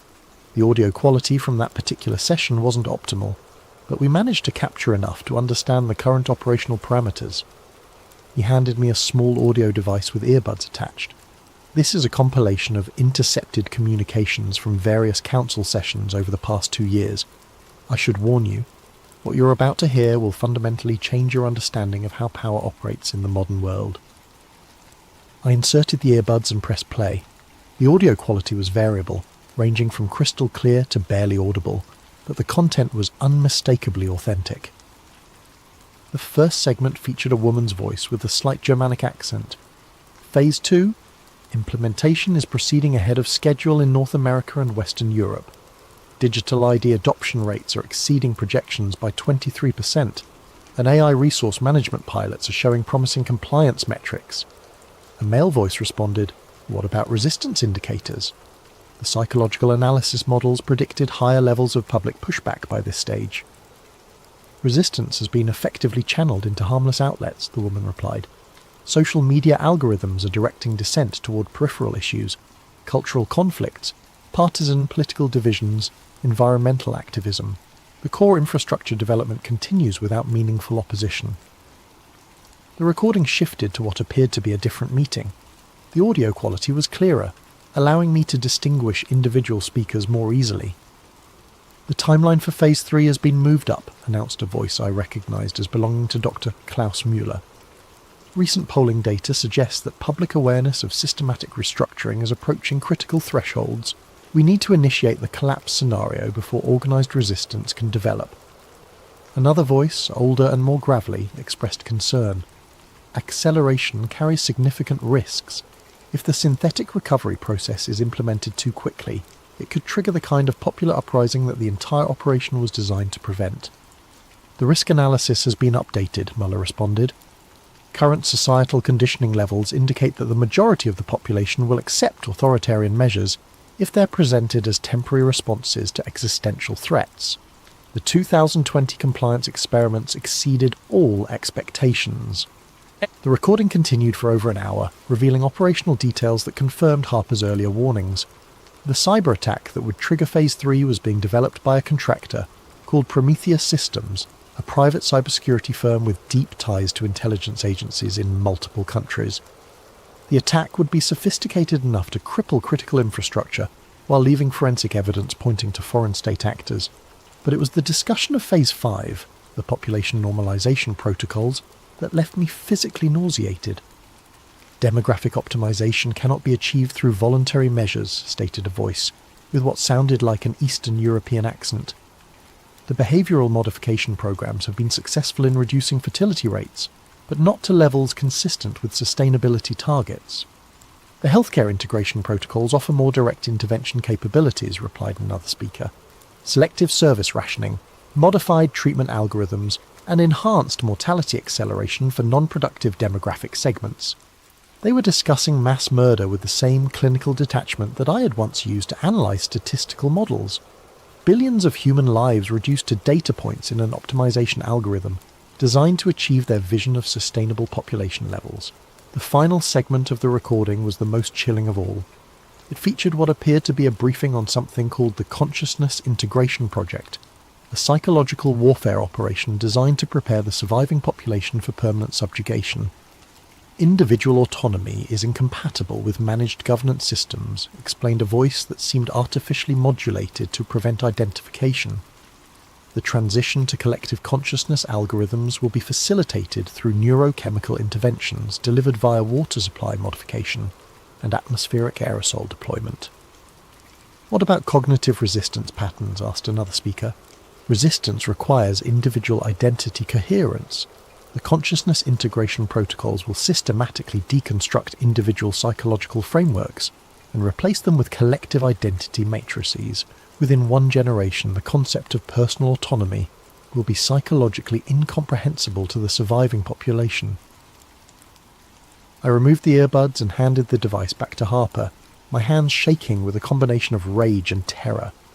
What I had heard wasn't just evidence of a conspiracy, it was evidence of a plan to erase human consciousness itself, transforming the survivors of their depopulation program into biological robots incapable of independent thought.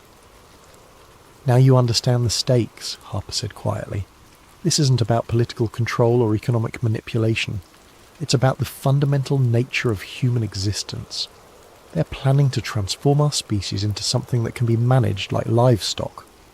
The lights of Geneva sparkled across Lake Geneva, a testament to human creativity and achievement that would soon be subordinated to the algorithmic control systems of the Council of Nine. Every light represented families, dreams, aspirations, and individual lives that would be extinguished or enslaved, according to the optimization calculations of psychopaths who had convinced themselves that they were saving the world. "What can we do?" I asked. Harper's expression was grim. "The operational infrastructure is too advanced to be stopped through conventional means, but there might be a way to disrupt their timeline and create opportunities for organized resistance." He explained that the Council's power derived from coordination and secrecy. Their plans required precise timing and public ignorance to succeed. If the implementation schedule could be disrupted and their methods exposed to widespread public awareness, the resulting chaos might create openings for resistance movements to organize and respond. "They're planning a closed-door summit next month," Harper continued, "a C9 emergency protocol meeting to finalize the Phase 3 trigger parameters. If we could intercept their communications during that meeting and broadcast the proceedings publicly, it would expose everything," I finished. "More than that. It would force them to abandon their current timeline and revert to contingency protocols that are less well developed and more vulnerable to disruption." Harper outlined the technical challenges involved in intercepting the Council's communications. Their meetings took place in secure facilities with sophisticated counter-surveillance measures. The participants used encrypted communication devices that were regularly updated with new security protocols, and any interception attempt would almost certainly be detected, triggering immediate countermeasures against anyone involved in the operation. "I need you to understand," Harper emphasized, "that this is likely a one-way mission. Even if we succeed in exposing their operation, we won't survive the aftermath. The Council has resources and capabilities that extend far beyond anything a conventional government could deploy." I stared out at the lake, watching the gentle waves lap against the shore. 3 weeks ago, my biggest concern had been meeting quarterly research deadlines. Now, I was contemplating a suicide mission to save human civilization from technocratic enslavement. "When is this summit?" I asked. "April 15th. Location is still being determined, but intelligence suggests it will be at the Château de Bossé, about 20 kilometers outside Geneva. It's a World Council of Churches conference centre that's been used for sensitive meetings before." Harper handed me a final envelope thicker than the others. "Everything you need to prepare is in there. Technical specifications, surveillance protocols, communication equipment. Study it carefully. Our success depends on flawless execution." As we parted ways for what would be the last time, Harper offered me a choice that would haunt me for the rest of my abbreviated life. "You can still walk away, Julian. Disappear, create a new identity, and try to survive what's coming. No one would blame you for choosing self-preservation over martyrdom." I considered his offer seriously. I had no family, no romantic attachments, no obligations that would be affected by my disappearance. I could liquidate my assets, assume a false identity, and find some remote corner of the world where I might escape the coming transformation. But as I walked home through the streets of Geneva, I realized that escape was an illusion. There would be no safe havens in the world the Council of Nine was creating. Every corner of the globe would eventually be incorporated into their control grid. And even if I managed to survive the initial phases of their plan, I would spend the rest of my life knowing that I had possessed the knowledge and opportunity to resist, but had chosen cowardice instead. The next morning I submitted my resignation to the Arcus Foundation, citing family health issues that required my immediate attention. Eleanor Vasquez accepted my resignation, with what seemed like genuine regret, though I noticed she didn't press for details about my family situation. I spent the following 3 weeks studying Harper's materials and preparing for the mission. The technical challenges were formidable, but not insurmountable. The Chateau de Bossey's security systems were sophisticated, but not impregnable. More importantly, Harper had provided me with detailed intelligence about the Council's communication protocols and meeting procedures. The plan was elegantly simple. I would infiltrate the chateau during the summit, establish a covert listening post in the building's communication infrastructure, and broadcast the Council's proceedings live to multiple online platforms simultaneously. The global exposure would make it impossible for them to suppress the information or maintain the fiction of legitimacy. April 15th arrived with an unseasonable spring snowstorm that provided perfect cover for my approach to the chateau. I'd spent the previous night in a small hotel in Séligny, using the time to conduct final equipment checks and mentally prepare for what was likely to be my final mission. The chateau was an imposing medieval structure surrounded by manicured gardens and modern security installations. Thermal imaging revealed the presence of at least 12 security personnel, along with the 9 council members and their personal staff. The building's communication systems were exactly as Harper had described. A central server room in the basement that handled all electronic communications for the facility. I made my approach through the gardens, using the snow and darkness to avoid the exterior security cameras. Harper's intelligence had identified a service entrance that was monitored, but not heavily guarded. A simple electronic lock bypass granted me access to the building's interior. The next 30 minutes were the most terrifying of my life. Moving through the chateau's corridors while armed security personnel patrolled just meters away required a level of stealth and nerve that I had never before been required to demonstrate. Every creak of the floorboards, every shadow in the hallways, every distant sound could have meant discovery and immediate termination. The server room was located exactly where Harper's blueprints had indicated. The communication equipment was more sophisticated than anything I had worked with before, but Harper's technical specifications were precise enough to guide me through the installation process. I had just finished establishing the connection to my broadcasting equipment when the voices began echoing through the chateau's ventilation system. The meeting was taking place in what had once been the chateau's grand library, a room lined with ancient books and dominated by a massive fireplace. Through the building's internal communication system, I could hear every word with crystal clarity. Phase 3 implementation begins in 72 hours, announced a voice I recognized from Harper's recordings, Dr. Klaus Müller. Prometheus Systems has confirmed that the cyber attack vectors are fully operational and undetectable. Critical infrastructure across North America and Western Europe will be compromised simultaneously. The casual way he discussed the orchestrated collapse of civilization sent chills down my spine. These weren't desperate revolutionaries fighting against an oppressive system. They were the architects of oppression itself, calmly discussing the implementation of totalitarian control with the same tone I had once used to discuss quarterly budget projections. What about contingency protocols if the public response exceeds manageable parameters? Asked a woman's voice with a slight accent that could have been Scandinavian. Public response has been extensively modelled, replied another speaker. Current psychological conditioning levels indicate that 73% of the population will comply with emergency directives within the first week. An additional 19% will require moderate coercion, restriction of services, economic pressure, social isolation. Only 8% are projected to offer sustained resistance. My hands trembled as I adjusted the recording equipment. They were discussing the subjugation of billions of human beings as if they were managing a corporate restructuring project. The clinical precision of their planning made their intentions even more horrifying. The 8% resistance demographic will be addressed through Phase 4 acceleration, continued Muller. Enhanced surveillance protocols and predictive intervention algorithms will identify resistance cells before they can organise effectively.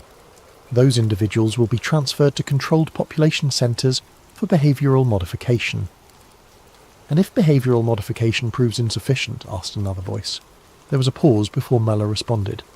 Then they will be reclassified as surplus population and processed according to Phase 5 protocols.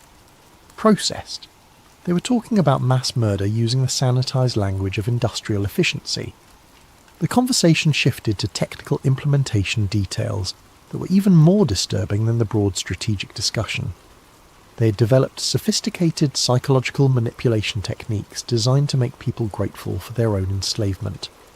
The economic collapse would be followed by a recovery program that would gradually introduce the new control systems as benevolent solutions to the problems they had created.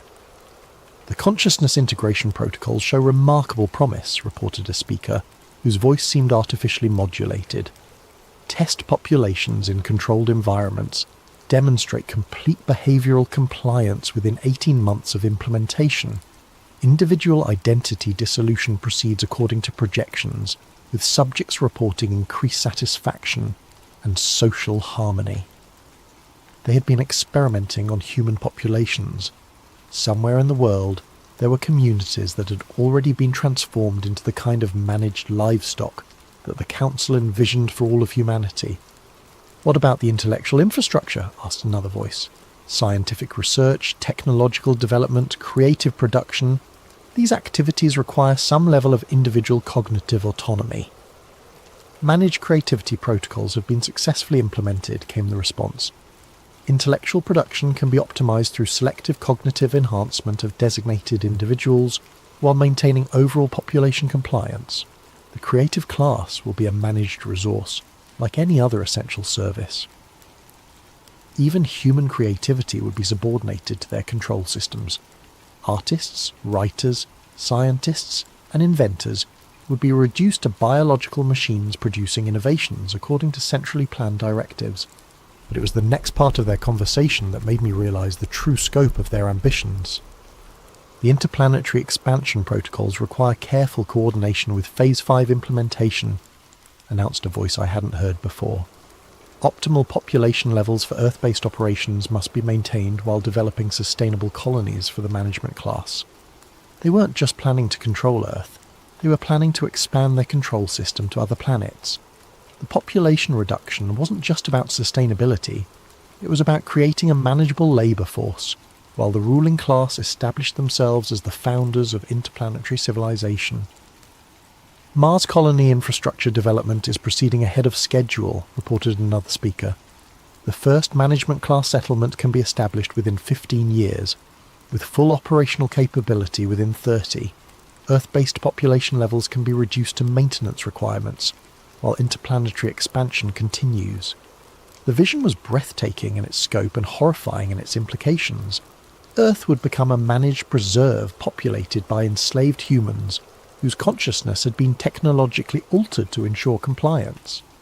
Meanwhile, the architects of this system would establish themselves as the lords of a new cosmic empire, free from the limitations and messy complications of democratic governance.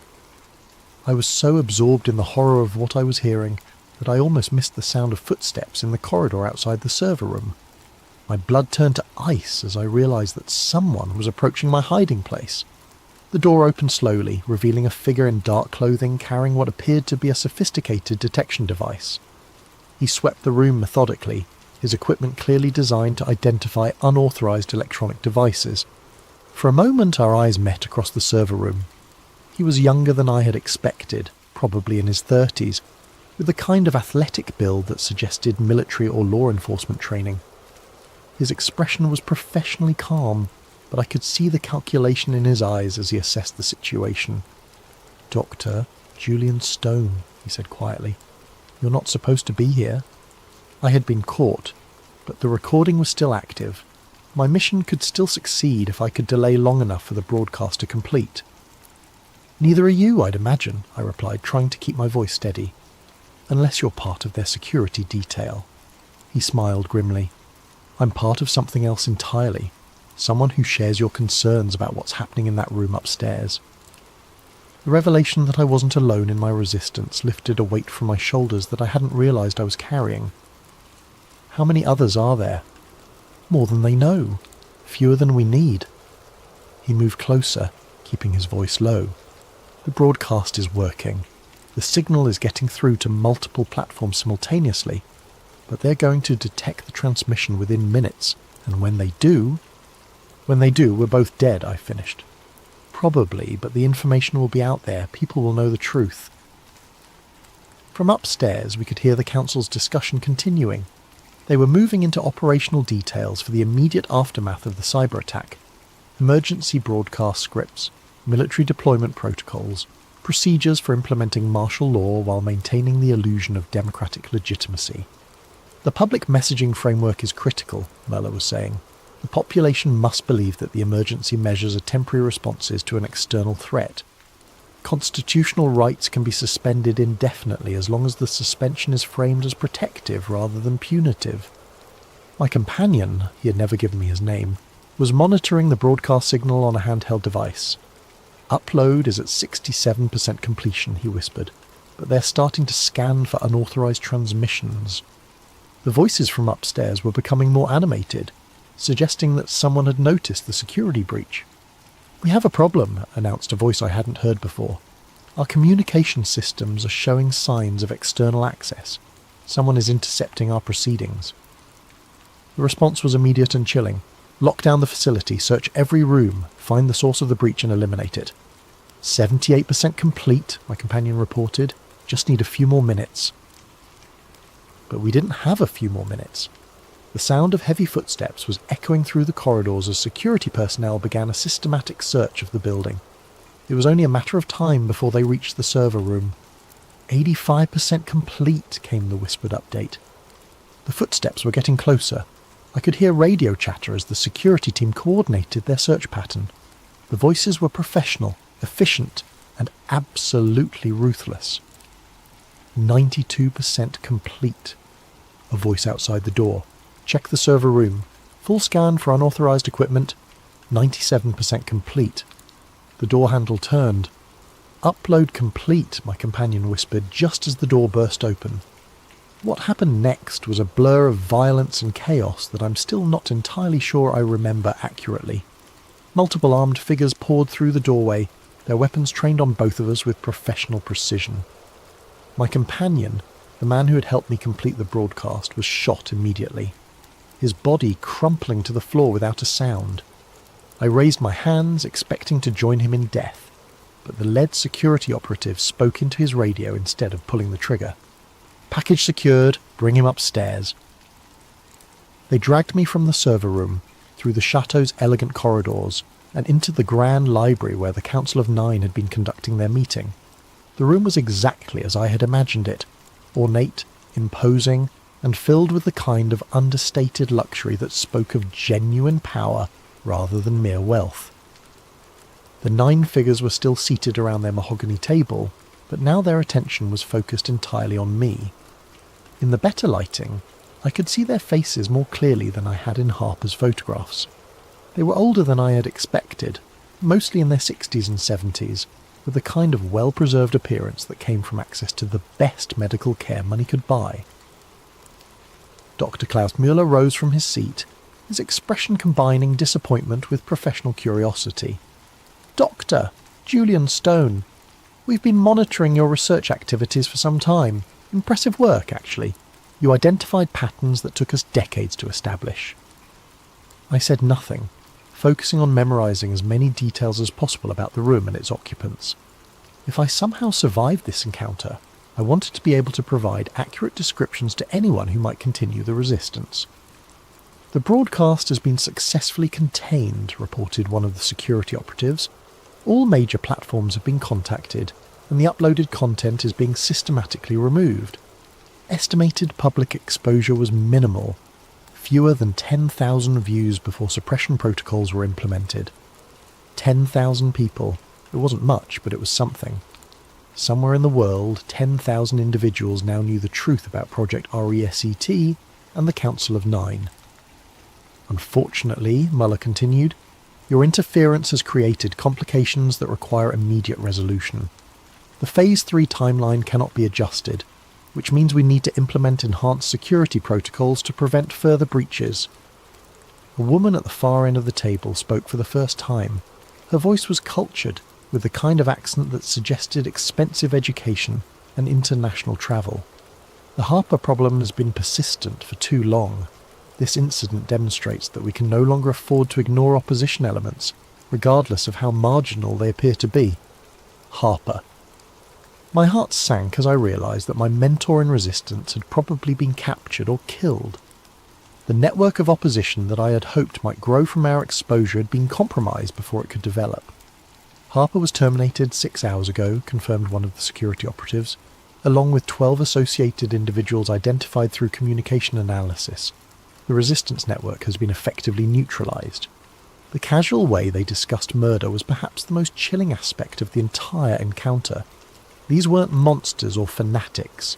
They were bureaucrats implementing policy decisions with the same detached professionalism that I had once applied to demographic analysis. Which brings us to the question of what to do with Dr. Stone, Muller said, returning his attention to me. His knowledge of our operations is comprehensive, and his analytical capabilities are impressive. There might be value in incorporating him into our planning apparatus rather than simply eliminating him. The suggestion sent a chill down my spine that was worse than the threat of death. They were offering me the chance to become complicit in their plan, to use my skills to perfect the mechanisms of human enslavement. The offer is genuine, Muller continued, apparently reading my expression. Your research background makes you uniquely qualified to contribute to population management optimization. You could help us minimize the suffering associated with the transition process. Minimize the suffering of genocide, you mean? I replied, speaking for the first time since being brought into the room. Genocide is an emotionally charged term that doesn't accurately describe our objectives, responded the woman who had spoken earlier. We're implementing a comprehensive restructuring program designed to ensure long-term human survival.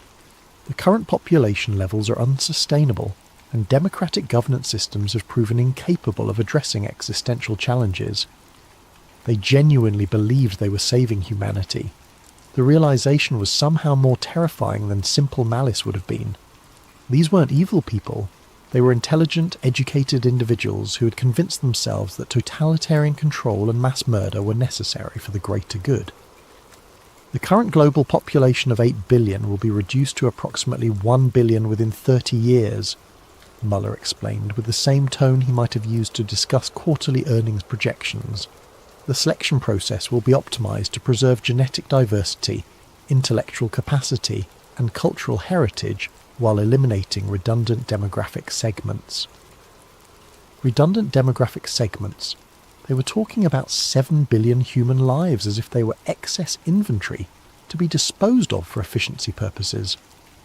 The survivors will live in a managed environment free from war, poverty, environmental degradation, and social conflict, continued the woman. Individual autonomy will be replaced by collective optimization, ensuring that every person contributes to overall societal welfare according to their capabilities. And what about human dignity? I asked.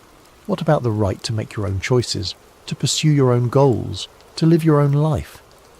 Individual autonomy is a luxury that our species can no longer afford, replied Muller. The evidence is overwhelming. Democratic societies are incapable of making rational long-term decisions. Personal freedom inevitably leads to collective catastrophe. The conversation continued for another hour, with various council members explaining their philosophy and attempting to convince me to join their cause. They spoke eloquently about sustainability, efficiency, and social optimization. They presented detailed research showing the failures of democratic governance and the advantages of managed social systems. But beneath all their sophisticated arguments was a fundamental contempt for human nature itself. They saw people as problems to be solved rather than individuals with inherent worth and dignity. Their vision of the future was a world where every aspect of human existence would be optimized according to algorithmic calculations designed by individuals who considered themselves superior to the rest of our species. As the meeting concluded, Muller made his final offer. Join us willingly, and you'll be part of the management class that guides humanity through the transition. Your expertise will be valued, Your contributions will be meaningful, and your survival will be assured. Refuse, added the woman, and you'll be processed according to Phase 5 protocols. Your knowledge makes you too dangerous to be allowed to live as a private citizen, but not valuable enough to preserve against your will. The choice was clear, collaboration or death. But there was a third option that they hadn't considered. I need time to think about it, I said. Muller nodded. You have until tomorrow evening, but understand that this is the only offer you'll receive. Choose wisely. They returned me to a secure holding room in the chateau's lower level, a comfortable but windowless space that was clearly designed for temporary detention. The door was locked from the outside, and I could hear the subtle hum of electronic surveillance equipment monitoring my activities. But they had made a crucial mistake. In their arrogance, they had assumed that I would either join them or passively await execution. They hadn't considered the possibility that I might have prepared contingency plans for exactly this situation. Hidden in the lining of my jacket was a small device that Harper had given me during our final meeting. A dead man's switch connected to a comprehensive data package containing everything I had learned about Project RESET and the Council of Nine. If I failed to check in with the automated system every 24 hours, the information would be distributed to thousands of recipients worldwide, including journalists, government officials, and activist organizations. The Council's suppression of my live broadcast had been successful, but it wouldn't be enough to contain the firestorm that would erupt when Harper's complete intelligence archive was released. The evidence was too comprehensive, too well documented, and too widely distributed to be suppressed through conventional means.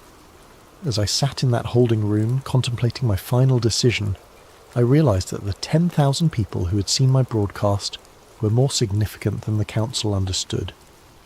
In the age of social media and viral information distribution, 10,000 viewers could become 10 million within hours if the content was compelling enough. The resistance wasn't dead. It was just beginning, and the Council of Nine was about to discover that their carefully constructed timeline was no longer under their control. I spent that night writing a final message, using the time to document everything I had learned and experienced. If I was going to die, I wanted my death to serve a purpose. The message would be transmitted along with Harper's archive, providing context and human perspective to the technical intelligence he had gathered. The next evening, when Muller returned to collect my decision, I was ready. I've made my choice, I told him, and I choose resistance. Muller's expression didn't change, but I could see the disappointment in his eyes. That's unfortunate. You could have been part of something historically significant. I already am, I replied, just not the way you intended. The following text was recovered from Dr. Julian Stone's encrypted files and released as part of the Harper Archive disclosure. It represents the final transmission sent by Dr. Stone before his disappearance. To whoever receives this message, my name is Julian Stone, and by the time you read this, I will probably be dead. But my death will serve a purpose if you understand what I'm about to tell you and act on that knowledge. Everything you've learned about Project RESET and the Council of Nine is true. They are not theoretical threats or abstract conspiracies. They are operational realities that are being implemented right now in the real world by real people with real power. The cyber attack that will trigger Phase 3 is scheduled to begin in less than 48 hours. When it happens, you will be told that foreign terrorists or hostile nations are responsible. You will be told that emergency measures are necessary to protect your safety and security. You will be told that the restrictions on your freedom are temporary responses to an unprecedented crisis. All of it will be lies. The attack will be orchestrated by the same people who will offer to save you from it. The emergency measures will be permanent features of a new system of control. The restrictions on your freedom will never be lifted because they were never intended to be temporary. But you have a choice. You can choose to believe the lies and accept the chains they offer you, or you can choose to resist and fight for the future of human dignity and freedom. If you choose resistance, you need to understand what you're fighting against. This is not a political movement that can be defeated through elections or legal challenges. This is a coordinated assault on human consciousness itself, implemented by people who have resources and capabilities that exceed anything most people can imagine. They control the media that shapes public opinion. They control the financial systems that determine economic stability. They control the technology platforms that facilitate communication and organisation. They have been planning this transformation for decades, and they have considered every possible form of resistance. But they have made one crucial error. They have underestimated the power of human consciousness itself. Individual awareness, when multiplied across millions of people, creates possibilities that no algorithm can predict or control. The key to resistance is understanding that this is fundamentally a spiritual battle disguised as a political conflict. They are trying to convince you that individual autonomy is selfish, that personal freedom is dangerous, and that collective management is more efficient than individual choice. Don't believe them. Your individual consciousness is not a bug in the human system. It's a feature. Your ability to think for yourself, to make your own choices, to pursue your own dreams and goals, is not a luxury that humanity can no longer afford. It's the essence of what makes us human. When the collapse comes, and it will come, remember that the chaos is artificial, and the solutions they offer are designed to enslave you. Organise locally, communicate privately, and maintain your individual identity at all costs. Most importantly, remember that you're not alone. All around the world, people are waking up to the reality of what is being done to them. The resistance is not centralised or organised in the traditional sense, but it is real and it is growing. The New World Order is not inevitable. It is simply the preferred outcome of people who have convinced themselves that they know better than the rest of us how we should live our lives. They are wrong, and if enough of us refuse to cooperate with their vision, they will fail. The choice is yours. Choose wisely. Choose resistance. Choose freedom. The future of human consciousness depends on it. Transmission ends. Addendum. The World Unity Day broadcast. The following transcript was recovered from archived television broadcasts dated 6 months after Dr. Stone's disappearance. The content has been verified as authentic by multiple independent sources. Good evening. This is Sarah Chen reporting for Global News Network with a special report on this year's World Unity Day celebration. Across the globe, millions of people are gathering to celebrate the remarkable progress we've made in building a more sustainable, secure and harmonious world.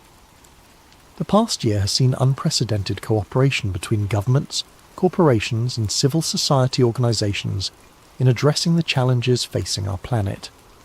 The successful implementation of the Global Resilience Framework has provided stability and security for billions of people, while the Universal Basic Services Programme has eliminated poverty and inequality in participating regions. Behind me you can see thousands of happy families enjoying the festivities here in Geneva, grateful for the peace and prosperity that has been achieved through collective action and shared sacrifice. It's a remarkable testament to what humanity can accomplish when we work together toward common goals. But perhaps the most remarkable aspect of today's celebration is the sense of unity and purpose that pervades the crowd. Individual concerns and selfish interests have given way to collective consciousness and shared responsibility. It's truly inspiring to witness. In the background, we can see representatives from the Global Coordination Council observing the celebrations. These dedicated public servants have worked tirelessly to ensure that the transition to our new social model has been as smooth and beneficial as possible. One figure stands out among the observers, a man in dark clothing who seems to be watching the crowd with particular intensity. Our cameras haven't been able to get a clear shot of his face, but his presence adds to the sense of careful stewardship that characterises our New World Order. As we conclude this special report, I'm reminded of the words spoken by one of our Global Coordination Council members just last week. The New World Order isn't coming, it's here, and it's working exactly as intended. This is Sarah Chen, reporting for Global News Network. Thank you for watching, and happy World Unity Day. Firm paranoia. The terminal stood cavernous and quiet. Her footsteps echoed across the polished floors as she walked through the main concourse. Despite the late hour, the space felt unnaturally vacant. A few cleaning staff moved about like ghosts, and the occasional security guard made perfunctory rounds. Otherwise, the massive building seemed to be holding its breath. "Bigger than the city of San Francisco," she muttered. "Why build an airport this massive in a city that didn't need it?" Evelyn had arranged a room at the airport hotel, giving her a reason to wander the terminals without arousing suspicion. She'd start properly tomorrow, but something compelled her to take a preliminary look around. The vast emptiness of night offered a freedom that daylight crowds would deny. Her attention drifted to the high ceilings, the elaborate art installations, the sheer scale of everything. DIA had cost $4.8 billion, $2 billion over budget. The explanations had never satisfied journalists like her. Something about the math didn't add up, as if the excess billions had built something else entirely. Near the south end of the terminal, she paused before the dedication capstone, a polished granite marker set into the floor. The Masonic square and compass symbol was prominently displayed, along with the date of dedication and, most curiously, reference to something called the New World Airport Commission. Evelyn knelt down, pretending to tie her shoe while snapping a photo with her pendant camera. The New World Airport Commission didn't exist, at least not officially. She'd checked every possible record. No such organisation had ever been registered anywhere in the United States. Hiding in plain sight, she whispered, tracing the Masonic symbol with her finger. The marker mentioned the airport being built for the people of New World. Not Denver, not Colorado, not even America. Just New World. As she stood, a security guard appeared nearby, watching her with unusual intensity. Evelyn smiled casually and moved on, but she could feel his eyes following her. Was she being paranoid, or had she already been marked as someone to watch? Moving toward the hotel, she passed the infamous murals that had spawned countless conspiracy theories. Even at this hour, their vivid imagery was disturbing. Children lying in coffins, a gas-masked figure wielding a scimitar, extinct animals, indigenous people weeping over destruction. The artist claimed they represented peace following environmental apocalypse, but to Evelyn, they looked more like plans than warnings. At the hotel check-in, the night clerk barely acknowledged her, sliding her keycard across the counter without meeting her eyes. "Enjoy your stay at DIA," he said mechanically. "I'm sure I will," Evelyn replied. "It's quite an impressive facility." "Larger than most people realise," the clerk said, finally looking up at her with an unnerving intensity. "Most of it you'll never see." The comment hung in the air between them. Had it been a casual observation or something more? Evelyn nodded politely and walked to the elevator. In her room, she unpacked her equipment and spread the printouts of the encrypted emails across the bed. Each contained fragments of maps, maintenance schedules, strange symbols, and cryptic references to underground levels not shown on any official blueprint. One phrase appeared in every message: Level Subnormal 3. She arranged the pieces, trying to make sense of the puzzle. Through the window, the massive blue Mustang glowed in the distance, its red eyes like beacons in the Colorado night. Beyond it, planes took off and landed on runways designed in a formation that, from above, resembled a swastika. Another coincidence that conspiracy theorists love to mention. Evelyn checked her watch. 3:42 a.m. She should sleep, but her mind raced with questions. Who had sent the emails? Why choose her? And most importantly, what really lay beneath the sterile, controlled environment of Denver International Airport? She took out her recorder pen and spoke softly. "Day 0 at DIA. Tomorrow I begin mapping the visible to find the invisible. If the emails are correct, this isn't just an airport. It's the entrance to something much bigger and much darker." As she set down the pen, the lights in her room flickered briefly. Just an electrical hiccup, surely. But in that moment of darkness, Evelyn could have sworn she heard something humming beneath the floor. A deep, steady vibration, like massive machinery churning in the earth below. Morning brought artificial normality to Denver International Airport. Travellers rushed through security lines, baristas served overpriced coffee, and overhead announcements called for final boardings. Yet to Evelyn's newly attuned senses, everything felt like a performance, a carefully choreographed dance to disguise what lay beneath the surface.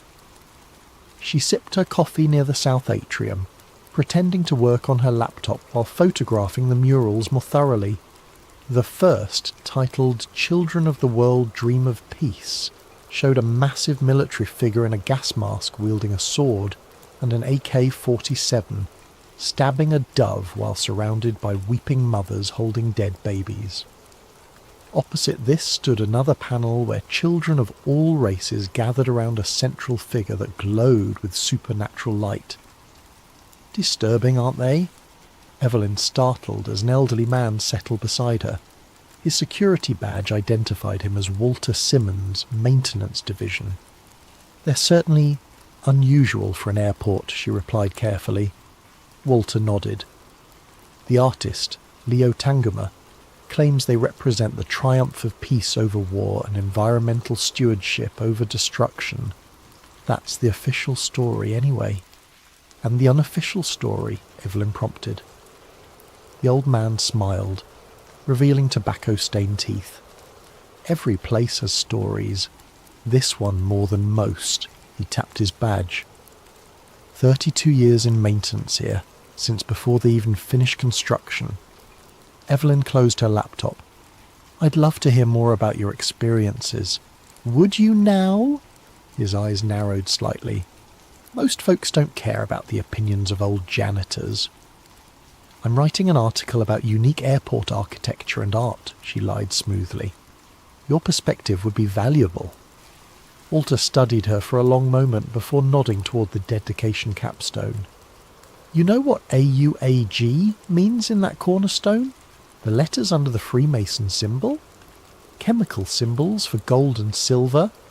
That's what they tell tourists." Walter leaned closer. "In ancient alchemy, they represent the foundation of transformation, breaking down to build anew." Before Evelyn could respond, Walter stood abruptly. "Meet me at closing time. Baggage claim level, Carousel 19, if you're really interested in architecture." Without waiting for a response, he shuffled away, disappearing into the crowd. Evelyn spent the next hours methodically photographing every strange element of the airport. The gargoyles emerging from suitcases, the floor tiles with Navajo symbols arranged in patterns that resembled circuitry, and most notably, the time capsule marble inscribed with New World Airport Commission. Near the south terminal, she found another cryptic installation.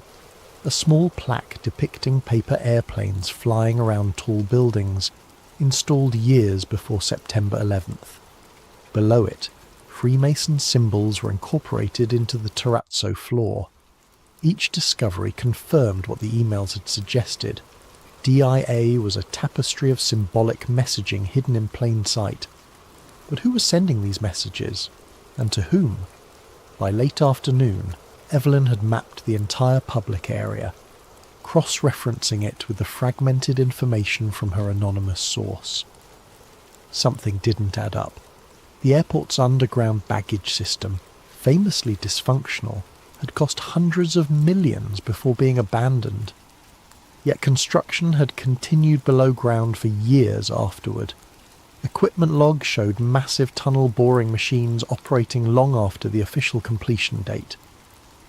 At 9:45 p.m, Evelyn made her way to baggage claim, finding Carousel 19 shut down for the night. Walter stood nearby, pretending to mop an already clean floor.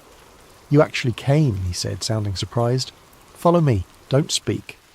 He led her through a service door marked "Authorised Personnel Only," down a maintenance corridor lined with pipes and electrical conduits. After several turns, Walter used his badge to access another door labelled Tunnel System Grid B. "Why are you showing me this?" Evelyn whispered, as they entered a long concrete tunnel large enough to drive trucks through. "Because I'm retiring next month," Walter replied. 32 years keeping my mouth shut. Maybe it's time somebody knew. The tunnel stretched ahead for what seemed like miles, curving gently downward. Evelyn's GPS on her phone showed them moving beyond the official airport boundaries, yet the concrete passageway continued. 5 subterranean levels, Walter said as they walked. That's what they put in the original plans, but we built 8. The deepest 3 don't officially exist. Who's they? Evelyn asked. Walter laughed bitterly. I've asked myself that for decades. The construction teams were compartmentalised. Different contractors for different sections. Nobody seeing the whole picture. But whoever designed this place, they weren't thinking about luggage. They passed massive air handling systems, water purification equipment and power generators far larger than an airport would require. Self-sufficient, Walter noted, following her gaze. Complete power generation, water purification, air filtration. This place could seal itself off from the outside world indefinitely. After 20 minutes of walking, they reached a junction where the modern concrete tunnel intersected with something else. A rough-hewn passage that appeared to be partially natural, partially excavated from the bedrock. This wasn't on any blueprint, Walter said. We found it during excavation. There was talk of ancient tunnels under this whole region. Native American legends about entrances to the underworld. Evelyn photographed the junction with her pendant camera. What's down there? Don't know. It was sealed off immediately. Armed guards for weeks. Walter pointed to a symbol carved into the stone arch. A stylized eye within a triangle. But that wasn't carved by construction workers.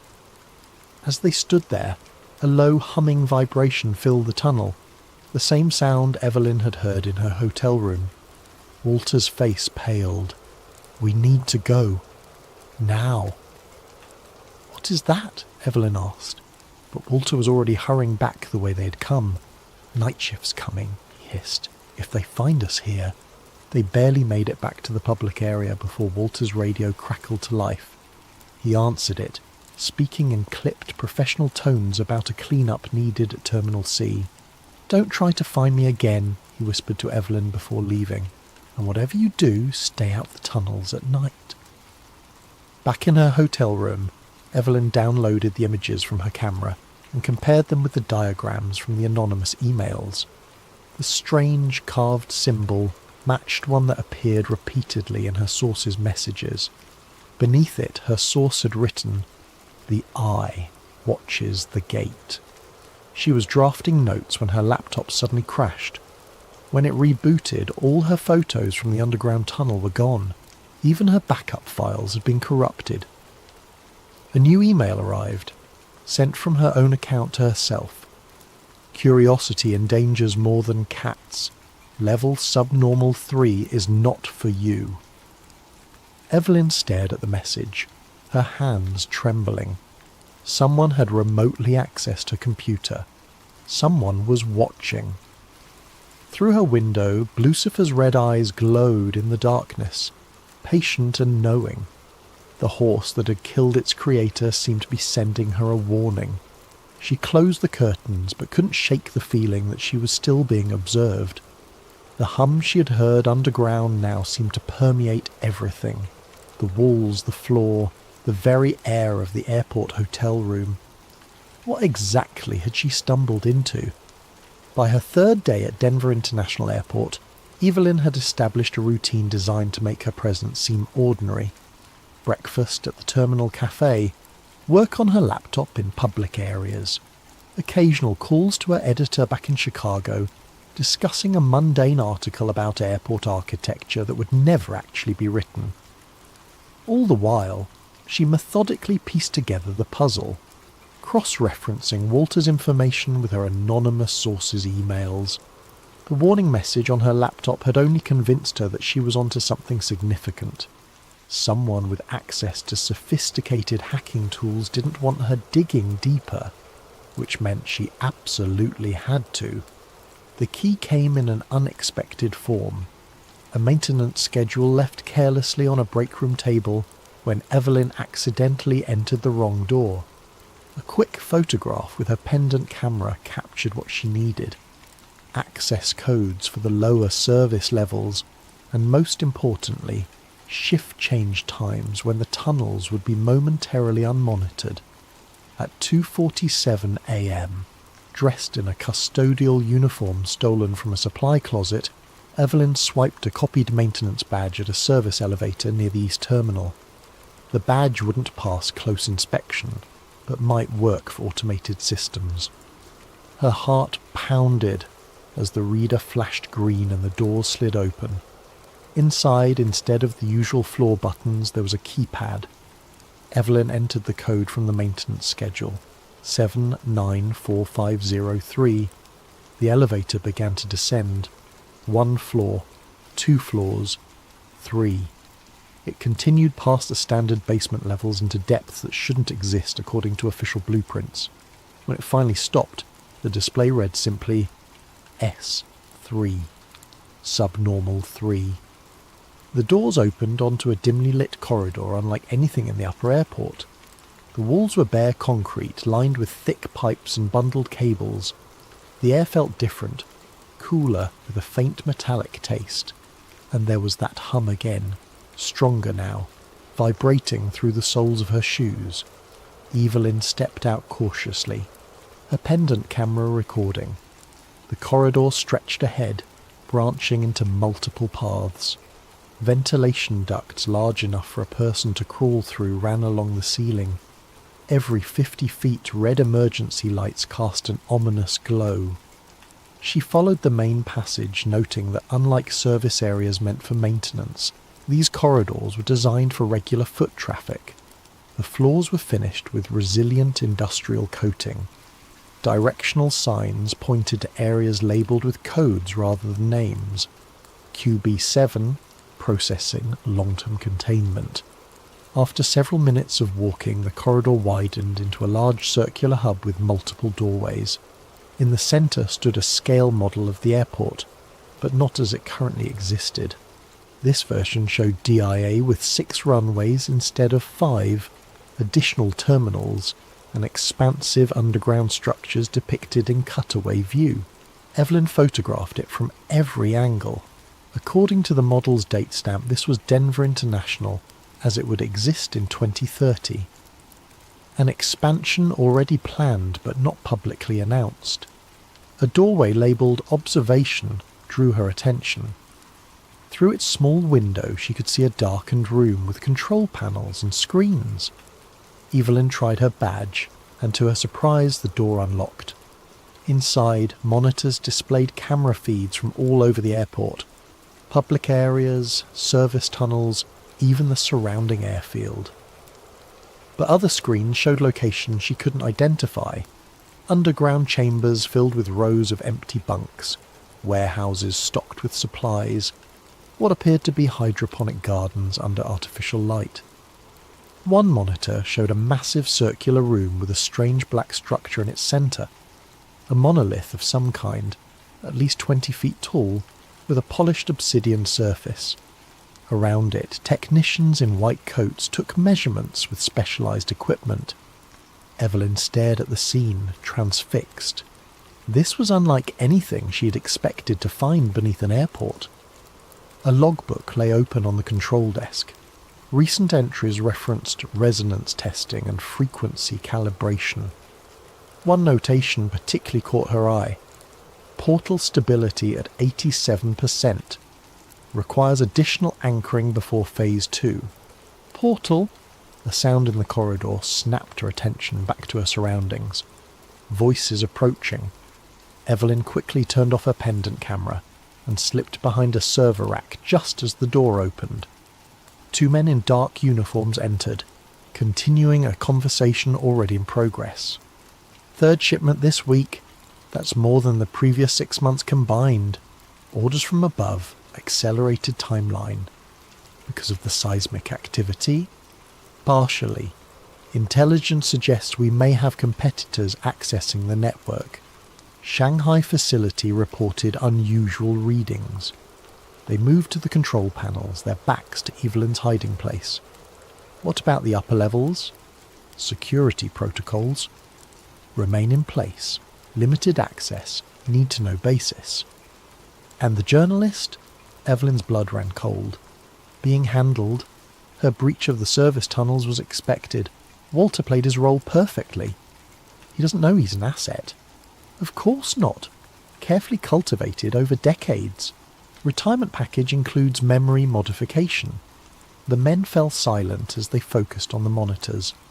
One adjusted settings while the other took notes. Evelyn remained frozen behind the server rack, barely breathing. After what seemed like an eternity, they finished their work and moved toward the door. Shift change in 20 minutes. Make sure the containment teams are ready. What about tonight's arrivals?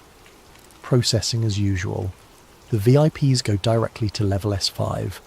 After they left, Evelyn waited 5 full minutes before emerging from her hiding place. Her mind raced with questions. Walter had been used to feed her information. But why? What was this facility really for? And most disturbingly, they had expected her to find the tunnels. Her investigation wasn't exposing their secret. It was somehow part of their plan. She needed to see more before escaping. Following the hub's directional signs, she chose the path marked Processing, moving as quietly as possible through the empty corridors. The processing area turned out to be a large chamber filled with equipment that resembled advanced medical scanning technology. Gurneys lined one wall. Isolation rooms with observation windows stood ready. Everything was immaculately clean and appeared to be regularly used. Beyond this area, Evelyn found something even more disturbing. A massive room filled with empty containment units. Hundreds of transparent chambers large enough to hold adult humans, connected to life support systems and monitoring equipment. These weren't designed for medical care. They were designed for storage. In an adjacent laboratory, refrigeration units held rows of vials labelled with alphanumeric codes. Research documents scattered on desks referenced extended biostasis and consciousness mapping. This went far beyond any government black site or military installation. Whatever was happening beneath Denver International Airport involved technologies and purposes Evelyn could barely comprehend. As she documented everything with her camera, the ambient hum that permeated the facility suddenly intensified. The lights flickered. An announcement echoed through hidden speakers. Attention all personnel. Harmonic stabilization sequence initiating. Secure all sensitive materials and proceed to designated safe zones. Resonance testing commencing in 5 minutes. Evelyn knew she needed to leave immediately. She retraced her steps toward the hub, planning to return to the service elevator. But as she rounded a corner, she came face to face with the security team in black tactical gear. They didn't seem surprised to see her. "Evelyn Hart," the leader said calmly. "Your tour ends here." The security team didn't restrain Evelyn. They didn't confiscate her equipment or even search her. Instead, they escorted her through corridors she hadn't yet explored, descending even deeper beneath the airport. "Where are you taking me?" she demanded, trying to maintain some illusion of control. "To what you came to find," the leader replied simply. They arrived at massive double doors emblazoned with the now familiar symbol, the eye within the triangle. 2 guards stood at attention outside wearing black suits with subtle lapel pins, the square and compass of the Freemasons. The leader of Evelyn's escort team stepped forward, placing his palm on a biometric scanner. "Witness Hart as scheduled," he announced. Scheduled? The door swung open silently, revealing a vast underground chamber unlike anything Evelyn could have imagined. The ceiling arched at least 60 feet above a circular floor the size of a football field. The walls were a strange material that seemed to absorb light rather than reflect it. And at the centre stood the black monolith she had glimpsed on the security monitors. A perfect obsidian rectangle, its surface rippling occasionally as if it weren't completely solid. Around the chamber's perimeter, tiered seating accommodated what appeared to be viewing galleries. Men and women in formal attire occupied these areas, observing both the monolith and Evelyn's entrance with equal interest. Their faces were partially obscured by the chamber's unusual lighting, but she recognised certain features associated with wealth and power: the confident postures, the expensive watches, the security details hovering nearby. "Council is in session," her escort explained, directing her to a small podium facing the gathered assembly. "You will observe and report." "Report what?" Evelyn asked, bewildered. "The truth. That's what you came for, isn't it?"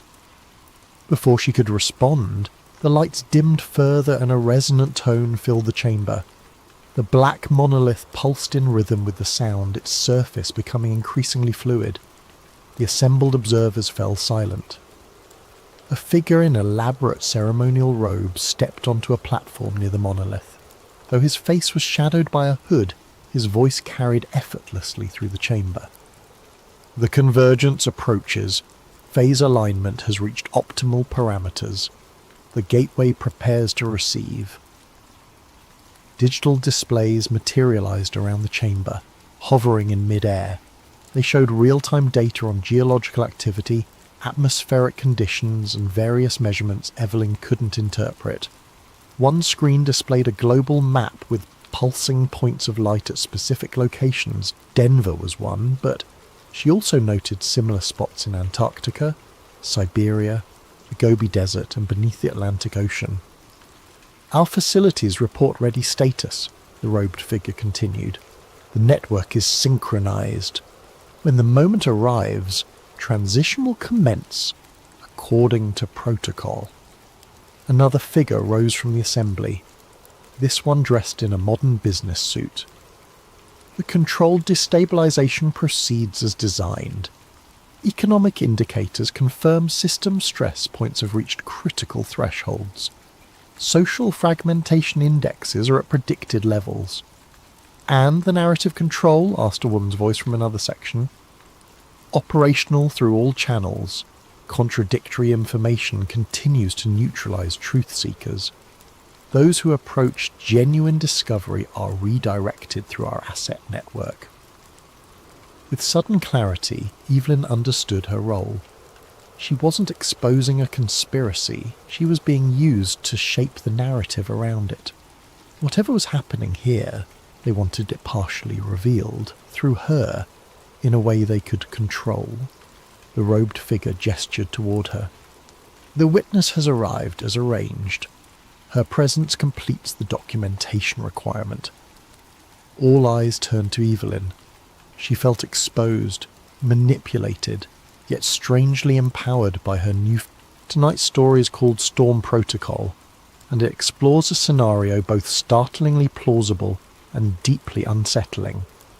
The possibility that the weather, the very skies we depend upon for life, could be manipulated for power. We'll follow Nathan Cole, an atmospheric physicist who stumbles upon hidden files revealing the existence of Project Cirrus, a clandestine initiative that engineers storms, droughts, and natural disasters for geopolitical gain. As Nathan tries to warn the world, he finds himself hunted, discredited, and caught in a swirl of moral dilemmas that threaten his life and everyone else's.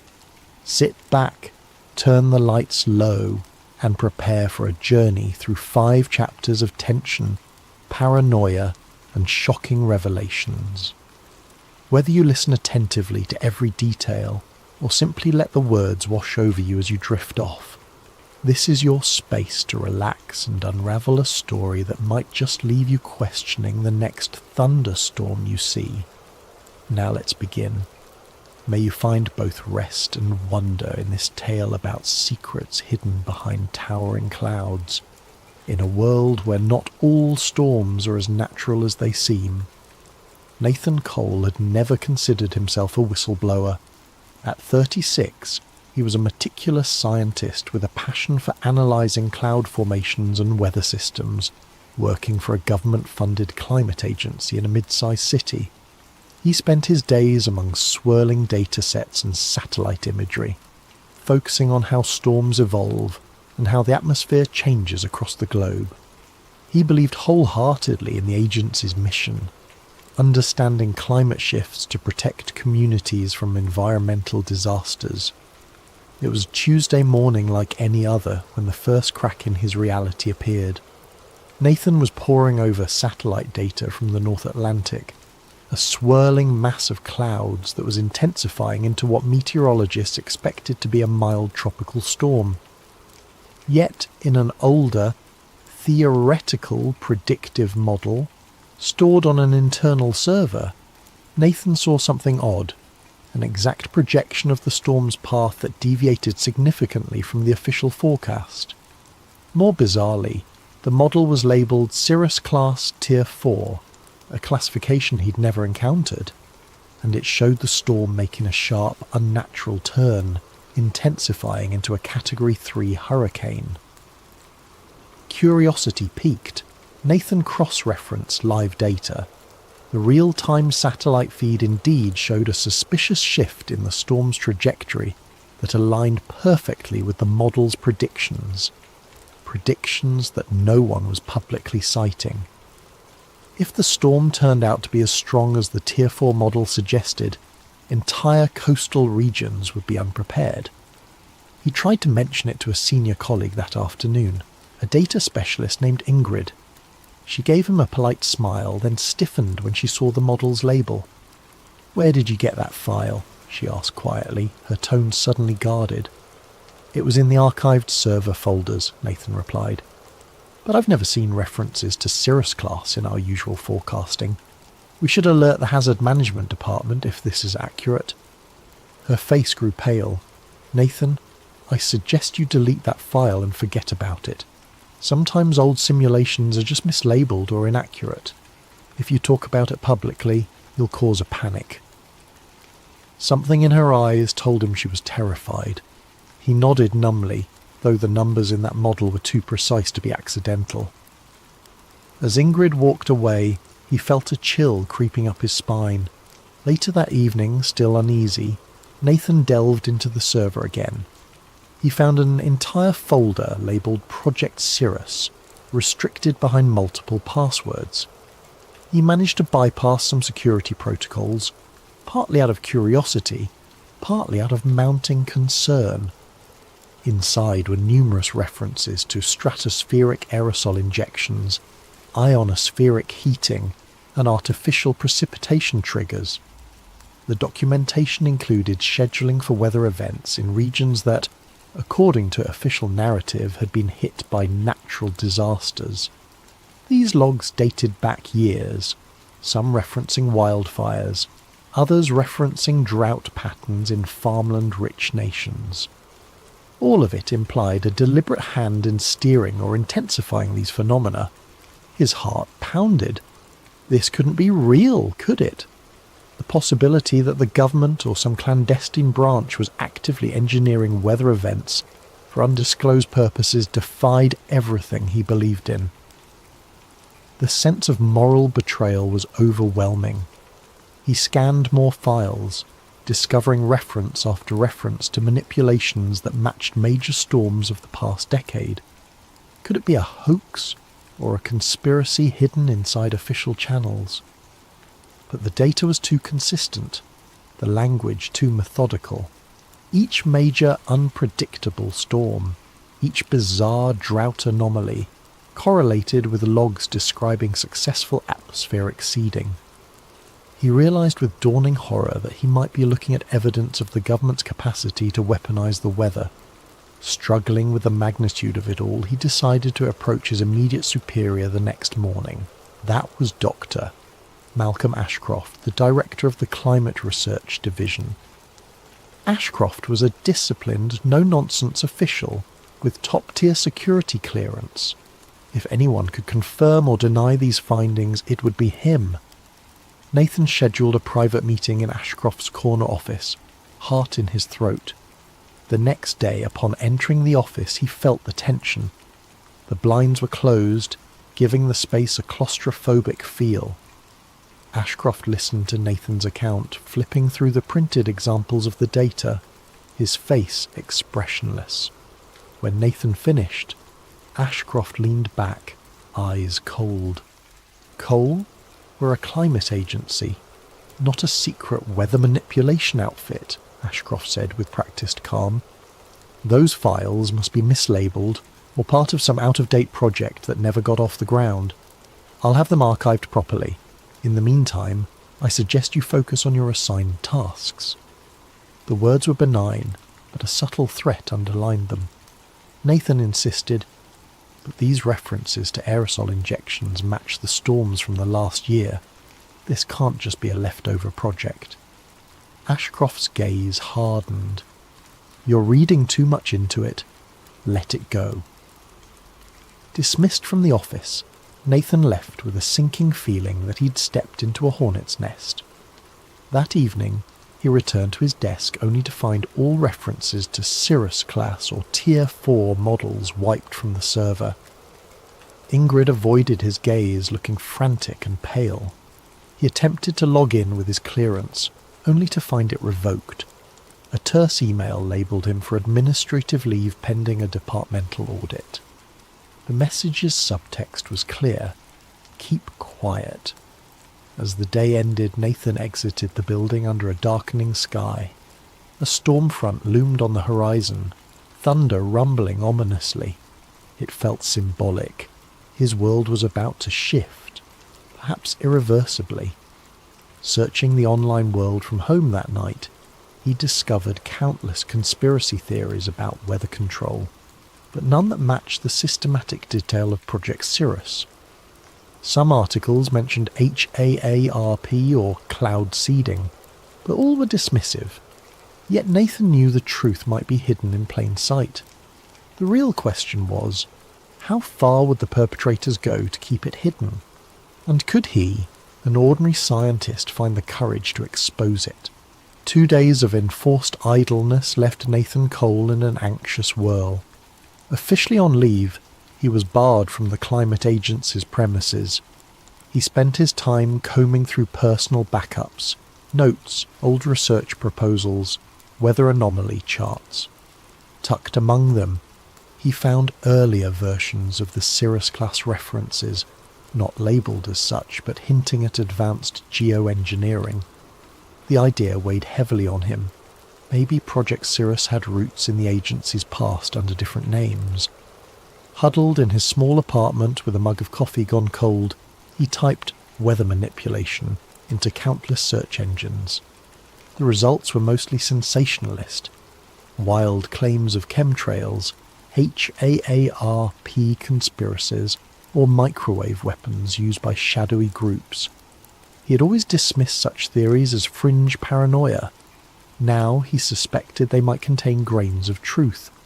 He opened a new email with an attached data set, wrote a short message, and addressed it to Jade Ramirez, an underground investigative journalist he'd read about. Jade was known for exposing corporate cover-ups, mainly big pharma or environmental disasters.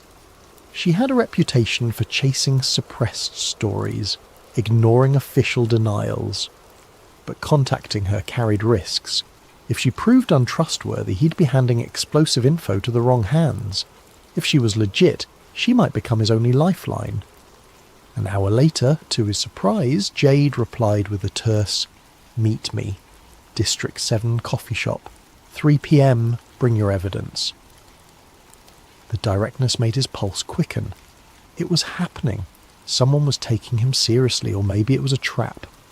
Fear gnawed at him. He arrived at the coffee shop, a nondescript spot with battered wooden tables and flickering lights. Jade was waiting, arms folded, scanning the crowd warily. She was in her early 30s, short hair dyed a streak of blue, wearing a leather jacket that had seen better days. The second Nathan approached, her gaze locked onto him. "Cole?" she asked. He nodded, sliding into the seat across from her. "You said you have proof of government weather manipulation. That's a big claim." He took a deep breath, passing a flash drive across the table. "On this, you'll find partial logs referencing Project Cirrus, including time-stamped documents that correspond to real-world storms. I also have correlation data that suggests these events weren't natural. She raised a skeptical eyebrow. Could be doctored. People fake documents all the time. I'm not a forger. Check the metadata. It's from official servers. I just stumbled upon it. Jade hesitated, took the drive. If you're messing with me, I'll know. But if this is real, it's huge. She paused. Why come to me?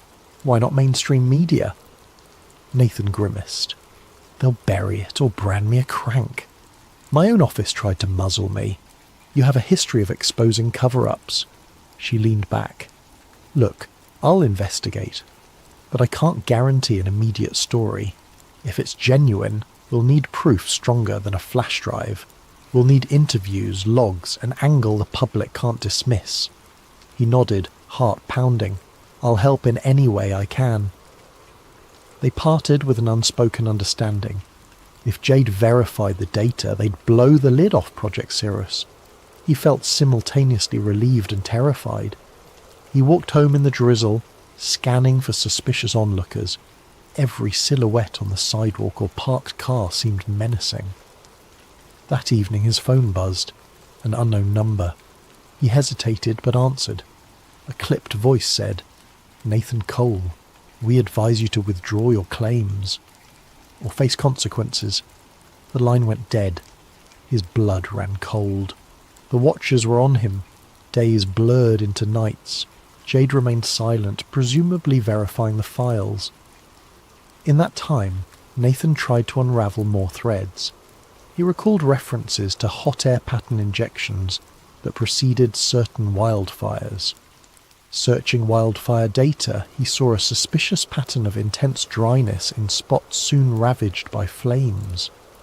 Cirrus logs described target dryness increment by 0.5%. He found that a 0.5% shift might be trivial except in the critical moment of spark ignition, enough to tip a region from safe to tinderbox. He also remembered seeing mention of economy disruption tests. Scouring open-source shipping data, he noticed how a large hurricane had ravaged ports in underdeveloped nations right when they were poised to export vital resources. Could Project Cirrus be a covert economic weapon? The notion was horrifying yet logically consistent with a conspiracy to manipulate global markets. Finally, Jade called. Meet me, same place, 2 p.m. We have a problem. That phrase hammered his anxiety. He arrived earlier than planned. She showed up, expression grim. I cross-checked your files. They match official formats. I also found references to offshore cloud seeding stations owned by shell companies. I tried contacting a few meteorologists who might confirm. Within hours they retracted statements, claiming they never said anything about manufactured storms. They were spooked. Some phone lines went dead. This is bigger than I imagined. They sat in tense silence for a moment. Jade went on. It's reminiscent of old Cold War projects rumoured to manipulate the weather for strategic advantage. But the scale here is monstrous, modernised, global. Could the government be orchestrating storms to destabilise nations? That's bigger than a one-article scoop. We might be dealing with a militarised operation at the highest level. Nathan's face paled. What do we do? Expose it, carefully. We'll gather unassailable proof, on-site photos, whistleblowers inside the operation. I can't publish half-baked data because they'll label it conspiracy nonsense. We need more, but once we have it, we'll go big. Make it impossible for them to bury. He inhaled slowly, bracing himself. That means infiltration, or a direct link to the agency. They locked me out. Any attempt to re-enter is dangerous. She clenched her jaw. We find another lead, someone inside, or we break in somewhere else. This story, if true, changes everything about how we see natural disasters. Before they parted, Jay confided in him a personal note. My brother died in a supposed freak hurricane a few years back. I always felt something was off. This might explain it. I want the truth as much as you do. Her resolve mirrored his. They left the cafe more determined, less alone. Still, doubt lingered.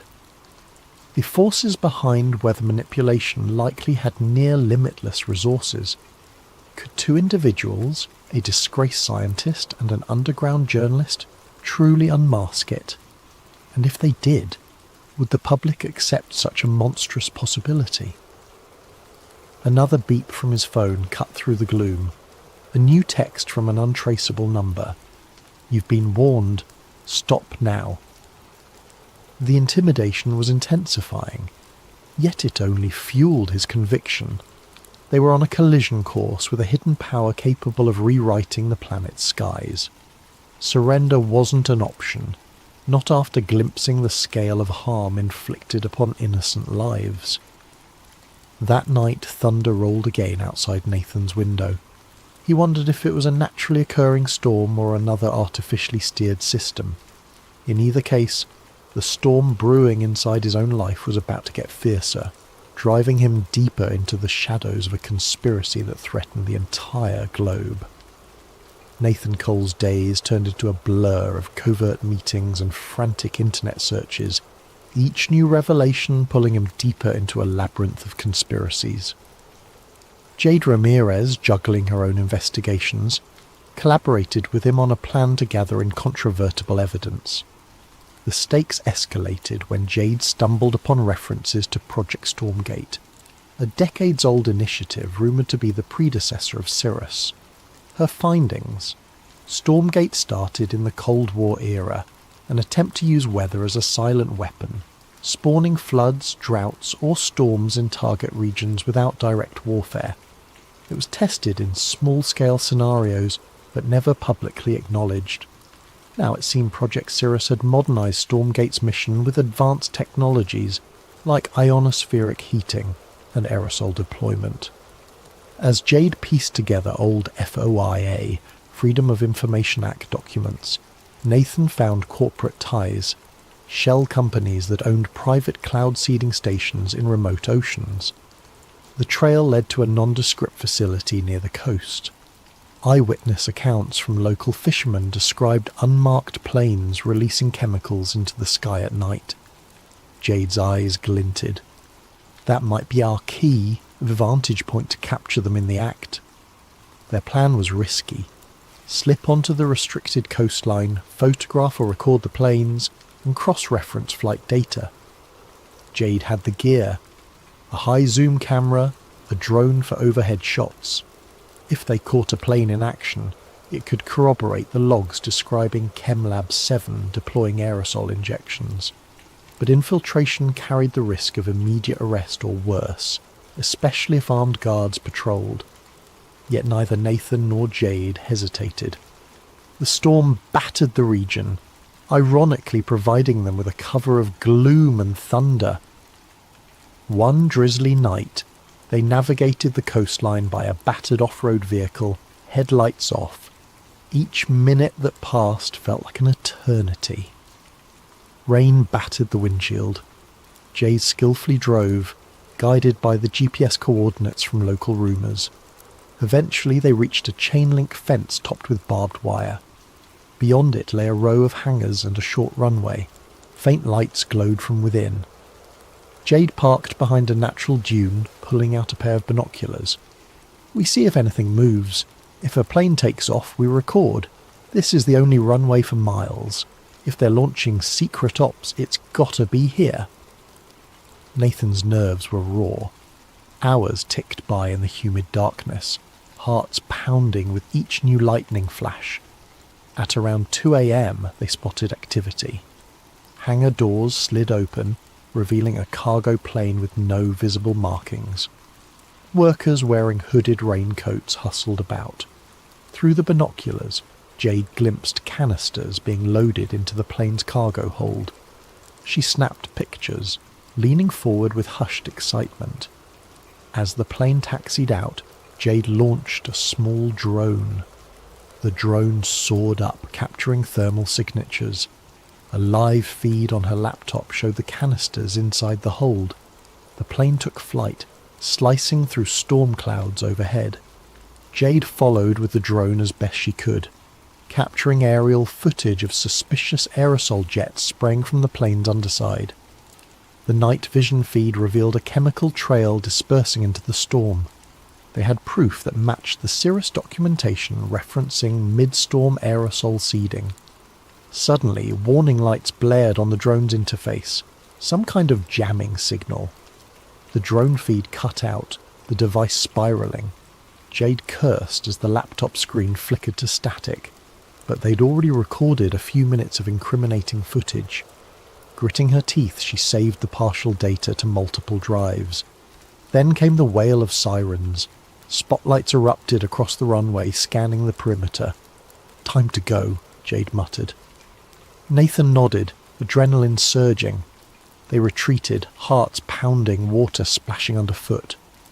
They reached the off-road vehicle and sped away. The swirling storm overhead a testament to the operation they'd just witnessed. In the rearview mirror, flashing lights and distant shouts indicated the facility was on high alert. But for now, they were free, with precious evidence in hand. Hours later, they reconvened in Jade's makeshift safe house, a dingy apartment she used for sensitive investigations. She meticulously backed up the footage on encrypted servers. "We have them in the act," she said, breath trembling with excitement. "No official markings, but definitely a plane deploying chemicals into a storm system. The question is, how do we tie it to a government directive?" Nathan rummaged in his bag, pulling out a snippet of log referencing a night ops flight from Hangar 15. The date matched that night. "We link it to that schedule. We still need a direct chain to Director Ashcroft or whomever is behind Project Cirrus. Otherwise they'll claim it's rogue actors or deny the authenticity." A sudden beep from Jade's laptop drew their attention. An intrusion warning popped up. A hacking attempt. Jade hastily scrambled to cut internet access. "They're trying to track us down," she hissed. "We have to move. This place isn't safe anymore." Frantic tension spurred them to pack their gear. Jade stuffed the drives into a sealed bag. They left under the pre-dawn sky, the city's neon glow a silent witness. By sunrise, they'd relocated to an abandoned storage unit on the outskirts. Nerves rattled but resolve firm. From there, Jade made contact with a fellow journalist known for secure data handling. They arranged a possible large-scale leak to multiple independent outlets. Meanwhile, Nathan discovered deeper references in the logs.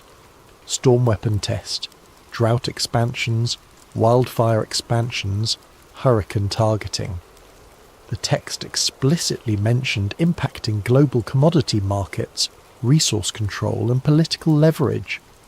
The scope of it was monstrous, pitting entire nations into chaos under the guise of natural disasters. A final piece of the puzzle emerged when Jade hacked into an older database containing Stormgate archives. The archived documents described how initially it was about sabotage, flooding enemy farmland or parching rival economies. Over decades, it evolved. Now, under Project Cirrus, it extended to forging or intensifying storms for strategic advantage across the globe. The authors rationalized it as maintaining global equilibrium, a twisted justification, but the powers behind this operation had no intention of letting them reveal everything. That day, Jade's phone lit up with an unknown text. "We see you. Enough." Then the lights in the storage unit flickered. Nathan's phone rang, the same menacing voice from before. "Hand over your data or face the consequences. We maintain Earth's balance, not you." Shaken, Jade clutched her phone. They are calling it balance? More like playing gods with innocent lives. Nathan's face hardened.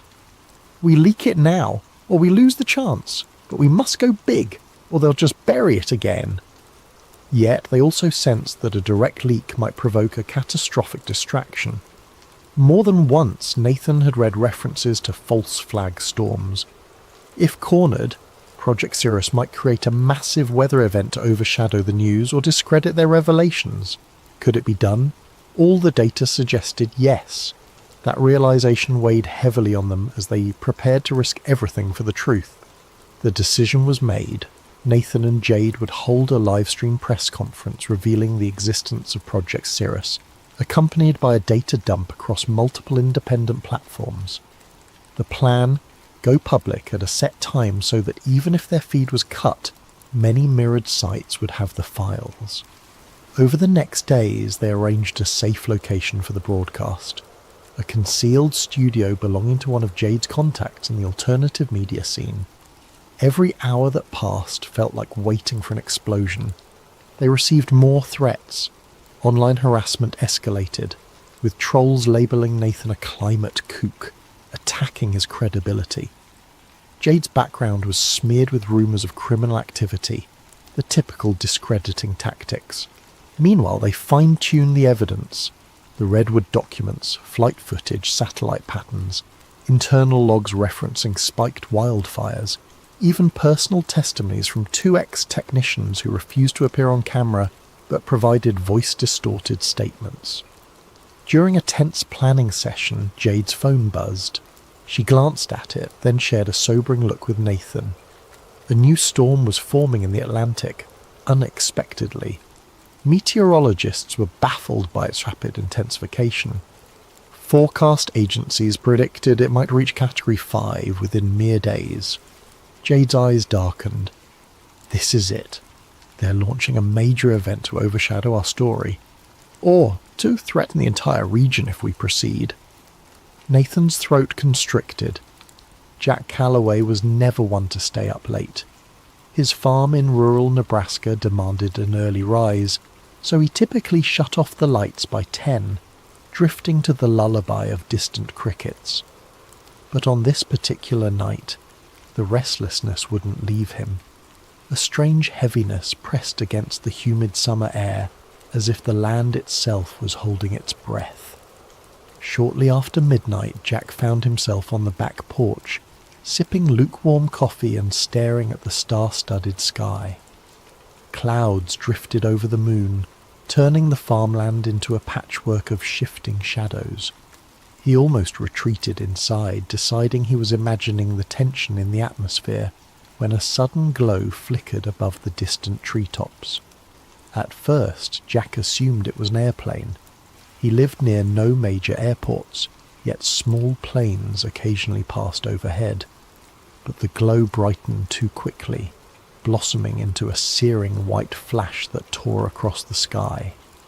Within seconds the light streaked overhead, trailing wisps of fire, lurid reds and oranges crackling with sparks. A shockwave rattled the windows strong enough to make the porch rails tremble. Jack's heart pounded. That can't be normal. Grabbing his phone, he sprinted off the porch and into the cornfields. Fear coursed through him. Fear of what might be falling from the heavens, and fear for the crops he'd nurtured all season. The farmland's rows felt endless as he ran, phone light dancing across towering cornstalks. Above, the once starry sky was obscured by swirling smoke. Just when it felt like his lungs would burst, Jack reached the far edge of the field. Beyond it was a wide clearing he used for storage, tyres, rusted equipment. Something had crash-landed there, slicing a ragged trench through the earth. Sparks popped and fizzled along twisted shards of a silvery metal half buried in the ground. The craft was about the size of a large truck, shaped in a way that defied immediate description. It wasn't a plane, helicopter, or any design Jack recognised. Part of it glowed with an eerie internal light, bright enough to illuminate the orchard in flickering pulses. Jack's first instinct was to film. He raised his phone, pressing record. The footage captured the craft's warped hull, the shimmering heat waves pouring off it. He tried to speak, narrating that something had crashed, that it wasn't an airplane, but his voice shook so badly the words jumbled. Then, from within the shattered metal, a sliver of movement caught his eye. He inched closer, phone at arm's length. Steam hissed. An acrid smell like scorched wires choked the air. Something was definitely inside, a shape contorting behind the half-melted panels. Jack's heart hammered so loud he thought his chest might explode. Still, he crept forward, bracing himself for any sign of life. A sudden jolt of electricity arced across the debris, snapping him to a halt. He didn't want to risk stepping into a live current. Instead, he circled around, capturing angles of the crash from every side. The phone screen displayed a perfect shot of the wreck. Chunks of metal that glowed white-hot, unearthly symbols etched along the edges. In the distance, a twisted piece of plating flared with colour, like a neon hue that shimmered between purples and blues. Jack whispered to himself, "No one's going to believe this." But he had the footage, and that alone sparked hope that the truth might come to light. Suddenly the craft's lights dimmed. The field fell silent, except for crackling flames. The shape inside retreated deeper into the wreckage. Unsure what else to do, Jack took a few steps forward, balancing caution with curiosity. Then an unexpected surge of static flared from his phone, the screen going haywire. He cursed, stepping back as the phone beeped in protest. He managed to steady the device just as the screen returned to normal. Thank God, he thought. He hit stop on the recording, preparing to call 911, but the phone read, "No service." Jack wasn't surprised. His farmland sometimes struggled for signals. He jogged back through the corn rows, returning to the house. Once inside, he used the landline. It rang once, then cut off. He tried again. Same thing, a dead line. Tapping at his smartphone, he noticed the Wi-Fi icon flicker, then vanish. Confusion twisted in his gut. The night was calm, no storms. Was the crash interfering with signals? Possibly. He rummaged for his laptop, fired it up and attempted to connect. Nothing. Even the router's usual blinking lights were locked in a static glow. A pit of dread sank in his stomach. If he couldn't call out or upload the video, how would he get help? He decided to drive into town. Maybe from there he could call authorities. But as he stepped onto the front porch, headlights appeared at the far end of his dirt driveway. 2 black SUVs rolling up with their beams off. They advanced silently, an ominous presence cutting through the dark. Jack's pulse raced. Normally, unannounced visitors after midnight might be drunks or lost travellers, but these vehicles looked official. Tinted windows, standard government plates. He took a step back, adrenaline spiking. The feeling of being trapped rose in his chest. The SUVs stopped, engines humming. Doors opened and figures in dark suits spilled out. They carried flashlights that cut across the yard. One man, tall with a military-like bearing, stepped forward. "Mr. Calloway," he called, voice calm but unnervingly authoritative. Jack didn't answer. He realized they might want his phone, the precious footage. Even if they were from the government, something about their arrival felt sinister. He slipped inside, locked the door and sprinted to the kitchen. Peeking through the window, he saw the men fan out across his property. Another SUV arrived from the other direction, sealing any easy escape. The man in charge barked orders in a low tone. Despite the distance, Jack caught snippets. Secure the perimeter, search the barn, find the subject. Subject. As if he were some kind of criminal. A surge of defiance lit inside him. They're here for the crash. The pieces clicked. They must know about the fallen object. They wanted to contain it, hide it from public knowledge. Jack clutched his phone tight, sinking into a corner. Think, Jack. Don't let them seize that video. The file was his only proof that something extraordinary had landed in his fields. If these agents got it, the truth might vanish forever. He peered out again, noticing more men stepping around the side of the house. In that moment, Jack made a choice. He would not surrender the footage. Summoning courage he never knew he had, he pocketed the phone, grabbed a flashlight and hurried toward the back door.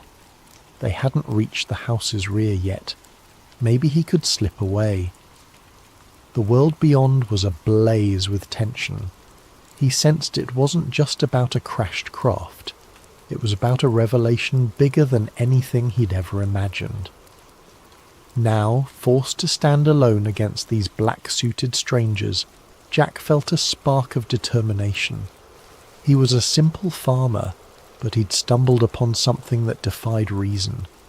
And come what may, he would not let it be buried. Jack Calloway's heart hammered as he ducked out the back door, creeping into the shadows behind his farmhouse. The night air clung to him, heavy with the echo of distant engines idling. He had no illusions about outrunning a team of trained agents, but desperation fueled him. Keeping low, he skirted along the fence. The farmland behind him was vast, miles of cornfields broken by a scattering of outbuildings. If he could disappear into the rows, maybe he'd have a chance to slip past these intruders. He peered back at the house. 2 men in suits hammered on the front door, demanding Jack open up. Another pair circled around, shining flashlights across windows. Anxiety churned in his gut. They'll figure out soon enough he's not inside. With shaking hands, he pulled out his phone. He swiped to open the video he'd recorded earlier in the field. For a moment, relief. The video thumbnail appeared, showing the glowing metal debris. He tapped play. The screen flickered, a swirl of static. Then an error message. File corrupted. No, Jack muttered, panic rising. He tried again, but the same glitch repeated. Next, he attempted to upload it to a social media site, forgetting that his signal was gone. The upload bar stuck at 0. Offline. He closed his eyes, fighting the wave of helplessness. The only thing that gave him hope in this impossible situation was the video, now apparently worthless. But maybe the file could still be salvaged.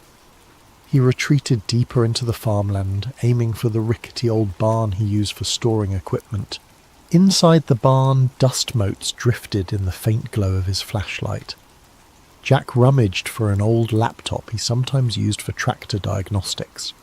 It was battered, but it had a functioning USB port. If he could move the footage off his phone, maybe he could fix it. The laptop booted up with a grinding whir, making Jack cringe at how loud it seemed. Every second counted.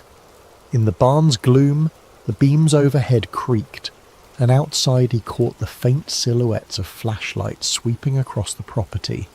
The agents were close. At last the laptop loaded. He plugged the phone in, frantically clicking to access the video file.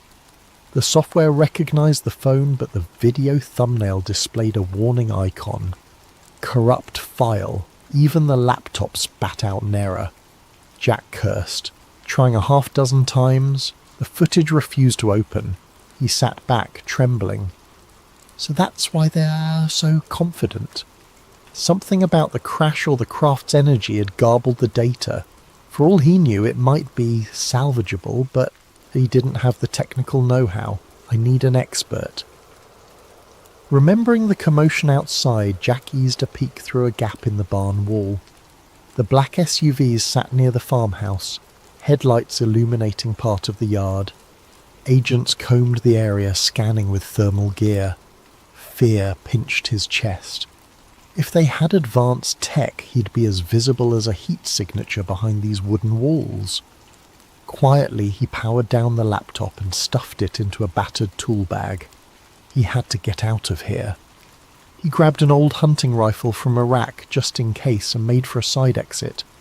The moment he stepped outside, he heard footsteps crunching on gravel. Instinct kicked in. He darted behind the barn.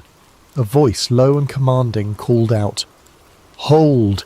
Show yourself!" Jack froze, pressing himself to the barn's rough wooden planks. He recognized that voice from the man who had called his name earlier. Footsteps drew closer. Jack's mind raced. If he surrendered, they'd likely confiscate everything. He'd be black-bagged or simply vanish. No one would ever see that footage. Not that it was playable right now. He forced himself to move, slipping between the barn and an old tractor with rusted wheels. The flashlight beams swept over the ground. One agent hissed, "He was here." Thermal picked him up.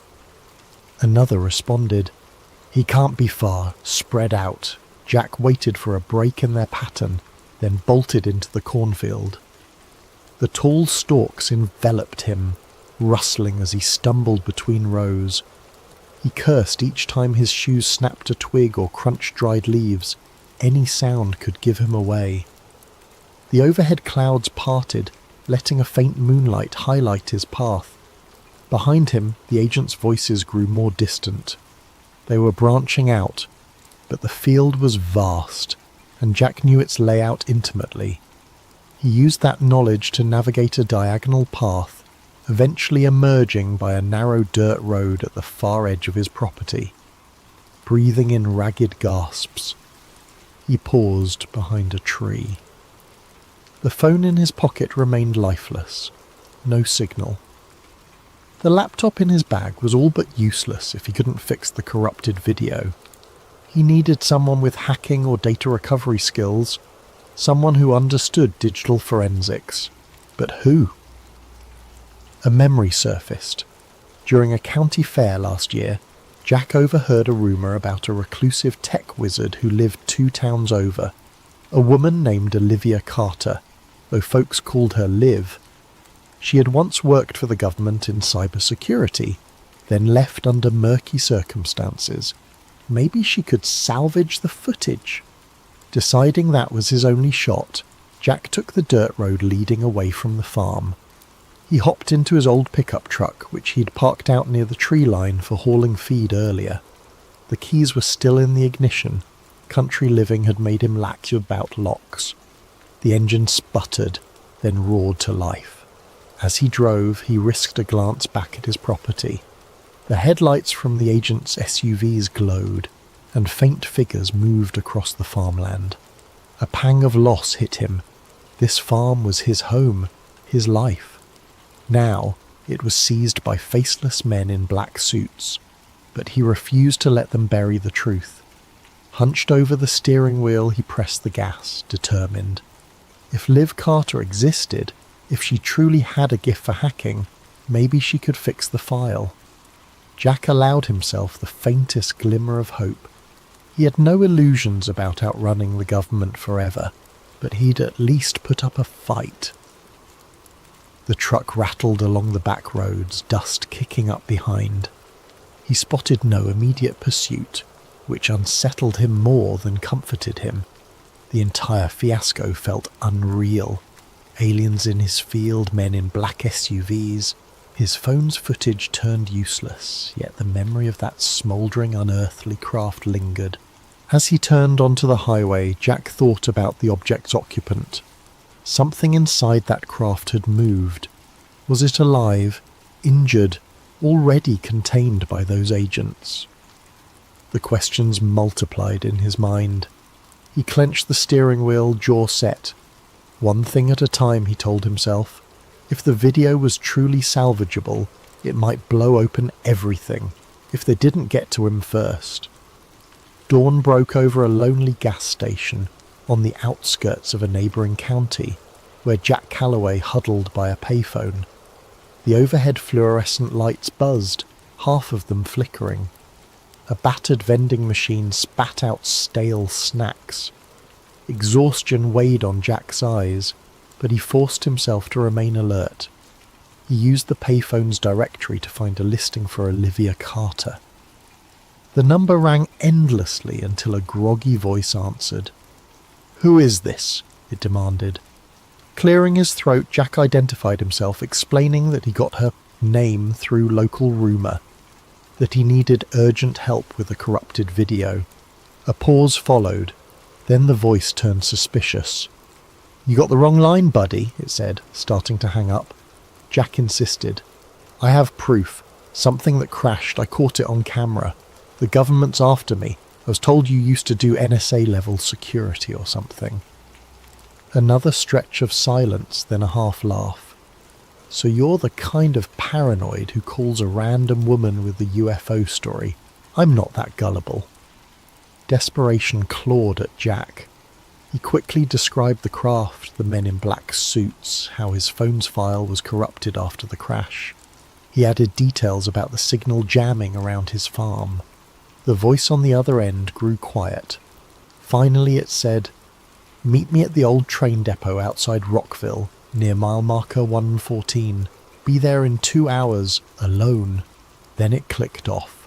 Jack exhaled relief, though a kernel of doubt lingered. What if this is a trap? But with no other leads, he had no choice. He drove an hour on dusty roads until he found the abandoned train depot, a dilapidated brick building lost among weeds and rusted tracks. The place felt deserted, except for a single battered motorcycle leaning against the wall. He parked the truck and stepped out, scanning the area. A figure emerged from the depot's shadow. A woman in her 30s, lean and sharp-eyed, wearing a hoodie and clutching a backpack. "You're Jack?" she asked warily. "Yes. You Liv Carter?" She gave a tight nod. "We don't have much time. Show me the phone." Jack handed it over, anxiously summarising the night's events. Crash in the cornfield, black SUVs, corrupted footage. She offered no immediate reaction beyond a raised eyebrow.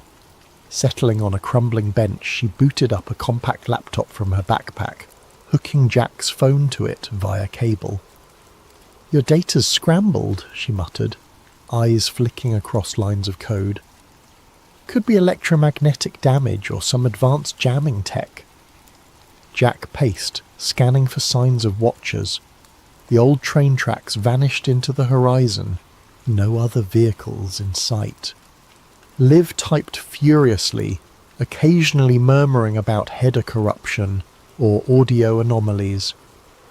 After a tense half-hour, she said, "I can see partial frames, indistinct shapes, bright lights. This is definitely not a normal glitch."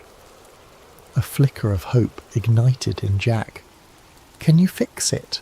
Liv sighed. "I might restore enough to see something, but I can't promise clarity. The real kicker is these weird signals embedded in the data, like some kind of layered frequency.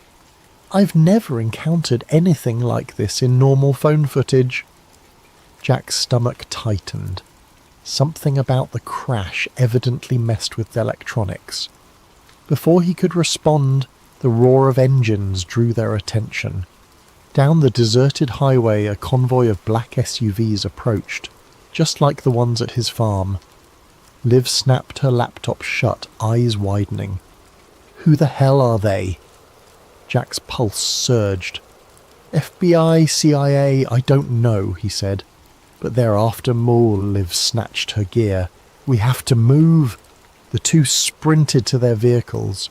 Jack scrambled into his pickup. Liv revved her motorcycle. As the SUVs closed in, they sped off from opposite sides of the depot. The agents split, some pursuing Liv, others tailing Jack. Gravel sprayed beneath Jack's tyres as he lurched onto the highway. He glimpsed Liv in his mirror, weaving her motorcycle off-road in a cloud of dust, outmanoeuvring the black SUVs behind her. Jack's own pursuers kept tight, lights flashing. Suddenly a siren whooped, and a different set of lights flared in the distance, local county sheriff vehicles. They blocked the road, forcing Jack to swerve. He recognized the lead patrol car's driver, Sheriff Wade Mitchell. The older man stepped out, arms raised in a calm down gesture. One of the black-suited agents hopped from his SUV, flashing a badge at Mitchell. Though Jack couldn't hear their exchange, it was clear the agent demanded Mitchell to stand aside. Mitchell frowned, glancing at Jack's truck. He motioned for Jack to pull over. Faced with no immediate path to escape, Jack braked, wheels skidding on cracked asphalt. The agent approached, dark sunglasses masking any expression. "Jack Calloway, we'd like you to come with us. There's been an incident on your property. Official business." Mitchell cast a confused look at Jack. The sheriff had known Jack for years. "Jack, what's going on? Why are these men chasing you?" Jack, chest heaving, answered, "They raided my farm. They want my phone. They're covering up something that fell from the sky." The agent tensed. "That's nonsense, Sheriff. We're investigating a possible meteor strike, no threat to the public. Mr. Calloway is interfering with our operation. Please, step aside." Mitchell's gaze flicked to Jack. He saw the fear, the sincerity in the farmer's eyes. Something about the agent's calm, clipped tone felt off. "I'd like to hear more from Jack," the sheriff said, folding his arms. The agent's jaw tightened. "This is a federal matter. You're out of your jurisdiction." Jack took the moment's distraction to speak quickly, explaining the crash, the craft, the suits. He insisted he had footage, though corrupted. Mitchell's face paled, but he stood firm, telling the agent, "Federally or not, in my county, I want to see a proper warrant." The agent stared coldly, then motioned to the SUVs. 2 more men joined, brandishing official documents. "Here's your warrant, Sheriff. Satisfy your procedures." He smirked, as if expecting compliance. Mitchell studied the pages, then gave Jack a grave look. "Let me see your phone," he murmured. "I trust you, Jack, but I got to see something." Jack hesitated, but he fished out the phone. Mitchell scrolled the corrupted file, gleaning only flickers of static and partial frames of a bright object. Even that snippet was enough to rattle him. He glared at the agent. "I want an explanation for this. Doesn't look like a meteor to me." The agent stepped forward, face stony. "Sheriff, you're obstructing an active federal operation. If you continue, we will have to place you under arrest as well." Mitchell stiffened, mind clearly torn. He faced Jack, voice hushed. "I can't protect you if you fight them here." Then more audibly he said, "I won't let you arrest my citizen without just cause. But if Jack chooses to leave, I won't stop him." Silence stretched. The agent's eyes narrowed behind tinted lenses. In that heartbeat, Jack understood the sheriff was giving him a window, a fleeting chance to flee. Not wanting to waste it, he gunned the truck's engine. The agent barked an order, but Mitchell positioned himself in the agent's path, forcing him to sidestep. Jack roared past the police cruiser, rubber squealing. The black SUVs swarmed, but Mitchell's deputies manoeuvred to block them, even if just for a few seconds. Those precious moments let Jack speed onto the open road. In his rearview mirror, he saw the convoy eventually break free, resuming pursuit. His chest pounded with gratitude. Elias Finch could taste both as he walked the muddy streets, notebook tucked securely in his inside pocket. At 36, his once youthful face had hardened into angular planes beneath a journalist's keen eyes that missed little. War had taught him that truth was the first casualty in times of conflict, and peace often buried it deeper still. The boarding house on F Street, where he rented a sparse room, was unremarkable by design. Anonymity was a currency more valuable than gold in his profession. As the publisher of The Honest Witness, an underground pamphlet that had exposed profiteering and corruption throughout the war, Elias had made powerful enemies, yet his readership had grown steadily, passed hand to hand beneath the noses of the politicians he regularly skewered with his words. "The war may be ending, but the real fighting is just beginning," he muttered, climbing the creaking stairs to his room. Inside, papers covered every available surface. Notes, letters from informants, newspaper clippings. A small printing press stood in the corner, capable of producing several hundred pamphlets in a night's work. He lit the oil lamp and retrieved his latest draft from beneath a loose floorboard. The headline read, "Serpents in the Cabinet, Lincoln surrounded by traitors." Bold, even by his standards. A knock at his door interrupted his thoughts. 3 quick raps, a pause, then 2 more. The signal. Elias opened the door cautiously to reveal a haggard-looking man in a wrinkled Union uniform. Colonel James Simmons had been feeding him information for months, details of war profiteering that had made the backbone of Elias's most damning exposés. "You shouldn't be here," Elias said, quickly ushering him inside. "We agreed to meet at Harper's tomorrow." Simmons removed his cap, revealing prematurely grey hair. His hands trembled slightly. "Tomorrow might be too late. Something's happening, Finch. Something big." "Another contract scandal? More missing supplies?" Simmons shook his head, accepting the whiskey Elias offered. "This goes deeper than money. It's about power. Who'll hold it now that the fighting's done?" He drained the glass in one swallow. "Lincoln's making enemies faster than he can count them." "Not exactly news," Elias replied, though something in the colonel's demeanour made him uneasy. "The South wants him dead. Half his generals think he's too soft, and the radicals in his own party find him insufferable." "It's worse than that," Simmons lowered his voice. "There have been meetings, important men, military, cabinet members, banking interests. They speak of necessary transition and securing the victory. Names, Colonel. I need names." "That's just it. I don't have them all. But I've seen strange insignias, not official military, a phoenix rising from flames." Simmons glanced nervously at the window. "And Secretary Stanton. He's at the centre somehow." "Edwin Stanton? Lincoln's own Secretary of War?" Elias scribbled furiously in his notebook. "Watch the Treasury building tomorrow night. Midnight. Back entrance. You'll see for yourself who comes and goes." Simmons rose to leave. "Be careful who you trust, Finch." The war created new alliances, not all of them in the open. After Simmons departed, Elias couldn't settle. He paced his small room, mind racing. Edwin Stanton had always struck him as brutally efficient but loyal to the Union cause. Yet the colonel had seemed genuinely frightened. As darkness fell, Elias took to the streets. Washington, after sundown, transformed into a different city, one where power moved in whispers and shadows. He made his way toward the White House, keeping to side streets. The spring air carried voices from open windows, celebrations, arguments, the raw emotions of a nation still processing its wounds. Near Lafayette Square, a convoy of unmarked carriages caught his attention, black lacquered with no insignia, windows covered with thick curtains. They moved with military precision toward the executive mansion.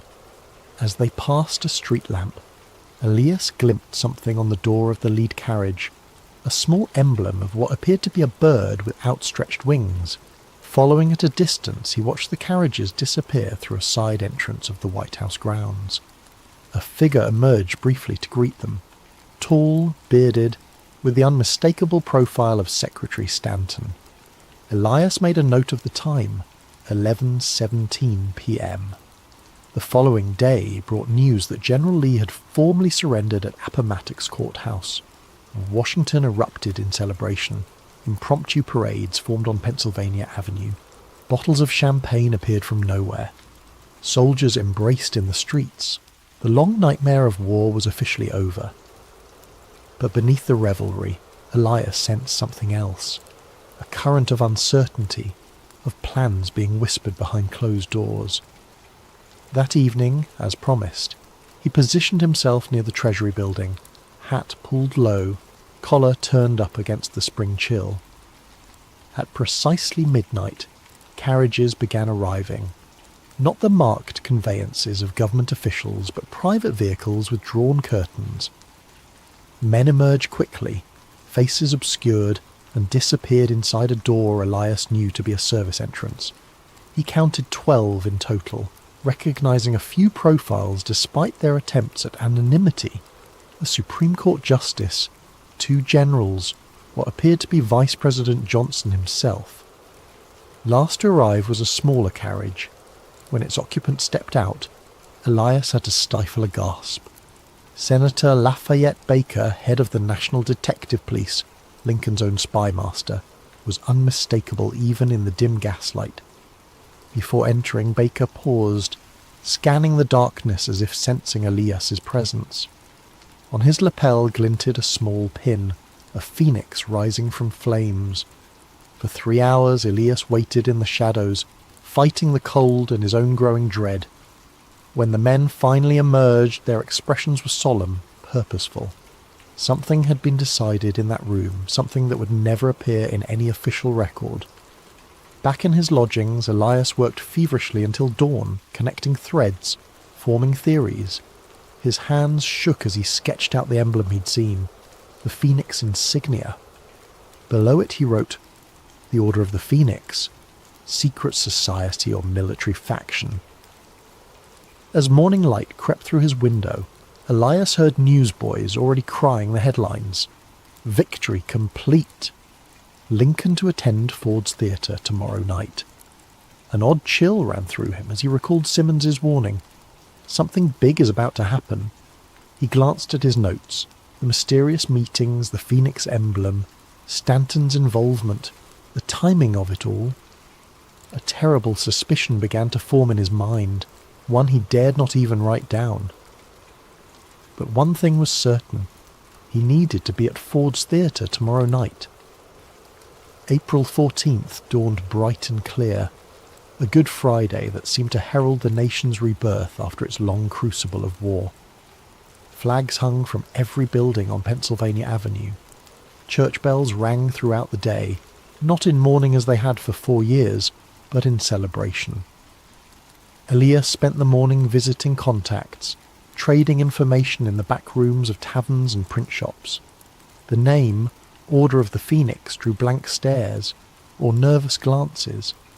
No one would speak of it directly, but their silence told him enough. The name carried weight, inspired fear. By mid-afternoon, he had secured a ticket to Ford's Theatre. Our American cousin was not his idea of quality entertainment, but the president's attendance made it the centre of Washington that night. If his suspicions had any merit, he needed to be there. As dusk settled, Elias dressed with unusual care. His customary rumpled journalist attire was replaced by a respectable suit and cravat, nondescript enough to blend with the theatre crowd, but fine enough not to attract unwanted attention. He slipped his notebook into an inner pocket, along with a small revolver, a precaution he'd never needed before, but tonight felt different. Ford's Theatre blazed with light as he approached. The 3-story brick building on 10th Street had become the centre of Washington society since its renovation 2 years earlier. Tonight it seemed all of official Washington had turned out, a celebration of victory personified by the attendance of the president himself. Elias noted the security, surprisingly light for such an occasion. A few metropolitan police officers milled about, but there was none of the military presence one might expect given the recent end of hostilities. He studied the faces of those entering. Politicians, military officers, social climbers of every variety. All seemed caught up in the festive atmosphere, yet Elias couldn't shake the feeling of performances within performances. In the crowded lobby he spotted a face he recognized. John Parker, a notoriously unreliable presidential bodyguard known more for his drinking than his vigilance. Parker seemed distracted, already glancing toward the bar across the street. Elias made a mental note, taking his seat in the dress circle, one level below the presidential box. Elias had a clear view of both the stage and the entrance to Lincoln's box. The theatre hummed with anticipation. Ladies in silk gowns fanned themselves. Gentlemen exchanged handshakes and political whispers. At precisely 8:30, a stir near the entrance announced the presidential party's arrival. The orchestra struck up "Hail to the Chief" as Lincoln entered. tall and gaunt in his black suit, accompanied by his wife Mary, Major Henry Rathbone, and his fiancée Clara Harris. The audience rose in thunderous applause. Lincoln bowed slightly, his weary face breaking into that familiar melancholy smile. As the play began, Elias divided his attention between the stage and the movements around the theatre. 20 minutes into the performance, he noticed a man in a dark coat slip into the dress circle, moving with the confident ease of someone who knew the building well. Even from profile, the actor John Wilkes Booth was unmistakable, his handsome features and theatrical bearing marking him as clearly as a signature. What caught Elias's attention, however, was not Booth himself, but the man who briefly intercepted him near the back wall, a Union officer whose insignia identified him as a staff colonel. The two exchanged what appeared to be a few terse words. The officer pressed something into Booth's hand, a small object that disappeared instantly into the actor's pocket. Their interaction lasted perhaps 10 seconds before they separated, the officer retreating toward the stairwell. Elias's journalistic instincts flared. He rose quietly, intending to follow the officer when he noticed something else, a flash of metal on the man's collar. Even from a distance the shape was familiar, a small phoenix emblem, identical to the one he'd seen on Senator Baker's lapel.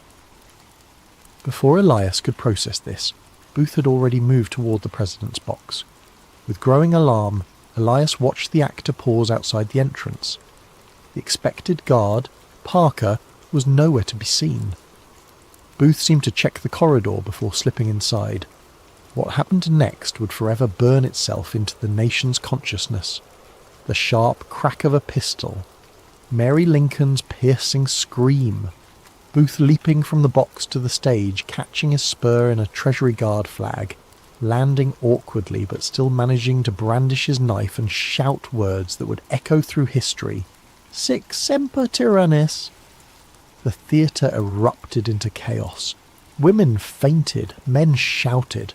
Someone screamed, "The president is shot!" From his position, Elias could see into the presidential box where Lincoln slumped in his rocking chair, a dark stain spreading across his collar. As pandemonium engulfed the theatre, Elias's trained eye caught details others missed. The surprising ease with which Booth escaped through the rear door, where a horse conveniently waited, the momentary hesitation of guards who should have moved more quickly, and most disturbing of all, the Union colonel with the Phoenix insignia, calmly observing from the shadows before slipping out a side exit, not in pursuit of Booth, but in the opposite direction. Elias fought his way through the panicked crowd toward that exit. By the time he reached the alley, the colonel had vanished. Nearby, a stagehand was babbling hysterically to anyone who would listen. "Booth!" It was John Wilkes Booth. "The man who spoke to Booth," Elias demanded, grabbing the stagehand's shoulder. "The officer. Did you see where he went?" The stagehand stared blankly. "What officer?" "The Union colonel. He was right here, not a minute ago." "Mister, there weren't no officers back here. Just that crazy Booth running out like the devil himself was after him."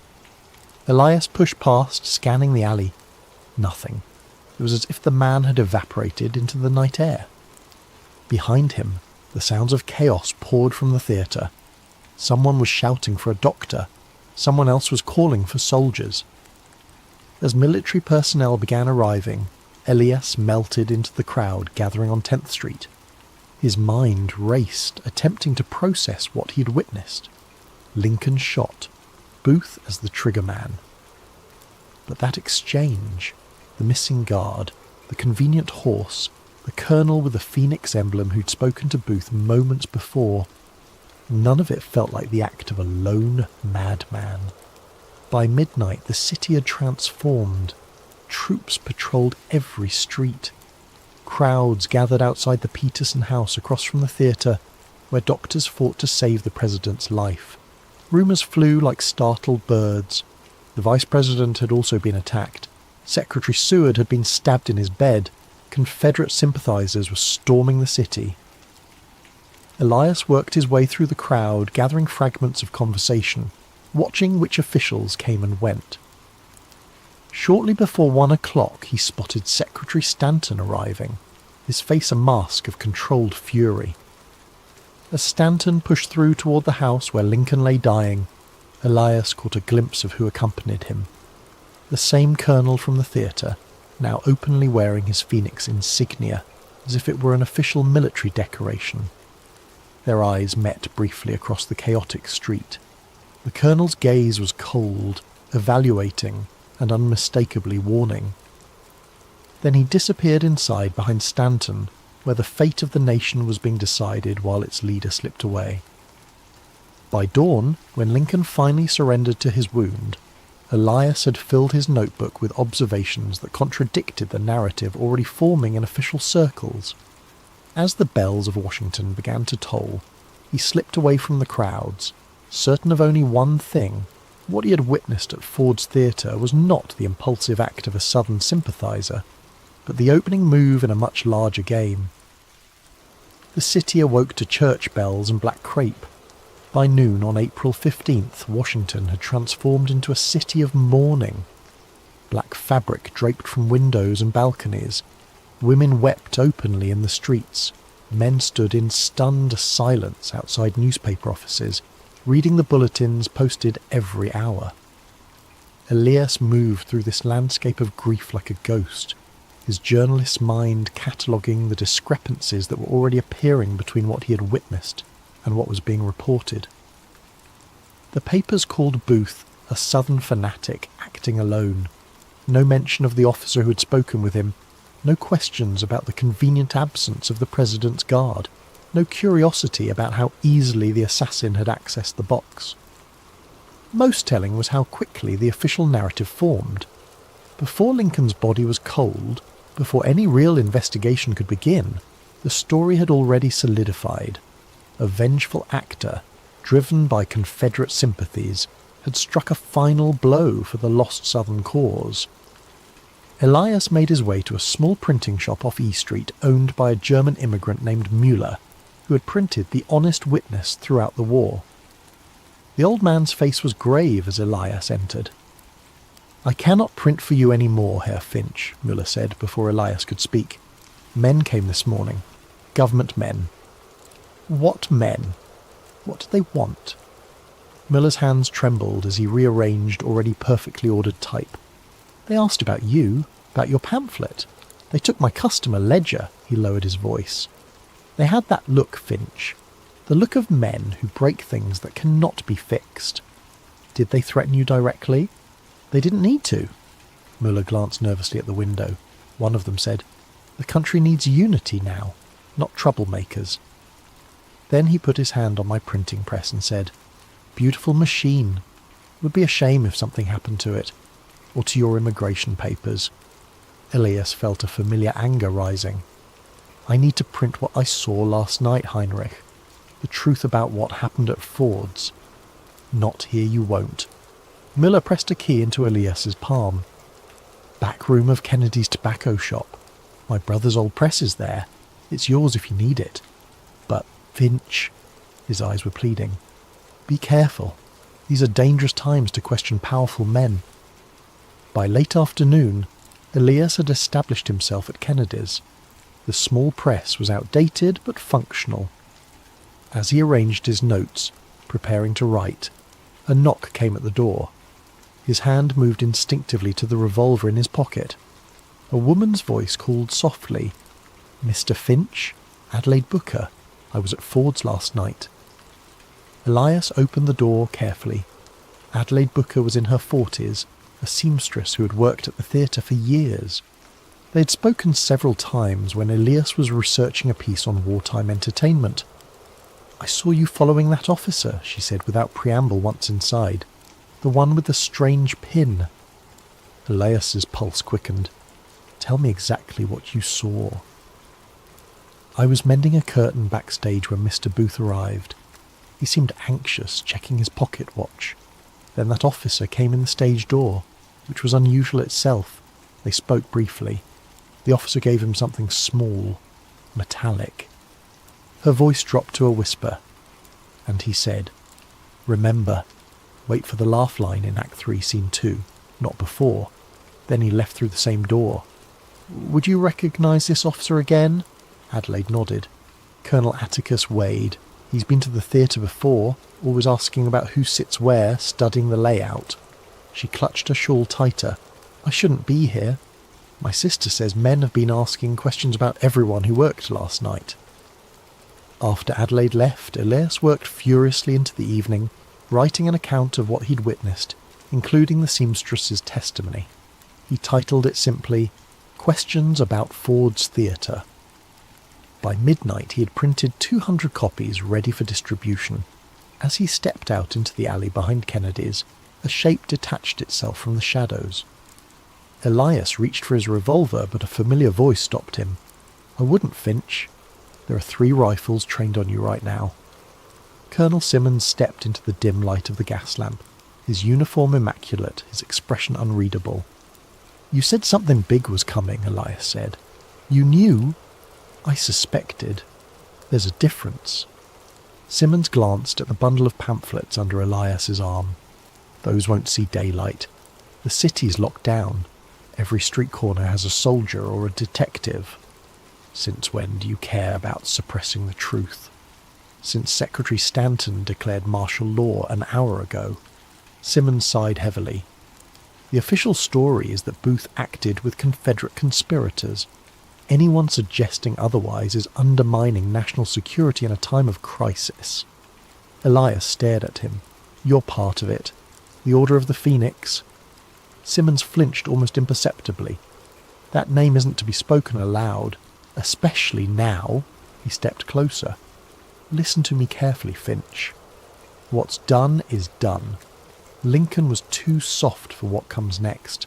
The South needs to be crushed, not coddled. The Phoenix understands this.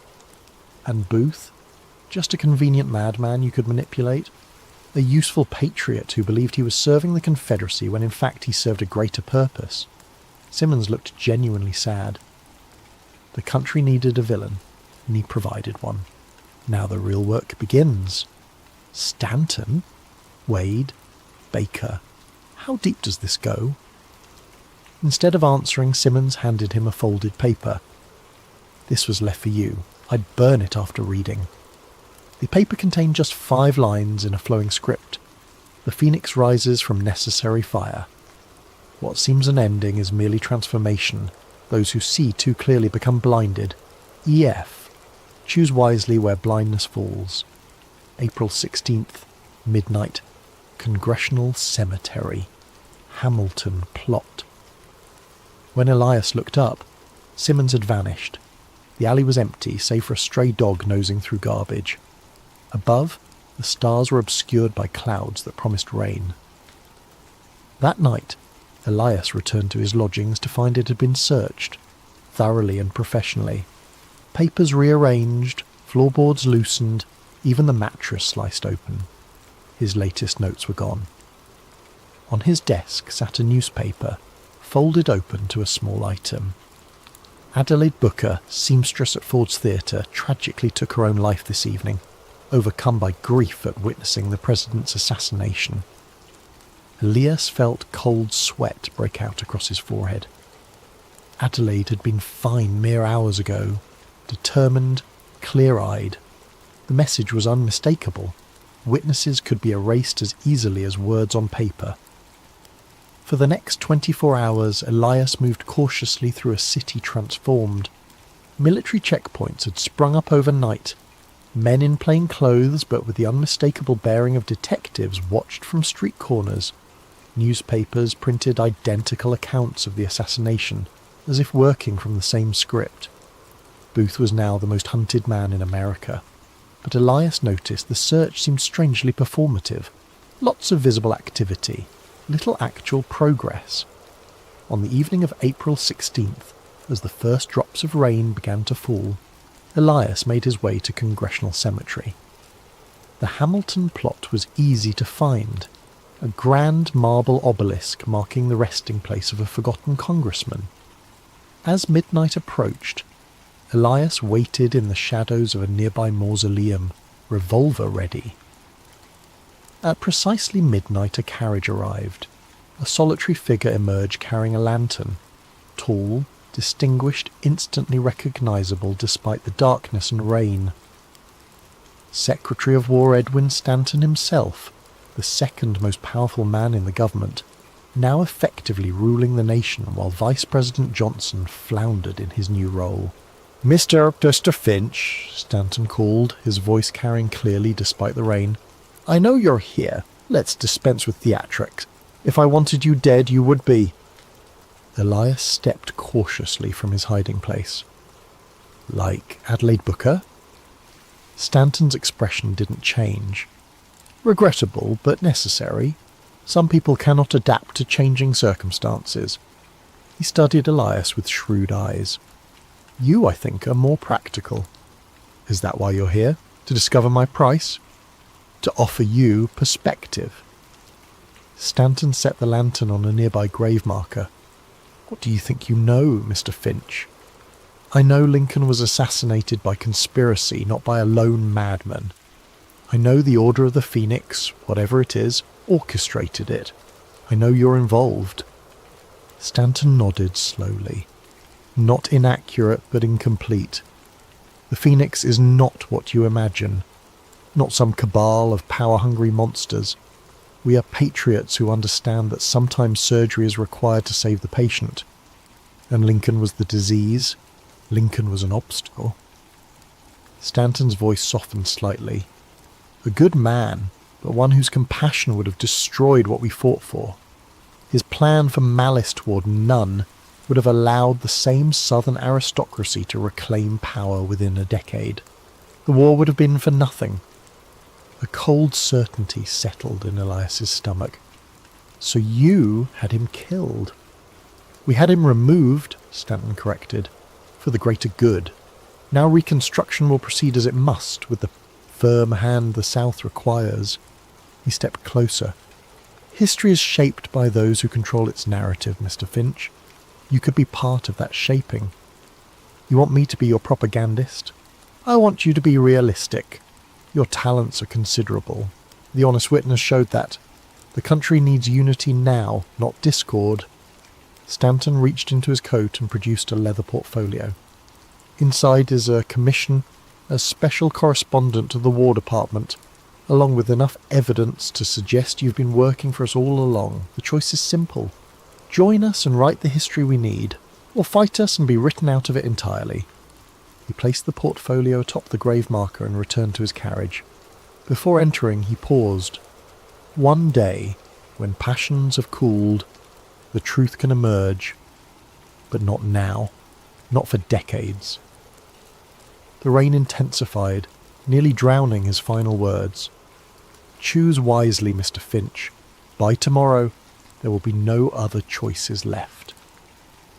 Rain pounded Washington for 3 days after Stanton's ultimatum, as if the heavens themselves mourned Lincoln. Elias remained in hiding, moving between safe houses known only to the network of informants and dissidents he had cultivated during the war.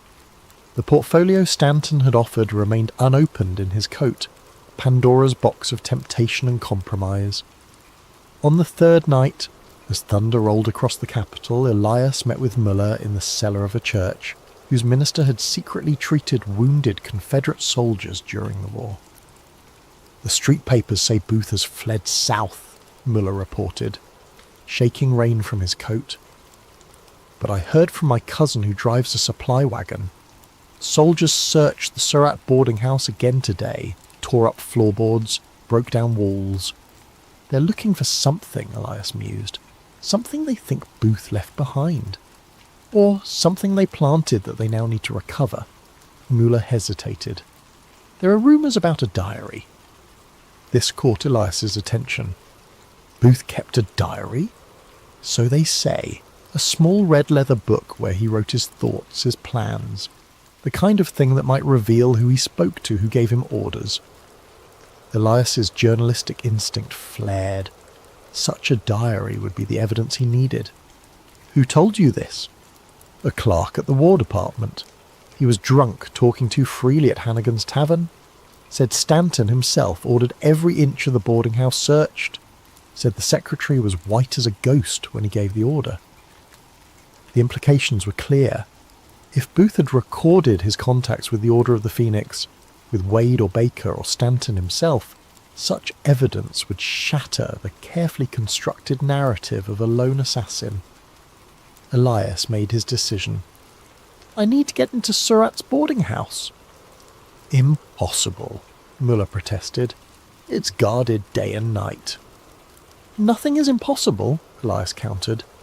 "Merely inconvenient." He had not spent years cultivating informants and mapping the hidden geography of Washington without learning a few tricks. "Are the old tunnel entrances still accessible?" Muller's eyes widened. "The smuggling tunnels? Some perhaps, but they haven't been used since the early days of the war. Washington's geography held secrets unknown to most citizens. Beneath certain buildings, particularly near the Navy Yard and along the riverfront, a network of tunnels had been used early in the war to move supplies, information, and occasionally people. Most had been sealed or forgotten, but Elias had mapped them meticulously for a story he had never published. That night, guided by nothing but memory and a crude map drawn in his notebook, Elias descended into Washington's underground labyrinth. The entrance, a rusted door behind a false wall in the cellar of an abandoned warehouse, creaked ominously as he forced it open. The tunnel beyond was damp, the air heavy with mould and decay. His lantern cast grotesque shadows as he navigated the narrow passage, counting intersections, measuring distances by paces. After nearly an hour of careful progress, he reached what his calculations suggested should be directly beneath H Street and the Surratt boarding house. A metal ladder bolted to the wall led upward into darkness. Elias extinguished his lantern and climbed, emerging into what appeared to be a small storage cellar. Dust covered everything, undisturbed save for a single set of boot prints that stopped near the far wall. Elias examined the wall carefully, noting a slight discoloration in the mortar between several bricks. Using his pocket knife, he scraped away the newer mortar, revealing a loose brick. When he removed it, his fingers touched something soft inside the cavity. Leather. With trembling hands, he extracted a small red book, its cover unmarked. Opening it revealed pages filled with an elegant theatrical hand. Booth's diary, hidden where he thought it would be safe. Or perhaps where someone had instructed him to conceal it. Elias tucked the diary into his coat and retraced his steps through the tunnel. Back in the relative safety of the church cellar, he finally examined his prize by lamplight. The diary was not what he had expected. Rather than a detailed account of the conspiracy, it contained the rambling justifications of a man convinced of his own historical importance. Booth compared himself to Brutus, writing of striking down the tyrant to avenge the South. Yet scattered among these self-aggrandizing passages were troubling inconsistencies. One entry from March read, "Met with W again. He assures me that once it is done I will be hailed as a hero throughout the South. Arrangements have been made for my escape. I am to follow the route exactly as planned, making contact at each designated safe house until I reach safety in Virginia." Another, more disturbing entry from early April. "The order has guaranteed my place in history. Their reach extends to the highest levels of government, to men whose names I dare not commit to paper. They speak of a reborn nation, purified by fire, where true patriots will guide America to its rightful destiny. I am merely the instrument of this necessary transformation." Most revealing was an entry from April 13th, the day before the assassination. Final meeting with C.W. He provided the derringer and confirmed the timing. Act 3, Scene 2, during the laugh line when the noise will mask the shot. The guard will be absent. This has been arranged. I expressed concern about escaping through the crowded theatre, but C.W. assured me that certain doors would be unobstructed. Tonight we're delving into a conspiracy thriller titled Dark Side of the Truth, a moon landing conspiracy thriller.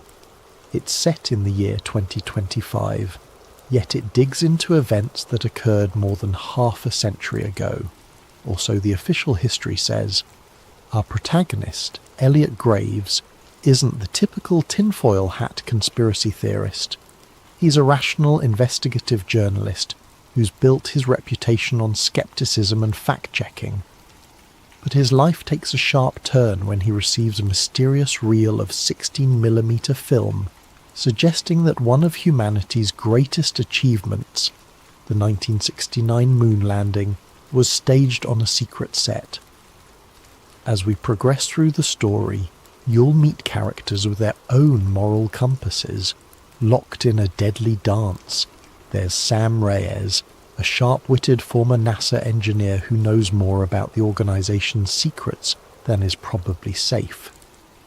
Dr. Bernard Calloway, an aging whistleblower haunted by regrets and memories so dangerous they could sign his death warrant. And lurking in the shadows is Agent Jonathan Kane, an operative who believes that national security demands certain truths remain buried, forever if need be. Expect twists at every corner. A single piece of film can become the spark that ignites an inferno of questions. If the moon landing was faked, what happened to the real astronauts? Could an entire government organization keep such a massive secret under wraps for 5 decades? And how far will those in power go to ensure the lie never sees the light of day? In this narrative, trust is a fleeting commodity. Allies turn to enemies. Illusions of safety crumble under the relentless pursuit of those who believe the ends justify the means.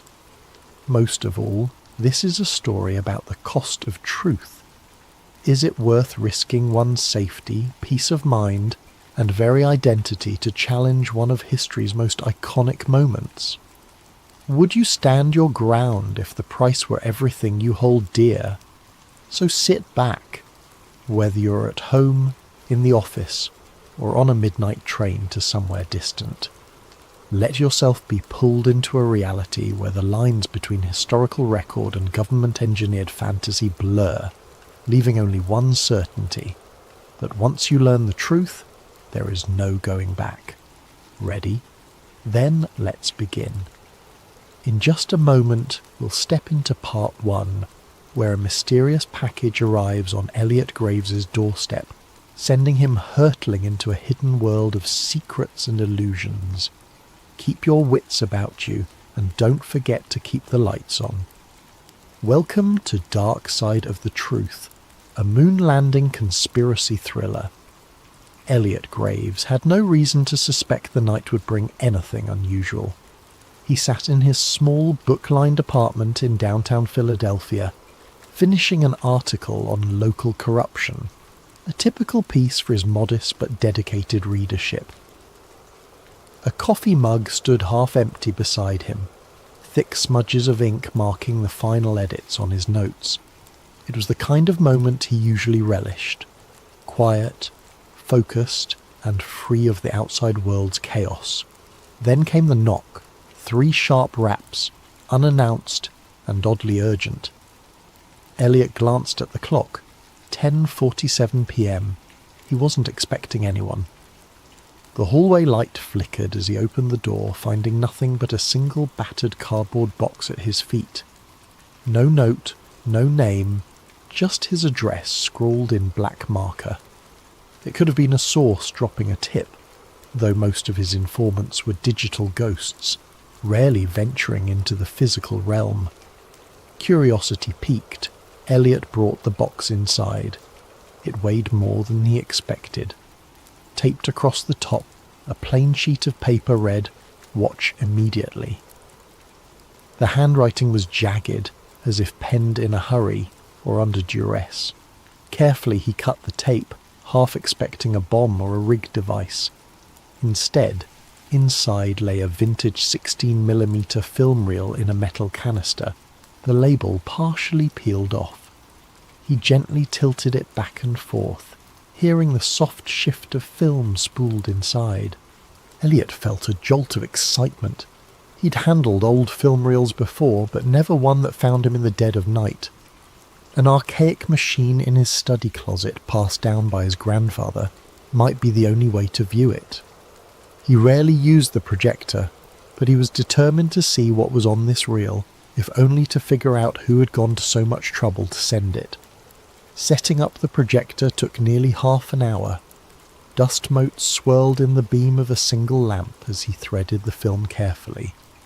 As the flickering images began, Elliot's anticipation turned to pure disbelief.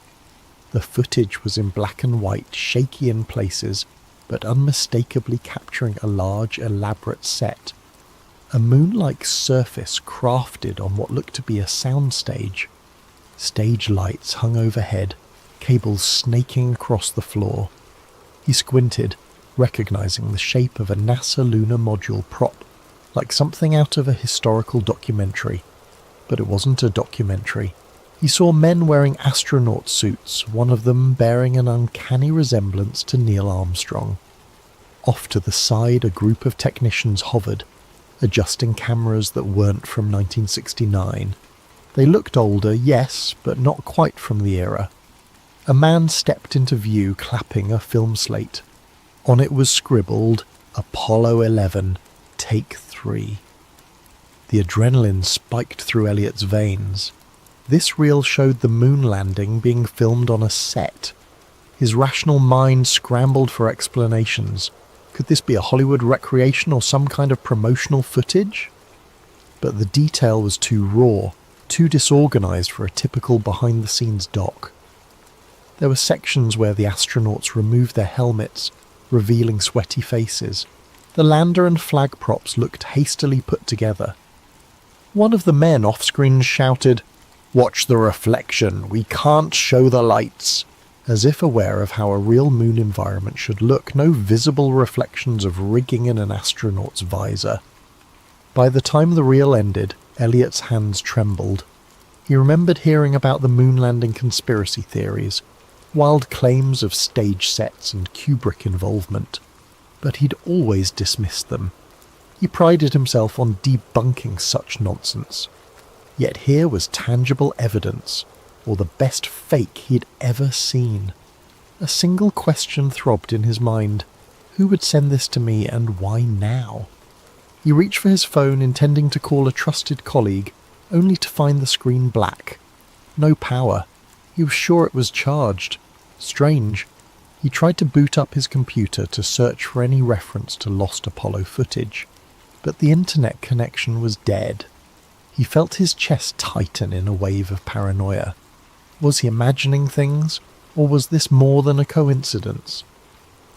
Deciding to do a quick external check, Elliot gathered the reel, locked up his apartment, and headed for the elevator. As he stepped out onto the street, a hint of movement caught his eye. A black SUV parked at the curb, lights off. Its windows were tinted, impossible to see in. The hair on his arms rose. Philadelphia had plenty of SUVs, but why did this one feel like it was there for him? He took a breath, telling himself not to jump to conclusions. Still, his heart hammered as he walked 2 blocks to an all-night coffee shop known for its reliable Wi-Fi. Inside, the smell of espresso and donuts steadied him a bit. He found a corner table connected to the cafe's network and tried searching for any references to moon landing staged film reel. Thousands of hits, mostly conspiracy websites. Nothing verifiable.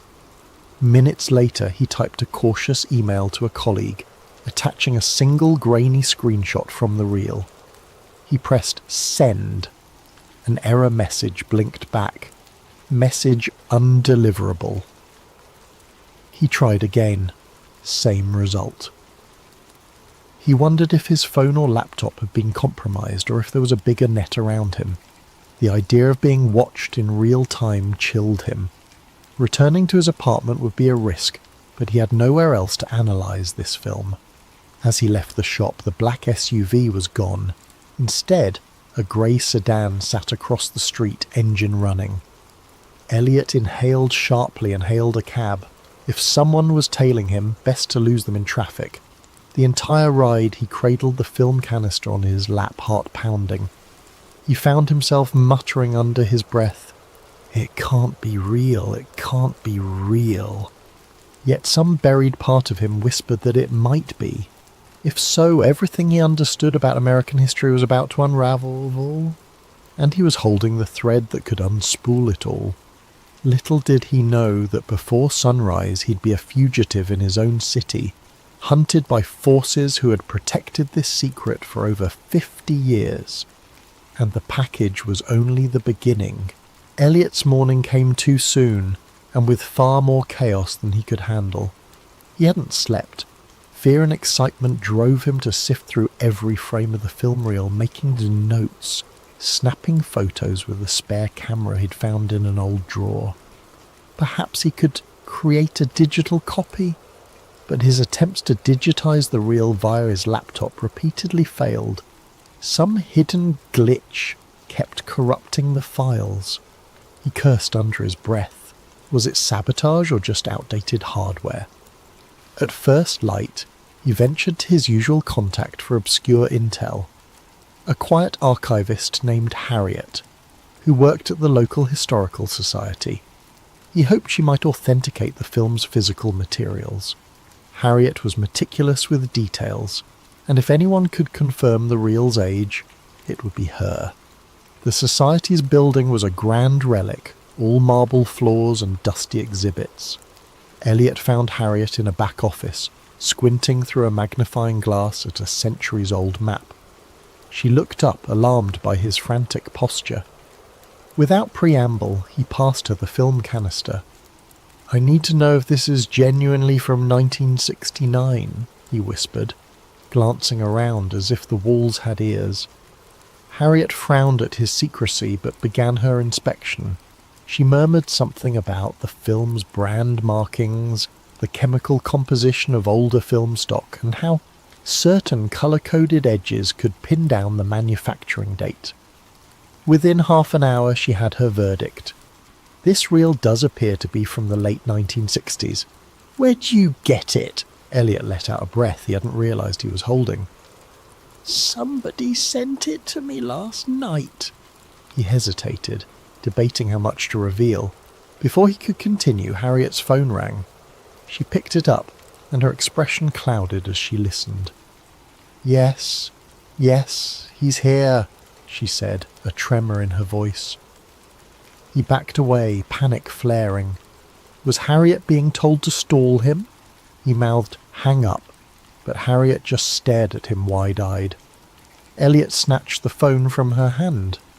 "Hello," he said into the receiver. An unfamiliar voice.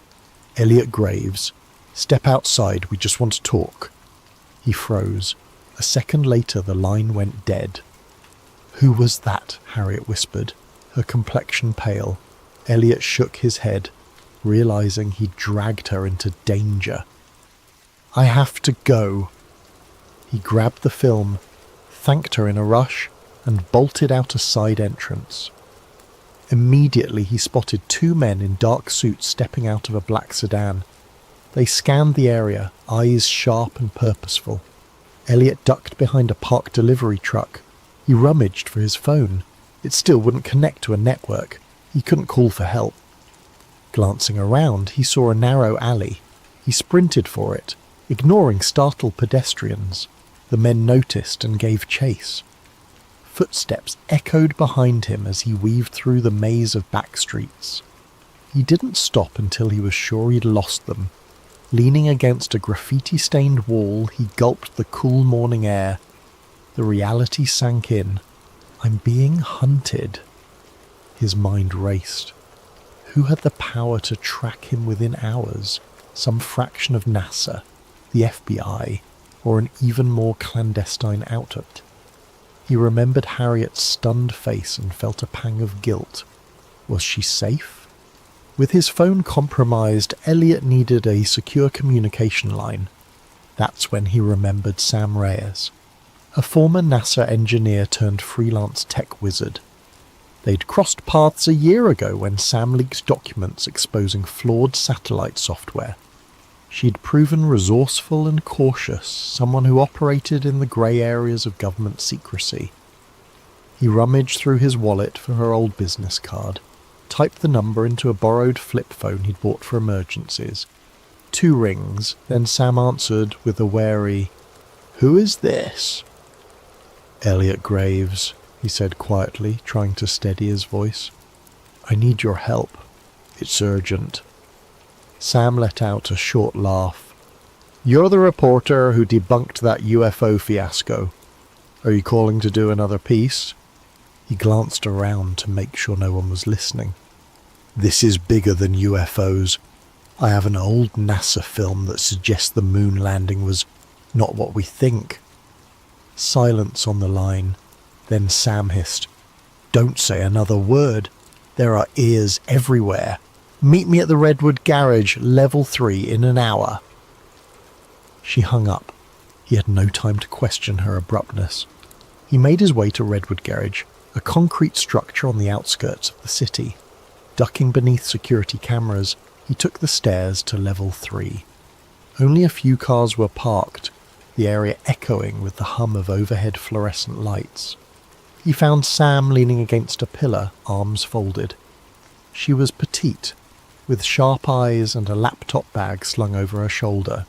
"You look like hell," she said in lieu of a greeting. Elliot forced a grin. "Rough morning, thank you for coming." Sam nodded at the film canister tucked under his arm. "That it?" He handed it over, heart pounding. She opened the lid, peeking at the reel. "I'll need my gear to analyze this properly. But tell me, any chance this is a hoax?" Elliot explained Harriet's findings, the chase and the phone sabotage. Sam's eyes narrowed with concern. This kind of move typically points to a deep-pocketed agency. NASA has muscle, but not to this extent. We might be dealing with something else. She motioned for him to follow her to a beat-up SUV. Inside, the back seat was cluttered with laptops, cables, and specialized scanning equipment. Sam popped the reel into a portable film viewer. A small screen flickered with the black and white images. She skimmed through it, face grim. "If this is real, holy..." He gave a humorless chuckle. "I'm not sure I want it to be real, but it's looking that way." Sam started flipping through camera angles. "We'll cross-check the images with NASA archive logs, see if any set pieces match. Also, there's metadata in older film that might help pinpoint the exact date and location.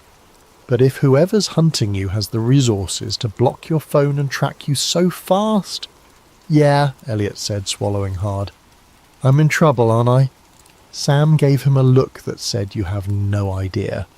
Look, I can set up a secure server to store digital copies once I manage to scan the reel. But it'll take me a day or 2. In the meantime, you need to vanish. They'll come for both of us once they realize I'm involved." As if on cue, a bullet shattered the SUV's rear window. Elliot and Sam ducked, hearts hammering. Tires screeched on the level below. "We have to move," Sam hissed, starting the engine. Elliot curled into the passenger seat, pressing the canister tight against his chest.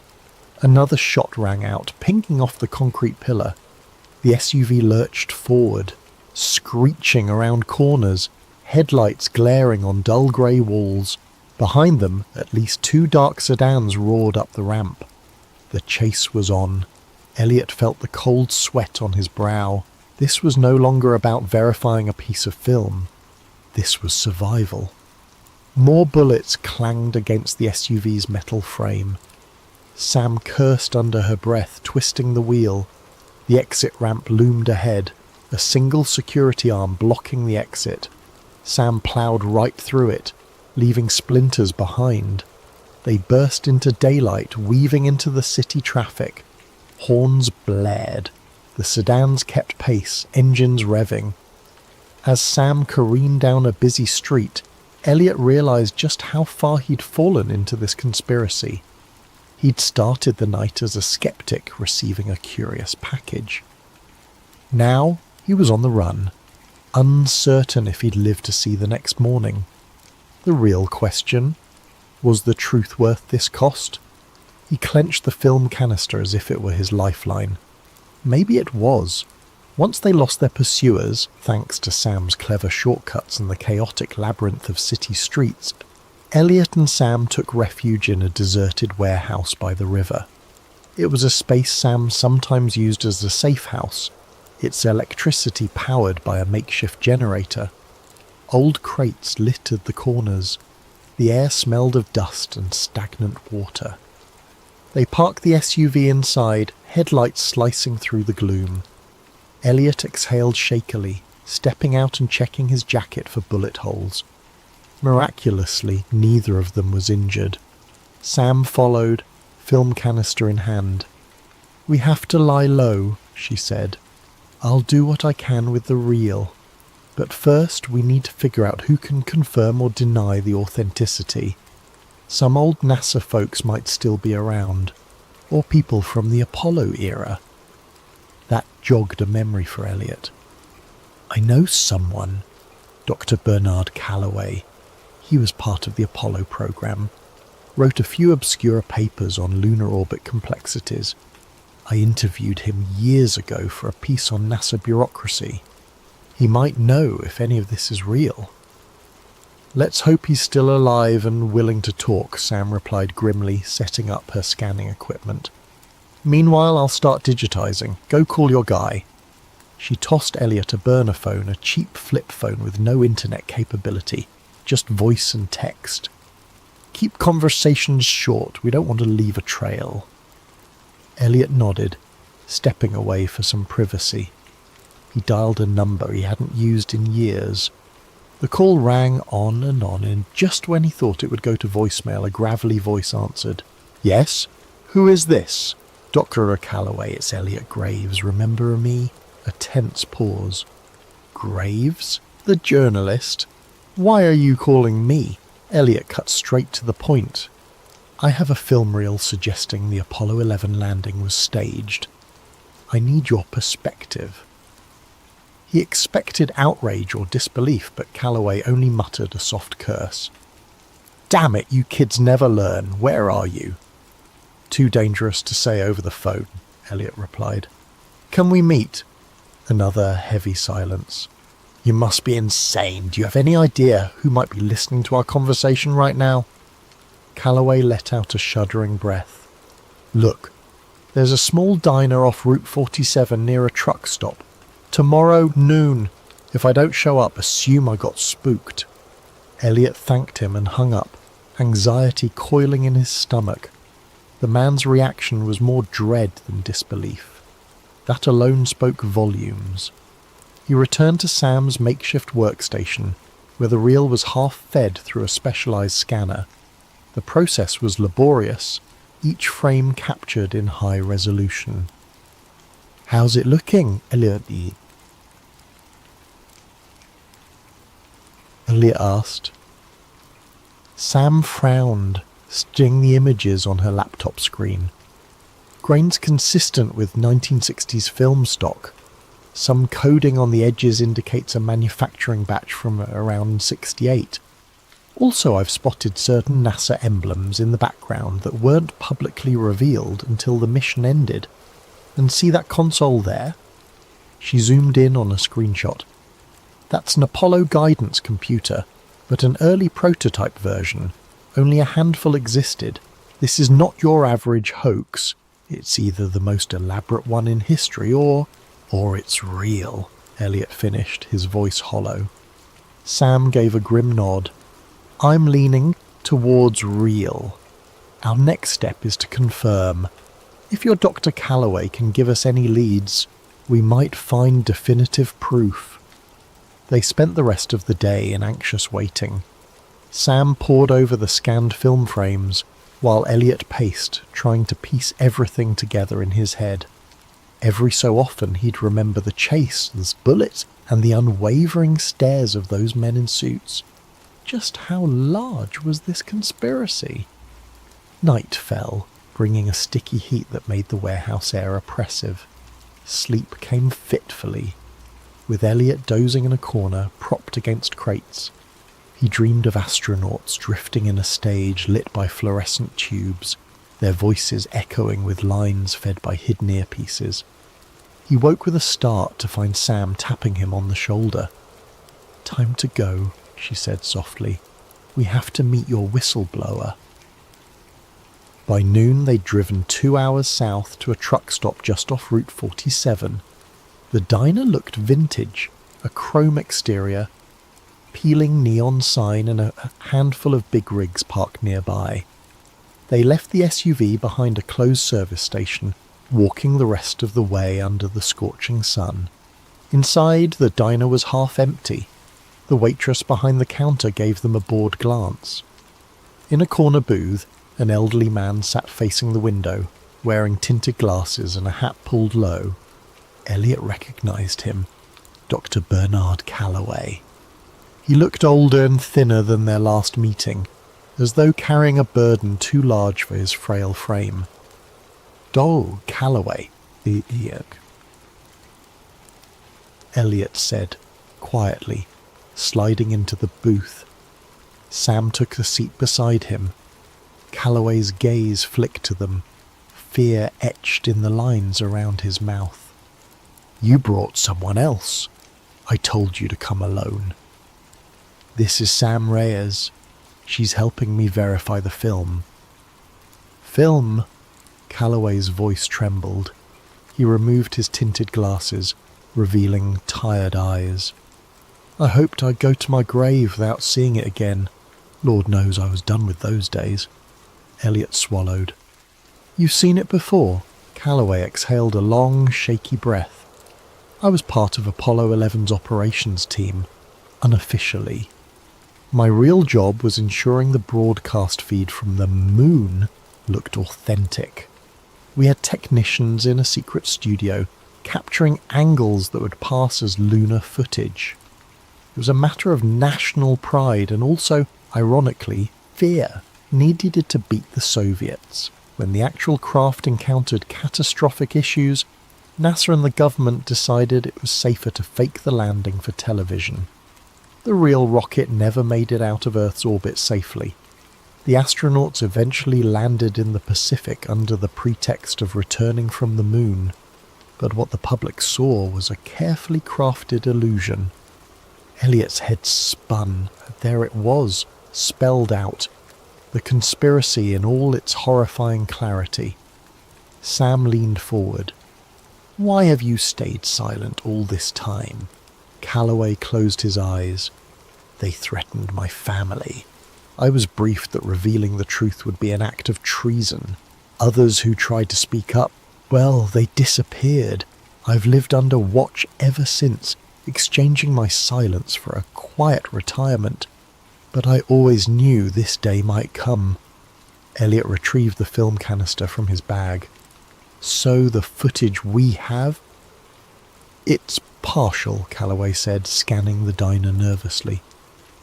"There's more. Hours of outtakes, behind-the-scenes planning. Enough to destroy decades of NASA's legacy if it got out. That reel is probably what was stolen from the archives in the 1970s. I thought it had been destroyed." A lump formed in Elliot's throat. "So it's authentic? And NASA? Or whoever's controlling this? They're hunting us to bury it again." Calloway nodded.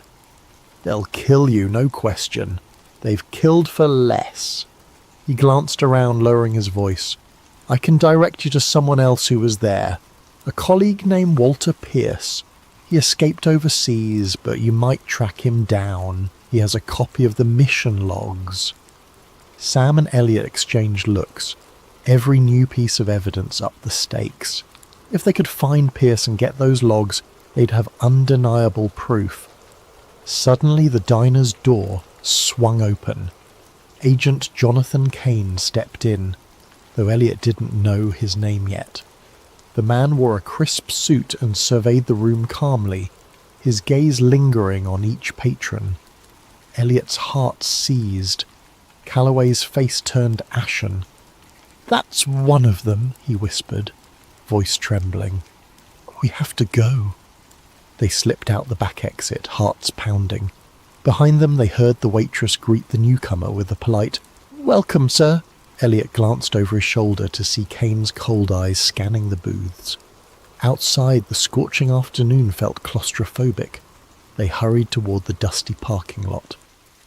"Here," Calloway said, pressing a small slip of paper into Elliot's hand. "Walter's last known location. Use it wisely." Elliot opened his mouth to thank him, but Calloway cut him off. "I'll slip away on my own. It's safer that way for all of us." Then, as if on cue, a black car squealed around the corner. Calloway pointed desperately. "Run!" Elliot and Sam sprinted across the lot, the slip of paper clenched in Elliot's fist. Behind them, tyres screeched. In the distance, de Calloway vanished between parked trucks, a frail silhouette, stepping once more into a world of secrets and shadows he had hoped to leave behind. Elliot doubted he'd ever see the old man again. 3 days slipped by like a fever dream, with Elliot and Sam crisscrossing state lines, dodging digital footprints. Each safe house they chose felt more precarious than the last. A motel in one city, a cramped basement in another, always with one eye on the door and ears pricked for footsteps in the hall. Anxiety pressed against their chests like a constant weight. The film remained hidden in a secure locker they rented under an alias, and Sam carried digital backups on multiple encrypted drives, hoping at least one would survive if they were caught. Meanwhile, they tried to locate Walter Pierce. Hello, listeners of Sleep Theories. Before we begin tonight's story, I hope you're all having a wonderful day, or evening, depending on where you are in the world. Whether you're listening from London at midnight, New York in the afternoon, or perhaps Tokyo as the sun rises, I want you to know that these stories connect us all across time zones and continents. If you're new here, please consider subscribing to Sleep Theories for more tales that blur the line between history and mystery. Now settle in as we explore something that was buried in Soviet archives for over 60 years. Dr. Alexei Morozov, Soviet Geological Survey. Tunguska Region, Siberia. October 1959. Classification: Sekretna, secret. Declassified 2025. Entry 1, October 12th, 1959. Audio quality: poor wind interference. This is Dr. Alexei Morozov, Soviet Geological Survey designation 4471. I am recording this for the scientific record, though I suspect it will never see the light of day. The date is October 12th, 1959. I'm approximately 40 kilometres southeast of the Tunguska impact site, and I fear we have made a terrible mistake in coming here. But let me start from the beginning. 3 weeks ago, I was summoned to Moscow by the Academy of Sciences, or so I thought. The meeting was held not in the familiar halls of the Academy, but in a nondescript building on Lubyanka Square. Even a geophysicist like myself knows what that means. The man who greeted me wore the pressed uniform of a Soviet Army colonel, but his eyes held the cold calculation I'd learned to recognise during my time in Antarctica. KGB without question. "Dr. Morozov," he said, not bothering with pleasantries, "your expertise is required for a matter of national importance." He spread photographs across the metal table between us.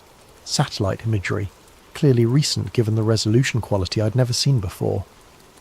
The images showed the Tunguska region from above, but with strange geometric overlays and radiation measurements marked in red. "What am I looking at, Colonel?" "Volkov," he supplied. "Colonel Volkov, and you're looking at proof that the Tunguska event of 1908 was not what our scientists have claimed." The photographs showed radiation patterns that made no sense for a meteor impact. Instead of the expected circular dispersion, the gamma radiation formed precise geometric shapes, hexagons that stretched for kilometres beneath the forest floor.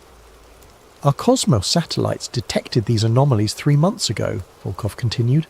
51 years after the explosion, the site is still active. I studied the images more carefully. The radiation signatures were unlike anything in my experience, pulsing in regular intervals according to the timestamps. This suggests an artificial source. Precisely. Volkov's smile held no warmth. Which is why you're going to Tunguska, Dr. Morozov. Your cover will be a routine geological survey, mapping mineral deposits for the 5-year plan. Your real mission is to determine the source of these signals. And if I refuse, then you will be reassigned to study rocks in Siberia permanently, a much less comfortable arrangement than what I'm offering. The threat was clear. I accepted the assignment that afternoon. Now, as I sit in this makeshift camp listening to the wind howl through trees that have been bent and twisted for over half a century, I understand why previous expeditions never filed complete reports. The forest here feels wrong in ways that have nothing to do with the visible damage from the explosion. My equipment detected the first anomaly this morning. Entry 2, October 13th, 1959. Audio quality moderate, electronic interference noted. The electromagnetic readings are impossible. I've spent the day taking measurements across a grid pattern, working systematically toward what the 1927 Kulik expedition marked as the blast epicenter. Every device I carry, magnetometer, Geiger counter, seismograph, registers patterns that violate everything I know about physics. The magnetic field strength increases as we approach the center, but not in the gradual manner one would expect from a buried metallic mass. Instead, it pulses. 3-second intervals with mathematical precision.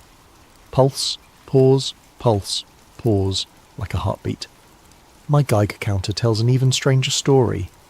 Background radiation should be elevated uniformly if this were the site of a nuclear or radiological event. Instead, the radiation forms distinct geometric patterns in the soil. When I map the readings, they create perfect hexagons, each approximately 50 meters across, arranged in a honeycomb pattern that extends beyond my ability to measure. Colonel Volkov has said little during our trek, but I notice he carries no scientific instruments of his own. Instead, his pack contains radio equipment far more sophisticated than anything issued for a geological survey. He reports to Moscow twice daily using codes I don't recognize. The local event guides refuse to accompany us beyond the outer tree line. They speak of lights that dance beneath the ice at night, and a sound they describe as iron screaming. When I pressed them for details, the eldest guide would only say, "The sky fell there, but something else rose up."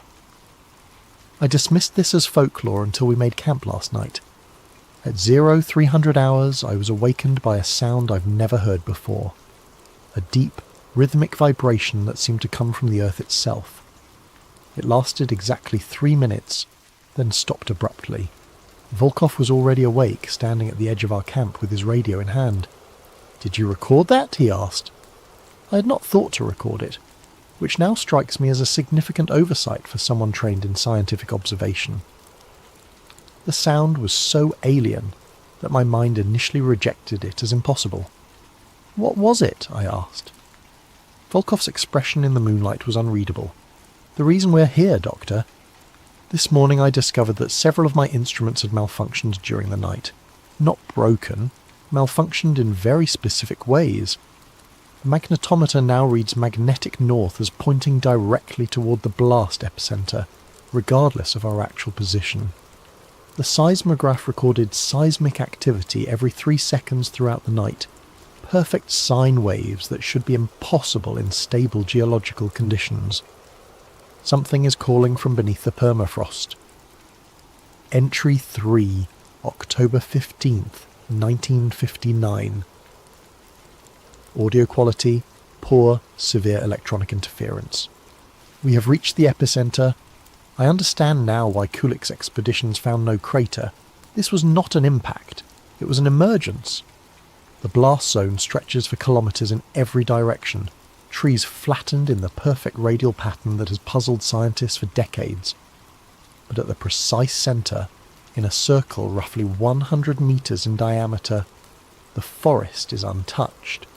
Ancient pines tower above us, their bark scarred but their structure intact, as if the explosion flowed around them rather than through them. The soil here tells a different story than any meteor impact. My equipment detects metallic fragments, But when I analyse their composition, the results are disturbing. The isotopic ratios are wrong. Not just unusual, impossible. These metals contain isotopes that shouldn't exist in nature, arranged in configurations that suggest artificial manipulation. While taking samples this morning, my spade struck something hard beneath the permafrost. After an hour of careful excavation, I uncovered a shard of metal unlike anything I've encountered in 20 years of geological work. The fragment is approximately 15 centimetres long, smooth as glass, and perfectly black. It reflects no light, creating an absence in my vision that strains the eye to look upon. Most unsettling of all, it vibrates. A constant, barely perceptible vibration at exactly 3 Hz. The same interval as the magnetic pulses I've been recording. When I showed the fragment to Volkov, his reaction confirmed my growing suspicions about this expedition. "Where exactly did you find this?" he demanded, snatching the metal from my hands with gloved fingers. "Buried approximately 2 meters down, directly." "You will note its location precisely, and excavate no further in that area." He sealed the fragment in a lead-lined container I hadn't known he carried. "Your orders are to survey and report, not to collect specimens." "Colonel, this could be the key to understanding Dr. Morozov." His voice carried the quiet authority of a man accustomed to unquestioned obedience. "The last scientist who asked too many questions about what we found here is now buried under 2 meters of ice. I trust you understand my meaning." The threat was delivered so casually that it took a moment to register. Previous expeditions, previous scientists. How many teams had been sent to this place? That evening, while Volkov was occupied with his radio communications, I managed to take additional readings from the area where I'd found the fragment. The results make no sense according to any geological model I know. The metallic object appears to be part of a much larger structure buried beneath us. Ground-penetrating radar reveals a vast geometric form extending deep into the earth. Not randomly distributed metal deposits, but organised architecture. Hexagonal chambers connected by corridors, stretching down beyond the range of my equipment. Whatever lies beneath the Tunguska site is not natural. It's not human. And according to my radiocarbon dating of the surrounding soil samples, it's been here far longer than the 1908 explosion. The explosion didn't bring something to this place. It revealed something that was already here. Entry 4, October 17th, 1959. Audio quality, moderate, background humming noted. I have accessed Colonel Volkov's classified files. I know this was a breach of protocol that could cost me my life, but scientific curiosity has always been my weakness. While Volkov was conducting his evening radio check, I managed to photograph several documents from his secure case. What I discovered has rewritten my understanding of both this expedition and the Tunguska event itself. The files contain correspondence dating back to 1908, including telegrams between the American inventor Nikola Tesla and Arctic explorer Robert Peary. The telegrams discuss Tesla's experiments with wireless energy transmission from his Wardenclyffe facility on Long Island. According to the documents, Tesla was testing a revolutionary new technology, the ability to transmit electrical energy through the Earth's atmosphere to any point on the globe. His target for the initial test was the Arctic region, where Peary was conducting his polar expeditions. The most revealing telegram is dated June 28, 1908, 2 days before the Tunguska explosion. R. Peary, final test scheduled 0214 GMT June 30th.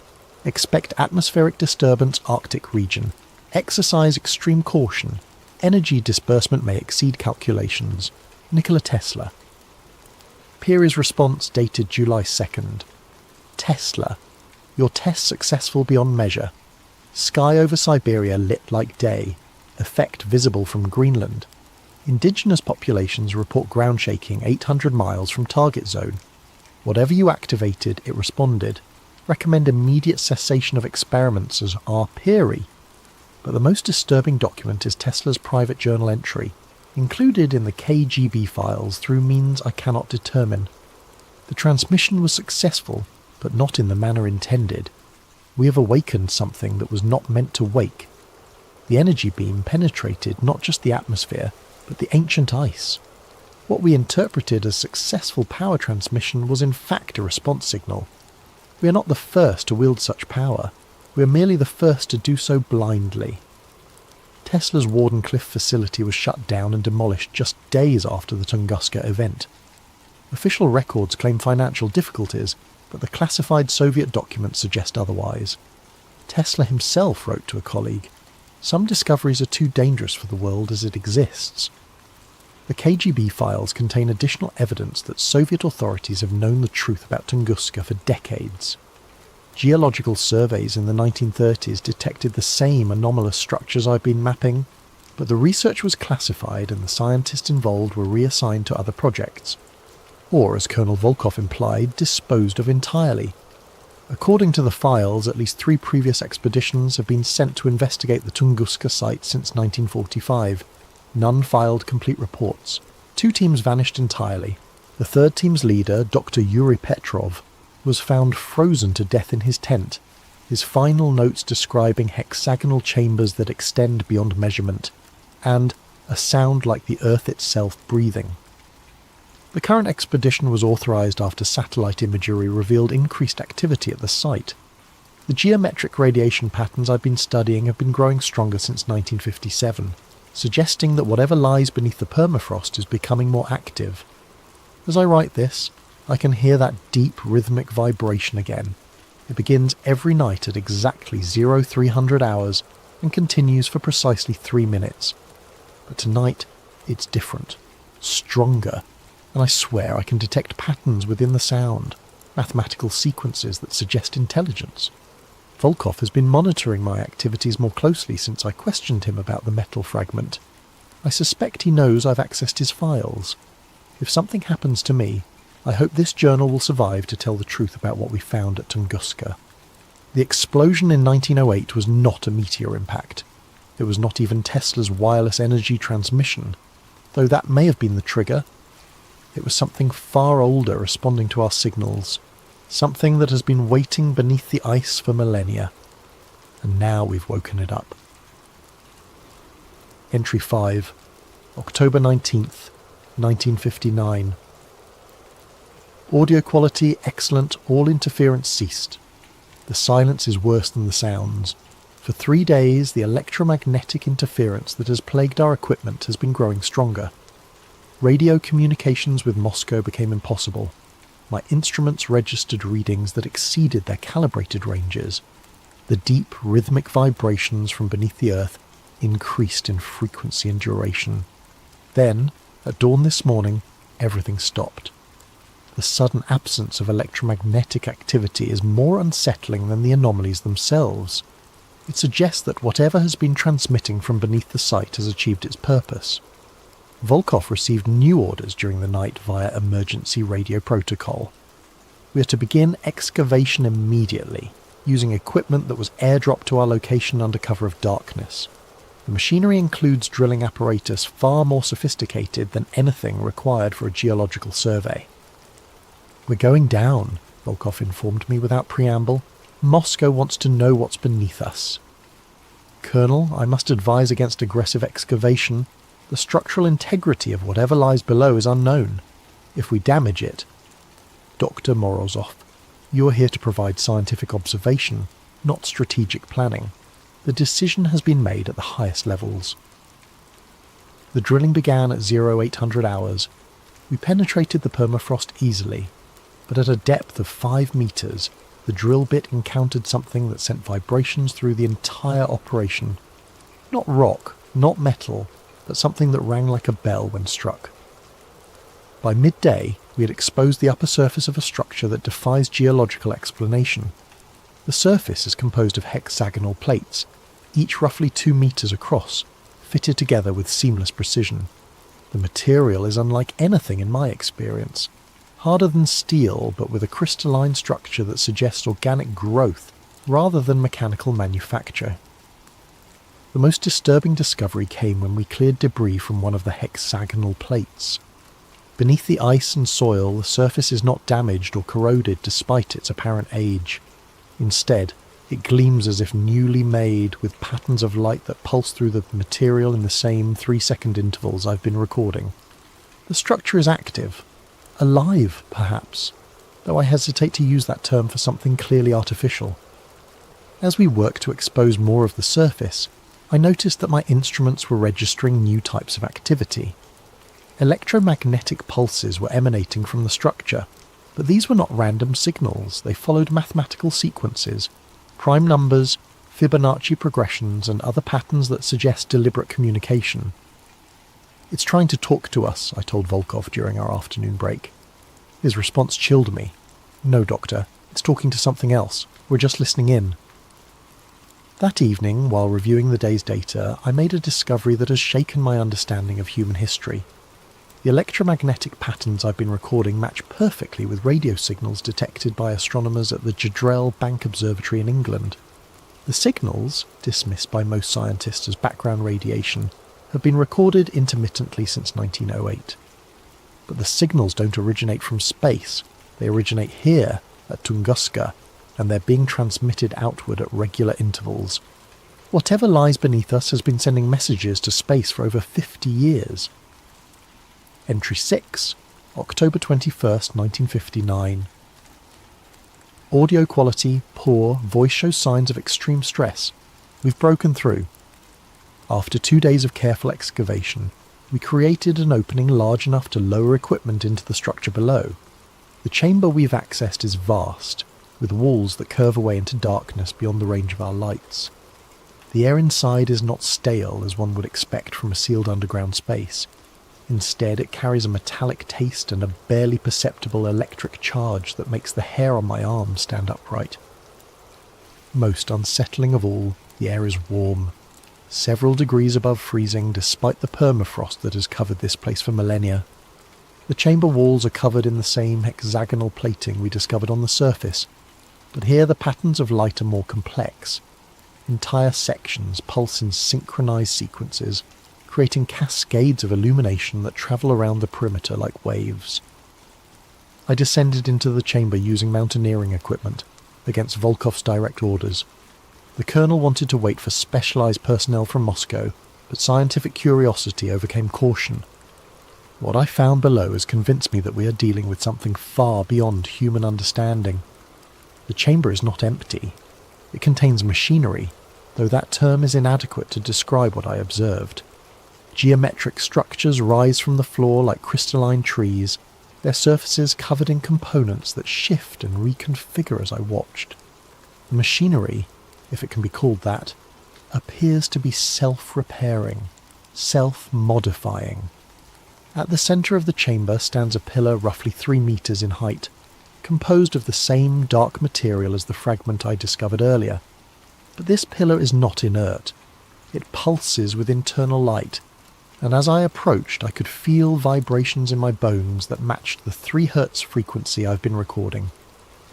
When I placed my hand on the pillar's surface, the entire chamber responded. Lights flashed in sequence around the walls, the machinery hummed to life, and I felt a sensation I can only describe as contact. Not physical contact, but something deeper. For a moment I sensed vast intelligence, ancient beyond measure, awakening from long dormancy. And I understood with terrifying clarity what Tesla had done in 1908. His wireless energy transmission had not simply sent power through the atmosphere. It had followed a path of least resistance, drilling through the Earth's magnetic field and striking this buried structure with precisely the frequency needed to activate its dormant systems. The Tunguska explosion was not caused by Tesla's energy beam. It was caused by this ancient machinery starting up after eons of silence, venting excess energy in the only direction available, upward, through the overlying rock and permafrost, creating the devastating blast that flattened the forest above. When I climbed back to the surface, I found Volkov in animated radio communication with Moscow. From what I could hear of his side of the conversation, our discovery has caused considerable alarm at the highest levels of government. "Yes, sir, it appears to be functional," he was saying. "No, sir, we don't understand its purpose. What do you mean, similar structures?" Similar structures. The phrase hit me like a physical blow. How many of these installations exist?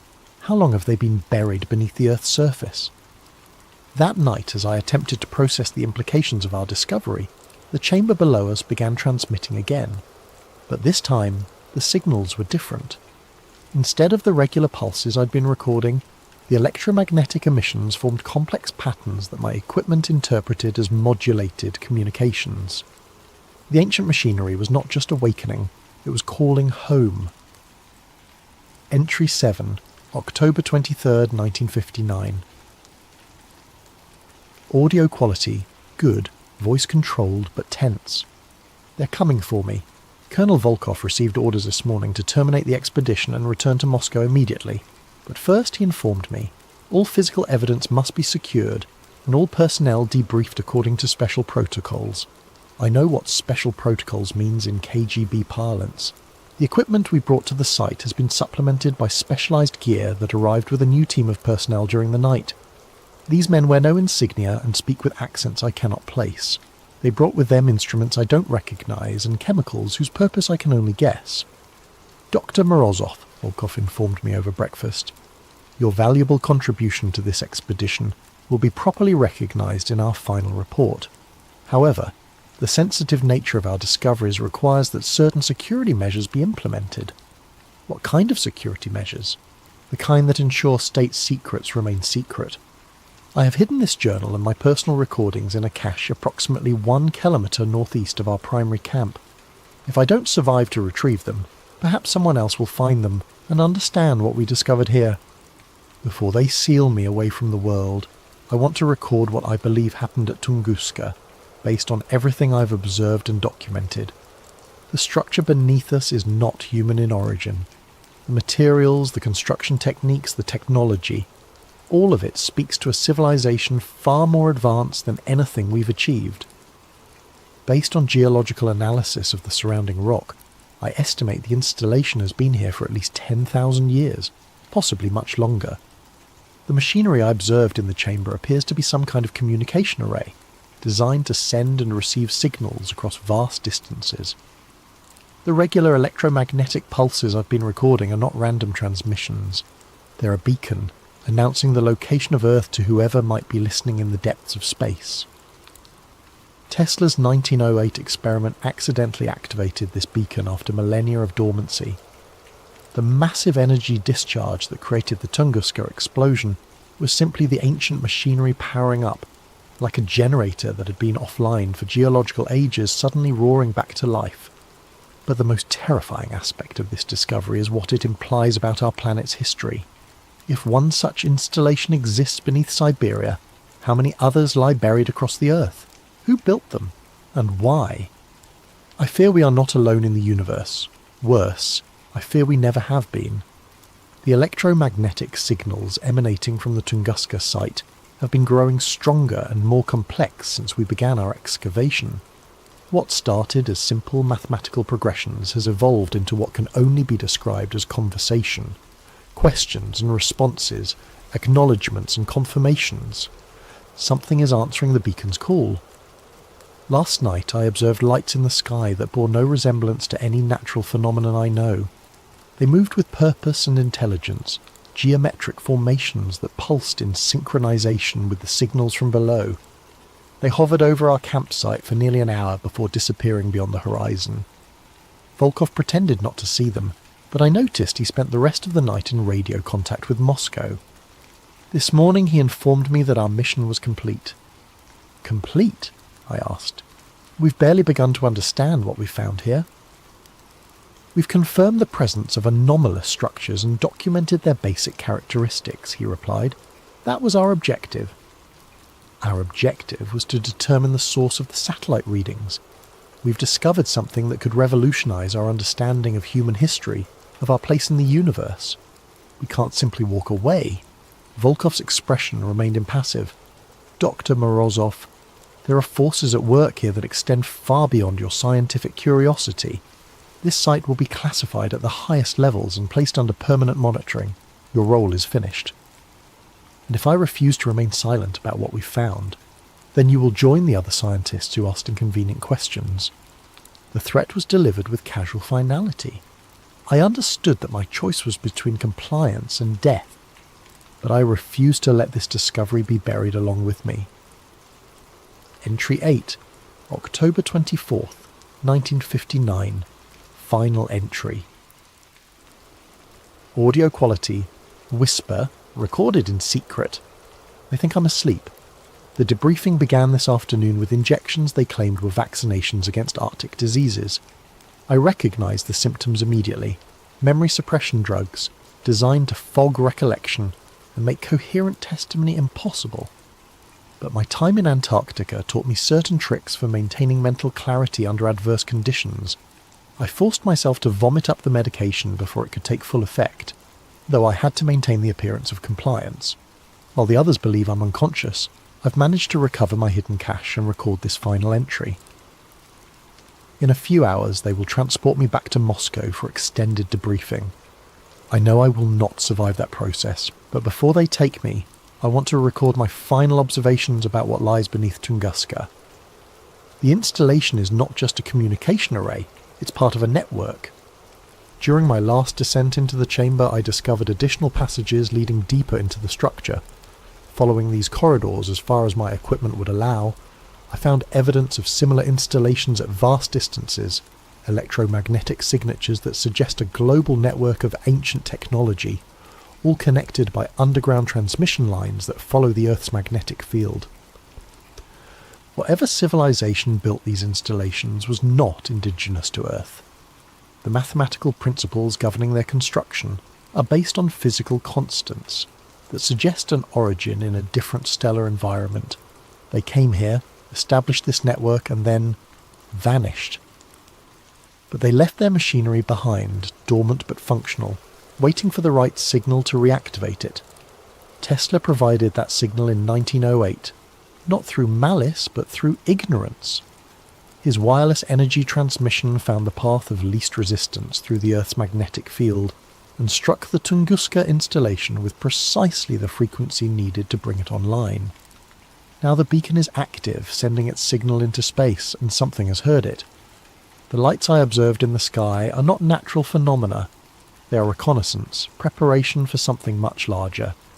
The electromagnetic conversations I've been recording are not random communication. They're coordinates, timetables, invasion plans. We have awakened something that was meant to remain sleeping, and we lack the knowledge or technology to control what we've unleashed. I can hear them approaching my position. Boots on frozen ground, voices speaking in languages I don't recognise. They've discovered my absence from the medical tent. If this recording survives, if someone finds it and understands what I've documented here, remember this. The explosion in 1908 was not the end of anything. It was the beginning. The door is unlocking and we are not prepared for what lies beyond it. Whatever you do, do not dig further. It listens, it remembers, and now it knows where we are. Recording ends, electromagnetic interference resumes, Soviet State Security Archives. File Tunguska Black 7. Date October 30th, 1959. Dr. Alexei Morozov was found deceased in his quarters at the Lubyanka Medical Facility on October 29th, 1959. Official cause of death: complications from severe frostbite sustained during Arctic research operations. His personal effects have been confiscated and classified under state security protocols. All materials related to the Tunguska expedition are hereby classified beyond top secret and sealed under Special Protocol 7. Access is restricted to personnel with clearance level Obsidian or higher. The Tunguska site has been declared a restricted military zone. Unauthorized access is prohibited under penalty of death. Dr. Morozov's journal and recordings were destroyed according to standard procedure. Official records end. Posted to file sharing site March 15, 2025. Removed by request of Russian Federation authorities March 17, 2025.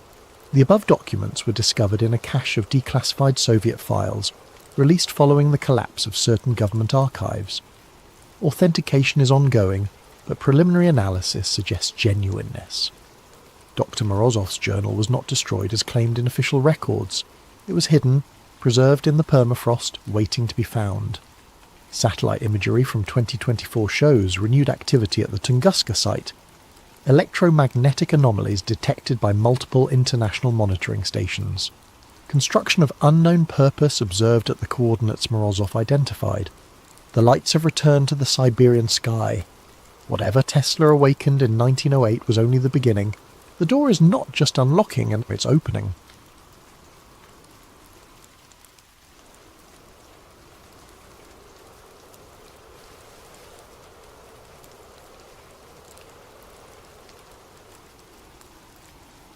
Hello there, and welcome to Sleep Theories.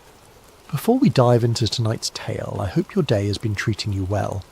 Whether it's early morning where you are, late evening, or somewhere in between, whatever time zone you're calling home, I'm grateful you've chosen to spend this time with us. If you're new here, make sure to subscribe to Sleep Theories for more stories that will keep you questioning the world around you long after the lights go out. Now, settle in as we explore a story that might feel a little too close to reality. My name is Cal Monroe, and I used to believe in coincidences. That was before Theo jumped off the Memorial Bridge, before the USB drive arrived in my mailbox, and before I learned that some conspiracies aren't theories, they're just well-kept secrets. It was a Tuesday morning in November when I got the call. Detective Sarah Chen's voice was flat, professional, the way cops sound when they're tired of delivering bad news. Cal, this is Detective Chen, Metro PD. I'm calling about Theodore Ramirez. I understand you two are friends. The past tense hit me like ice water. Were? What do you mean were? Mr. Ramirez jumped from the Memorial Bridge last night around 11:30 p.m. I'm sorry for your loss. I sat there in my cramped DC apartment, staring at my laptop screen where I'd been working on an article about facial recognition software in public schools. The cursor blinked at me like a heartbeat. That's impossible, I said. Theo wouldn't. He just wouldn't. I know this is difficult, but no, you don't understand. Theo was getting married next month. He was excited about it. We had drinks 3 weeks ago, and he was talking about honeymoon plans, about kids, about everything. People don't just... Mr. Monroe, I've been doing this for 15 years. Sometimes people hide their pain better than we think. But I knew Theo. We'd been roommates at Georgetown, both journalism majors before he switched to computer science. He was the most methodical person I'd ever met. The kind of guy who researched restaurants for 2 hours before picking where to eat lunch. He didn't make impulsive decisions, especially not permanent ones. After I hung up, I sat in the silence of my apartment, trying to process what I'd heard. That's when I noticed the small package on my kitchen counter, something I'd grabbed from my mailbox the night before and forgotten about in my rush to meet a deadline. The return address made my hands shake. T. Ramirez. Inside was a USB drive and a handwritten note. Cal, if you're reading this, they got to me. Don't trust anyone. Don't use your regular computer. Find somewhere safe and look at everything. The program never ended. T. The drive was labelled with a single word in Theo's careful handwriting. ECHO. I stared at that USB drive for an hour before I worked up the courage to use it. Not on my laptop, Theo's warning was clear enough. I walked 6 blocks to an internet cafe in Chinatown, paid cash, and plugged the drive into a computer that had probably seen more shady transactions than a Swiss bank account. What I found changed everything. The drive contained dozens of files, video footage, audio recordings, spreadsheets, and what looked like medical data. The video showed people in sterile white rooms, not quite hospital rooms, not quite laboratories, more like the kind of spaces you'd imagine in a sensory deprivation study. In one video, a woman in her 30s sat in a chair with electrodes attached to her temples. A voice off camera, clinical, detached, repeated phrases. Your thoughts are not your own. Your memories can be adjusted. You want to comply. You need to comply. The woman's eyes were glassy, unfocused. After 20 minutes of this repetition, the voice asked her to recite her home address. She gave an address in Virginia. Then they asked her again. This time she gave a completely different address in Maryland, reciting it with the same confidence. Another file contained EEG data, brainwave patterns labelled with dates and subject numbers. One folder was labelled Behavioural Modification Protocols. Another, Subliminal Integration Results. But it was the company logo that made my blood run cold. Aeon Metrics. I'd never heard of them, which was strange. I'd spent the last 5 years covering tech surveillance, data privacy, and government contracting. I knew most of the major players, from Palantir to Booz Allen Hamilton. But Aeon Metrics was a ghost. That night, back in my apartment, I did what any good journalist would do. I started digging. Aeon Metrics had a website that looked like it was designed by someone who'd never heard of user experience. Bland corporate speak about cognitive enhancement research and behavioural analytics solutions. Their client list was vague: federal agencies and healthcare partners. No names, no specifics. Their headquarters was listed as a P.O. box in Arlington, Virginia. I cross-referenced the company name with government contract databases. Nothing. I searched for news articles, press releases, anything. The only mention I found was a single-line item in a Department of Defense budget document from 2019. Aeon Metrics, Specialized Research Services, $2.4 million. That was it. A company that received millions in government funding but left no digital footprint. In 2024, that was like finding a unicorn. I spent the next 3 days going through Theo's files, and a pattern began to emerge. The test subjects weren't random homeless people or prisoners, the usual victims of unethical experiments. These were volunteers who had signed up for legitimate-sounding studies: sleep optimization research, stress reduction therapy, cognitive enhancement trials. People who thought they were improving their lives, not being reprogrammed. One document made me physically nauseous. It was a recruitment email sent to Georgetown University students, advertising a study on meditation and academic performance. The compensation was $500 for a weekend retreat. The study was conducted by Aeon Metrics. I recognised the email format. I'd received something similar during my senior year. I'd been too broke to pass it up. That's when I realised I might not be investigating this story. I might be living it. The next morning, I drove to the Library of Congress. If you want to research government conspiracies, you go to the place where they can't delete the evidence. At least, not easily. I requested every declassified document I could find on MKUltra, Operation Artichoke, and Project Bluebird. What I discovered over the next 8 hours made Theo's files make terrible sense. MKUltra officially ended in 1973 when CIA Director Richard Helms ordered all documents destroyed. But here's what most people don't know. It didn't actually end. It evolved. The original program used LSD, hypnosis, and brutal psychological torture to break down human personality and rebuild it. The goal was to create perfectly controllable human assets, spies who could be programmed and deployed without even knowing they were working for the agency. But the methods were crude, obvious, and left too many witnesses. The scientists involved were sloppy, keeping detailed records that eventually leaked. So the program went underground, got smarter, and learned from its mistakes. By the 1980s, it had been rebranded as something innocuous: behavioural research programs. The torture chambers were replaced with comfortable clinical settings. The unwilling prisoners were replaced with paid volunteers.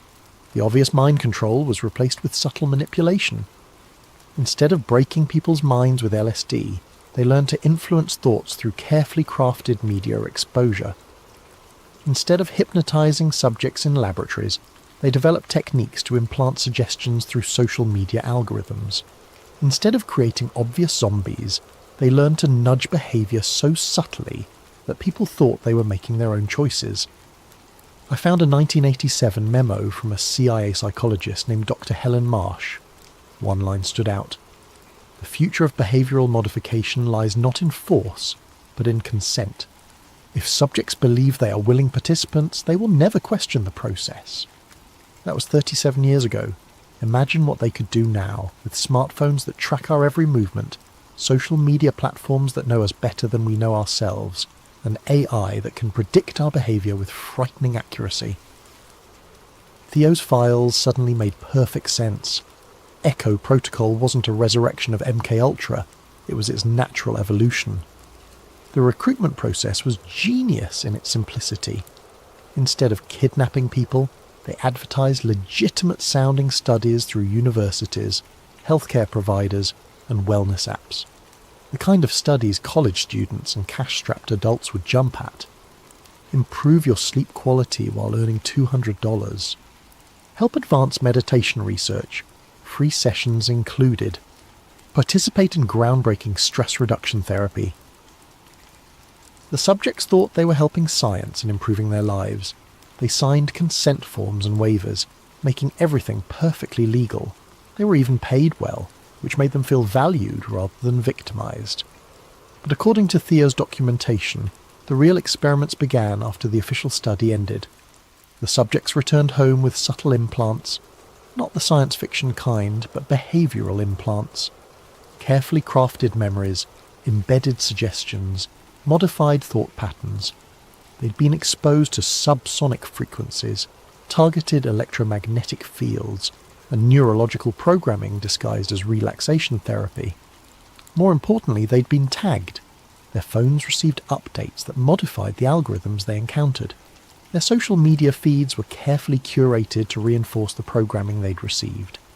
Their GPS data was used to ensure they encountered specific environmental triggers, billboards, sounds, even scents that would activate their conditioning.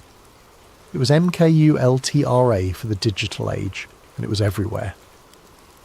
I found myself thinking about my own devices, my own data patterns. How many targeted ads had I seen recently that seemed to know exactly what I was thinking? How many times had my phone suggested an action or location that felt perfectly timed? How many articles in my newsfeed seemed to anticipate my concerns? Was I paranoid, or was I finally paying attention? That evening I tried to call Theo's fiancée Maria Santos. We'd met several times over the years, and I thought she might be able to tell me about Theo's state of mind in his final weeks. Her number was disconnected. I tried social media. Her profiles had been deactivated. I drove to the address I had for her, an apartment in Alexandria where I'd attended their engagement party 6 months earlier. The building manager told me no one by that name had ever lived there. It was as if Maria Santos had never existed. The gaslighting started small. First, it was my coffee shop. I'd been going to the same place every morning for 3 years, a little cafe called Grind on Connecticut Avenue. The barista knew my order: large dark roast, no cream, no sugar. But when I walked in Thursday morning, she looked at me like she'd never seen me before. "Welcome to Grind. What can I get started for you?" "The usual," I said, assuming she was just having an off day. "I'm sorry, what's your usual?" I stared at her. Jessica had made my coffee hundreds of times. We'd chatted about her art school classes. I'd even bought one of her paintings. "Large dark roast," I said, feeling foolish. "Sure thing," coming right up. She moved with the practiced efficiency of someone who'd made 1,000 coffees, but treated me like a complete stranger. When I paid, I noticed something else. The painting I'd bought from her 6 months ago, a small abstract piece that had been hanging behind the register, was gone. I told myself I was being paranoid. People have bad days. Maybe she'd sold the painting to someone else. But then my email started acting up. I'd sent interview requests to 5 journalists who'd written about government surveillance programs. None of them responded, which was unusual. These were people I'd worked with before, sources who typically replied within hours. I tried calling. Their numbers all went straight to voicemail. I tried reaching out through social media. My messages showed as delivered but never read. By Friday I was convinced something was wrong. I decided to test it. I sent an email to my editor at the Washington Alternative Weekly, a guy named Marcus who'd been badgering me for weeks about a late article on police body cameras. The email bounced back immediately. User not found. I called the WAW office directly.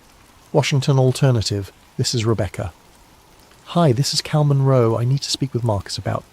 "I'm sorry, who?" "Cal Monroe. I write for you guys. Marcus is expecting an article from me." "Sir, I've been the receptionist here for 2 years. We don't have any writer named Cal Monroe, and I don't know anyone named Marcus." I hung up and stared at my phone. I had emails from Marcus going back 3 years. I had published articles with my byline on their website. I had pay stubs from them in my filing cabinet. I opened my laptop and navigated to the WAW website. I searched for my name. No results found. I searched for articles I knew I'd written. The pieces existed, but they were attributed to other writers, people I'd never heard of. My hands were shaking as I opened my filing cabinet. The pay stubs were there, but they looked wrong. The letterhead was slightly different. The font was off, and they were made out to someone named Carl Monroe. Close enough to be dismissed as a typo, but different enough to be legally meaningless. That's when I noticed my reflection in the laptop screen. I looked like I hadn't slept in days. My eyes were bloodshot, my hair was a mess, and I had the hollow look of someone on the edge of a breakdown. I looked exactly like Theo had in his final weeks. Saturday morning I decided to visit my ex-girlfriend Sarah. We dated for 2 years and stayed friends after the breakup. If anyone would be straight with me about whether I was losing my mind, it would be her.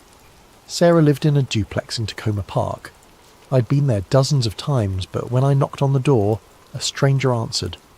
A middle-aged man in a bathrobe. "Can I help you?" "I'm looking for Sarah Chen," I said. "She lives here." "No one by that name lives here.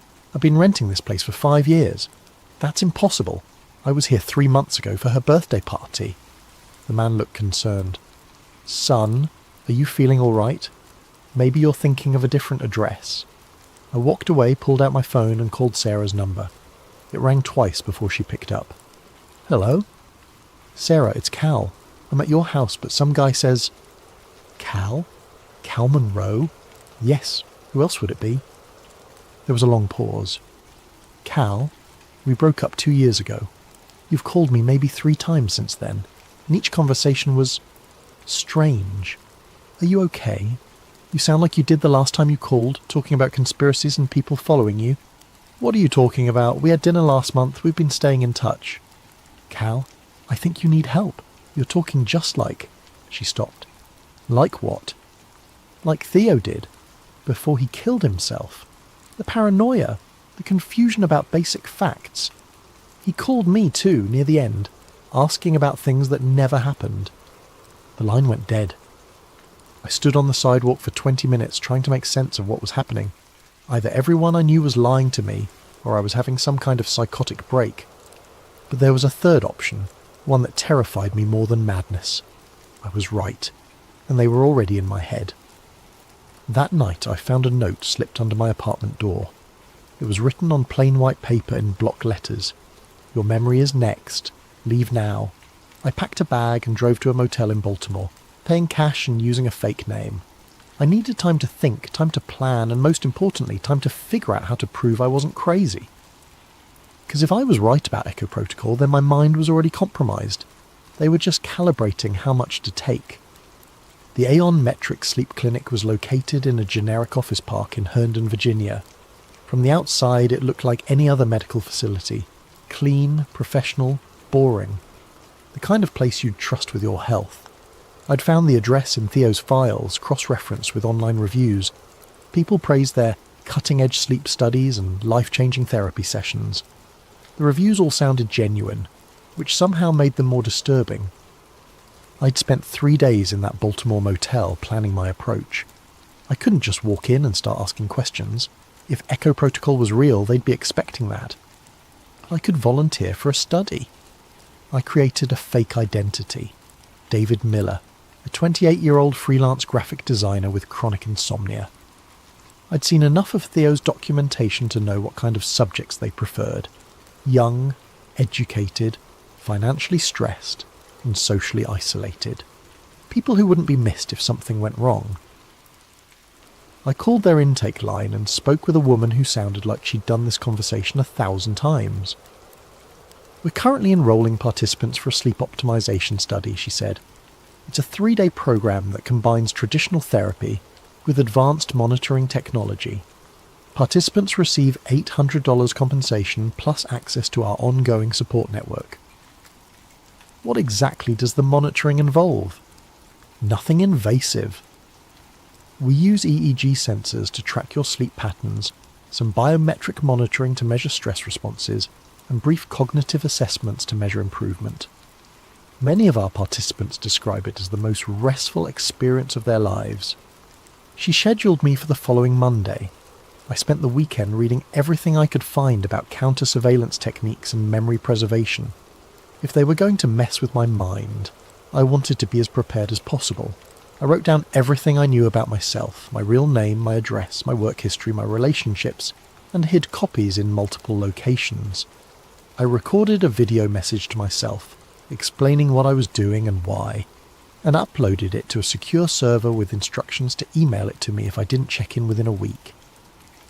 Monday morning, I drove to the clinic feeling like I was voluntarily walking into a trap. The facility was more luxurious than I expected. The waiting room looked like an upscale spa with soft lighting, comfortable furniture, and the kind of new age music that's supposed to be calming, but always makes me nervous. The receptionist was friendly, professional, and gave no indication that she was part of a mind control operation. Maybe I really was paranoid. Dr. Elizabeth Harding introduced herself as the lead researcher. She was in her 40s, with the kind of confident manner that made you trust her immediately. She explained the study protocol while I filled out forms that asked detailed questions about my lifestyle, relationships, and psychological history. We found that sleep disorders are often connected to deeper patterns of thought and behaviour, she said. Our approach combines sleep monitoring with cognitive restructuring techniques. Think of it as upgrading your mental software. The phrase made my skin crawl, but I smiled and nodded. They set me up in a private room that looked more like a high-end hotel suite than a medical facility. The bed was comfortable, the lighting was adjustable, and there was even a small kitchenette stocked with healthy snacks. The only obviously medical equipment was a chair with built-in sensors and a wall-mounted monitor that they said would track my biometric responses during relaxation exercises. "Just get comfortable," said the technician, a young man who introduced himself as Kevin. "We'll start with some baseline measurements, then move into the therapeutic portion." He attached electrodes to my temples and chest. Standard EEG and heart rate monitoring, nothing sinister. The chair was incredibly comfortable, almost hypnotically so. Within minutes, I felt more relaxed than I had in weeks. That should have been my first warning. The relaxation exercise began with guided breathing instructions delivered through high-quality speakers built into the chair. The voice was soothing, gender-neutral, with the kind of professional calm you'd expect from a meditation app. Allow your mind to become quiet and receptive. You're safe here. You're cared for here. Your thoughts can rest. After about 20 minutes, the instructions became more specific. Notice how easily your mind accepts new information when you are relaxed. Notice how comfortable it feels to let go of old patterns that no longer serve you. The room's lighting shifted to a deep blue, and I realized there were almost subliminal images being projected on the walls, geometric patterns that seemed to pulse in rhythm with my heartbeat. Your memories are fluid. They can be adjusted for your benefit. You want to be free of limiting beliefs. You need to be free of limiting beliefs. That's when I recognized the phrases from Theo's videos. I tried to stand up, but my body felt heavy, disconnected. The electrodes weren't just monitoring me. They were delivering some kind of signal. The chair's comfort wasn't accidental. It was designed to keep subjects compliant while their minds were being reprogrammed. "You are David Miller," the voice continued. "You work as a graphic designer. You have no family. You have no close friends. You live alone and prefer it that way." They were trying to overwrite my identity, to make me forget who Cal Monroe was and why I was there. But I'd prepared for this. I focused on the video I'd recorded, on the list of facts I'd memorized, on the reason I was there. My name is Cal Monroe. I'm a journalist. Theo Ramirez was my friend. He died because he discovered ECHO protocol. You trust Dr. Harding completely. You want to participate in advanced studies. You will recommend this program to others. I repeated my mantra silently, fighting against the drowsiness that was overtaking me. I could feel my sense of self becoming fluid, malleable. It was terrifying and seductive at the same time. The promise of letting go of all my problems, all my fears, all my responsibilities. You're grateful for this opportunity to improve yourself. You will never speak about the details of this program to anyone outside this facility. The session lasted 6 hours. When it ended, I felt like I was surfacing from deep water, gasping for mental air. Kevin helped me out of the chair, and I had to concentrate to remember why that felt wrong. "How do you feel, David?" For a moment I almost corrected him. Then I remembered. "Great," I said, really relaxed. "Excellent. Dr. Harding will want to review your session data. Why don't you get some rest and we'll continue tomorrow?" That night, alone in the suite, I tried to reconstruct what had happened. I felt different, lighter somehow, but also hollow. It was like someone had taken an eraser to parts of my memory and personality. I remembered recording a video message, but I couldn't remember what it said. I remembered hiding something important, but couldn't remember where or what. I knew I was there for a reason beyond the sleep study, but that reason felt fuzzy, unimportant. But I still knew my name, Cal Monroe, journalist. I held on to that like a lifeline. The second day was worse. They moved me to a different room, one level down from the main floor. There were no windows, and the only furniture was the chair and a small table. The session lasted 8 hours. This time they didn't just try to implant new memories, they tried to delete old ones. "Your childhood was difficult and painful. You prefer not to think about it. You have no living relatives. You have never been in love. You have never had close friendships." I fought back by reciting everything I could remember. My parents' names, my first dog, the taste of my grandmother's cookies, the feeling of kissing Sarah for the first time. But with each session, these memories became fainter, more like stories I'd heard rather than experiences I'd lived. On the third day, they took me to the basement level. The room was stark white, with no decoration except a single chair in the centre. But it wasn't empty. There were other people there, subjects from previous studies, I realised. They sat motionless, staring at nothing, responding only when spoken to directly.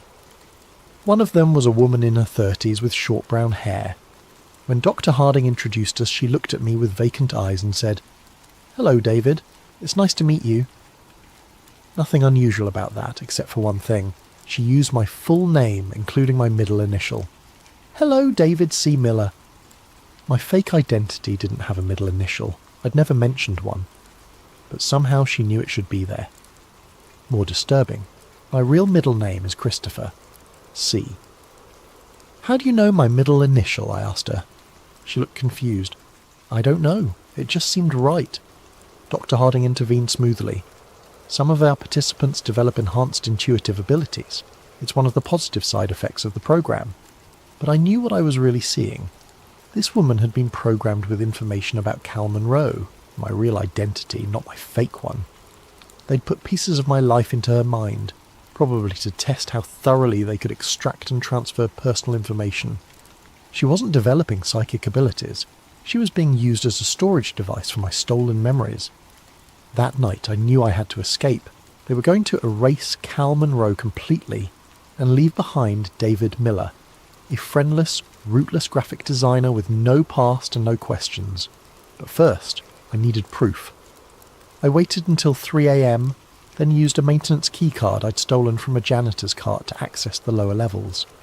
The basement was larger than I'd expected, with dozens of rooms containing monitoring equipment and what looked like server farms. I found the room where they stored session recordings, thousands of hours of footage showing people being systematically reprogrammed. I copied everything I could onto a drive I'd hidden in my shoe. But the most damning evidence was in the office files. Echo Protocol wasn't just about individual mind control. It was about social engineering on a massive scale. They were creating networks of modified individuals who would unconsciously influence others. A person programmed with specific beliefs would spread those beliefs to family, friends and co-workers without realizing they were doing it. The modified subjects became unwitting agents, seeding new ideas and behaviours throughout the population. It was social control through viral programming, and it was working. I found files on thousands of subjects going back years. Many were in positions of influence: teachers, journalists, social workers, community leaders. Others were simply well-connected individuals whose social circles made them valuable vectors for spreading programmed behaviours. They weren't just changing individual minds, they were changing society itself, one modified person at a time. I was photographing the last set of files when the lights came on. "Hello, Cal." Dr. Harding stood in the doorway with 2 security guards. She was still calm, still professional, but now her smile looked predatory. "I was wondering when you'd stop pretending to be David Miller. We've known who you are since you walked in. Did you really think we wouldn't recognize Theodore Ramirez's friend?" The guards grabbed my arms, but Dr. Harding waved them back. "No need for force. Cal is going to cooperate, aren't you? Because we have something you want to see." She led me to another room, where a familiar figure sat in one of the white chairs, staring at nothing. "Theo?" My friend looked up at me with empty eyes. "Hello," he said politely. "I don't believe we've met." "Theo, it's me. It's Cal." "I'm sorry, but I think you have me confused with someone else. My name is Thomas. I don't know anyone named Theo." Dr. Harding smiled. "Theodore Ramirez did jump from that bridge in a way, but we'd been working with him for months before that. The person who died was just a shell. We'd already extracted everything useful from his personality. The real Theo is right here, serving as a valuable test subject for memory transfer protocols." I stared at my friend, or whatever was left of him. They hadn't just killed Theo, they'd hollowed him out and kept the shell alive for experimentation. "We're going to offer you the same opportunity, Doctor," Harding continued. "You can resist, and we'll simply take what we need by force, or you can cooperate and we'll ensure the process is as comfortable as possible. Either way, Cal Monroe is going to disappear. The only question is how much of him we preserve for research purposes." They sedated me then, and I woke up 36 hours later in my own apartment. Everything was exactly as I'd left it, except for small details that made my skin crawl. My coffee mug was on the wrong side of the sink. My laptop was closed, though I always left it open. My bed was made, but with hospital corners. I'd never learned to make a bed that way. Most disturbing of all, I couldn't remember how I'd gotten home. I still had the drive with the evidence from Aeon Metrics hidden in a place I'd prepared before going undercover. For a moment I thought I'd won, that I'd gotten proof of Echo Protocol and could expose the whole operation. I was wrong. When I tried to access the files, half of them were corrupted. The video footage was garbled, the audio was inaudible, and the documents were filled with random characters. It was as if the data had been degraded from the inside. But I still had enough to tell the story. I spent 18 hours writing the most important article of my career, documenting everything I'd discovered about Echo Protocol, Aeon Metrics, and the modern evolution of MKUltra. I uploaded it to WikiLeaks, sent copies to major news outlets, and posted it on every social media platform I could access. Within minutes, everything disappeared. The WikiLeaks submission was rejected for insufficient verification. My emails to journalists bounced back as undeliverable. My social media posts were flagged as misinformation and removed automatically. I tried uploading the article to my own blog. The hosting service suspended my account for terms of service violations.